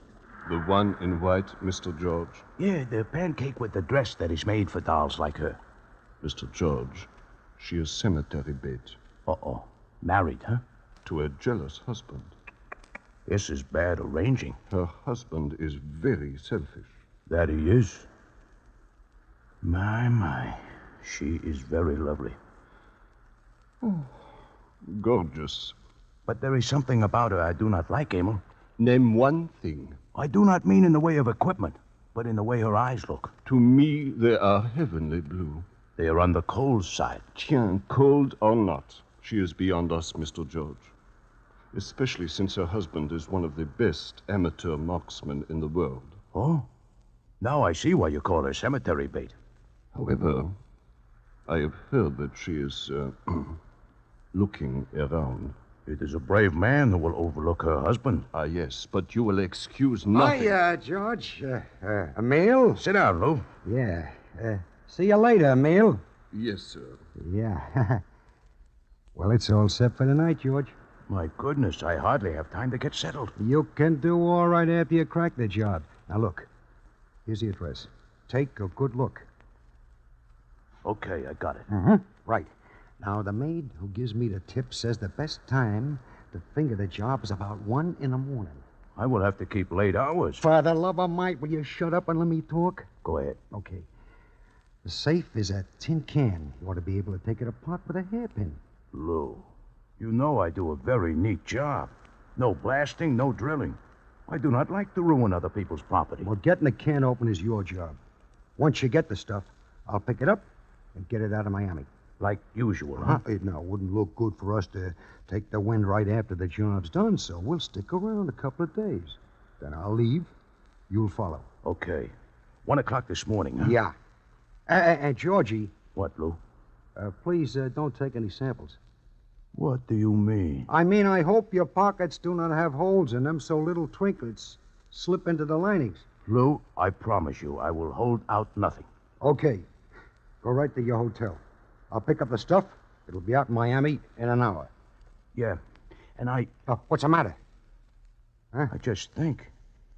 That pancake who just leaves looks just as good from this side as the other. Keep your mind on your work.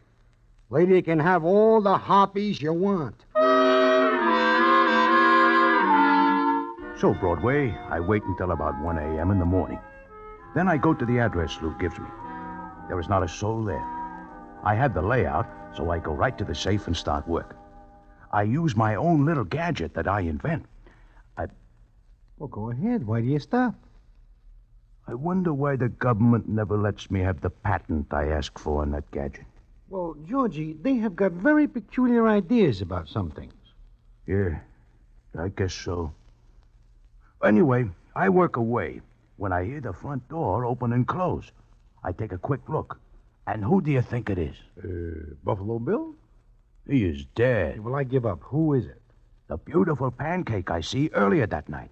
This is her house? It turns out that is the case. Anyway, she is with a guy. Know who the guy is? Georgie, before you finish this story, they will put you in the juicer and I will never know what happens. Please proceed. Who is the guy? Remember little Eddie Baker? Baker? Oh, sure. The shake man. Yeah, blackmailer. Broadway. He is very crooked. More than somewhat. So what happens? The doll does not turn on the lights, but they come into the room where I am going about my business. I see that Eddie Baker is now wearing a little mustache, and he is dressed to kill. I duck in a closet behind some clothes, and I hear the doll say, No, Tommaso. Don't turn on the light. I thought you said we would be alone. We are. Cora, I do not like this. What if someone saw us? Who could? Frightened, Tommaso? Your husband. Away on a fishing trip. But he may come back sooner than you expect. I don't think so. He likes the fish. Cora, you're so lovely. Am I? You know you are. So? Listen to me. Why can't we go away together? How much money do you have, Tommaso? None. Nor do I. Your jewels. Tommaso, the way I like to live, they wouldn't last a year. I guess not.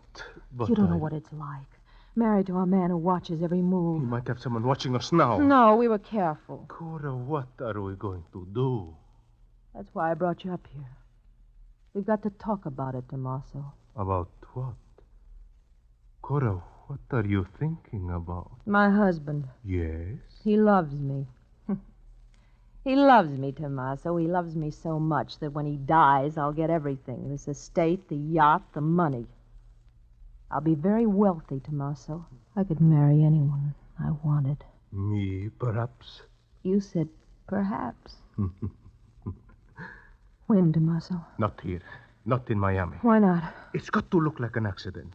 You will be leaving for New York in 2 days, won't you? Yeah, why? There's many more possibilities for an accident in New York. Yeah, there are. Do you love me? Wait and see how much.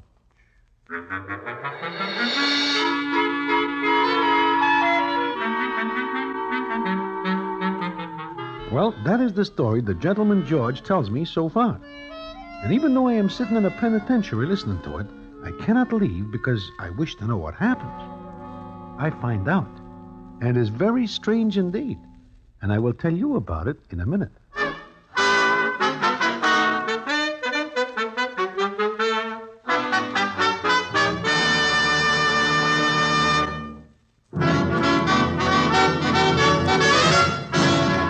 And now back to the Damon Runyon Theater and the famous story, Cemetery Bait.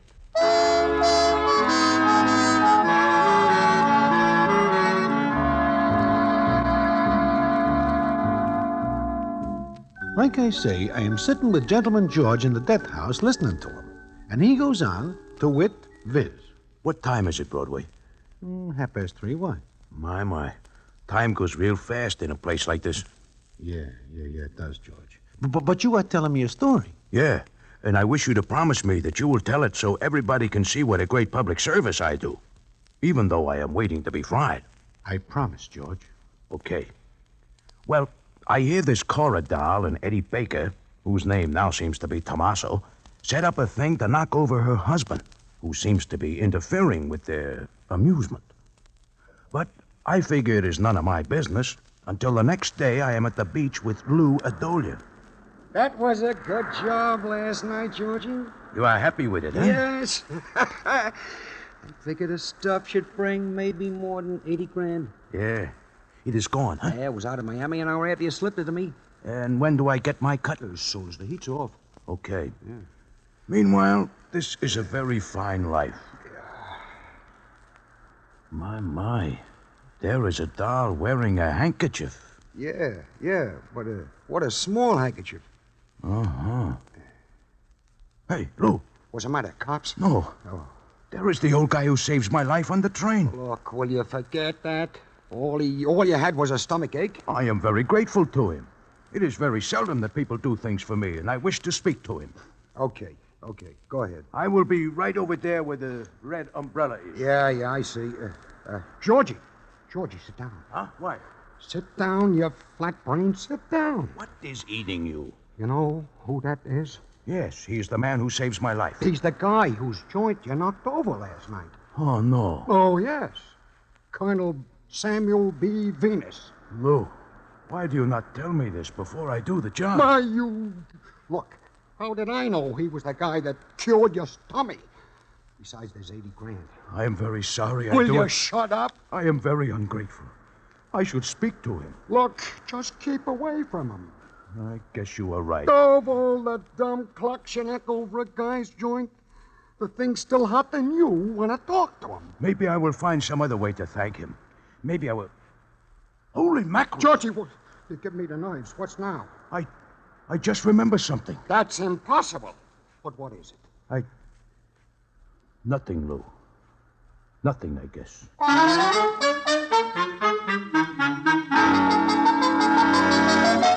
But I do remember something, Broadway. This Colonel Samuel B. Venus is the husband that Cora and Tommaso are going to decease. Yeah, that is right. Now, personally, I would not care if they do it on somebody else. But the Colonel saves my life. You understand? Sure, I understand. But somehow it seems to be a little unimportant considering where we are. Huh? Nothing. So what happens then, Georgie? Well, I figure I will try to do something without getting myself in trouble for the little job I do for Lou Adolia. So I stick around, and I find that the Colonel and Cora are going to New York by boat. So I go the same way. The boat is named the Castilia. Castilia. That is very familiar. Sure. I just tell it to you. No, I mean I read something about that boat. Oh, well, I will tell you what it is you remember. Yeah, well, all right. You are on the boat. So is the Colonel and the doll Cora. Aha. And so is Tommaso. But you know what? I do not know what. What, Georgie? The Cora Pancake and Tommaso never even look at each other. It is like they are strangers. That is very strange, right? Well, perhaps they do not wish the Colonel to see them together. Yeah. Yeah, that is real smart of you. But I watch them. But they never make a move to do in the old guy. Then it comes up one night, and I am in my cell. Cell? Cabin. Oh. Yeah, I'm in my cabin with Lou Adolia, who is along. I'm just getting some sleep when all of a sudden I hear a lot of noise. Hey! Hey, what's that? The bell! Hey, what's going on? Who is throwing a party? George, let's get out of here! This tank is on fire! What? Come on, quick! I am not dressed. Get going, you big dope! Come on! Which way, Lou? Come on, let's get up the stairs. With all this water around, how does a boat catch on fire? Come on, move faster, will you? Wait a minute. What for? Look, I have got an idea. Oh, not at a time like this. You go ahead. I will follow. What are you going to do? A lot of people will be rushing out and maybe leave valuables. I can pick up some trinkets. You sat there in time. It is all right. You go ahead. I will make hay while the sun shines. Okay, it's your funeral. See you later. Anybody in here? I just wish to tell you the boat is on fire.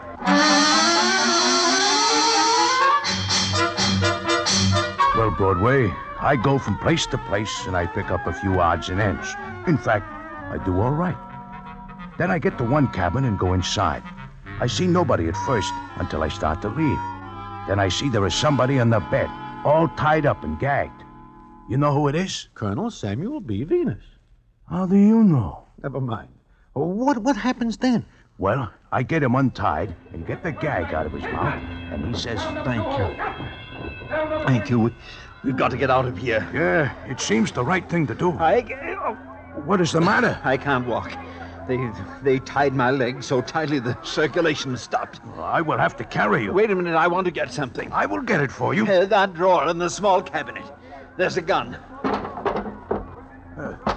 This? Yes, I know you. You saved my life. Now I save yours. Oh, yes, I remember. Oh, wait, I can't get up. Look, hold my arms. They did this. They did this to me. Huh? Who? Cora and that man in the white polo cap and the coat to match. Little guy, black mustache? Yes, he hit me. They tied me. I'll kill him. What about her? Help me. Carry me. All right. Up you come. Now, hang on. It's not her fault. She's just a child. But him, I don't even know him. Hang on tighter. I gotta use my hands to feel through the smoke. Yes, that poor child. She didn't know what she was doing. You think not? I know she didn't, but I'll kill him, that little man in the white coat and cap. I'll kill him. Look, Colonel, I have to tell you something. Save your breath. You'll need it. But I gotta tell... Keep your mouth closed. No doll is worth killing somebody for. She's an innocent child. Okay, I will not say anything more. We're almost on deck. Then I'll find him and I'll kill him.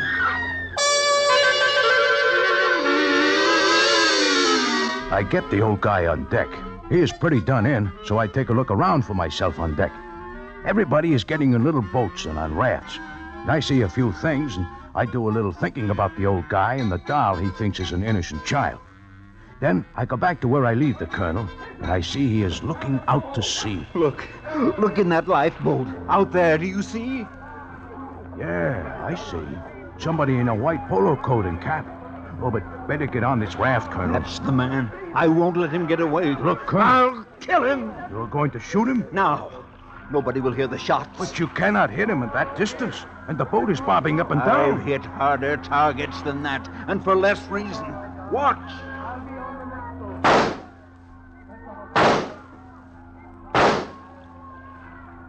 That is real good shooting.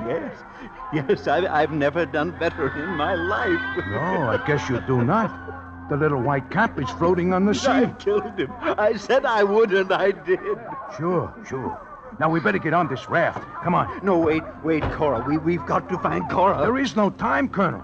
Besides, it is more than likely that she gets on a boat. I've got to find her. Look, I tell you, I take a look around. She is not on this boat. Then I'm not leaving until I find her, that poor child. I've got to find her. Do you understand? Colonel, Once you saved my life. Now I have got to do something for you. Like I say, I have got to get you on the raft. And it is easier if you are unconscious this way. So I get him on the raft. And it is not long before another big boat comes and picks us up. Yeah, I see. How you doing, George? Huh? Oh, fine. Got the time? Yeah. It's 3:40. Uh-huh. Anything you want? No, I guess not. Thanks just the same. Yeah. Take it easy. That guard is a real nice guy. There is another one who is not so nice. Probably because I take $2 away from him, a two-handed pinochle. Yeah, but George... Huh? You say you do a great public service, and you wish me to tell people about it. However, I cannot tell people what it is unless you tell me. Oh, yeah, I am coming to that. First, got a cigarette? Sure. Here. Thanks. Light? Here.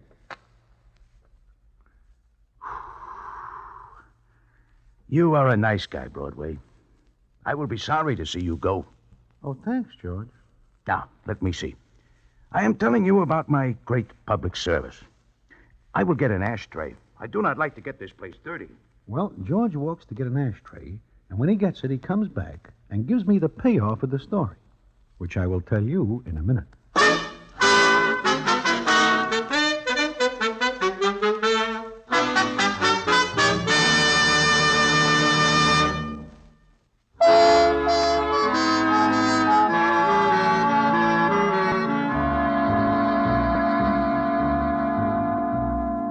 Like I am saying, George gets the ashtray, comes back, and sits down. For a minute, he just looks off into space. And then he says, You know, I am criticized very severely for what I do when I get on that raft. Oh? What is it you do, George? Well, it is very crowded, so I have got to push away a female character who is trying to get on. You do what? I push this character off, especially when I see she has got a small black mustache. What are you talking about? Well, I do not tell you, and I do not tell the colonel, that when I take a look around, I see Tommaso making this corridor change clothes with him at the point of a knife, thinking he can get in a boat reserved for women and children. What? Then the colonel, he shoots... Yeah, he shoots Cora. She deserves it, Broadway, because he is a nice old guy, and she does not deserve him. Does he find it out? Yeah. He is now in a place where they keep guys who go off their rockers. Yeah. But look, George, why do you not tell everybody that it is not a female you push away? That it is this Tommaso? You have still got some hours to clear that up. Well, I tell you, do I not? But I cannot keep you out of the juicer. Oh, you misunderstand. I am not here for giving Tommaso the heave-ho, although that is the public service I speak about, because I figure he is a menace to the sanctity of the American home. Well, then why... I am here because Lou Adolia forgets to give me my cut. And one night, I push his car over a cliff, and I forget to remove him from same.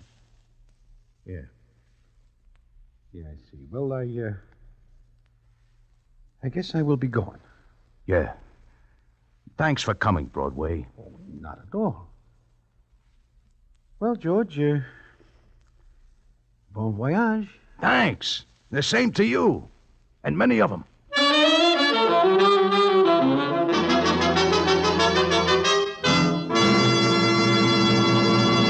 And so ends the famous Damon Runyon story, Cemetery Bait.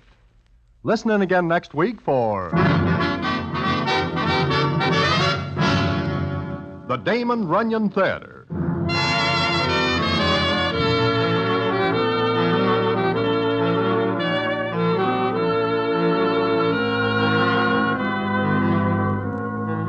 The Damon Runyon Theater, with John Brown as Broadway, is directed by Richard Sandville, and the stories adapted for radio by Russell Hughes.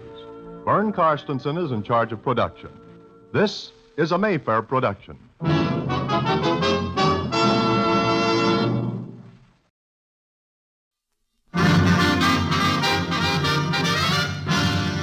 The Damon Runyon Theater.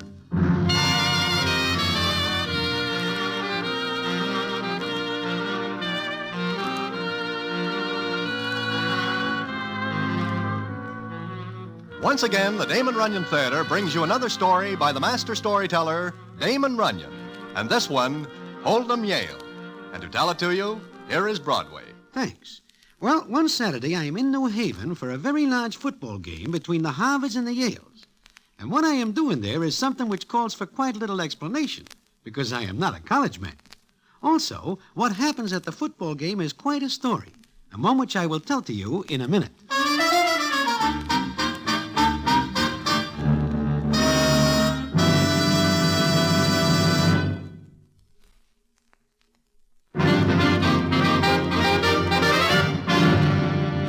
And now, back to the Damon Runyon Theater and the famous story, Hold'em Yale.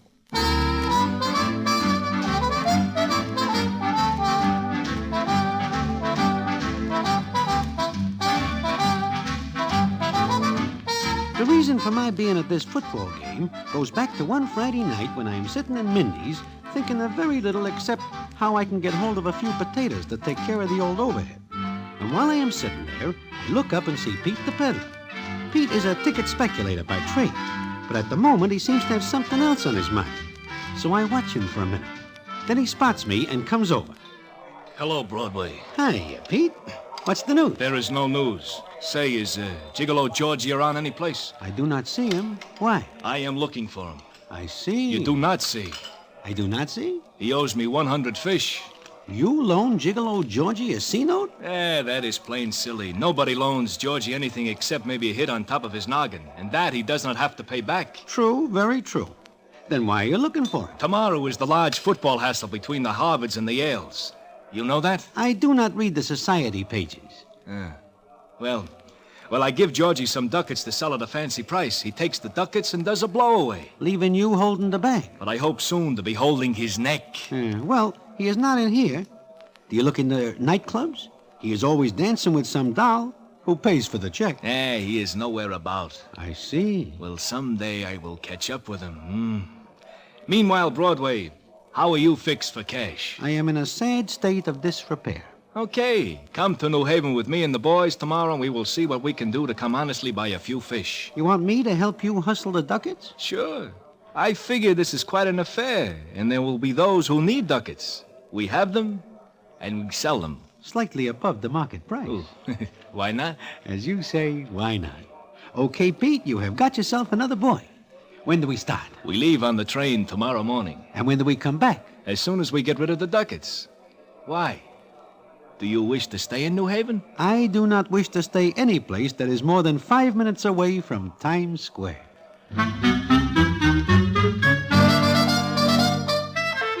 That is what I tell Pete. But it so happens that I stay considerably longer than it takes to get rid of the tickets. And how that happens begins when I am standing in front of what is called the Yale Bowl. Now, this is no bowl at all, but is a large concrete place with no roof on it.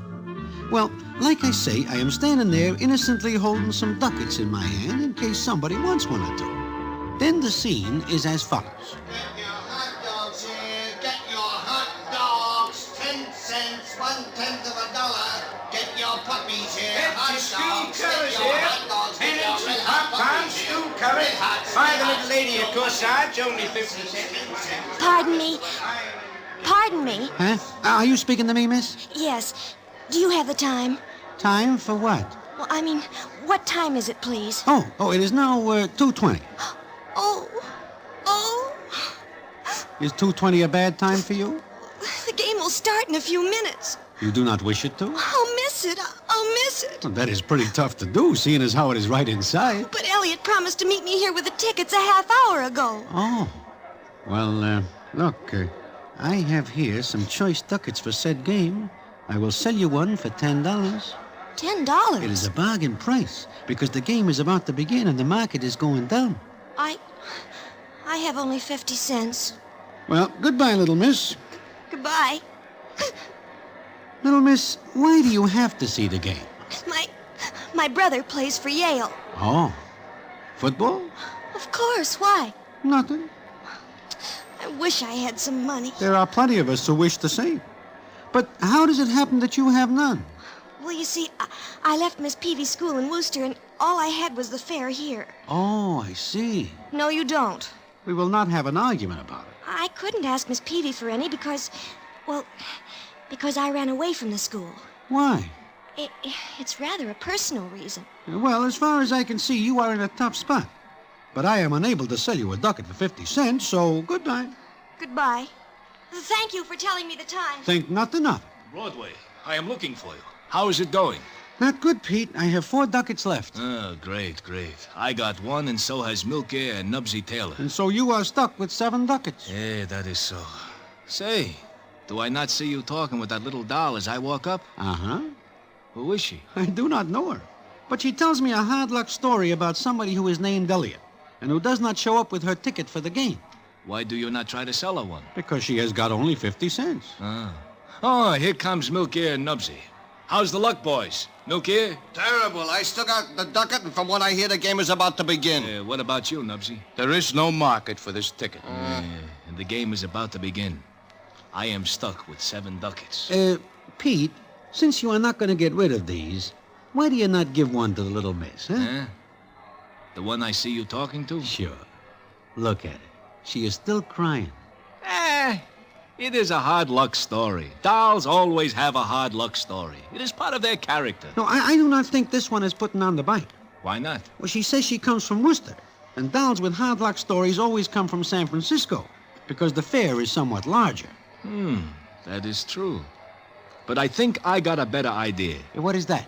Look, boys, I hustled ducats for many years now, but I never see one of these games. So I think I would like to. How about you, Milky? Me? Nah. Do you ever see one? Nah.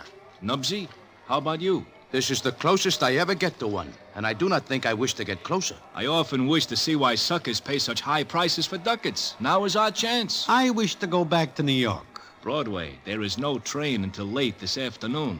We are stuck here? So we might as well see the football game. Well, it is an idea. So, come on. Now, wait a minute, Pete. What about the little doll? Let us see. Come on, boys. Get your school colors here. Get your pom-pom. School colors here. Pardon us, little miss. Oh, yes? What is it? My friend here just tells me that you are hung out on the line. I'm what? He means I tell him that you are going to miss the game due to the fact that Elliot is not here. Yes, that's right. Well, look, I happen to have 7 ducats. We will take you in with us. That is, if you wish to accompany us. You mean you'll really take me in? That is what he says, little miss. Oh, I don't know what to say. Just yes or no. Yes, and thank you. Then it's settled. Are you Yale or Harvard men? Is that funny, Milky? It is. I guess it is at that. Okay, let us go.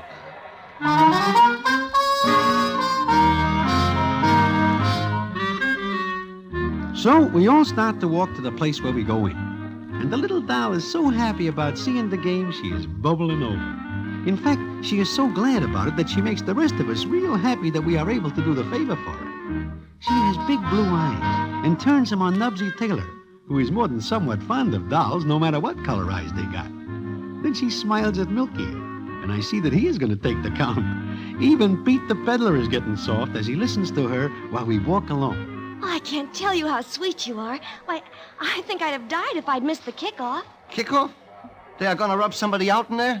I think I am beginning to like football. How can you tell when you are not even inside yet? They speak our language. I like you.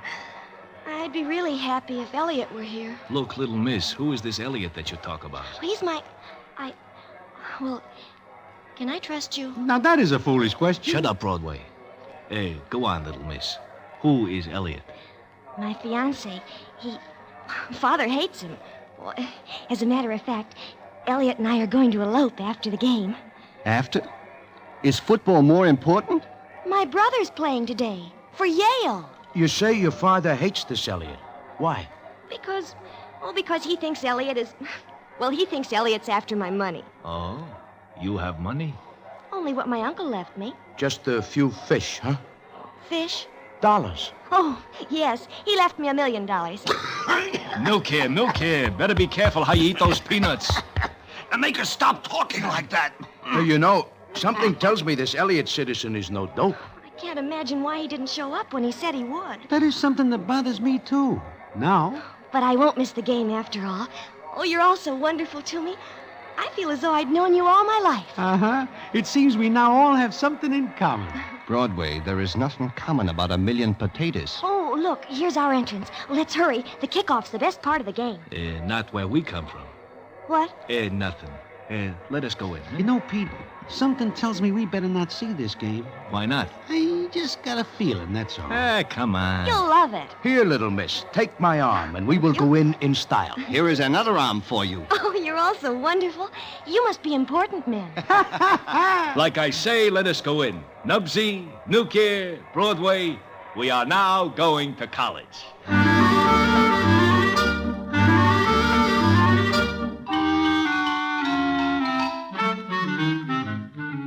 Well, we go inside what is called the Yale Bowl, and it is crowded with people. I cannot believe that so many citizens would sit out in the open to watch the Harvards and the Yales. But we take our seats, and the scene is as follows. Look at all the suckers. Oh, if I only had the ticket concession. Are all these people in here just to see football? Look, there's my brother. See him? Way over there. I see nothing but a lot of Indians in blankets. Silly, that's the Harvard team, and... Oh, we're on the wrong side. Wrong side? What do you mean? Don't you see, Broadway? Look around us. I am. I see more people than there are in Times Square on New Year's Eve. We're on the enemy's side. Enemy? We got enemies here? We will keep our backs together and go down fighting. Little miss, what are you talking about? This is the Harvard side. We are now for Harvard's? Oh, no, you've got to root for Yale. We do? Of course, I'm for Yale. Don't you want to be? If you are, we are. Nubsy, Nukia, Yale it is. I am now a Yale man. If that is the way we got it, that is the way we got it. Hooray for Yale! Oh, you're just immense. Oh, look, the teams are coming out on the field. Stand up, boys. Hey, how do you like this little doll? She has leather lungs. Say, how many guys play this game? It is practically a gang war. Hey, you guys, take a look around us. What is the matter? I do not like the way the citizens in our immediate vicinity are eyeing our little doll. Yeah, they do not seem to be in favor of the Yales. Oh, I am not prepared for this. No Roscoe, no nothing. I know now we should go back to New York where there is peace and quiet. Nothing doing. The little doll is our guest. We do not walk out on a guest. I only hope we are able to walk out. They're lining up for the kickoff. Ah, this is what I am waiting to see. Stand up, boys. Stand up. I do not know why, but stand up. There it goes.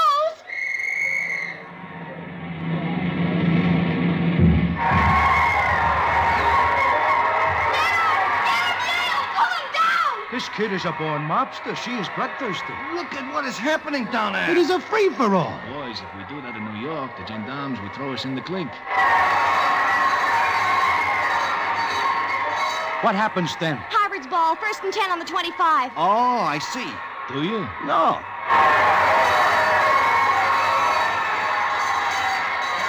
Plug up that hole in the line. Hold him, Yale! Look, one of the guys in the blue shirts is rubbed out. He was knifed because I did not hear a shot. He'll be all right. He's got to be all right. He has only a slim chance the way I see it. There are 2 tons on top of him. Look, he's getting up.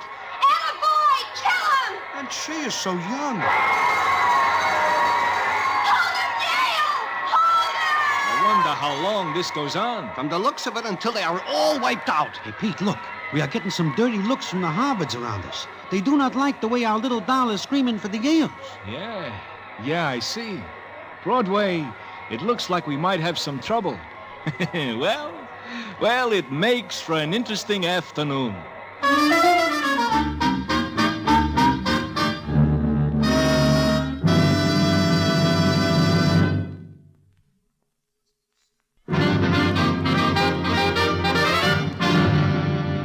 And now, back to the Damon Runyon Theater and the famous story, Hold'em Yale.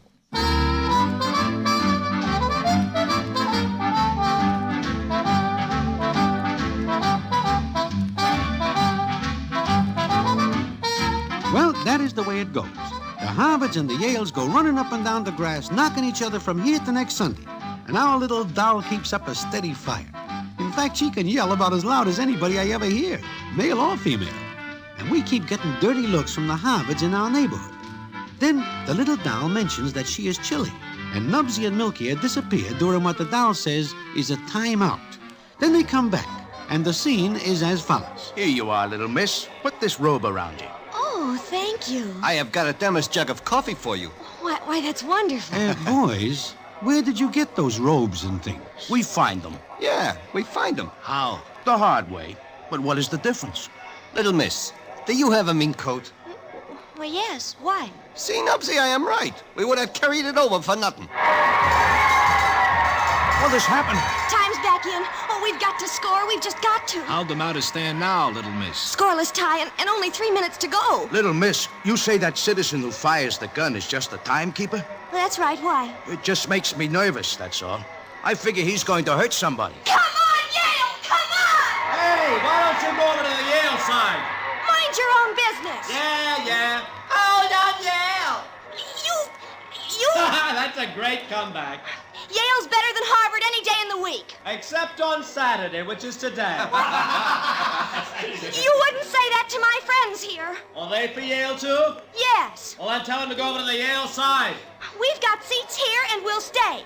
Isn't that right, Pete? That is right. So there. They look exactly as I'd expect Yale men to look. Especially the one with the broken nose. He means me. And the other one.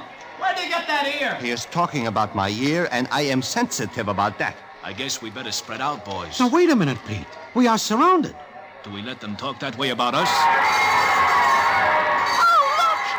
What is happening now? One of the characters in the red shirts is all by himself. Look at that boy run. Go on, boy! Go on! All the way! All the way! He runs faster than Harry the horse the night the gendarmes went to ask him a few questions. Get him! Pull him down! Get him! Hold him, Yale! What am I saying? Why don't that citizen with the rod take a shot at him? Little miss, is this bad? He's going for a touchdown. Is that good? No, we'll lose.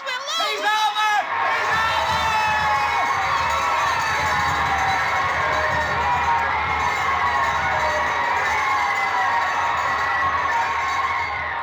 Oh, no, Yale lost. There's no more time left. I do not know what happens, but I gather that it is all bad, eh, miss? It's terrible. Come on, let's get those goalposts! Come on, you Harvard men, let's get those goalposts! What does he say? They're going to take our goalposts. What is that? Look, don't let them take them. I would not give you 8 cents for him. You don't understand. They mustn't have the goalposts. What good those posts will be after they get him is a mystery to me. Well, I'm not going to let them do it. Come on, Yale, come on.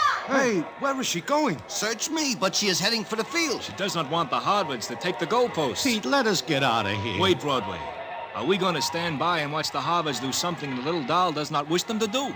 I do not like the crack that guy makes about my nose. And I am still sensitive about my ear. It just so happens I have $1 worth of nickels rolled up in paper in case I get in a fight. $1 worth of nickels in a guy's fist makes him a pretty tough customer. As a matter of fact, I have a roll of nickels. It's a funny thing, but after feeling around in my pockets, I have too. Then why do we stand here while the little doll is down there? Let us go. No, wait. We are only 4 of us. I do not care. I wish to look for the citizen who makes the crack about my nose. I think I will give him one like it. We will fight for the honor of the Yales. I do not go to Yale. I never wish to go to Yale. I do not care to defend the honor of Yale. But it is for our little doll. But Oh, that is different. Let us go.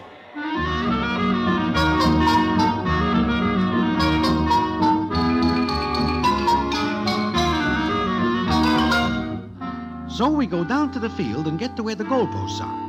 By this time, there are several thousand Harvards tugging at the posts, and I figured the odds are pretty heavy. But then I see that our little doll climbs up and is now sitting on the crossbar screaming at the Harvards. Don't you dare! Don't you dare take these posts! Get out or we'll take you with them! You're cowards! You fight a lady! Well, there's some doubt about that. Mister, look, you hear the little lady. Do not shake her down from there. Oh, it's you, huh? And your friend. For the last time, do not shake the little lady down. No? Here, watch.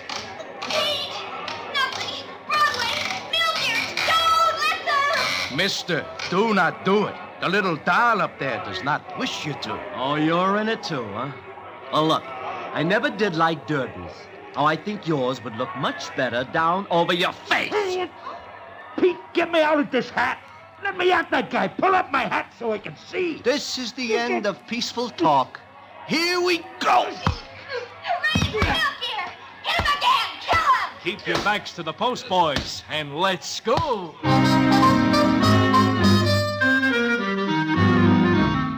about this time, one of the Harvards, who is 9 feet tall, reaches over 6 other guys and hits me on the chin. While I am going through the air, 2 other guys punch me when I am unable to defend myself. By the time I pick myself up, I am pretty well out of the way of everybody and have a chance to see what is going on. And what I see is Nubsy, Milkier, and Pete battling the Harvards. Nubsy's derby is still down over his ears, but he punches a hole in it so he can see, and he is swinging right and left. But the odds are too heavy. I run back into the battle, and the scene is as follows. So this is college? I am having trouble breathing through this derby. We cannot hold out much longer. I am not so tired of getting hit as I am of getting up off the ground. I never figured these college boys are so good. Hold it, fellas! Hold it! Don't throw no more punches. Hold it. Now look, these are game guys. Even if they do go to Yale. What do you say we call it quits, huh? Hey! Okay, keep your goalposts. Anybody who puts up that good a fight deserves them. Please, help me down. Come on. Nubsy, how are you? I will never wear another derby as long as I live. If I live. Nubsy, look. My other ear. The good one. Yeah. Now both sides of your head will match. Oh, you wonderful, wonderful man. I could kiss each one of you. I think nothing of it. Yale won't forget this. Neither will we. Does anybody see my shirt?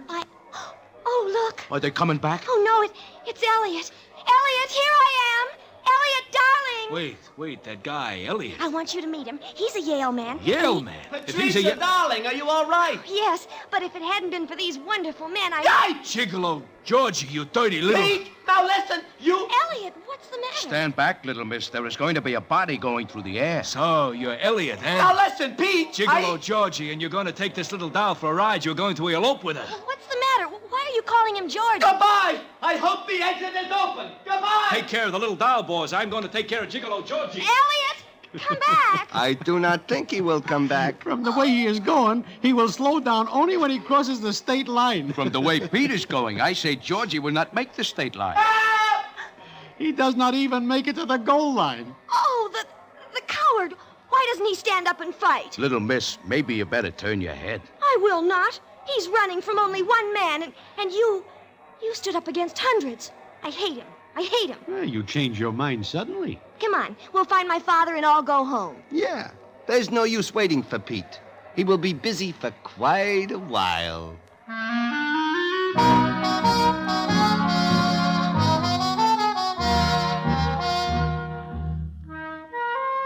Well, after Pete takes care of Gigolo Georgie, we take the young doll to the railroad station where she says she is going back to Miss Peavy's school in Worcester. We put her on the train, and then we patch ourselves up and go back to New York. And I am very glad indeed to see it. Then I do not see Pete, Nubsy, or Milky for quite some time.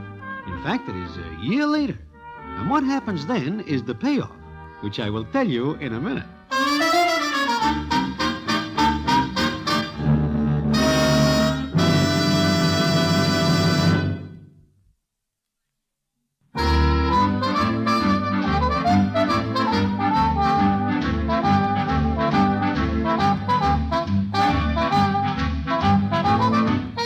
As I am saying, it is a year later that I see the boys again. It happens that I am out of potatoes, and when I look in the paper, I see that the Harvards and the Yales are going to play another game. So I figure I will help Pete hustle ducats. I mosey over to the terminal where I think I will see Pete, and sure enough, there he is. He sees me, and the scene is as follows. Well, Broadway. I do not see you for a long time. How are you? I am fine. And how are you, Pete? Great, just great. What are you doing here? You are going someplace? Well, I figured that maybe you will be hustling ducats again this year, and maybe you need another boy? Well, it is true that we are going to see the Harvards and the Yales do it again, but I am not hustling ducats. You are not? But you are going to the game. So is Nubsy and Milky. In fact, here they come now. What is that Nubsy has got on his head? A hat. But it is not his usual derby. No. Hello, Broadway. Hiya, Nubs. Milky. Hello, Broadway. What is that you are carrying, Milky? It is what is called a pennant. It has got Yale printed on it. I do not understand. The little doll's father is so grateful that we pry Gigolo Georgie away that he invites us to the game in his private box. That right, boys? That is right. And I am wearing a soft hat. Not that I expect trouble. This year there will be no trouble. We are sitting with the Yales. Sure. Now, we're all together, boys. Let us do it again. Okay. 1, 2, 3. Bula bula, bula bula, bula bula, hold 'em, yeah.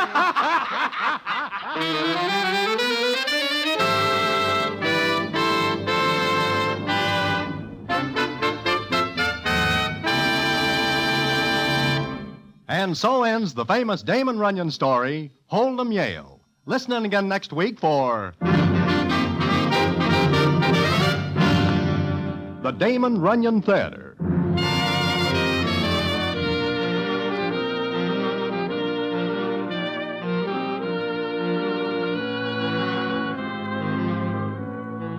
The Damon Runyon Theater, with John Brown as Broadway, is directed by Richard Sandville, and the story is adapted for radio by Russell Hughes.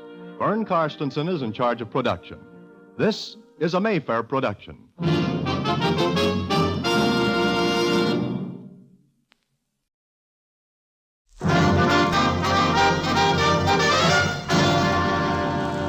The Damon Runyon Theater.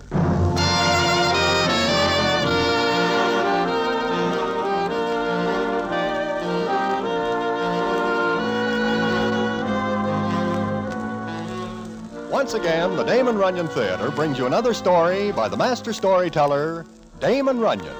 And this one, Tight Shoes. And to tell it to you, here is Broadway. Thanks.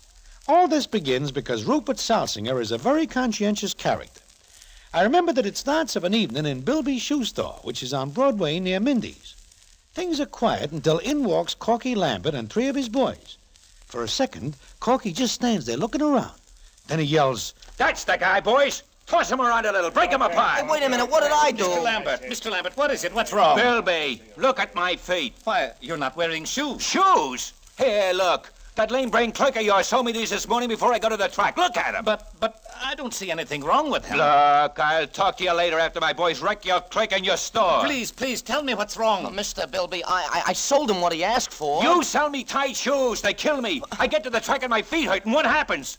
It takes my mind off the horses and I drop $1,000. I tell you, I sold you 8.5, the size you asked for. Then my feet hurt me so bad I have a few harsh words with my doll and she bangs me over the head with a hard object. Look, Mr. Lambert, I'll fix it up. I'll exchange the shoes. I'll fire this nitwit of a clerk. You will? Yes, I promise. Only please don't wreck my store. I got nothing against you, Bilby. When you sell me shoes, they fit. But these... Oh, I swear, you asked for 8.5. Look inside. That's the size of those shoes. Shut up. Mr. Lambert, I assure you, look, take any pair in the place. 3. Take 10 pairs. All I want is that this clerk should be flattened. I'll fire him right away now, please. Okay, Bilby. But if I come in here again and see that kiss of his, so help me, I'll tear this place apart. Come on, boys. Let's go. Okay. You dope. You sap. Mr. Bilby, I sold him 8.5 like he asked for. He takes a size 11. Then why did he ask... Put 11s on his feet and tell him they're 8.5. Well, how was I to know that? You know it now, but it won't do you any good, because from now on, you don't work here. But the job, I need it, Mr. Get out. Get out. And if you so much as pass here on the other side of the street, I'll shoot you.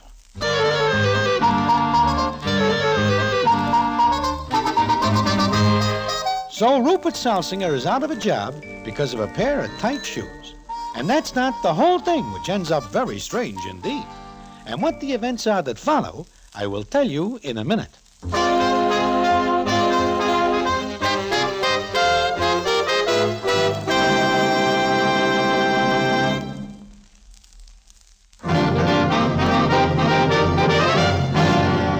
And now, back to the Damon Runyon Theater and the famous story, Tight Shoes.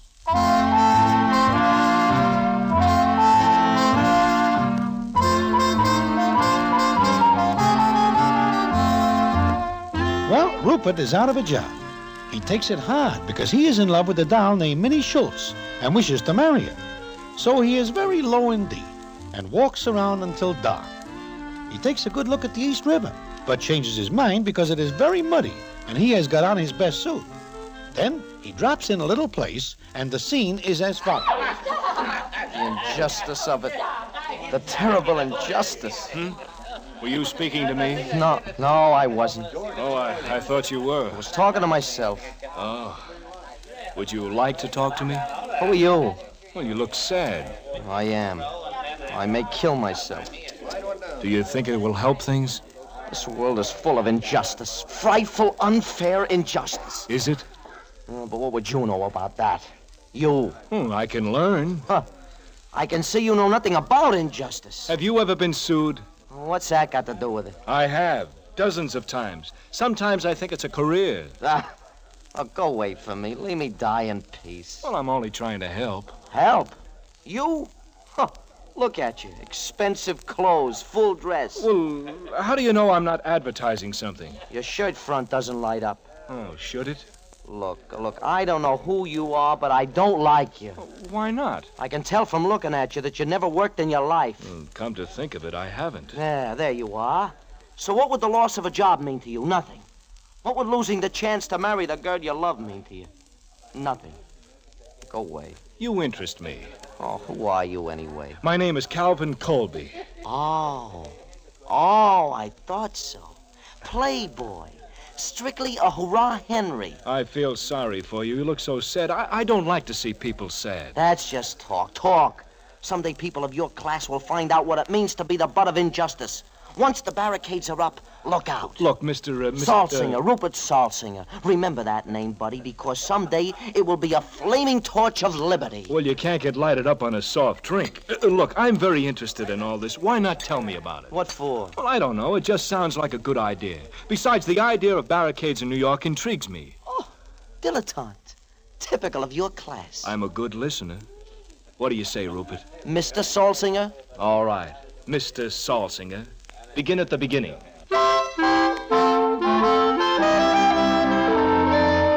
Now, although this Calvin Colby is strictly a hurrah Henry like Rupert says, he is nevertheless a nice guy. So, Rupert tells him the story. And when he finishes, Calvin says, Ropey, that is undoubtedly the saddest story I've ever heard.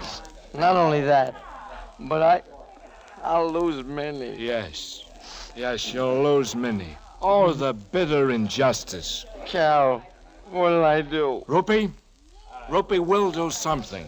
Minnie is so wonderful. Have you got a girl? Oh, lots of them. But they all turn out to be plaintiffs. Then you are the victim of injustice, too. You are the victim of this... I certainly am. We should rise against the injustice. Carry a sort of liberty down Broadway. Make it Fifth Avenue. I live up that way. Cal. What, Rupee? What can I do? Minnie's father wants her to marry Gus Schmalk. Who's Gus Schmalk? He owns a drugstore. Capitalist. Exactly. Let's go throw some barricades at him. Yeah. Oh, but you're all dressed up. You had someplace to go. Oh, yes, I forgot now. But even if I could remember, you'd come first. We must right this wrong. We must carry something or other down Broadway. Rupee, what do you suggest? We'll fling our challenge at the world. Wonderful. Let's go fling some challenges. So Rupert and Calvin start walking. Nobody pays any attention to their challenges, although several gendarmes give them the eye.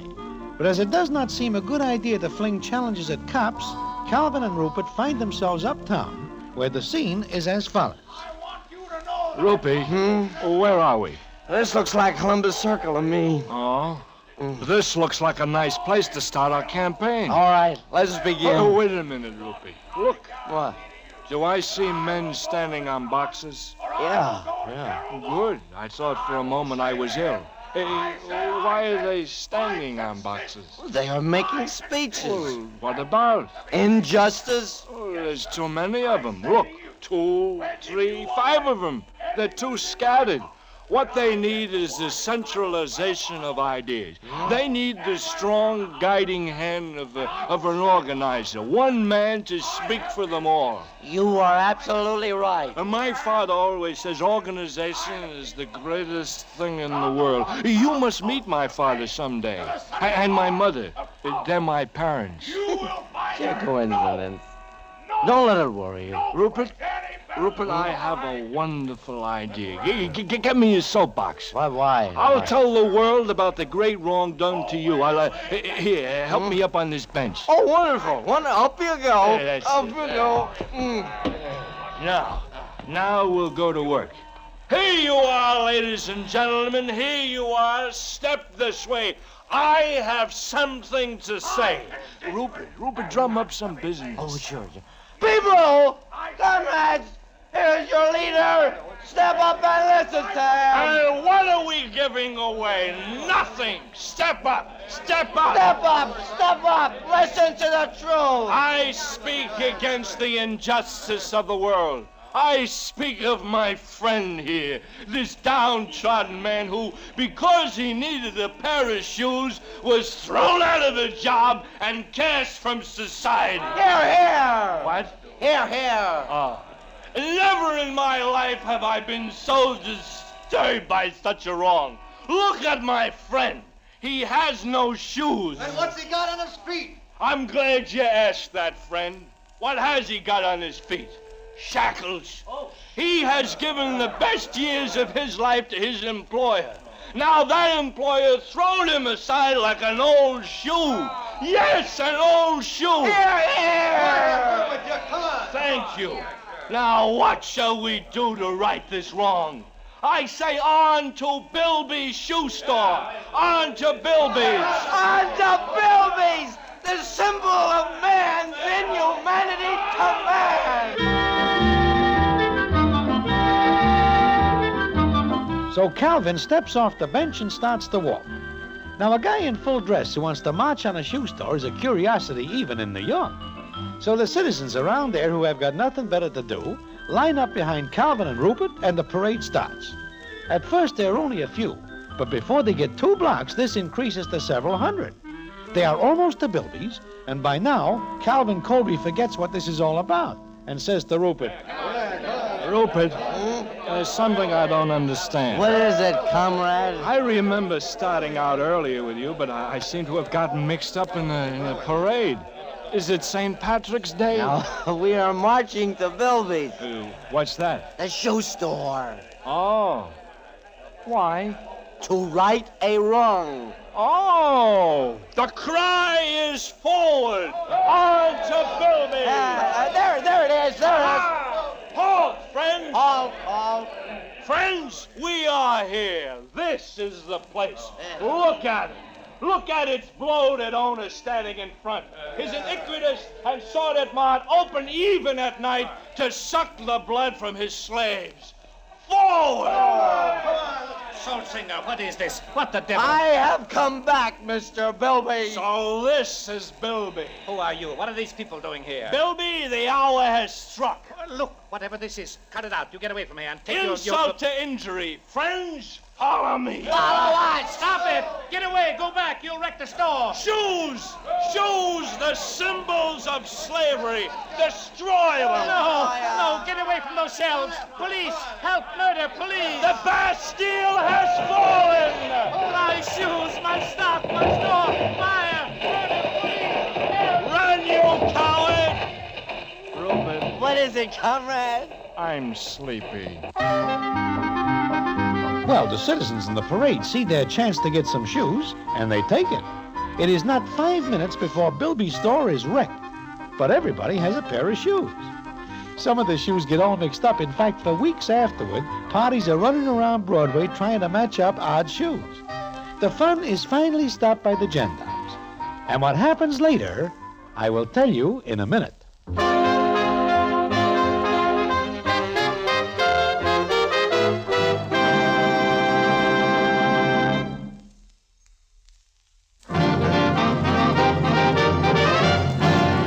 And now, back to the Damon Runyon Theater and the famous story, Tight Shoes.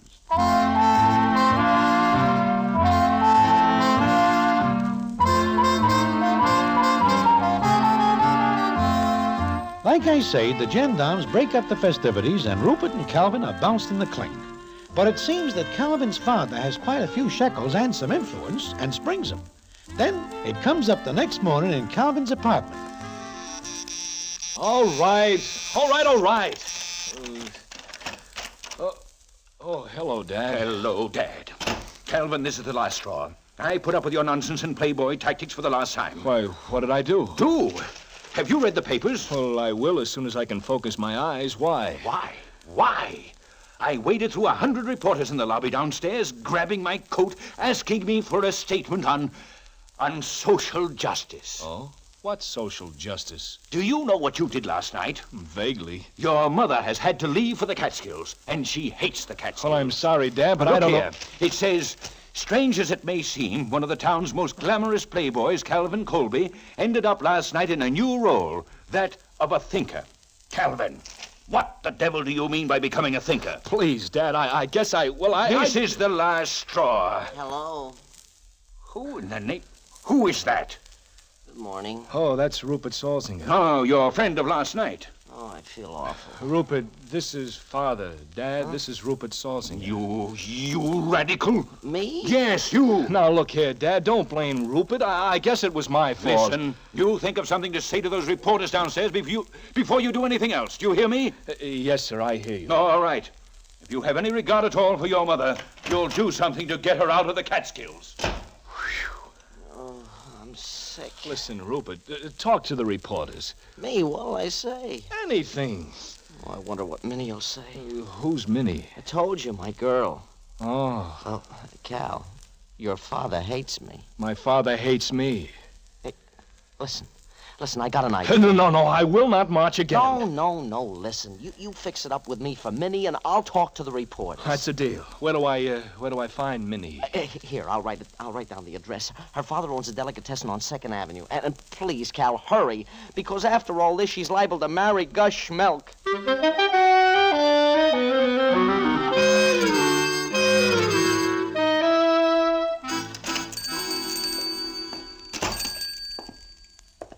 Yes, sir. May I help you? What? May I help you? Oh. Is something wrong? Oh, no. I'm sorry, but I'm looking for Minnie Schultz. That's me. You? You're... Oh, no. Oh, yes. What do you want? Who are you? Are you sure you're Minnie Schultz? Yes. Well, what are you staring at? I'm sorry. My name's Colby, Calvin Colby. You're Calvin Colby? Oh, I think so. I came to tell you that Rupert is all right. Oh, Mr. Colby, that was a wonderful thing you did last night. What? Wait till I come around the counter.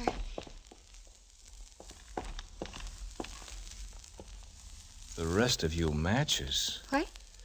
Nothing, but... will you swear you're Minnie Schultz? Is there anything wrong? Wrong. Nothing that 5 million more of you wouldn't cure. What? Rupert's all right. He's with you? At my apartment. Oh. Well, that's what I came to tell you. I guess I'll be going now. Oh, wait. Yes? I read all about it in the papers. It was wonderful for a man like you, with all your money and position to fight for Rupert and other people. But you see, I really didn't do anything. I was... Oh, and you're modest. Modest? Well, most people in your position wouldn't even look twice at Rupert. They wouldn't care. But you actually... What was wonderful. You really think so? Yes, I do. How is Gus Schmelk? Why? Just thought I'd ask. Are you going ahead with your work? My work? Well, you're not going to stop now. Why, everyone's talking about you. How you changed overnight from being a Playboy? Yes, into a wonderful person. Look, Miss Schultz, Please, call me Minnie. Yes, Minnie. Well, look, I have to tell you that... Yes? What are you going to tell me? You really think it was wonderful? Splendid. And you think I'm wonderful, too? You say Rupert's all right? Just fine. Why didn't he come to see me? Well, he had to talk to some reporters. Oh. So I came instead. I'm glad you did. You are? Why? Did you want anything else, Mr. Colby? Calvin? Calvin. We have some nice bologna. $1 worth. That's a lot. Make it $5 worth. Why? Are you giving a party? Oh, no. It'll take you longer to slice that much.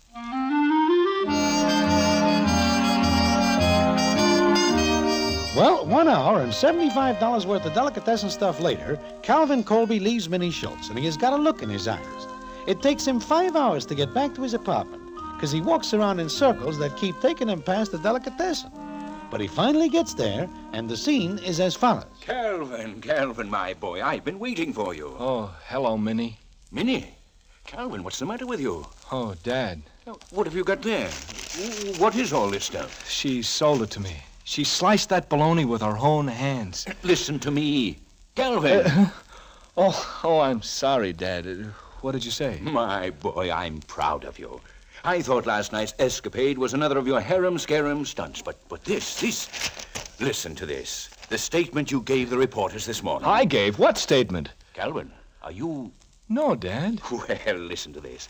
It behooves each of us in this age of mad commercialism to give a thought to his neighbor.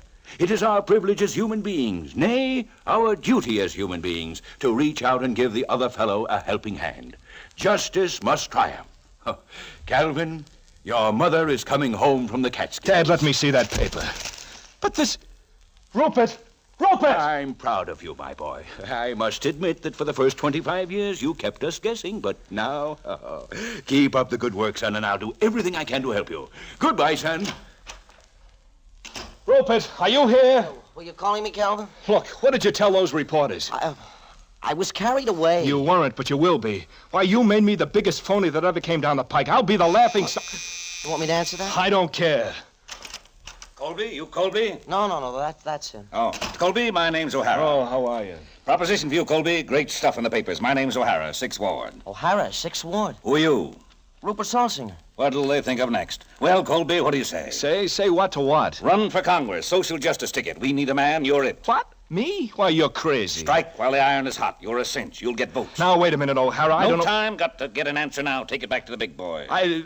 Oh, look, take him. Him? Why? Well, he's your man, the little man wronged by society. He'll get more votes than I could. Maybe. Me run for Congress? Either one of you makes no difference. We got to have a man who's going to win. Toss a coin. I step aside for my friend and colleague, Rupert Salsinger. What do you say, Salsinger? Yes, I'll run. I shall step into the legislative halls of our nation with the true spirit of democratic ideals spurring me on. My every effort will be bent toward making... Save it. We'll tell you what to say, when to say it. See you later, Congressman.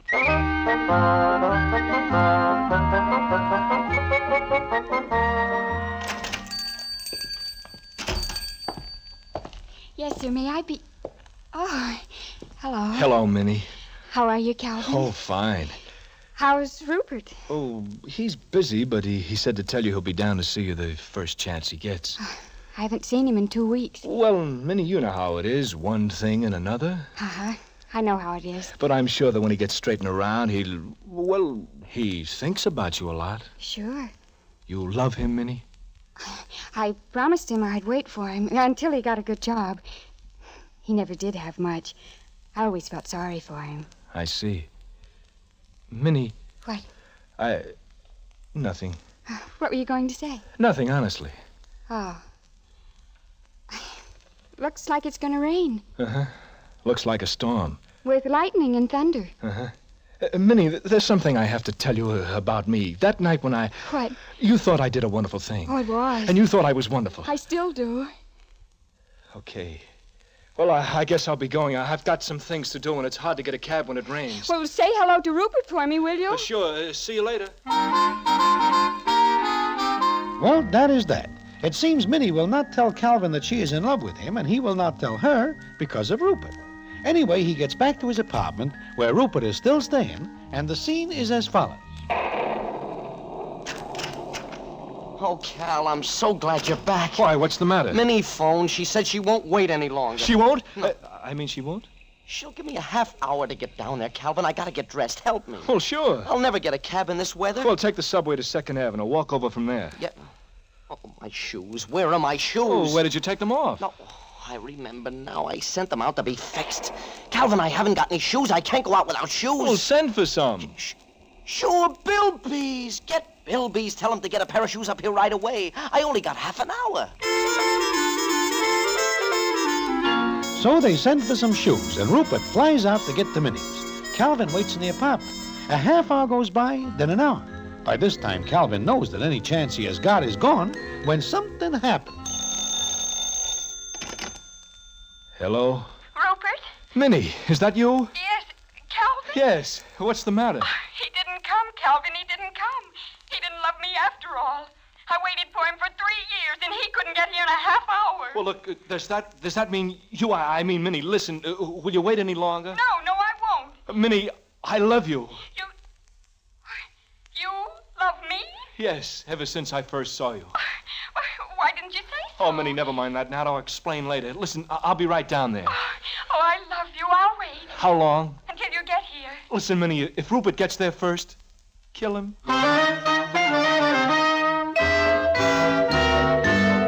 Well, Rupert does not get there, but Calvin does. And he is very happy now, married to Minnie, and managing the Schultz-Colby chain of delicatessen stores. Rupert is a congressman and marries a wealthy widow. However, I often wonder why he does not get to Minnie's on time. Well, I find out later. And what the payoff is, I will tell you in a minute.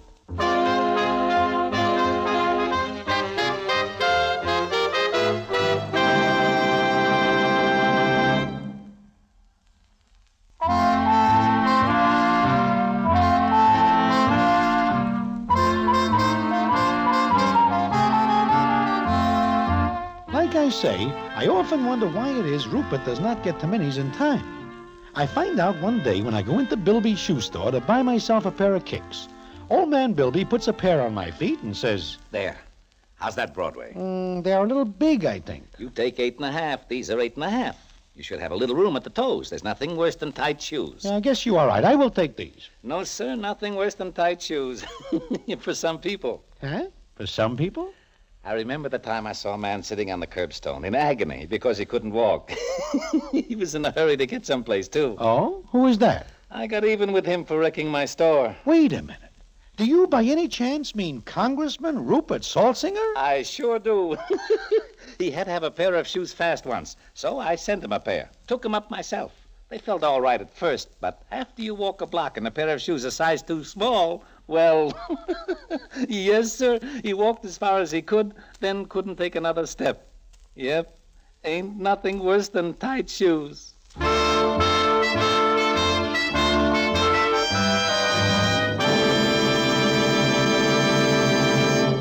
And so ends the famous Damon Runyon story, Tight Shoes. Listen in again next week for the Damon Runyon Theater.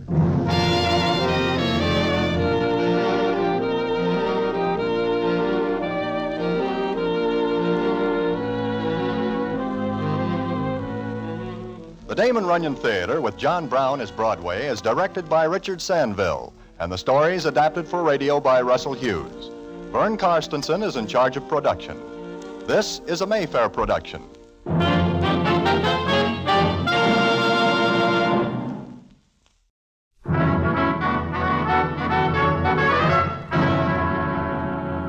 The Damon Runyon Theater.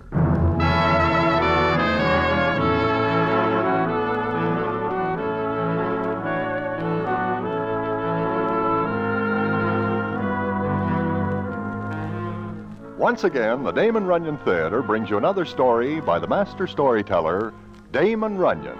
And this one, What, No Butler? And to tell it to you, here is Broadway. Thanks.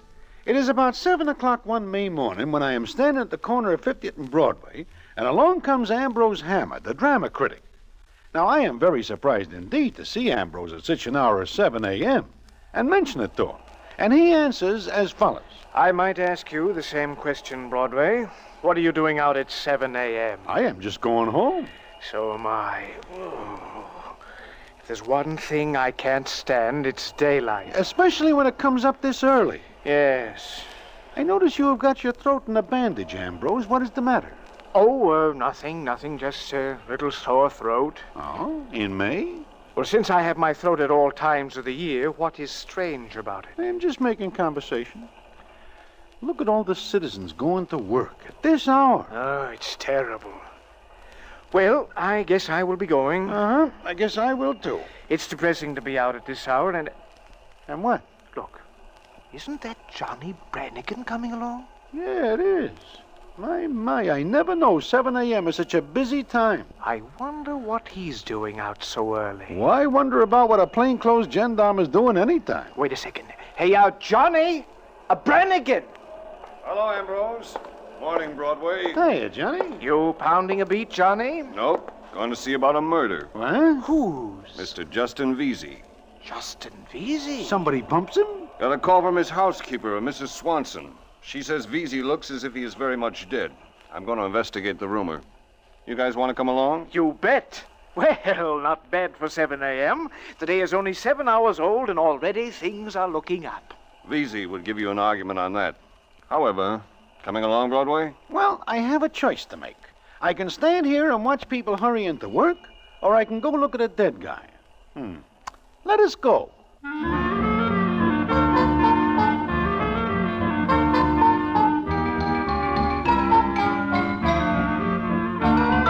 So we go. And this is the beginning of a very strange murder case indeed. One that baffles the police and everybody else until... Well, that is a story I will tell you in a minute.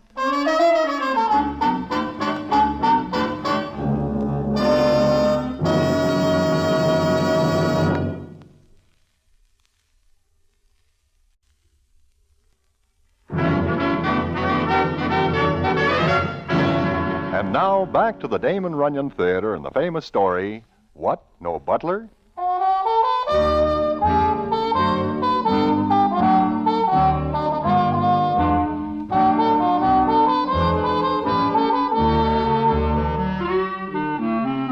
It seems that Justin Vesey lives in West 56th Street in an apartment building he owns. Maybe I better tell you that Mr. Justin Vesey is very rich and has a very bad reputation along Broadway, especially with the dollars. But since he has so many potatoes, it is considered bad form indeed to criticize Mr. Justin Vesey. Well, Ambrose and I are standing to one side, watching Johnny Brannigan and the rest of the gendarmes go over the joint. Ambrose says to me, Does anything strike you as peculiar, Broadway? other than the fact that it is only a little after 7 and I am still up, nothing is peculiar. Take a look at Justin Vesey. I cannot. I take one look before. He looks worse dead than he does alive. He's got on evening clothes. I see that. And on the table next to him is a pile of etchings. He is an art lover. Huh? Him? Only in its live form. Well, what is peculiar then? Evening clothes, a pile of etchings on the table next to where he's sitting. What are you mumbling about, Ambrose? Oh, nothing, Johnny, nothing. What did you find? The place is clean. Every window locked and barred. Back door locked and bolted from the inside, and the front door fastened by a snap catch. Oh. Then whoever did it might still be inside this place. Sure. He makes himself invisible. Himself? I said he... Huh? You use the masculine pronoun. In other words, you think a man did it. Look, Ambrose, stop playing detective. Stick to drama. Murder is drama? Well, somebody rings down the curtain on Mr. Vesey. No fingerprints, no nothing. What was the cause of death? I'm waiting for the medical examiner to get finished. How about it, Doc? Got anything? Oh, little Johnny. Like what? He's dead, all right, positively. If he is not, $1 will win you a trip around the world. Very good, very good. Well, I'll see you later. Wait a minute. Doc, what killed him? Oh, of course. Almost forgot. Broken neck. Broken neck? You sure? Of course. Come on over. I'll show you. I will wait here. Come on, Broadway. Maybe we will learn something. Anything I wish to learn, I will do so from live acquaintances. There is nothing Mr. Vesey can teach me now. I've got a theory. Come on. Always a theory. Okay. Okay, Doc. Let's have it. Yeah, note these marks here on his neck. Made by hands powerful enough to break his neck like that. Big guy, huh, Doc? Oh, very strong person, certainly. But the etchings on the table. Etchings? Give up, Ambrose. You know any doll strong enough to break a man's neck like that? I'll look around. Yeah, wait a minute. I have got an idea. Oh? What, Broadway? The butler. All murders are committed by butlers. This is an open and shut case, like that. Vesey didn't have a butler. There has got to be one. Only his housekeeper. What about her, Johnny? Clean. Milkman saw her come in at 6. A couple of seconds later, she came running out screaming at the top of her lungs. Not long enough to do this, huh? Not a chance, huh, Doc? The housekeeper's thin and small. She can never break a neck. Okay, we look for the guy who did it. Or the doll. Have it your way, Ambrose, but get out of mine. Oh, sure. Let's go, Broadway. Gladly. Just a minute, Hammer. Yes, Doc? Something wrong with your throat? Just a little sore. Doing anything for it? Sure.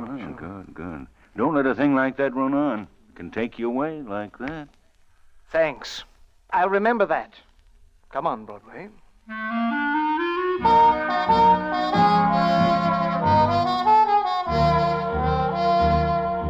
Well, the scragging of Mr. Justin Vesey is a very great sensation, and the newspapers make a lot of it. The gendarmes are very puzzled and ask a great many questions of certain guys and dolls as to where they are at such and such an hour on such and such a date. It is quite amazing how few guys and dolls can remember this offhand, especially dolls. Anyhow, it comes up a week later, and I am sitting in Mindy's when in walks Ambrose Hammer. He sees me and hurries over, and the scene is as follows. Aha, Broadway. Just the guy I'm looking for. Why? Listen, remember the Justin Vesey murder? I am not likely to forget it like that. Well, I still say it was a doll who did it. Ambrose, there is no doll strong enough to do such a thing as break a man's neck. No?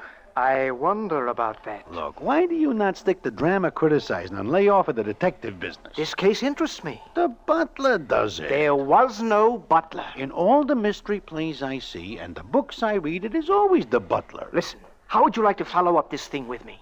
Me? Horning on gendarme's business? What will my friends think? Oh, no, thank you. But I've got an idea. You always have an idea. His evening clothes.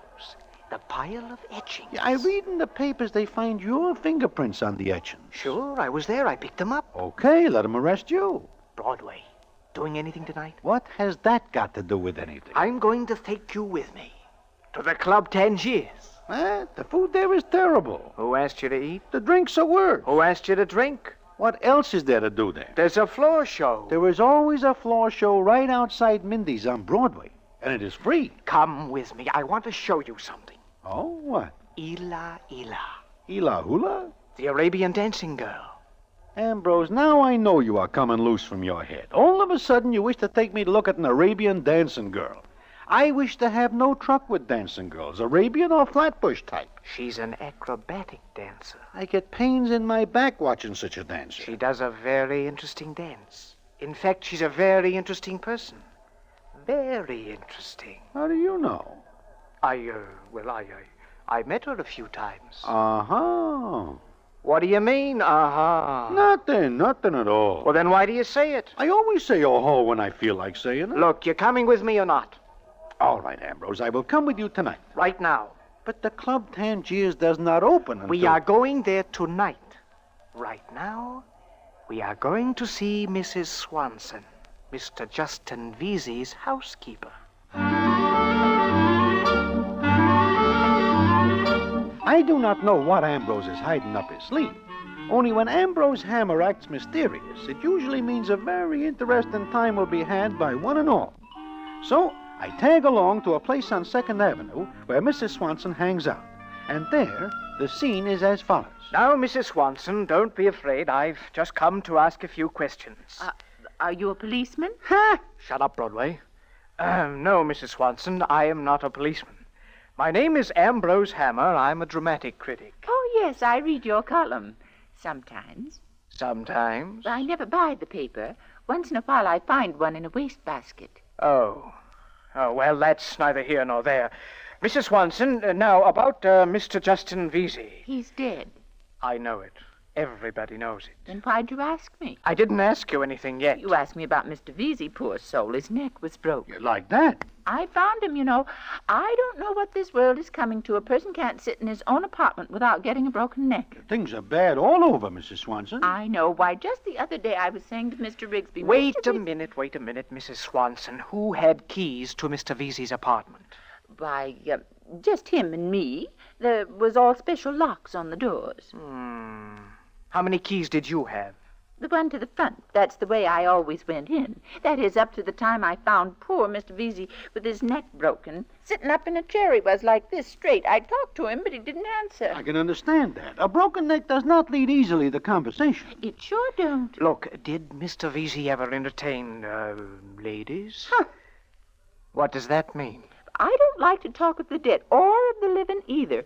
But I will say that many's the time I got there and, well... Did you see anybody leaving the apartment when you got there? Not a soul. Only the milkman. So that is that, Ambrose. Nobody leaves. There are only 2 keys to the front, and the back is locked and bolted from the inside. That's right. And your key, you always had that? Always. Until I gave it to the police.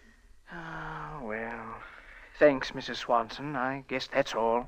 Ain't you going to ask me how he looked or anything like that? I don't think so. Goodbye, Mrs. Swanson, and thanks very much.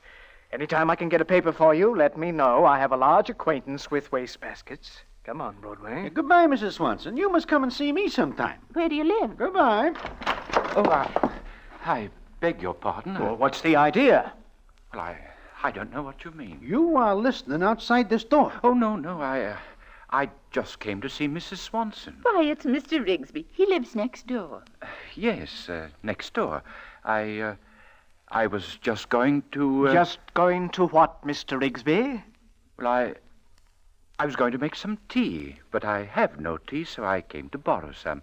Mrs. Swanson, do you think you could oblige me? Oh, dear Mr. Rigsby, sure, I'll make you some. Oh, no, I wouldn't dream of it. You sure you weren't listening outside the door? Why should I? Yes, why should he? It is just a question. Coming, Ambrose? Yes. Yes, I am. Let's go.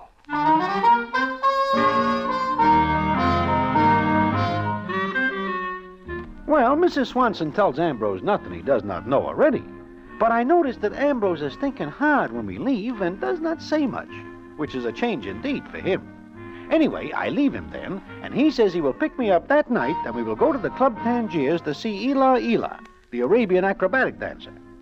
Now, what Ela has to do with the deceasing of Mr. Justin Vesey, I cannot understand. But I find out later. And what I find out, I will tell you in a minute.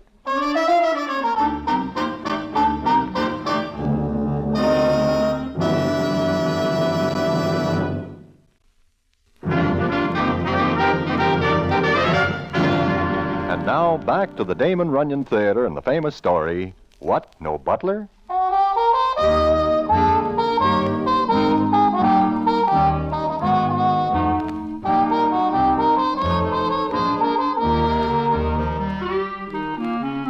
So it comes up that night.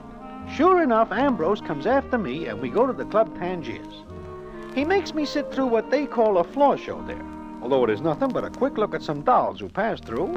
A guy sings half a chorus or something or other, and the waiter gives you your check, and you are supposed to make room for the next tourist. However, Ambrose sits tight until the 2 o'clock show, and we see Ela. Now, I admit that she is something to watch, because she does her act in some veils that get in her way, so she takes them off. She is just about finished when Ambrose says to me, "Let's go, Broadway." What? But Ambrose, she is not finished yet. There are still some veils left. I want to get to her dressing room before she does. Oh, that is different. Let us go. One good thing about being a dramatic critic, nobody stops you when you want to go backstage. This way. Well, what do you expect to find out from her? You saw her act. Well, yes. As you say, it is very interesting. Uh-huh. However, she is a doll. Now, you know a doll does not scrag Mr. Justin Vesey. I still say you saw her act. All right, I see her act. What does that mean? You'll see. Now, What is the matter? You know, I could have sworn I saw him just then. You see who? That Rigsby character, the one we saw this afternoon at Mrs. Swanson's. Ambrose, you are seeing things. I do not think such a citizen is a patron of the Club Tangiers. I guess not. Okay, here we are. Do you ever knock on a door? I get better results without doing it. Now what do we do? Sit down, Broadway. I want her to be surprised when she comes in. I think that is already arranged. 2 strange citizens in her dressing room is quite a surprise. Shh. Hold it. Hey, what the devil? Hello, Ela. Hey, what are you doing in here? Came to see you, baby. I told you the last time we were together that The last time? Ambrose, how many Arabians do you know? Broadway, meet Miss Cleghorn, the only Brooklyn Arabian in the world. Ambrose, what do you want? Just a little information. The answer is still no. No, not that kind of information. No, I'm very interested in Justin Vesey's sudden departure from this vale of tears. Justin Vesey? So how does that figure you to come in here in my dressing room? You knew him, didn't you? There is no doll on Broadway that does not. That's right. Why should I be different? Maybe you're different enough to kill him. What are you talking about? Look, Look. I've done a lot of checking up. The last person who saw Veezy was a cab driver. Cab drive? Huh. Veezy never took a cab in his life. That's right. But the cab driver saw him come out with you. Well? So what does that prove? Where'd you go with him? Since when are you a cop? I'm interested only in bringing the perpetrator of this foul deed to justice. Foul deed? Listen, you lug, anybody who knocked over that cookie did the world a favor. I guess this is Arabian language. You shut up. Okay. So you admit you didn't like him? Get out of here. Only Veezy and his housekeeper had a key to the front door. The only way anybody could have gone in. Veezy was still in evening clothes, which proves he went right home after being here. I didn't kill him. His neck was broke. Sure it was. So I did it. You've got strong hands and wrists from your act. Any doll that can stand on her hands for 3 minutes is bound to have strong hands and wrists. I didn't kill him. Now get out of here before I call the bouncer and get you tossed out on your ear. Okay. Go on, and you go with him. Who, me? Yes, you. Look, Ela, I didn't say I'd turn you over to the cops. All I'm interested in is finding out who did it. Now, everybody knows Veezy was an old stinker. So are you. That is beside the point. Beat it. Okay. Come on, Broadway. Boy, you getting hot water that time, Ambrose. I give you my word, Broadway, I wasn't going to tell the police. What do I care if Mr. Justin Veezy meets a deserved end? I'm interested in murder cases only from an academic standpoint. They arouse my curiosity. You know, Ambrose, that doll in there is a very cool customer. Huh? What do you mean? Not once does she forget to hold on to her veils while you are talking. I am watching her at all times, to remind her in case her memory fails in this respect.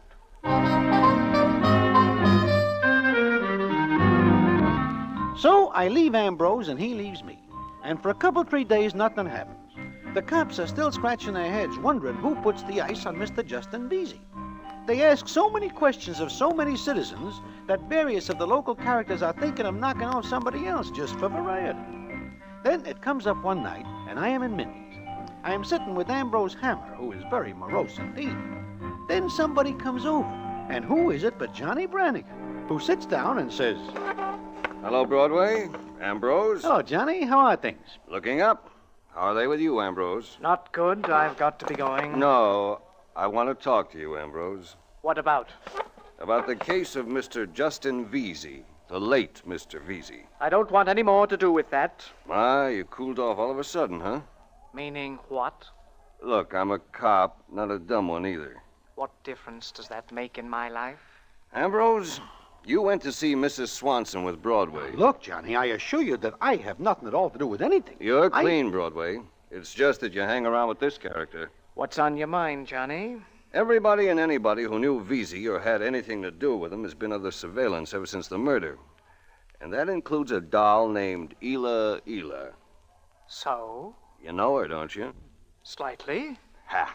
So slightly you made a great big play for her. I'm interested in her art. Okay, so I'll paint a picture for you, with her in it. The night Veezy was killed, you had a bandage on your throat. What of it? I found out from various sources that you had a date with Ela one night. The next day, you come around with that bandage. Well, I still say, what of it? I checked with the doctor you went to. He said your neck was bruised, as though somebody with strong hands... Johnny, you're barking up the wrong tree. Am I? I also know you went to see Ela just a couple of nights ago. Why? To say hello. That right, Broadway? Is that all he said? Johnny, look, I am in this only because it is of a May morning at 7 a.m. that I am standing on the corner... Skip it. Ambrose, the owner of the Club Tangier, says that Ela was upset. Now, what made her so upset? Why don't you ask her? I will. In fact, I just gave my boys orders to pick her up for questioning. Johnny, you mean you know she puts the blot on Mr. Justin Veezy? Broadway, I wish to apologize to Mr. Ambrose Hammer. Once I told him to stop being a detective. Now I take my hat off to him. And, incidentally, I want both of you to come along with me to headquarters.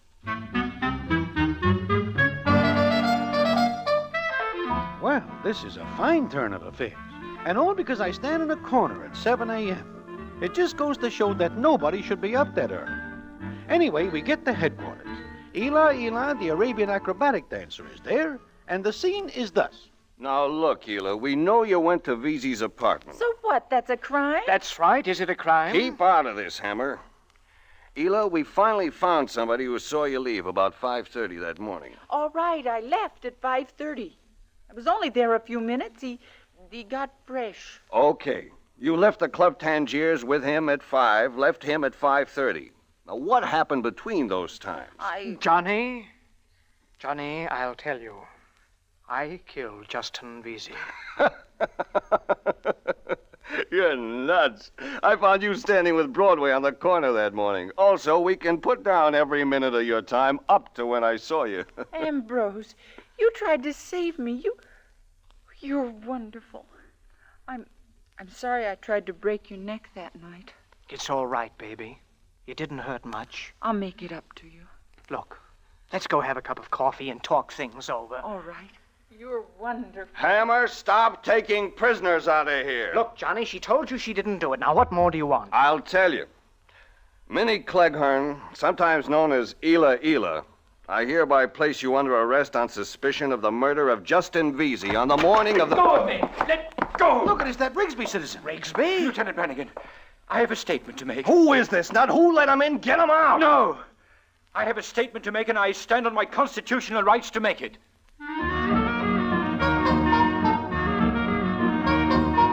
And in comes Rigsby. Now, what he says and how it all comes out, I will tell you in a minute.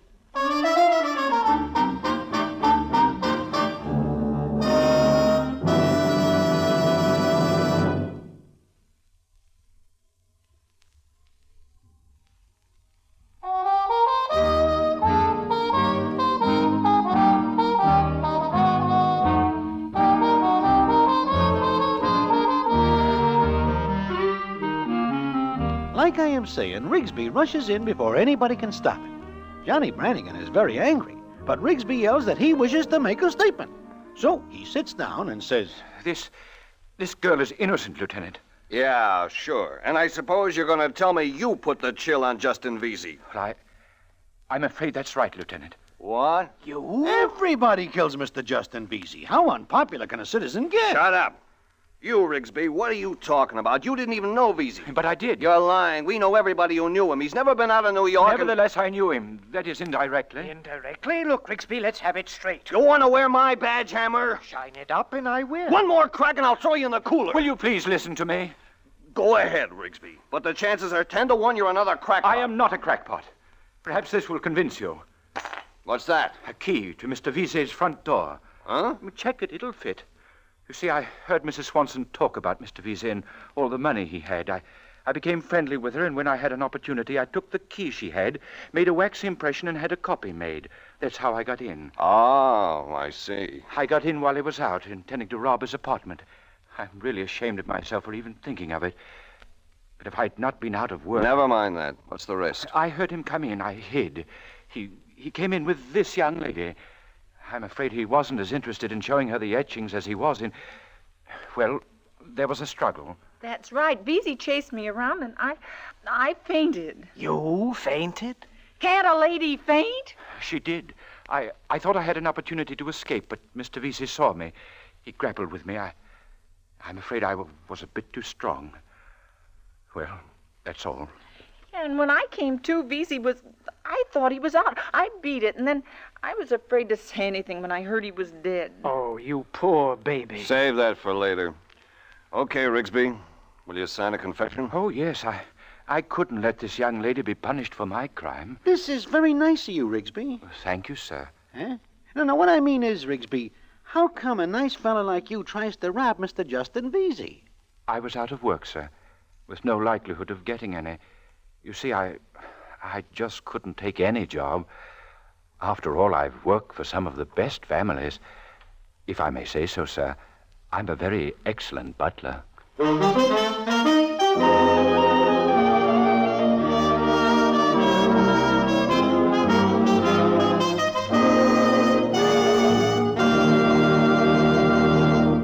And so ends the famous Damon Runyon story, What, No Butler?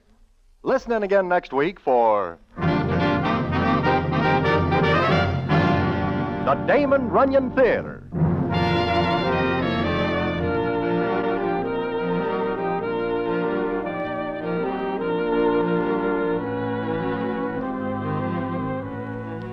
The Damon Runyon Theater with John Brown as Broadway is directed by Richard Sanville, and the story is adapted for radio by Russell Hughes.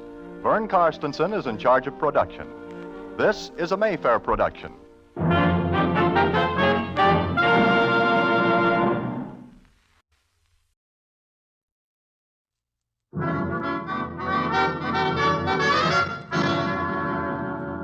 The Damon Runyon Theater.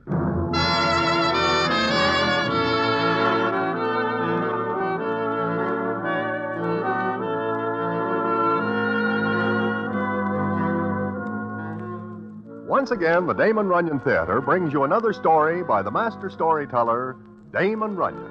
And this one, The Melancholy Dane. And to tell it to you, here is Broadway. Thanks. Well, it is a matter of a few years back that I am sitting in Mindy's enjoying a snack when I look up and see that Ambrose Hammer, the dramatic critic, is looking down at me. Now, it happens quite often that citizens come into Mindy's and pick my table for some discussion or other, so I think nothing of it when Ambrose seats himself and opens the proceedings as follows. Hello, Broadway. Doing anything special tonight? No. What is on your mind? Want to go to a play? What kind? Hamlet. Oh, no. Ever see it? Oh, I never see it, but I know all about it. At 2 a.m, this place is crowded with citizens who think they are actors and who do all their practicing as follows. To be or not to be? That is the question. Whether it is nobler in the mind to suffer, etc., to wit. You know, Ambrose, that makes for very dull conversation because it is very one-sided. Uh-huh. Anyhow, go with me tonight. Well, what is special about tonight? Mansfield Southern is playing the Melancholy Dane. I think you say it is Hamlet. Yes, it is. Mansfield Southern, huh? The same. But is he not the musical comedy citizen? It seems to me he is reaching for a wide one when he swings at Shakespeare. Aha, that is just it, Broadway. We are going to see Hamlet tonight, and in the morning, I'll make Mansfield Southern wish Shakespeare had written only letters to his tailor.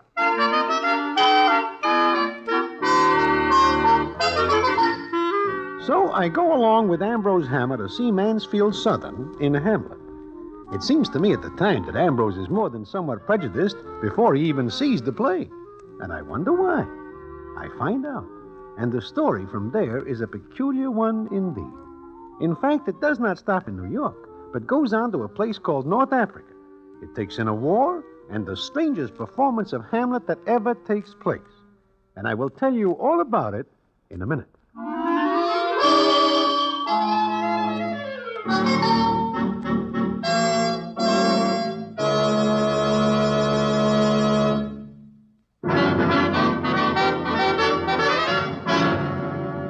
And now, back to the Damon Runyon Theater and the famous story, The Melancholy Dane.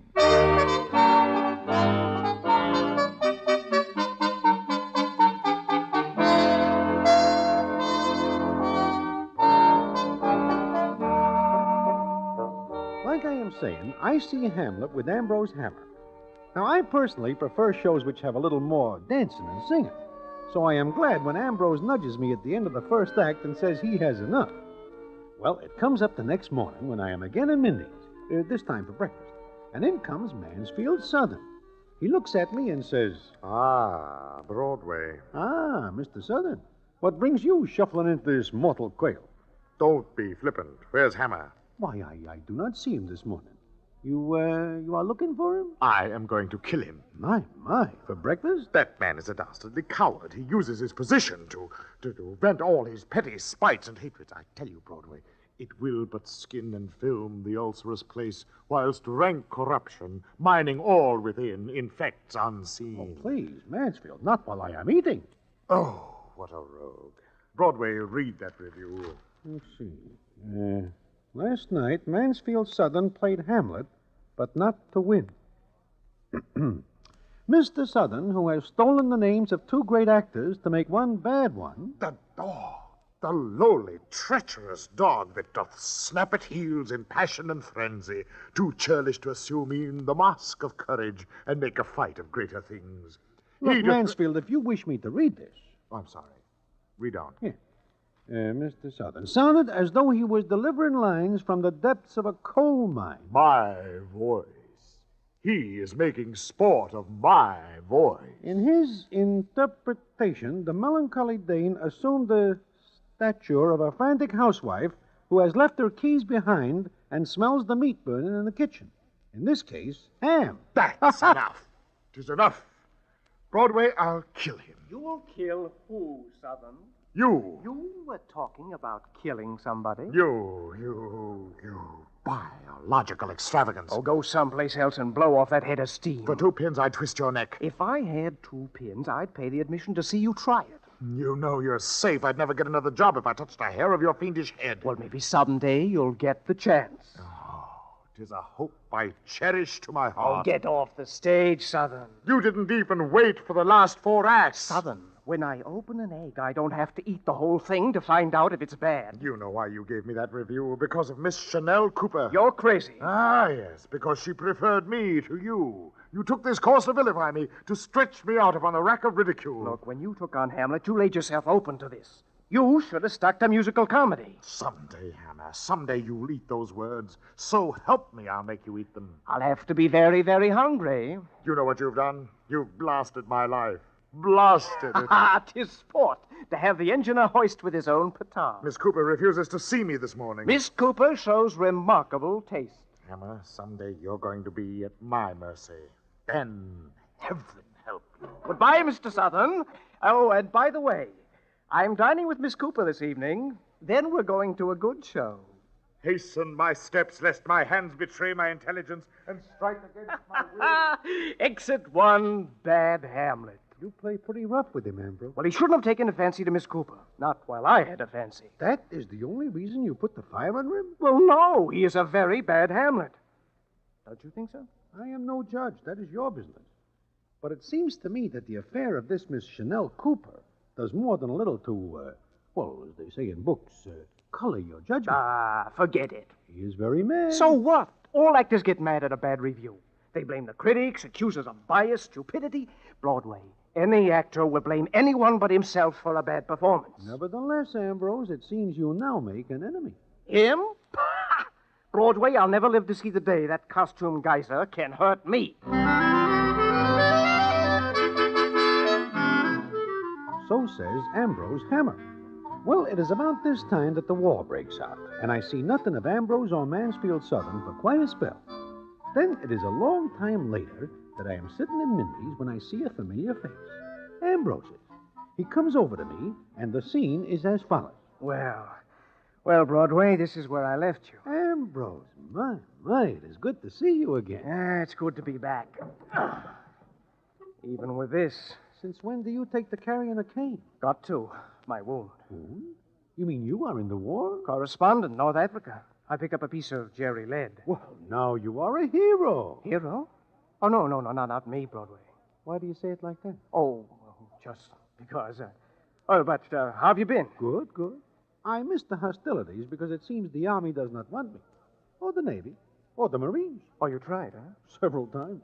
Well, you're wearing a service ribbon. Yeah, merchant marine. Oh. Would you like to hear a story? If it is a good one. Oh, it's good. With a great cast and a great performance by a guy named Mansfield Southern. What about him?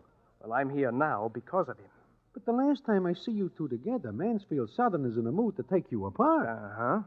Okay. Settle back. I am ready. Well, my paper sent me over as a correspondent. Pick up human interest stories, how the GIs live, what they say and think. Who lives during the war? And who says anything good? And who thinks of anything but getting it over with? Yeah, I know. But there I am in North Africa. I get to a place called Bone and walk into a knocked-out stone house where some GIs are sitting around. One of them looks up and says... Got any cigarettes? Oh, sure. Yeah. Thanks. You, bud? Yeah, thank you. Okay. Matches? Got some. Quiet sector, huh? It'll get noisy. It always gets noisy when I get sleepy. The Jerrys lay quiet all day when I ain't sleepy. Then when I start to drowse off, they open with the 88. Oh, where's the front? It moves around, mister. First it's back, then it's in the middle. Then it ain't no place. Yeah, I see. You mind if I sit a while? Help yourself. I'm a correspondent. Yeah, I see. Writer, huh? That's right. When I get home, I aim to go to Tuskegee. Know where that is? Oh, sure, Alabama. Yeah. Maybe I can write. Oh, why not? No reason, I guess. You're crazy, Bama. Why? What do you want to write for? Well, I got things to say. Sure, everybody's got something to say. I got lots to say. I guess you have. How you going to say it, Bama? That's what I got to learn. I got to say it the way my skin will let me say it. You do all right, Bama. How are things back home, mister? Oh, all right, I guess. Here comes one. 88. Big away, man. Keep going. Oh, 88. Bama, you owe me 6 bits. 6 bits. Mark it in the book, Ginger. What was the bet? Well, we got a standing bet. 5 cents on every 88. Ginger bets it don't hit us. I bet it does. You bet it does? Suppose you win, Bama. How do you collect? I don't mind losing. And I never think of collecting. Well, we got to get going, Bama. I guess so. Where are you going? Got to go to war. There's one out there. Yeah? Hey, you say you're looking for the front? Well, yes. Well, we are, too. Want to go along? How? Gee, used to be 4 of us. Yeah, 4. Oh, I see. Well, if you don't mind my tagging along, I'd like to go. Glad to have you. Sure. And you can do us a favor, too. Well, glad to, what is it? Get the FBI to investigate the guy who invented these rations and see which side he's betting on. Let's go.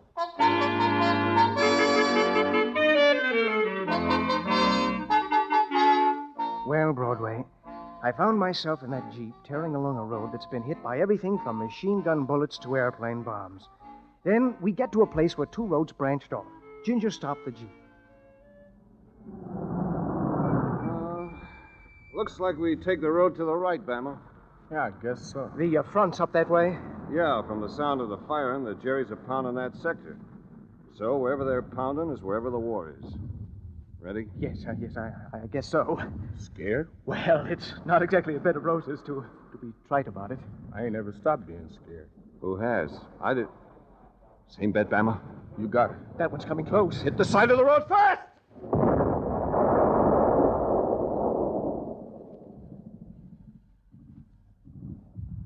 Bama. Bama! Do I owe you 80 cents now? Or don't this one count? 80 cents. I'm glad to. Hey, where is he? Uh-oh. Hey, mister. Mister! Here! I'm here! You all right? I think I'm hit. Uh-oh, come on, Ginger. Here I am. Well. Here, mister, sit up. We'll get a good look at you. Yeah, get off your face. I hate to tell you this, but you can see where I'm hit much better if I'm lying on my face. How do you like that? Look where he caught one, Bama. What a place. Can you do anything? Can you get up? I'll try. No, I can't do it. All our first aid stuff was in the Jeep. And the Jeep just ain't no more. But I'm hit. Well, I'll tell you what. The chances are the medicals ain't much farther. We'll make you nice and comfortable, and we'll send them back after you. Well, I'll die. Oh, I don't think so. What do you say, Bama? As long as you don't try to sit. Please hurry, will you? Yeah, let's go, Bama. Here, mister. Put this raincoat under your head. Yes, thanks. Oh, what a war. Don't move around too much. Now, wait a minute. What if another shell hits? Well, likely it won't. No, likely it won't. Because you know what they say about lightning. Okay, but I'll thank you to deliver that message to the Jerrys. The chances are they haven't heard it. Okay, here we go, Bama. Back to the war. So long, mister.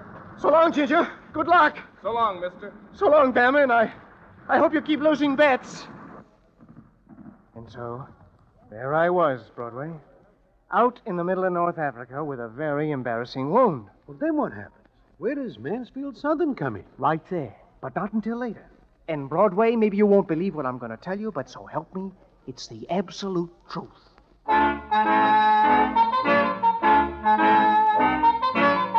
With that, Ambrose settles back and lights a cigarette. Then he begins to talk again. And what he tells me is a strange story indeed. And I will tell you what it is in a minute.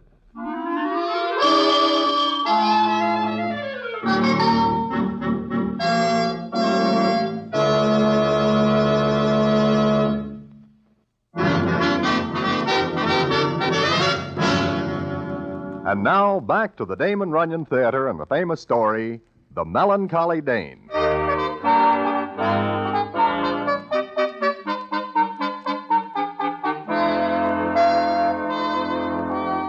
Like I say, Ambrose Hammer goes on with his story. Yeah, there I was, all by myself in the night. Then, I guess I passed out because I don't remember a thing until I heard somebody talking. Broadway. What I heard made the goose flesh come up on my skin. Just think of it. A dark night. The Jerry's blasting away in the distance. Guys in tanks behind guns, and suddenly I hear Go to a their voice. graves like beds. Fight for a plot whereon the numbers cannot try the cause. Southern. Mansfield, Southern. Shut up, Hammer. Cannot try the cause which is not tomb enough and continent to hide the slain. Recognize that, Hammer? Southern. You. Yes, I. How are you? I'm hit. Anatomically speaking, you are hit in the only place a drama critic has feeling. Look, what time is it? Time? 3 in the morning. 3? But when Ginger and Bama went, it was only 9. Ginger and Bama? Friends of yours? They went to get the medicals for me. They ought to be back by now. So? Well, the chances are they won't be back, Hammer. Why not? While you were asleep. I passed out from my wound. While you were asleep, the Jerrys sliced through and cut off this sector. Hammer, you and I are alone. Look, Southern, I'm wounded. I'll bleed to death. Yes? While you were sleeping, I poured sulfur powder on your wound. You're in no danger. Oh, no. Well, I've got to see. Oh. You're in pain, Hammer? Yes, I'm in pain. It hurts. Just so. Not so wide as a church door or so deep as a well, but 'twill do. Listen, will you stop spouting Shakespeare and get us out of here? Where to? Do you have any suggestions? I'm a stranger here. I'm not. I've been here for weeks and weeks. Yes, I see you're in uniform. Yes. Try to move. All right. Oh, I can't. Bright pain that maketh children of us all. Now you know what I felt like after that review you gave me. For the love of Mike Mansfield, you're not thinking about that at a time like this. But I am. I've thought of nothing else. Hammer, do you know what you did to my dramatic career with that review? Southern, you were a musical comedy star. You shouldn't have tried Shakespeare, much less Hamlet. I see. According to your philosophy, Hammer, a man must live and die in the same rut. All right. That's neither here nor there right now. Just get me to a doctor. I could leave you here. I could leave you here and spend night after night, day after day, thinking delicious thoughts of the pain you have. Southern, you're insane. You wouldn't. Oh, no? No. I guess I wouldn't. Hammer, I have a much better idea. Much better.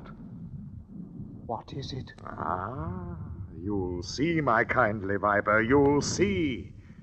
Now, I guess I've got to carry you. It won't be comfortable, Hammer. Not at all. In fact, it'll probably hurt a great deal. But for your sins ye shall pay.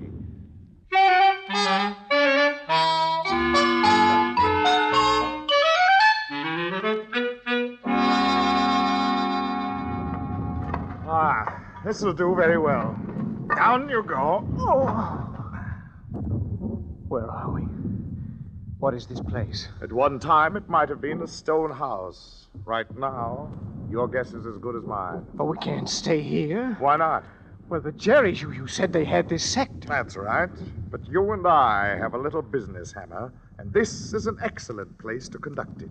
What do you mean? As I recall, you saw only one act of my Hamlet. Oh, what's that got to do with anything? You missed my greatest scene. Southern, you've gone crazy. Yes, my greatest scenes. For example, the scene with the gravediggers. You have to mention that at a time like this. Mr. Hammer, since you missed most of my performance, it's only fair to you that you see it now. What? The gravedigger scene. This is quite a setting for it. Ruins, earth that has felt the tear of war, the terrible wind of combat. You are crazy. No, by the Lord, Harry, you're going to watch me. This time you're going to sit through my performance. Oh, this is an experience any actor would give his soul to go through. Now, let's see. A skull. I've got to have a skull. Don't look at me like that. Don't worry. Stone. Not a skull, but near enough. Now, listen, Hammer. Listen. Southern, the Jerrys are shelling this place. Be quiet. Now, listen. Alas, poor Yorick. I knew him, Horatio. Oh, I forgot to tell you, Hammer. You're playing Horatio, all right? Southern, not now. Wait for your cue, please. I knew him, Horatio. Oh. A fellow of infinite jest, of most excellent fancy. He hath borne me on his back 1,000 times. And now, how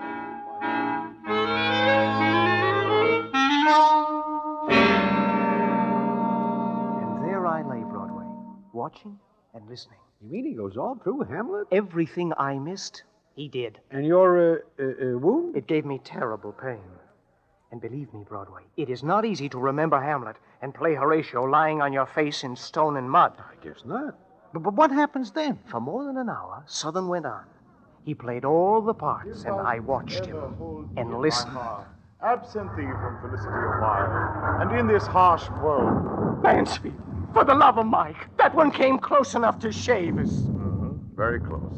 But there's not much more, Hammer. Not much more. Look, Southern, there's another speech by him. And Fortinbras, No. and Horatio, No. and the English ambassador. No, we'll all be killed. That is entirely possible. But what have I to live for? My career? You ruined that. Miss Cooper, you roasted me so completely she thought I was an idiot. Do you mind if I say I'd like to go on living? Why should you? To ruin another career, to dash the hopes of still another actor? Listen, you're kidding. You're not serious. How do you know? Well, you can't be. It's murder. I prefer to call it justice.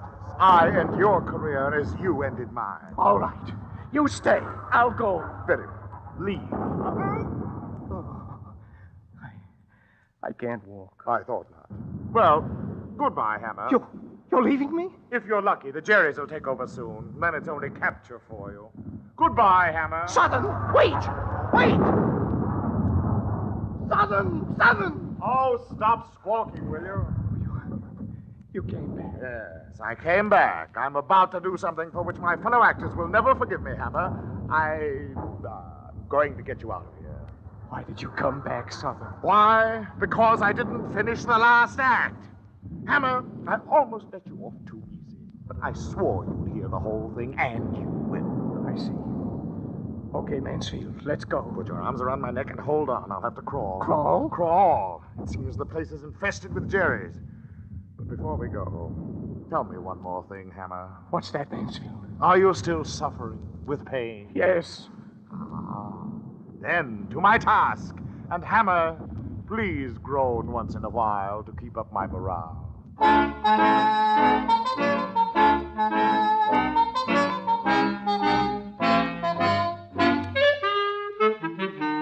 So he crawls with me on his back, Broadway. Through the Jerry lines? Right through.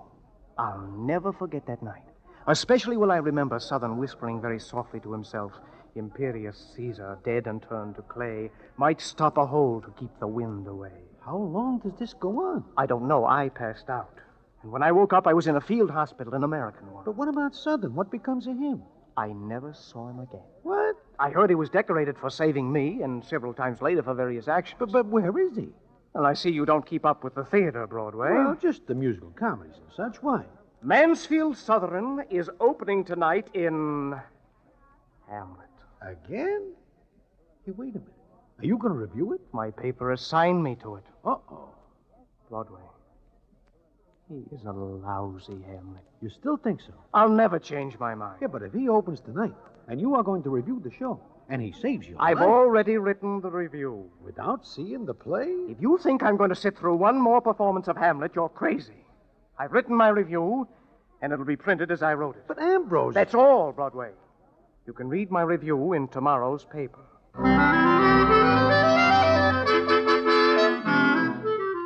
With that, Ambrose Hammer gets up and leaves, limping more than somewhat.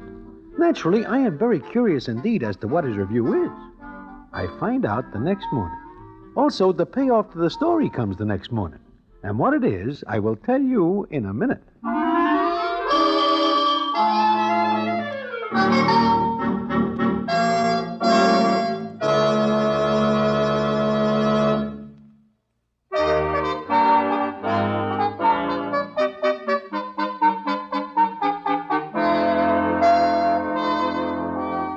Well, like I say, I am in Mindy's the next morning, and I am just starting to read the dramatic page when I look up and see somebody coming to my table. And who is it but Mansfield Southern? He looks at me and then speaks as follows. Broadway, have you seen Ambrose Hammer? Not this morning, Mansfield. Why, are you looking for him? Yes, I'm looking for him. Oh, I see. Did you read the review? I am just getting to it when you come in. Read it. Maybe later. I saved his life. I saved his miserable, narrow life. Oh, what a fool and just am I. You are? Read that review. Sure, Mansfield. I'll say one thing for him, though. He praised me to Miss Chanel Cooper, but what a little thing. What a small return for my gesture. Oh, then everything between you and Miss Cooper is all right. I suppose so. We're going to be married. Well, that seems to indicate a pleasant relationship between the two of you. The review, man. Read it and see what a scurrilous knave that Hammer is. Sure.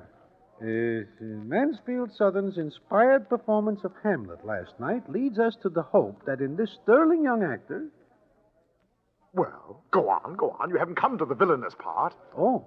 In this sterling young actor, we have a new dramatic force of the power in Shakespearean roles of all the mighty figures of another day.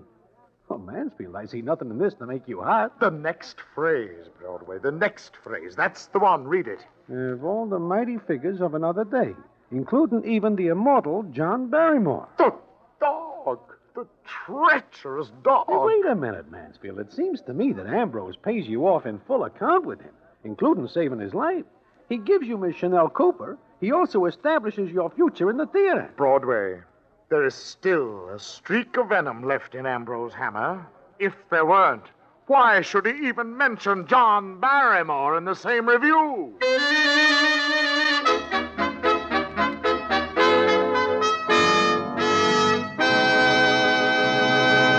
And so ends the famous Damon Runyon story, The Melancholy Dane. Listen in again next week for the Damon Runyon Theater.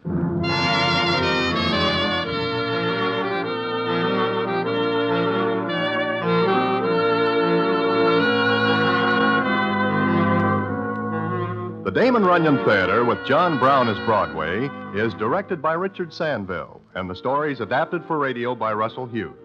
Vern Karstensen is in charge of production. This is a Mayfair production.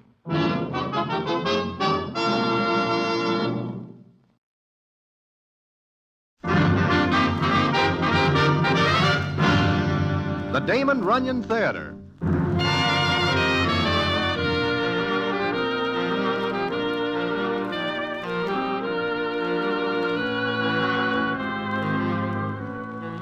Once again, the Damon Runyon Theater brings you another story by the master storyteller, Damon Runyon. And this one, Lonely Heart.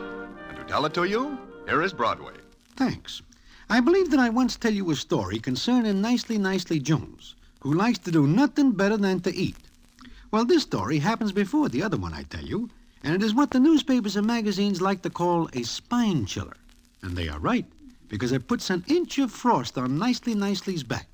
And how that happens, I will tell you in a minute.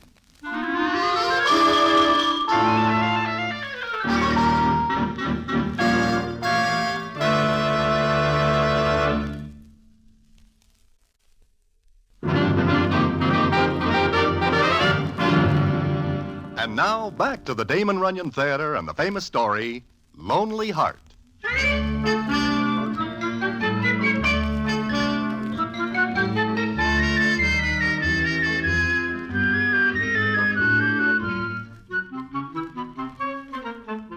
It seems that one spring day I am sitting in Mindy's enjoying a bite of lunch, consisting of chicken and dumplings, hot biscuits, butter, pie, and coffee, when in walks Nicely Jones.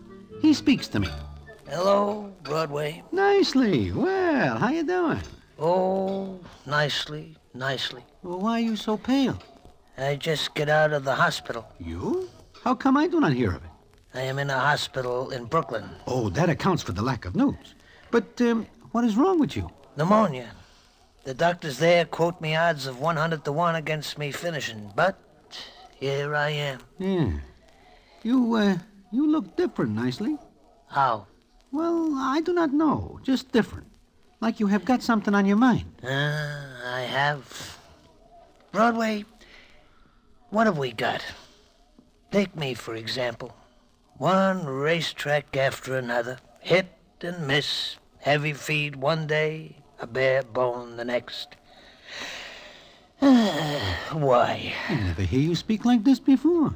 What brings it on? The hospital. You know, there I am, laying in the bed, lonesome. Nobody comes to see me because I have got no family. I have a lot of time for thinking. And you know what I think? You want me to guess? The next day's entries at Belmont. No. I am thinking about a home. A wife. Huh? Nicely. I do not think you are over the pneumonia. Maybe you better go back and lie down some more. Nope, my mind is made up. I am going to find myself a wife and a home. Where? I will scout around and take a look at the entries. Maybe I will dig up a filly that answers the purpose. I do not see nicely for a couple of days. Then I am standing at the corner of 50th and Broadway when I see a familiar figure, about 5'5" and weighing about 200. It is nobody else but Nicely. I catch up with him, and what happens is this. Oh, Broadway, I am glad I run into you. Hey, Nicely, you are all dressed up. Broadway, I think I am going to meet my future wife. You do not say. Then you find an entry. Uh-huh. All the dolls I know will not think seriously of getting married to me. I am all right for maybe 10 minutes, even stretch it to a half hour when I'm in the dough, but marriage, no. But you say you find somebody. Where? And who? Well, one day I am rummaging through some old newspapers looking for old racing forms when I come across this. That is not a racing form. No, it is just a paper. But look, read this ad. Widow of middle age, no children, cheerful companion, neat, excellent cook, owner of nice farm in central New Jersey, wishes to meet a home-loving gentleman of not more than 50 who need not have money, but who will appreciate warm, tender companionship. Object matrimony. Address Lonely Heart, this paper. Nicely. You are going to follow this up? Certainly. In fact, it is already followed up. But this is like walking down a subway track. You never know what you run into. Nevertheless, I am now on my way to meet her. I answer the ad, make arrangements, and here I am. Here you are now. But where will you be later? Sitting on a nice farm in central New Jersey, appreciating warm, tender companionship and a pleasant home. And good cooking. Oh. Tell you what, why not come along with me? To central New Jersey? Certainly not. The lady cannot marry both of us. It would be dishonest. Now, come on and meet her.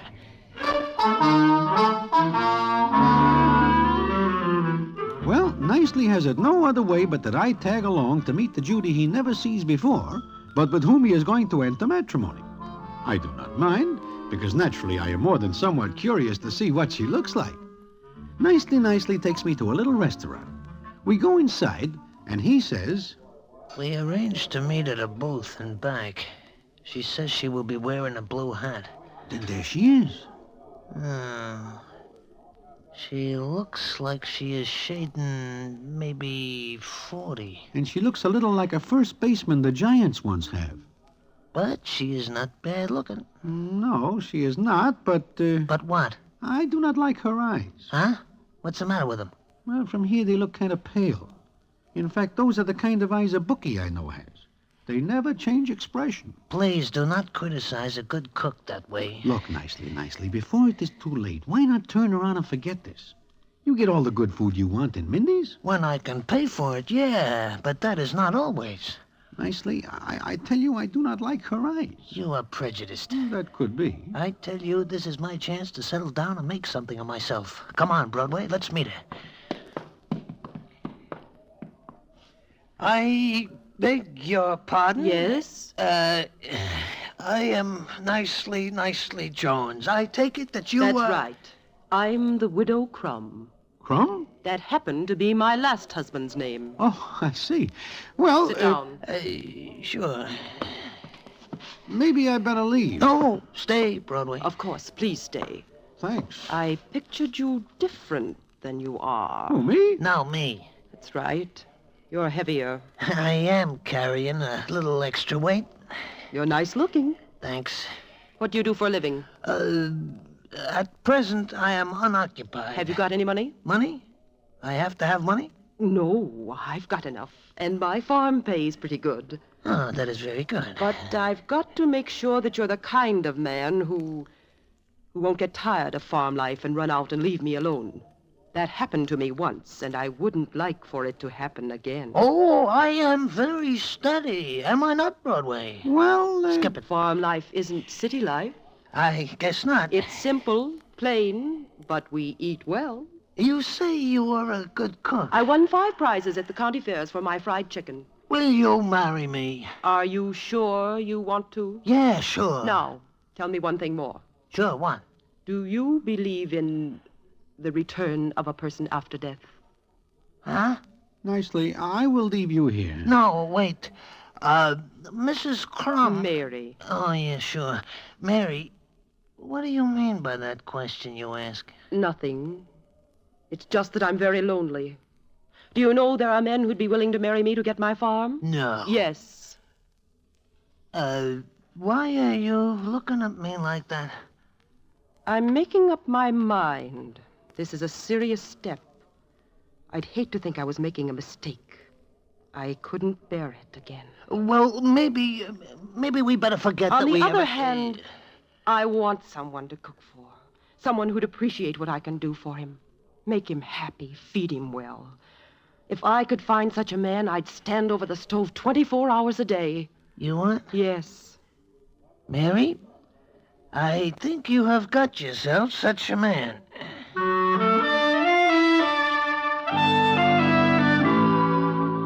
And that is that.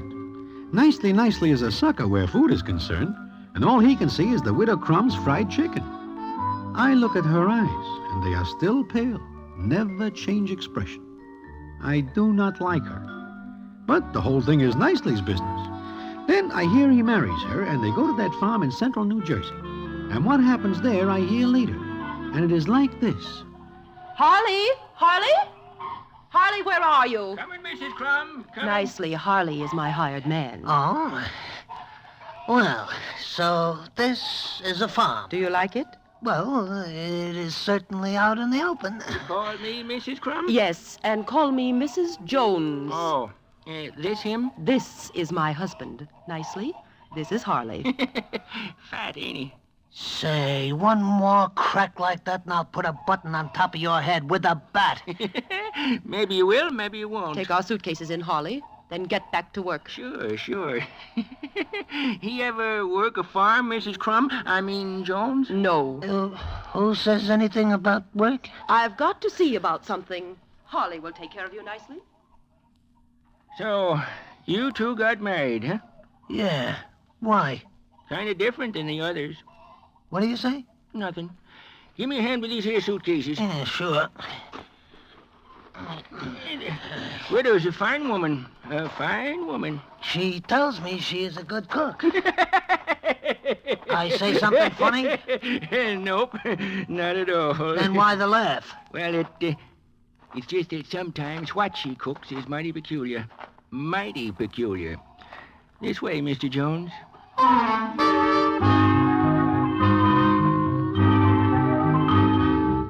Well, that seems like a funny thing for Harley to say. But Nicely thinks no more about it, because that evening they sit down to eat, Harley, Nicely, and his new wife. Now, from what I hear later, the food is everything Nicely wishes. In fact, he never eats food like it before. But there is one thing that worries him a little. And when Mary is out of the room, he speaks of it to Harley. Harley.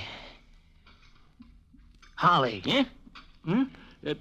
You say something? Yeah. I wish to ask you a question. Yeah, go ahead. I noticed that there are only 3 of us that eat here tonight. Yep. I also noticed that there is another place set at the table next to her. That's right. I also observed that Mary fills up that plate like it is something special. Yep. Give me the biscuits, will you? Yeah. I wish to know, what is the idea of that extra plate that nobody uses, but which is filled up with such ever-loving care? Better ask her, if you dare. Dare? Yep. Well, I guess it is none of my business. Maybe it is just a habit that she does it, huh? It might be. Yep, that's it, a habit. It is a very peculiar one. Some people might think so, others might not. Well, I am just thinking that maybe... Finished eating already nicely? Well, as a matter of fact, I am just thinking about another helping of fried chicken. There's plenty of it. Harley, you all finished with the chores? Just about. Better get them finished, then, before it gets dark. Huh? Oh, sure. Like my cooking nicely? Mary, in my book, it is 1-2 over anything I ever taste before. I'm glad. I will have some more fried chicken. I'll get some. No, I will just take what is on this plate. Don't here. touch that. Huh? But I said don't touch it. Leave it alone. Okay. I'll take it away. Sure. Don't look like he wants it. Huh? Who? Nothing. Never mind. Mary, it is none of my business. That's right. It ain't none of your business. Uh-huh. I'll get you some more chicken. No, never mind. You said you wanted some? That is a couple of minutes ago.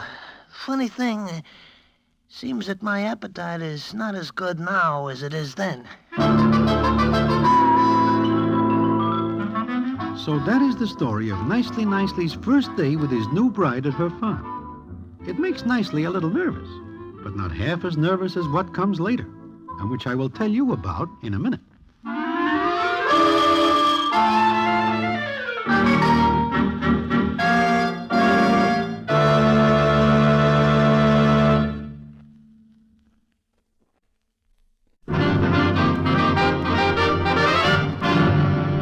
And now, back to the Damon Runyon Theater and the famous story, Lonely Heart.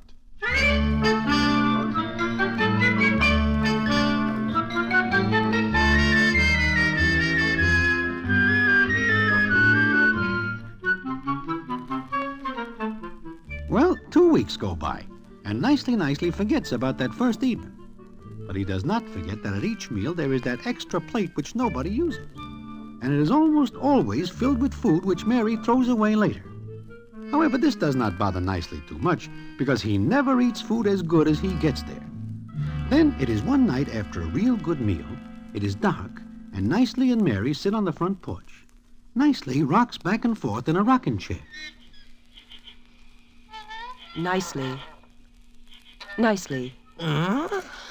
You say something, Mary? Yes. Will you do something for me? Sure. Anything. It's a kind of favor. What? I want you to go to the city with me tomorrow. New York? No, not New York. Is there another city someplace? I want you to be examined for an insurance policy. Examined? Yes. I am healthy. But you may not always be. I am expecting no trouble. No, sure not. But you can never tell. We're here today and gone tomorrow. You are expecting me to go someplace? Sooner or later, we all have to. Oh, Mary, I wish you would not talk like that. I'm not getting any younger, Nicely. There'll come a day when I won't be able to work the farm. We will hire somebody to help Harley, then. But I need protection. Against what? Against the day when I don't have you. I never noticed how dark it is out here. It's nice, though. Quiet, still. Sometimes I think I can almost see him. Him? Who? Nobody. Oh, but Nicely, you didn't say you'd go with me tomorrow. So soon? Never put off until tomorrow what you can do today. Well, Look, Mary... You don't love me. But I do. No. I do. Then go with me. Well, All right, I will go with you. What is that? Harley, what are you doing? Never put off until tomorrow what you can do today. That'll be enough, Harley. Sure. That'll be enough. Just enough. I think I will go inside. All of a sudden, it is very cold out here.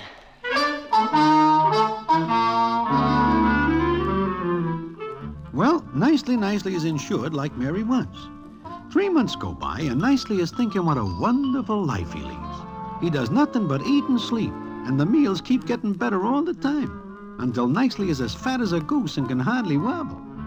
However, there is still one thing that worries him, and that is the extra plate at all meals. The best of everything goes on that plate, and after the meal, Mary always throws away what is on the plate. Then one day, Nicely takes himself down to where Harley is fixing the fence, and the scene is as follows. Hello, Polly. Huh? Oh, hello. I wish to speak to you for a couple of minutes. Something wrong, Mr. Jones? Oh, no. I merely wish to satisfy my curiosity about something.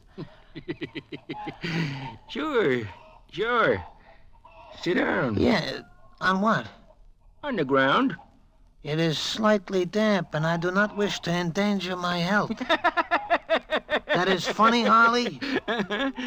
Don't mind a little dampness, Mr. Jones. You'll get used to it. Huh? What are you talking about? Nothing. But, what'd you come down here to talk about? I noticed that at every meal there is a fourth place. I wish to know who that is for and why it gets the best of everything. You ain't guessed, huh? Look, Harley, before I tap your noggin for you, answer my question. All right. Only don't tell her I said anything. Why not? She's kind of funny. Never mind that. Who is the fourth plate for? Jake. Jake who? Jake Crumb. Crumb? Yep. I hear you say Jake Crumb? That's right.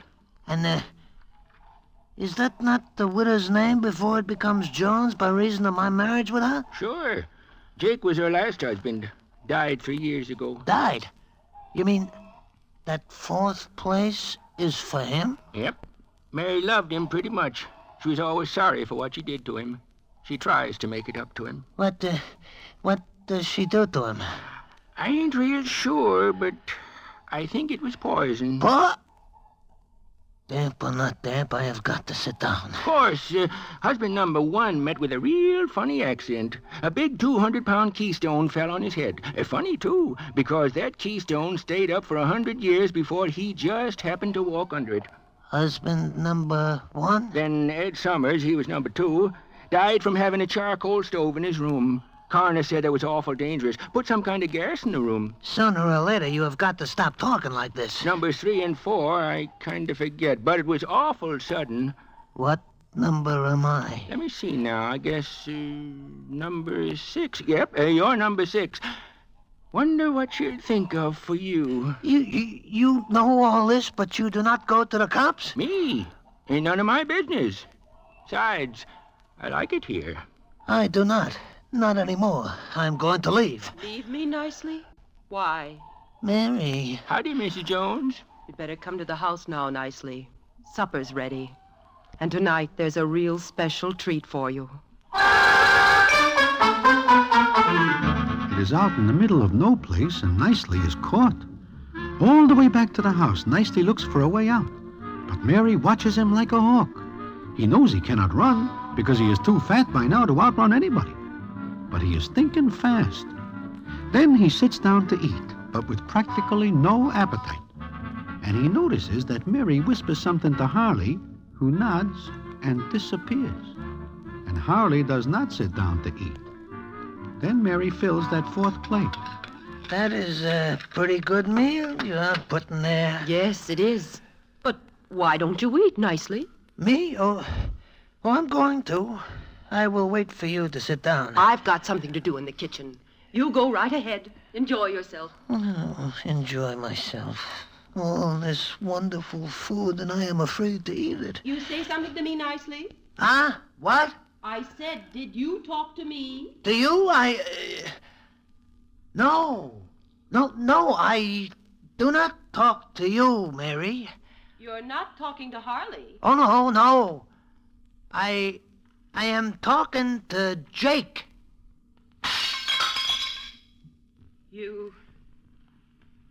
What did you say? I say I am talking to Jake. Jake? Jake who? Why, nobody else but good old Jake Crumb, who finally joins us after all these weeks. Where? Where? Where? Why, no place else but at the plate you sit for. You're lying. You don't see anybody, you don't. Now, why do you say that, Mary? You know as well as I do that good old Jake is here. Else why is there a plate for him? Jake! Mary, he is saying something to me. What? What? If you will be quiet, I will hear him. He speaks very soft. Oh? You do not want to eat, Jake? But the food is very good indeed. Is that so? Oh, but I do not believe that, Jake. It is impossible. Nicely, what did he say? Tell me, what did he say? He tells me some peculiar story about the food being poisoned, and he does not want to eat it. Poison? Oh, Jake! Ah, it is all right now. He is going to eat. He says he will eat like he does 3 years ago. Yes, but this food tonight, it's all right. Tell him it's all right. Why should it not be? Jake, what is the matter, old man? Why do you look like that? What is it? What's the matter? It is very peculiar. Good old Jake Crumb takes one bite of his food and falls off the chair. He is now lying on the floor at your feet. Oh, Jake. Oh, my poor darling Jake, I'm sorry. I'm sorry I loved you, Jake. I don't know why I did it. I don't. Mary, he is looking up at you and shaking his head. Oh, no, no, no!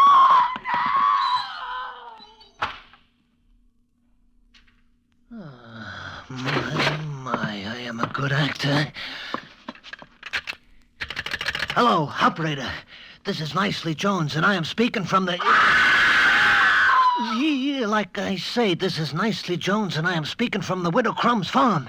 I wish to speak to the cops, the police, the Army, the Navy, the Coast Guard, and a goodly portion of the Air Force. I need out of here real bad. Now, that is not quite the end of the story. And what the payoff is, I will tell you in a minute.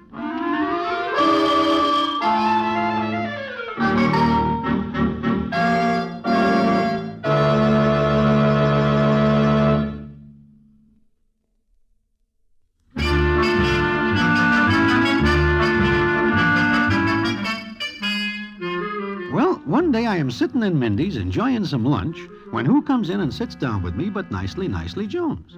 He fills me in on the story I tell you so far. Then he says... It takes 10 years off my life, Broadway. Also, it takes 50 pounds off someplace else. This I am able to understand. But what becomes of the widow? It seems she runs out that night and runs right into an old open well. It seems that the cover is off, like she tells Harley it should be. You mean you are supposed to walk into that well? That is the general idea. Oh, Nicely. You are a very lucky man. I guess so. They take poor Harley away. It seems he has some loose boards in the attic and is not responsible. Nicely, you have a terrible experience. Terrible. But I come by $1,200, which I get for the farm because I am the widow's aunt. 1,200 fish, well. And today I bet it all on a horse. Why? Well, it is a hunch I play, like the hunch I play when I pretend I am talking to Jake Crumb's ghost. I do not understand. The horse's name is Apparition. Get it?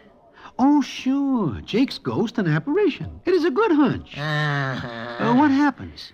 Broadway, you cannot expect the same hunch to win 2 times in a row. Apparition loses. It seems like a person just cannot count on anything anymore.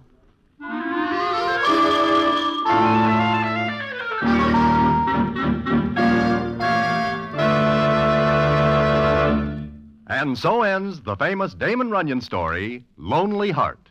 Listen in again next week for... The Damon Runyon Theater.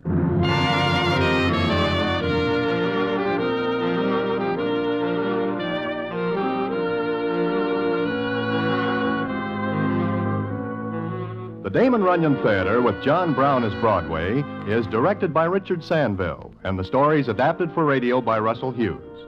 Vern Karstensen is in charge of production. This is a Mayfair production.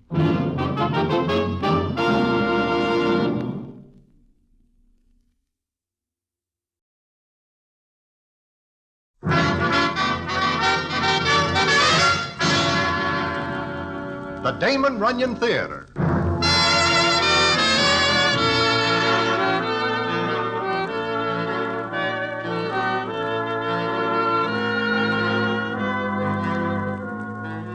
Once again, the Damon Runyon Theater brings you another story by the master storyteller, Damon Runyon. And this one, So You Won't Talk. And to tell it to you, here is Broadway. Thanks.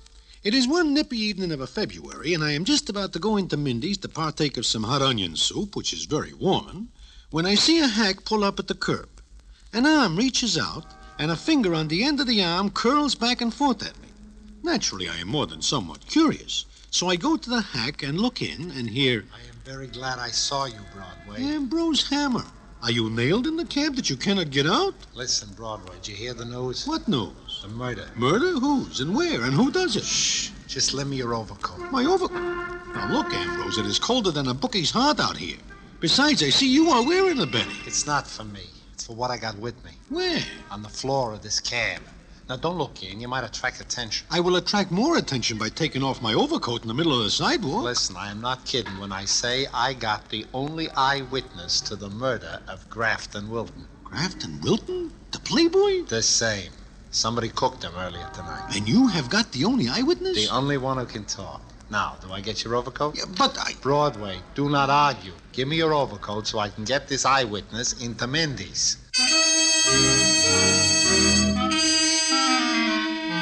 Well, I am more than a little curious indeed, because I know that Ambrose Hammer's hobby is following murder cases, although he is a dramatic critic by trade. Also, I wish to see this eyewitness myself, so I give Ambrose my overcoat. And what happens when we get into Mindy's is something I will tell you in a minute.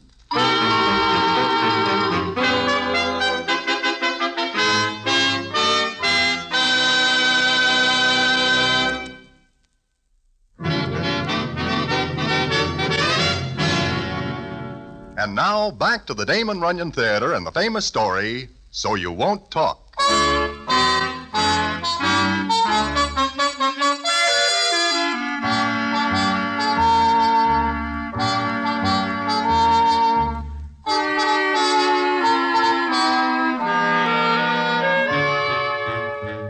Like I am saying, I give Ambrose Hammer my overcoat, and he ducks down and wraps something up in it. I am not able to see what it is.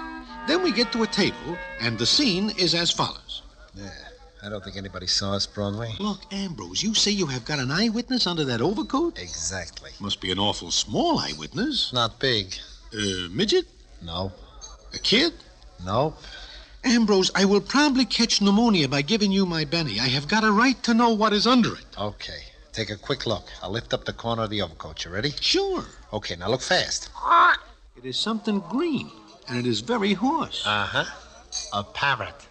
Ambrose, I think you say a parrot? I did. Give me back my overcoat, and we will get you to a clinic real fast. You think I'm crazy, don't you? Do you wish a straight answer, or do I humor you? Look, parrots talk, don't they? Sometimes. And this was Grafton Wilton's parrot. And the cops went over Wilton's place with a fine-tooth comb. And what did they find? I asked you, what did they find? Mr. Grafton Wilton cooked. Exceptionally deceased. With his nose out of joint and both eyes blacked. And Broadway, no trace of the murder weapon. Oh? Yeah.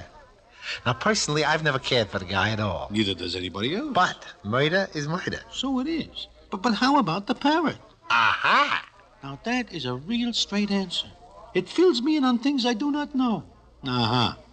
Don't you get it? Get what? Now, look. Grafton Wilton's 2 servants were away for the night. The cops checked. Now, Wilton would never let anybody in his place he didn't know. So I figured the party who killed him was a friend. My, how friendly can you get? It seems to me that chopping a citizen between the eyes hard enough to make him deceased is more than somewhat distinctly hostile. That's beside the point. Not to Mr. Grafton Wilton. Forget him for a minute. So there you are, Ambrose. Huh? Oh, Look, Dawn. How long do you think he can keep me waiting when we got a date? Oh, Dawn, baby, I'm sorry. I forgot. You forgot. I waited a half hour for you to show up. Listen, baby, when you hear what I got to tell you, you'll understand. Here, sit down, huh? Yeah. Hiya, Broadway. Hello, Dawn. How is the dancing business? It's a hard grind. Now, look, we'll have something to eat here, and I'll tell you all about the murder of Grafton Wilton. Wilton. Did you say Grafton Wilton? Sure, why? Grafton Wilton, you sure, Ambrose? Sure, I'm sure. Hey, baby, you're all pale. What's the matter? Oh, nothing. I'm just tired, I guess. Yeah, that's all. Just tired. There. Tell me about the murder.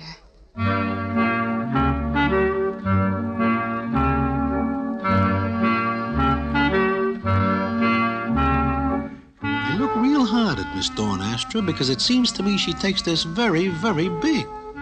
However, I put it down to the fact that Judy's are naturally soft when it comes to hearing about citizens getting pushed off. Well, Ambrose Hammer fills her in on the details he gives me. Then he says as follows. So, I conclude the party who killed Wilton must be a friend.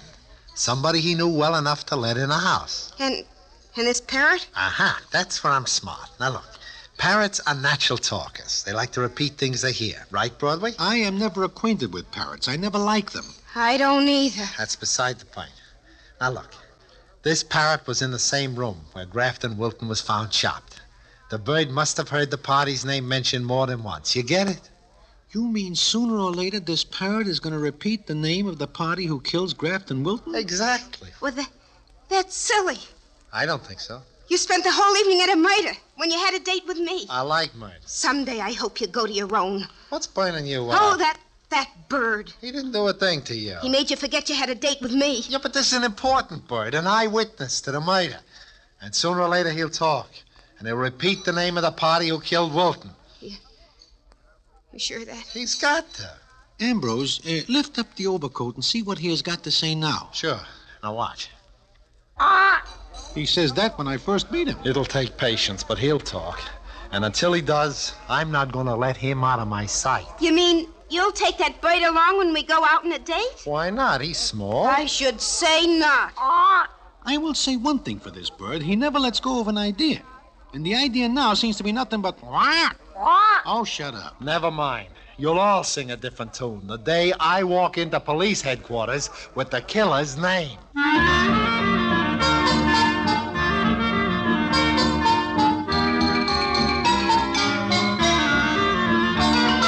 As the days go by, Ambrose is never without the parrot. Then one night, I am about to go into Mindy's when I see a familiar figure. It belongs to Miss Dawn Astra, and there is never any mistaking her figure for a sack of potatoes. But she is deep in conversation with a hack jockey. I wait until she finishes, then speak to her. She jumps like I hit her and says... Oh, Broadway. Well, yeah, what is the matter? Matter? Nothing at all. You are nervous. No, I'm not. Who do you think I am when I tap you on the shoulder? No one.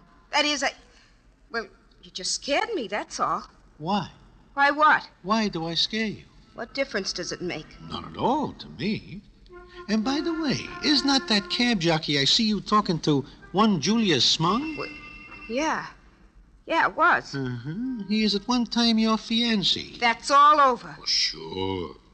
What's the idea asking me all these questions? I am very sorry. I will not ask any more. All right, don't. So I will be still. Where's Ambrose? Since I am not in the habit of making dates with him, I do not know. Has he still got that awful parrot? The last I see of him, it looks like he might marry into the bird family. Why? Has it said anything? Just... Oh, I see. Well, I'm late for my show. Yeah, by the way, how is it that you do not know where Ambrose is? Is there not a romance between you? I thought you weren't going to ask any more questions. Okay. But since you did ask, I told him it was me or the bird. He gives you up because of that parrot? He is developing rattles. Yeah. Yeah, well, I gotta go now. I'll see you later. Yeah, I will see you later, Miss Dawn Astra.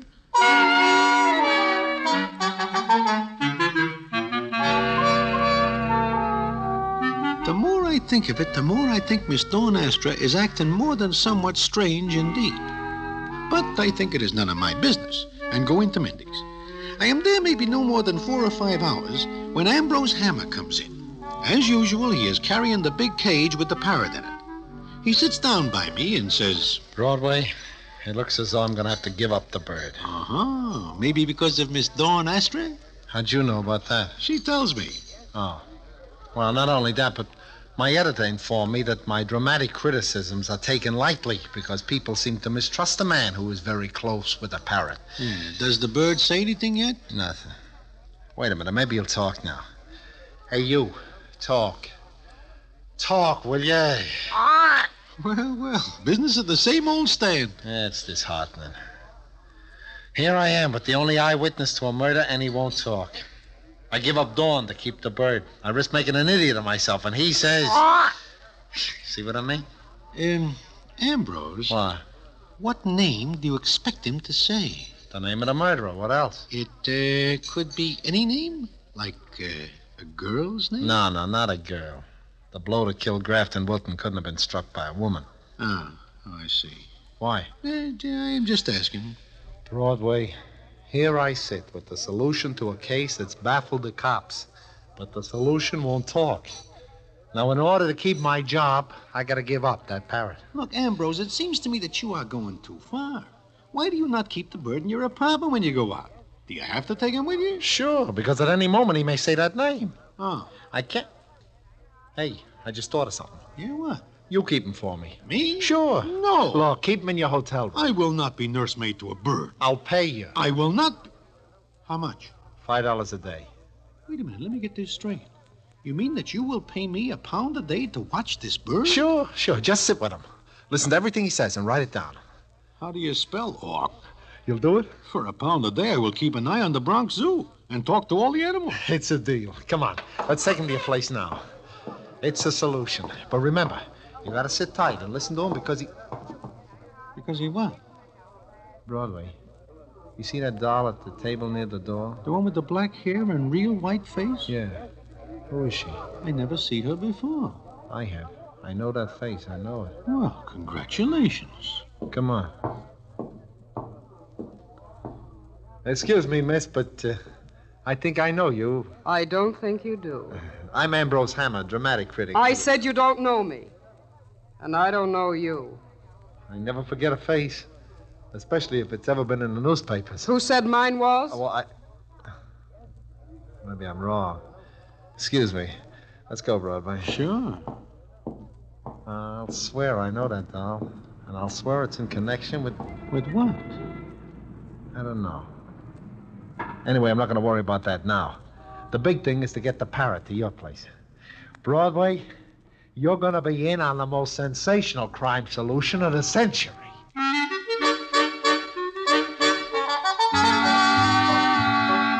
And he is right. But it does not turn out quite like he expects it. However, it is very strange indeed what does happen. And what that is, I will tell you in a minute.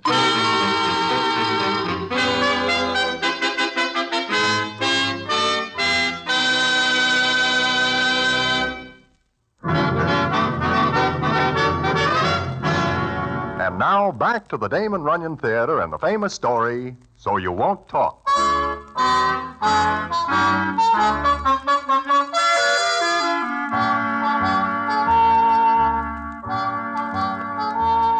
Well, like I am saying, Ambrose Hammer gives me the parrot. He also gives me $1 a day for being the bird's secretary. Although I have to admit that it is the most non-committal parrot I ever see. It comes up one night, and I am in my room just looking at the bird when the scene is as follows. You say something? Look, Big Nose, it is time you open up with a little information. It is now 3 days since you live here, and I am getting tired of talking to myself. You hear? Maybe you are just stir crazy. Maybe... You will pardon me while I answer my phone? Hello? Oh, yeah. Be quiet is not for you. No, I'm not talking to you, Big Sam. Huh? What? Well, how big is the game? Yeah, I see. Yeah, well, look, Big Sam, I would dearly love to toss a few cubes, but I have got a job and... Yeah, I see. Okay, I will be there. Yeah, in 10 minutes. So long. Excuse me, but I have got to go out. Do you mind? Thank you. Look, I will leave you a pad and pencil. If you have got anything important to say in the next hour, write it down. Goodbye.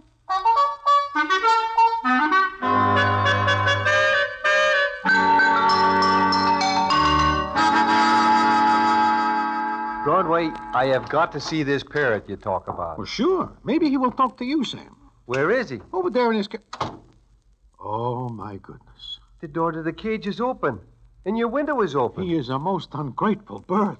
I give him a good home, and he deserts. Well, look out the window. There is nothing out there but New York. Sam, the bird is gone. Ambrose Hammer will be very angry because this is a valuable bird. Besides, he pays me $1 a day for taking care of it. Oh, that is bad. £1 a day is £1 a day. Yeah. Hey, look. You win 15 fish tonight. It is not worth it. Wait a minute. There's some pet shops over there on 8th Avenue.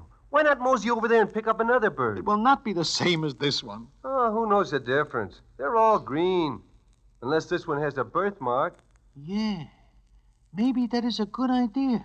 Sure. You buy another bird, put it in this cage. Ambrose will never know the difference. And you will go on collecting the $5 a day. And besides, you will keep out of trouble with Ambrose. Sam, you are right. Come on.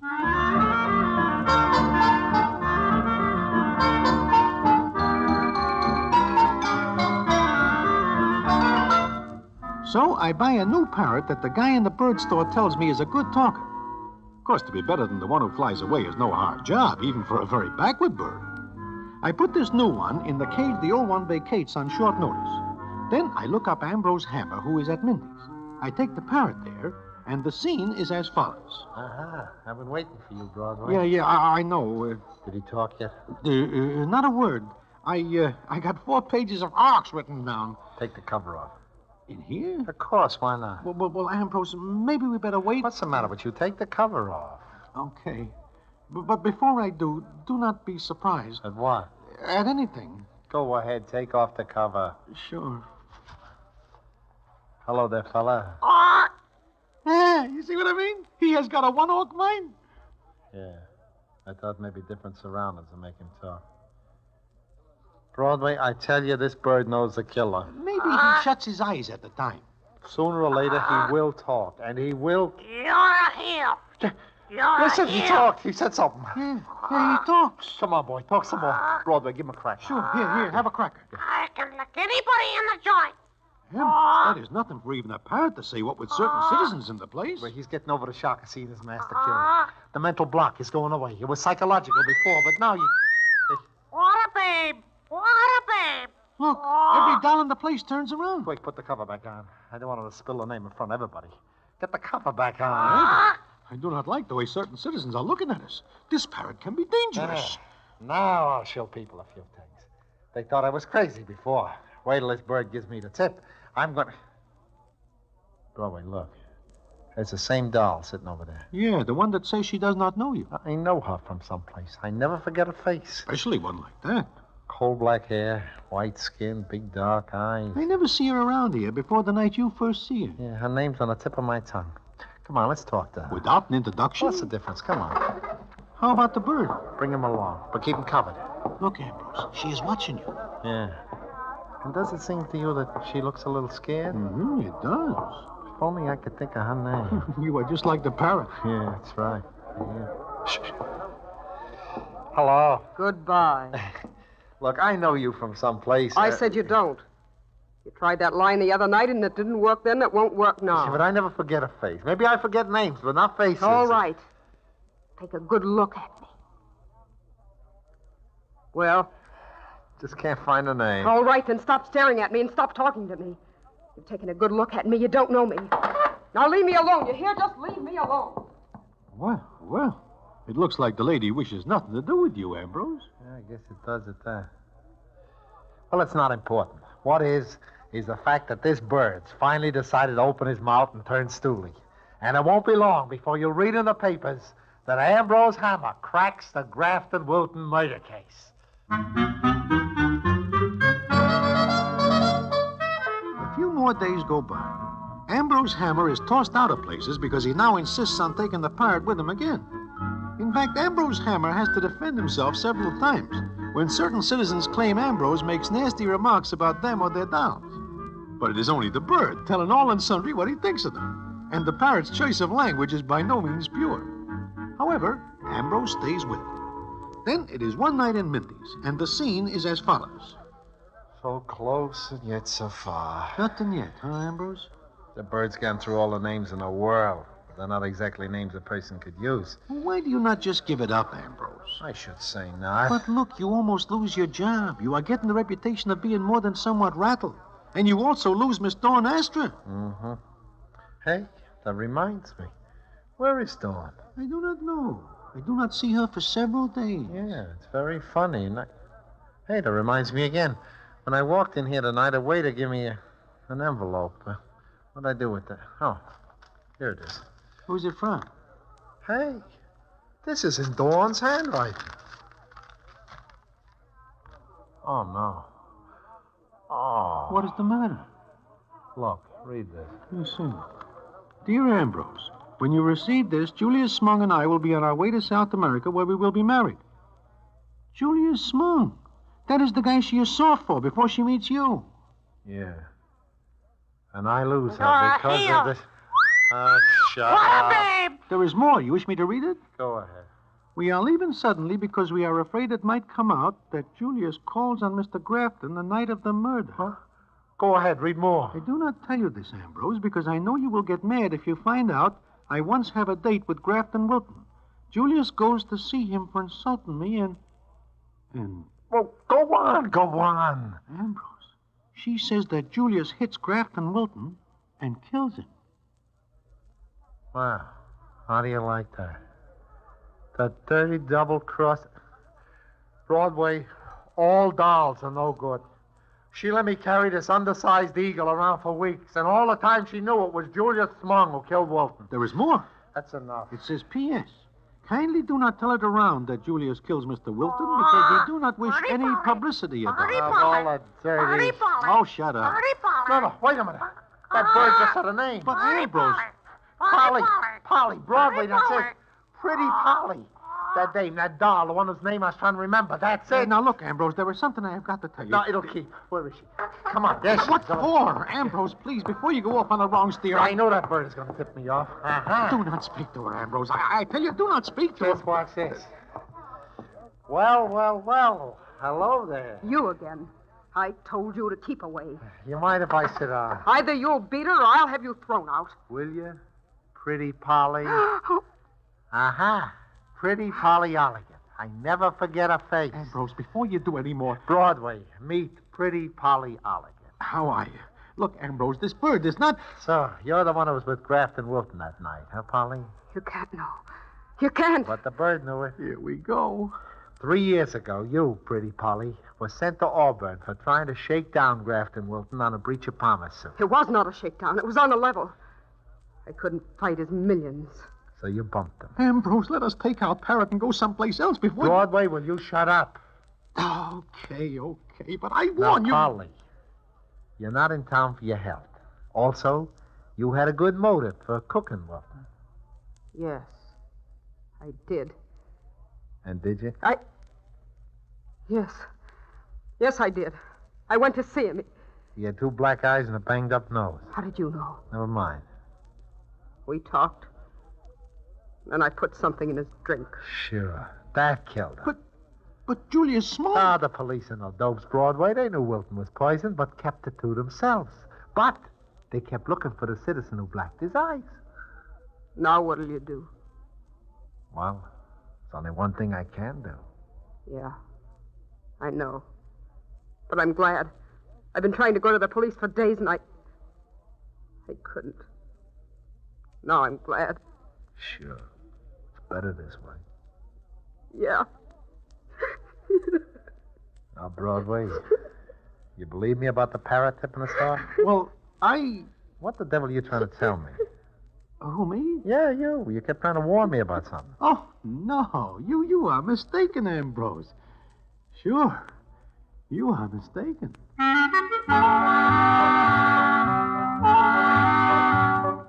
Of course, I figured that telling Ambrose about the switch and the parrots will do no good now.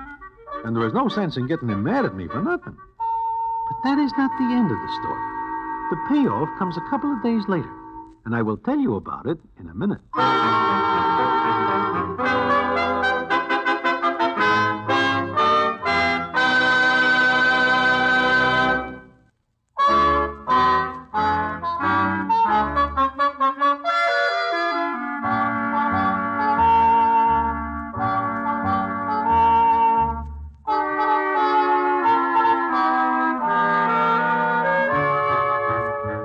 like I am saying, it is a couple days later that I am sitting in Mindy's when in walks Ambrose Hammer and sits down by me. I see that something is on his mind, and I ask him to get it off. And he says... Yeah, there is something on my mind. And what is that, Ambrose? I can't get over what a close call I had with that Dawn Astor. Close call? What are you talking about, Ambrose? Why, at one time I was crazy about that doll. I was going to ask her to marry me. Think of that. But why is that a close call? Well, if there's one thing I can't stand, it's a doll who can't tell the truth. What? Does Dawn lie to you? I just got around to reading all this note she sent me.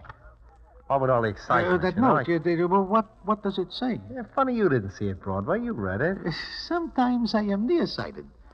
Broadway, when you had the parrot, did you take good care of it? When I have it, I take very good care of it.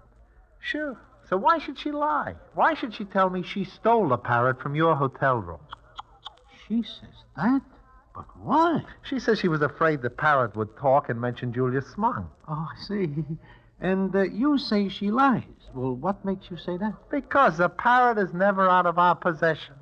The only parrot who could possibly give us the name of the murderer. Pretty Polly.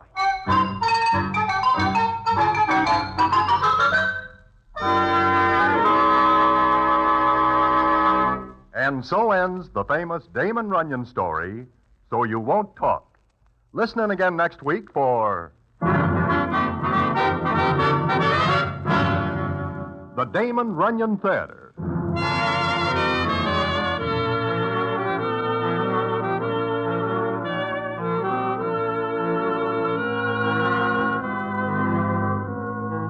The Damon Runyon Theater, with John Brown as Broadway, is directed by Richard Sandville, and the story is adapted for radio by Russell Hughes.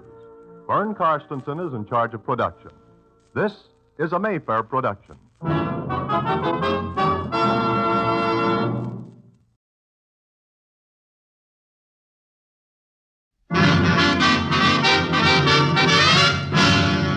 The Damon Runyon Theater.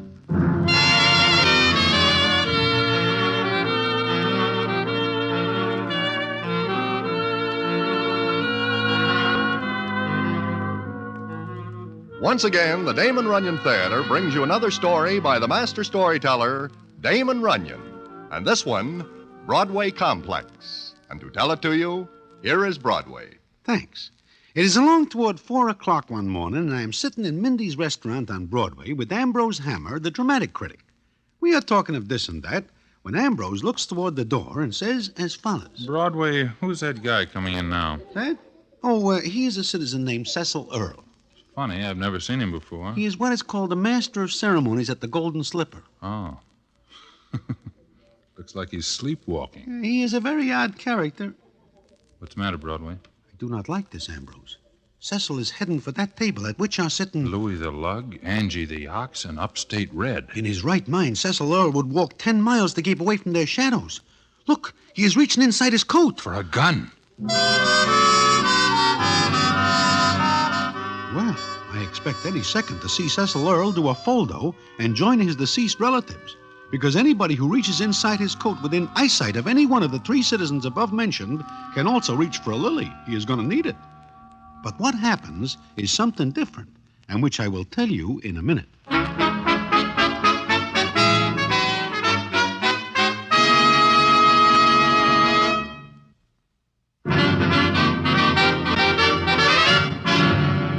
And now, back to the Damon Runyon Theater and the famous story, Broadway Complex.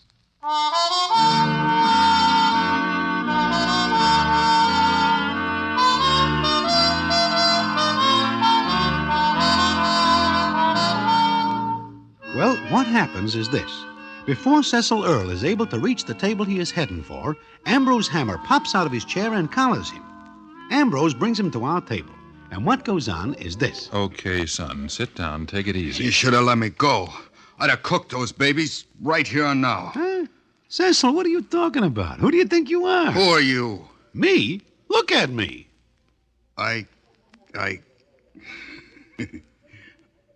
know you. Sure you do, Cecil. Ambrose, what is this? I'm not quite sure, Broadway. Cecil. Yeah? What were you going to do a minute ago? Why, cool off those citizens. Why? For muscling in on my territory. Ambrose, this guy is as wobbly as a 10-cent bicycle. He is nobody but Cecil Earl, and he has no territory. Cecil. Cecil. Huh? Who are you? Me? Why, I'm... He does not know who he is. Yes, he does. Now, look, Cecil. You're Cecil Earl, remember? Earl? Well, who says I'm not? You do. Broadway, do you know where he lives? Sure, over on 49th. Okay, let's get him home.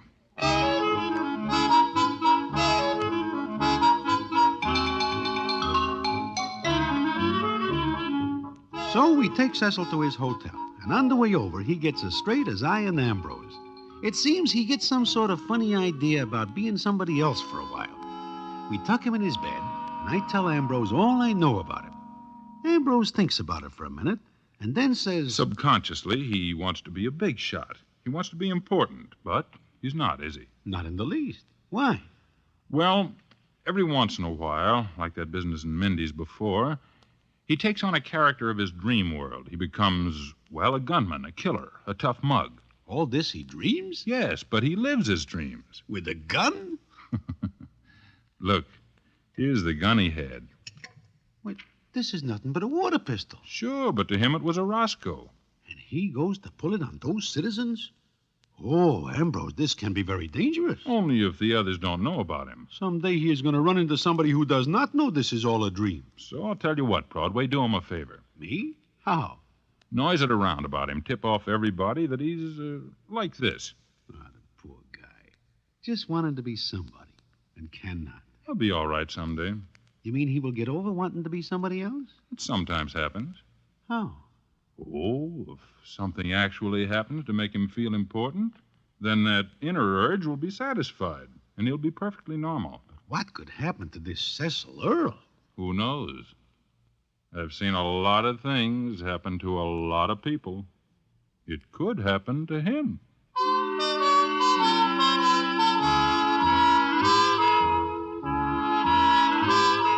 It is not long before everybody knows about Cecil Earl. And a funny thing, even the toughest citizens along the stem play along with him when he gets to dream. Nobody laughs when he is by turns the President of the United States or a big game hunter. Although Mindy resents it a little when Cecil Earl becomes a French chef and takes to criticizing the food.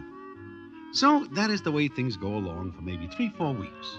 Then, one day I am sitting in Mindy's with Ambrose Hammer, and we are joined by Cecil, who sits down and speaks. Hello. Hiya, Cecil. Hello, Cecil. Look, I've been wanting to talk to you for a long time now. About what, Cecil? About me. What is the matter? It's just that, well, I thought maybe I ought to go away. Go away? Why? You know. Anybody say anything to you? Oh, no. No, that's just it. Nobody does. Oh, I see. I know I make an idiot of myself when I get one of those... Forget it, Cecil. Sure, forget it. Ever since I was a little kid, I wanted to be somebody. I never was. What am I now?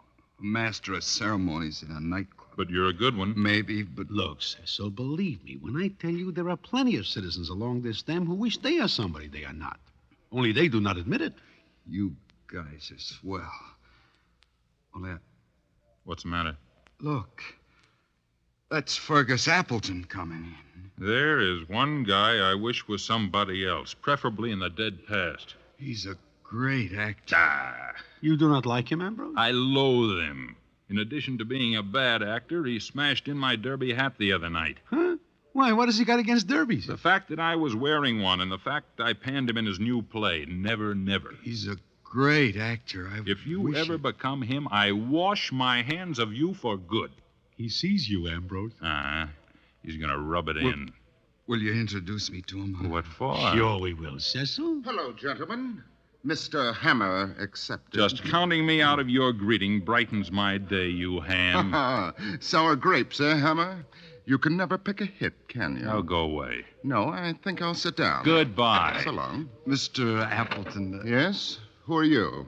Come on, Cecil. I want to talk to you. But I like to talk to Mr. Appleton. Say, aren't you the chap who... Oh, of course. I've heard about you. You've been pointed out to me. I have? Cecil, let's get going. Yeah, come on, Cecil. But I want to talk to Mr. Appleton. Certainly. Go away, Mr. Hammer. Napoleon wants to talk to me. Look, Apple Pie, that is no way to talk. One more crack like that, and I'll... You'll what, Hammer? I'll break your head in. Oh, I don't think so. You're in bed with your paper now for panning Never Never. Make a pass at me, and you'll get the worst publicity anybody ever had. Look, Appleton, let this kid alone. Oh, it's all right, Mr. Hammer. It is not.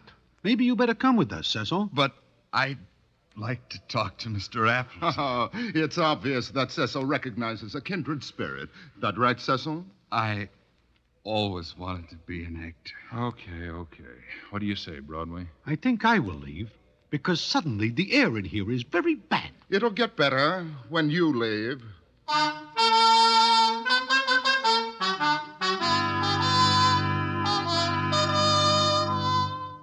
I do not like this Appleton character, and I nose around and find out from others that he is an A number 1 200-carat heel. And Cecil is just the kind of a guy Appleton will make a sucker out of, and does. Seems he gets quite a few laughs doing it. Then I get wind of something that seems more than somewhat fishy, and I tell Ambrose about it. He has it no other way but that I go with him to Fergus Appleton's apartment. When we get there, the door is opened by... Mr. Hammer, Broadway. Gee, I'm glad to see you. Come in. Cecil, what are you doing here? Yes, what are you doing here, Cecil? Me? I live here now. Mr. Appleton says he'll make a great actor of me. He told you that? Sure. But did you come to see him? That doesn't matter. So you live here now, huh? Mr. Appleton invited me. Why? He thinks I've got talent. It's a nice place. This your room, Cecil? Uh-huh. How'd you know? Your, picture in here. Mr. Appleton will be home in a little bit. Matinee's almost over. I can hardly wait. Did he know you were coming? I do not think so, Cecil. Say, Cecil, how about a cup of coffee? Can you get one for us? Coffee? Oh, sure. I'll be back in a few minutes. Just make yourself at home. Broadway, come here, will you? What is the idea of you asking for coffee? You know we just had some at Mindy's. Look, when a guy like Fergus Appleton suddenly becomes a big brother, what do you look for? Rats. Exactly.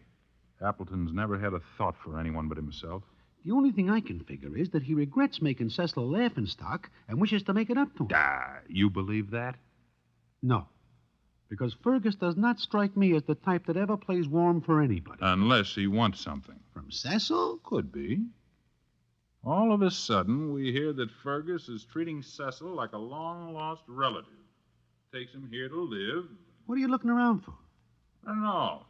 Maybe a rat. I smell one. Look, Fergus is due back here soon. What if he catches us here? We're paying a social call, that's all. What is the matter now? Come over here. What is it you find? These books. So, what is so wonderful about finding books? I have a few myself. Yeah.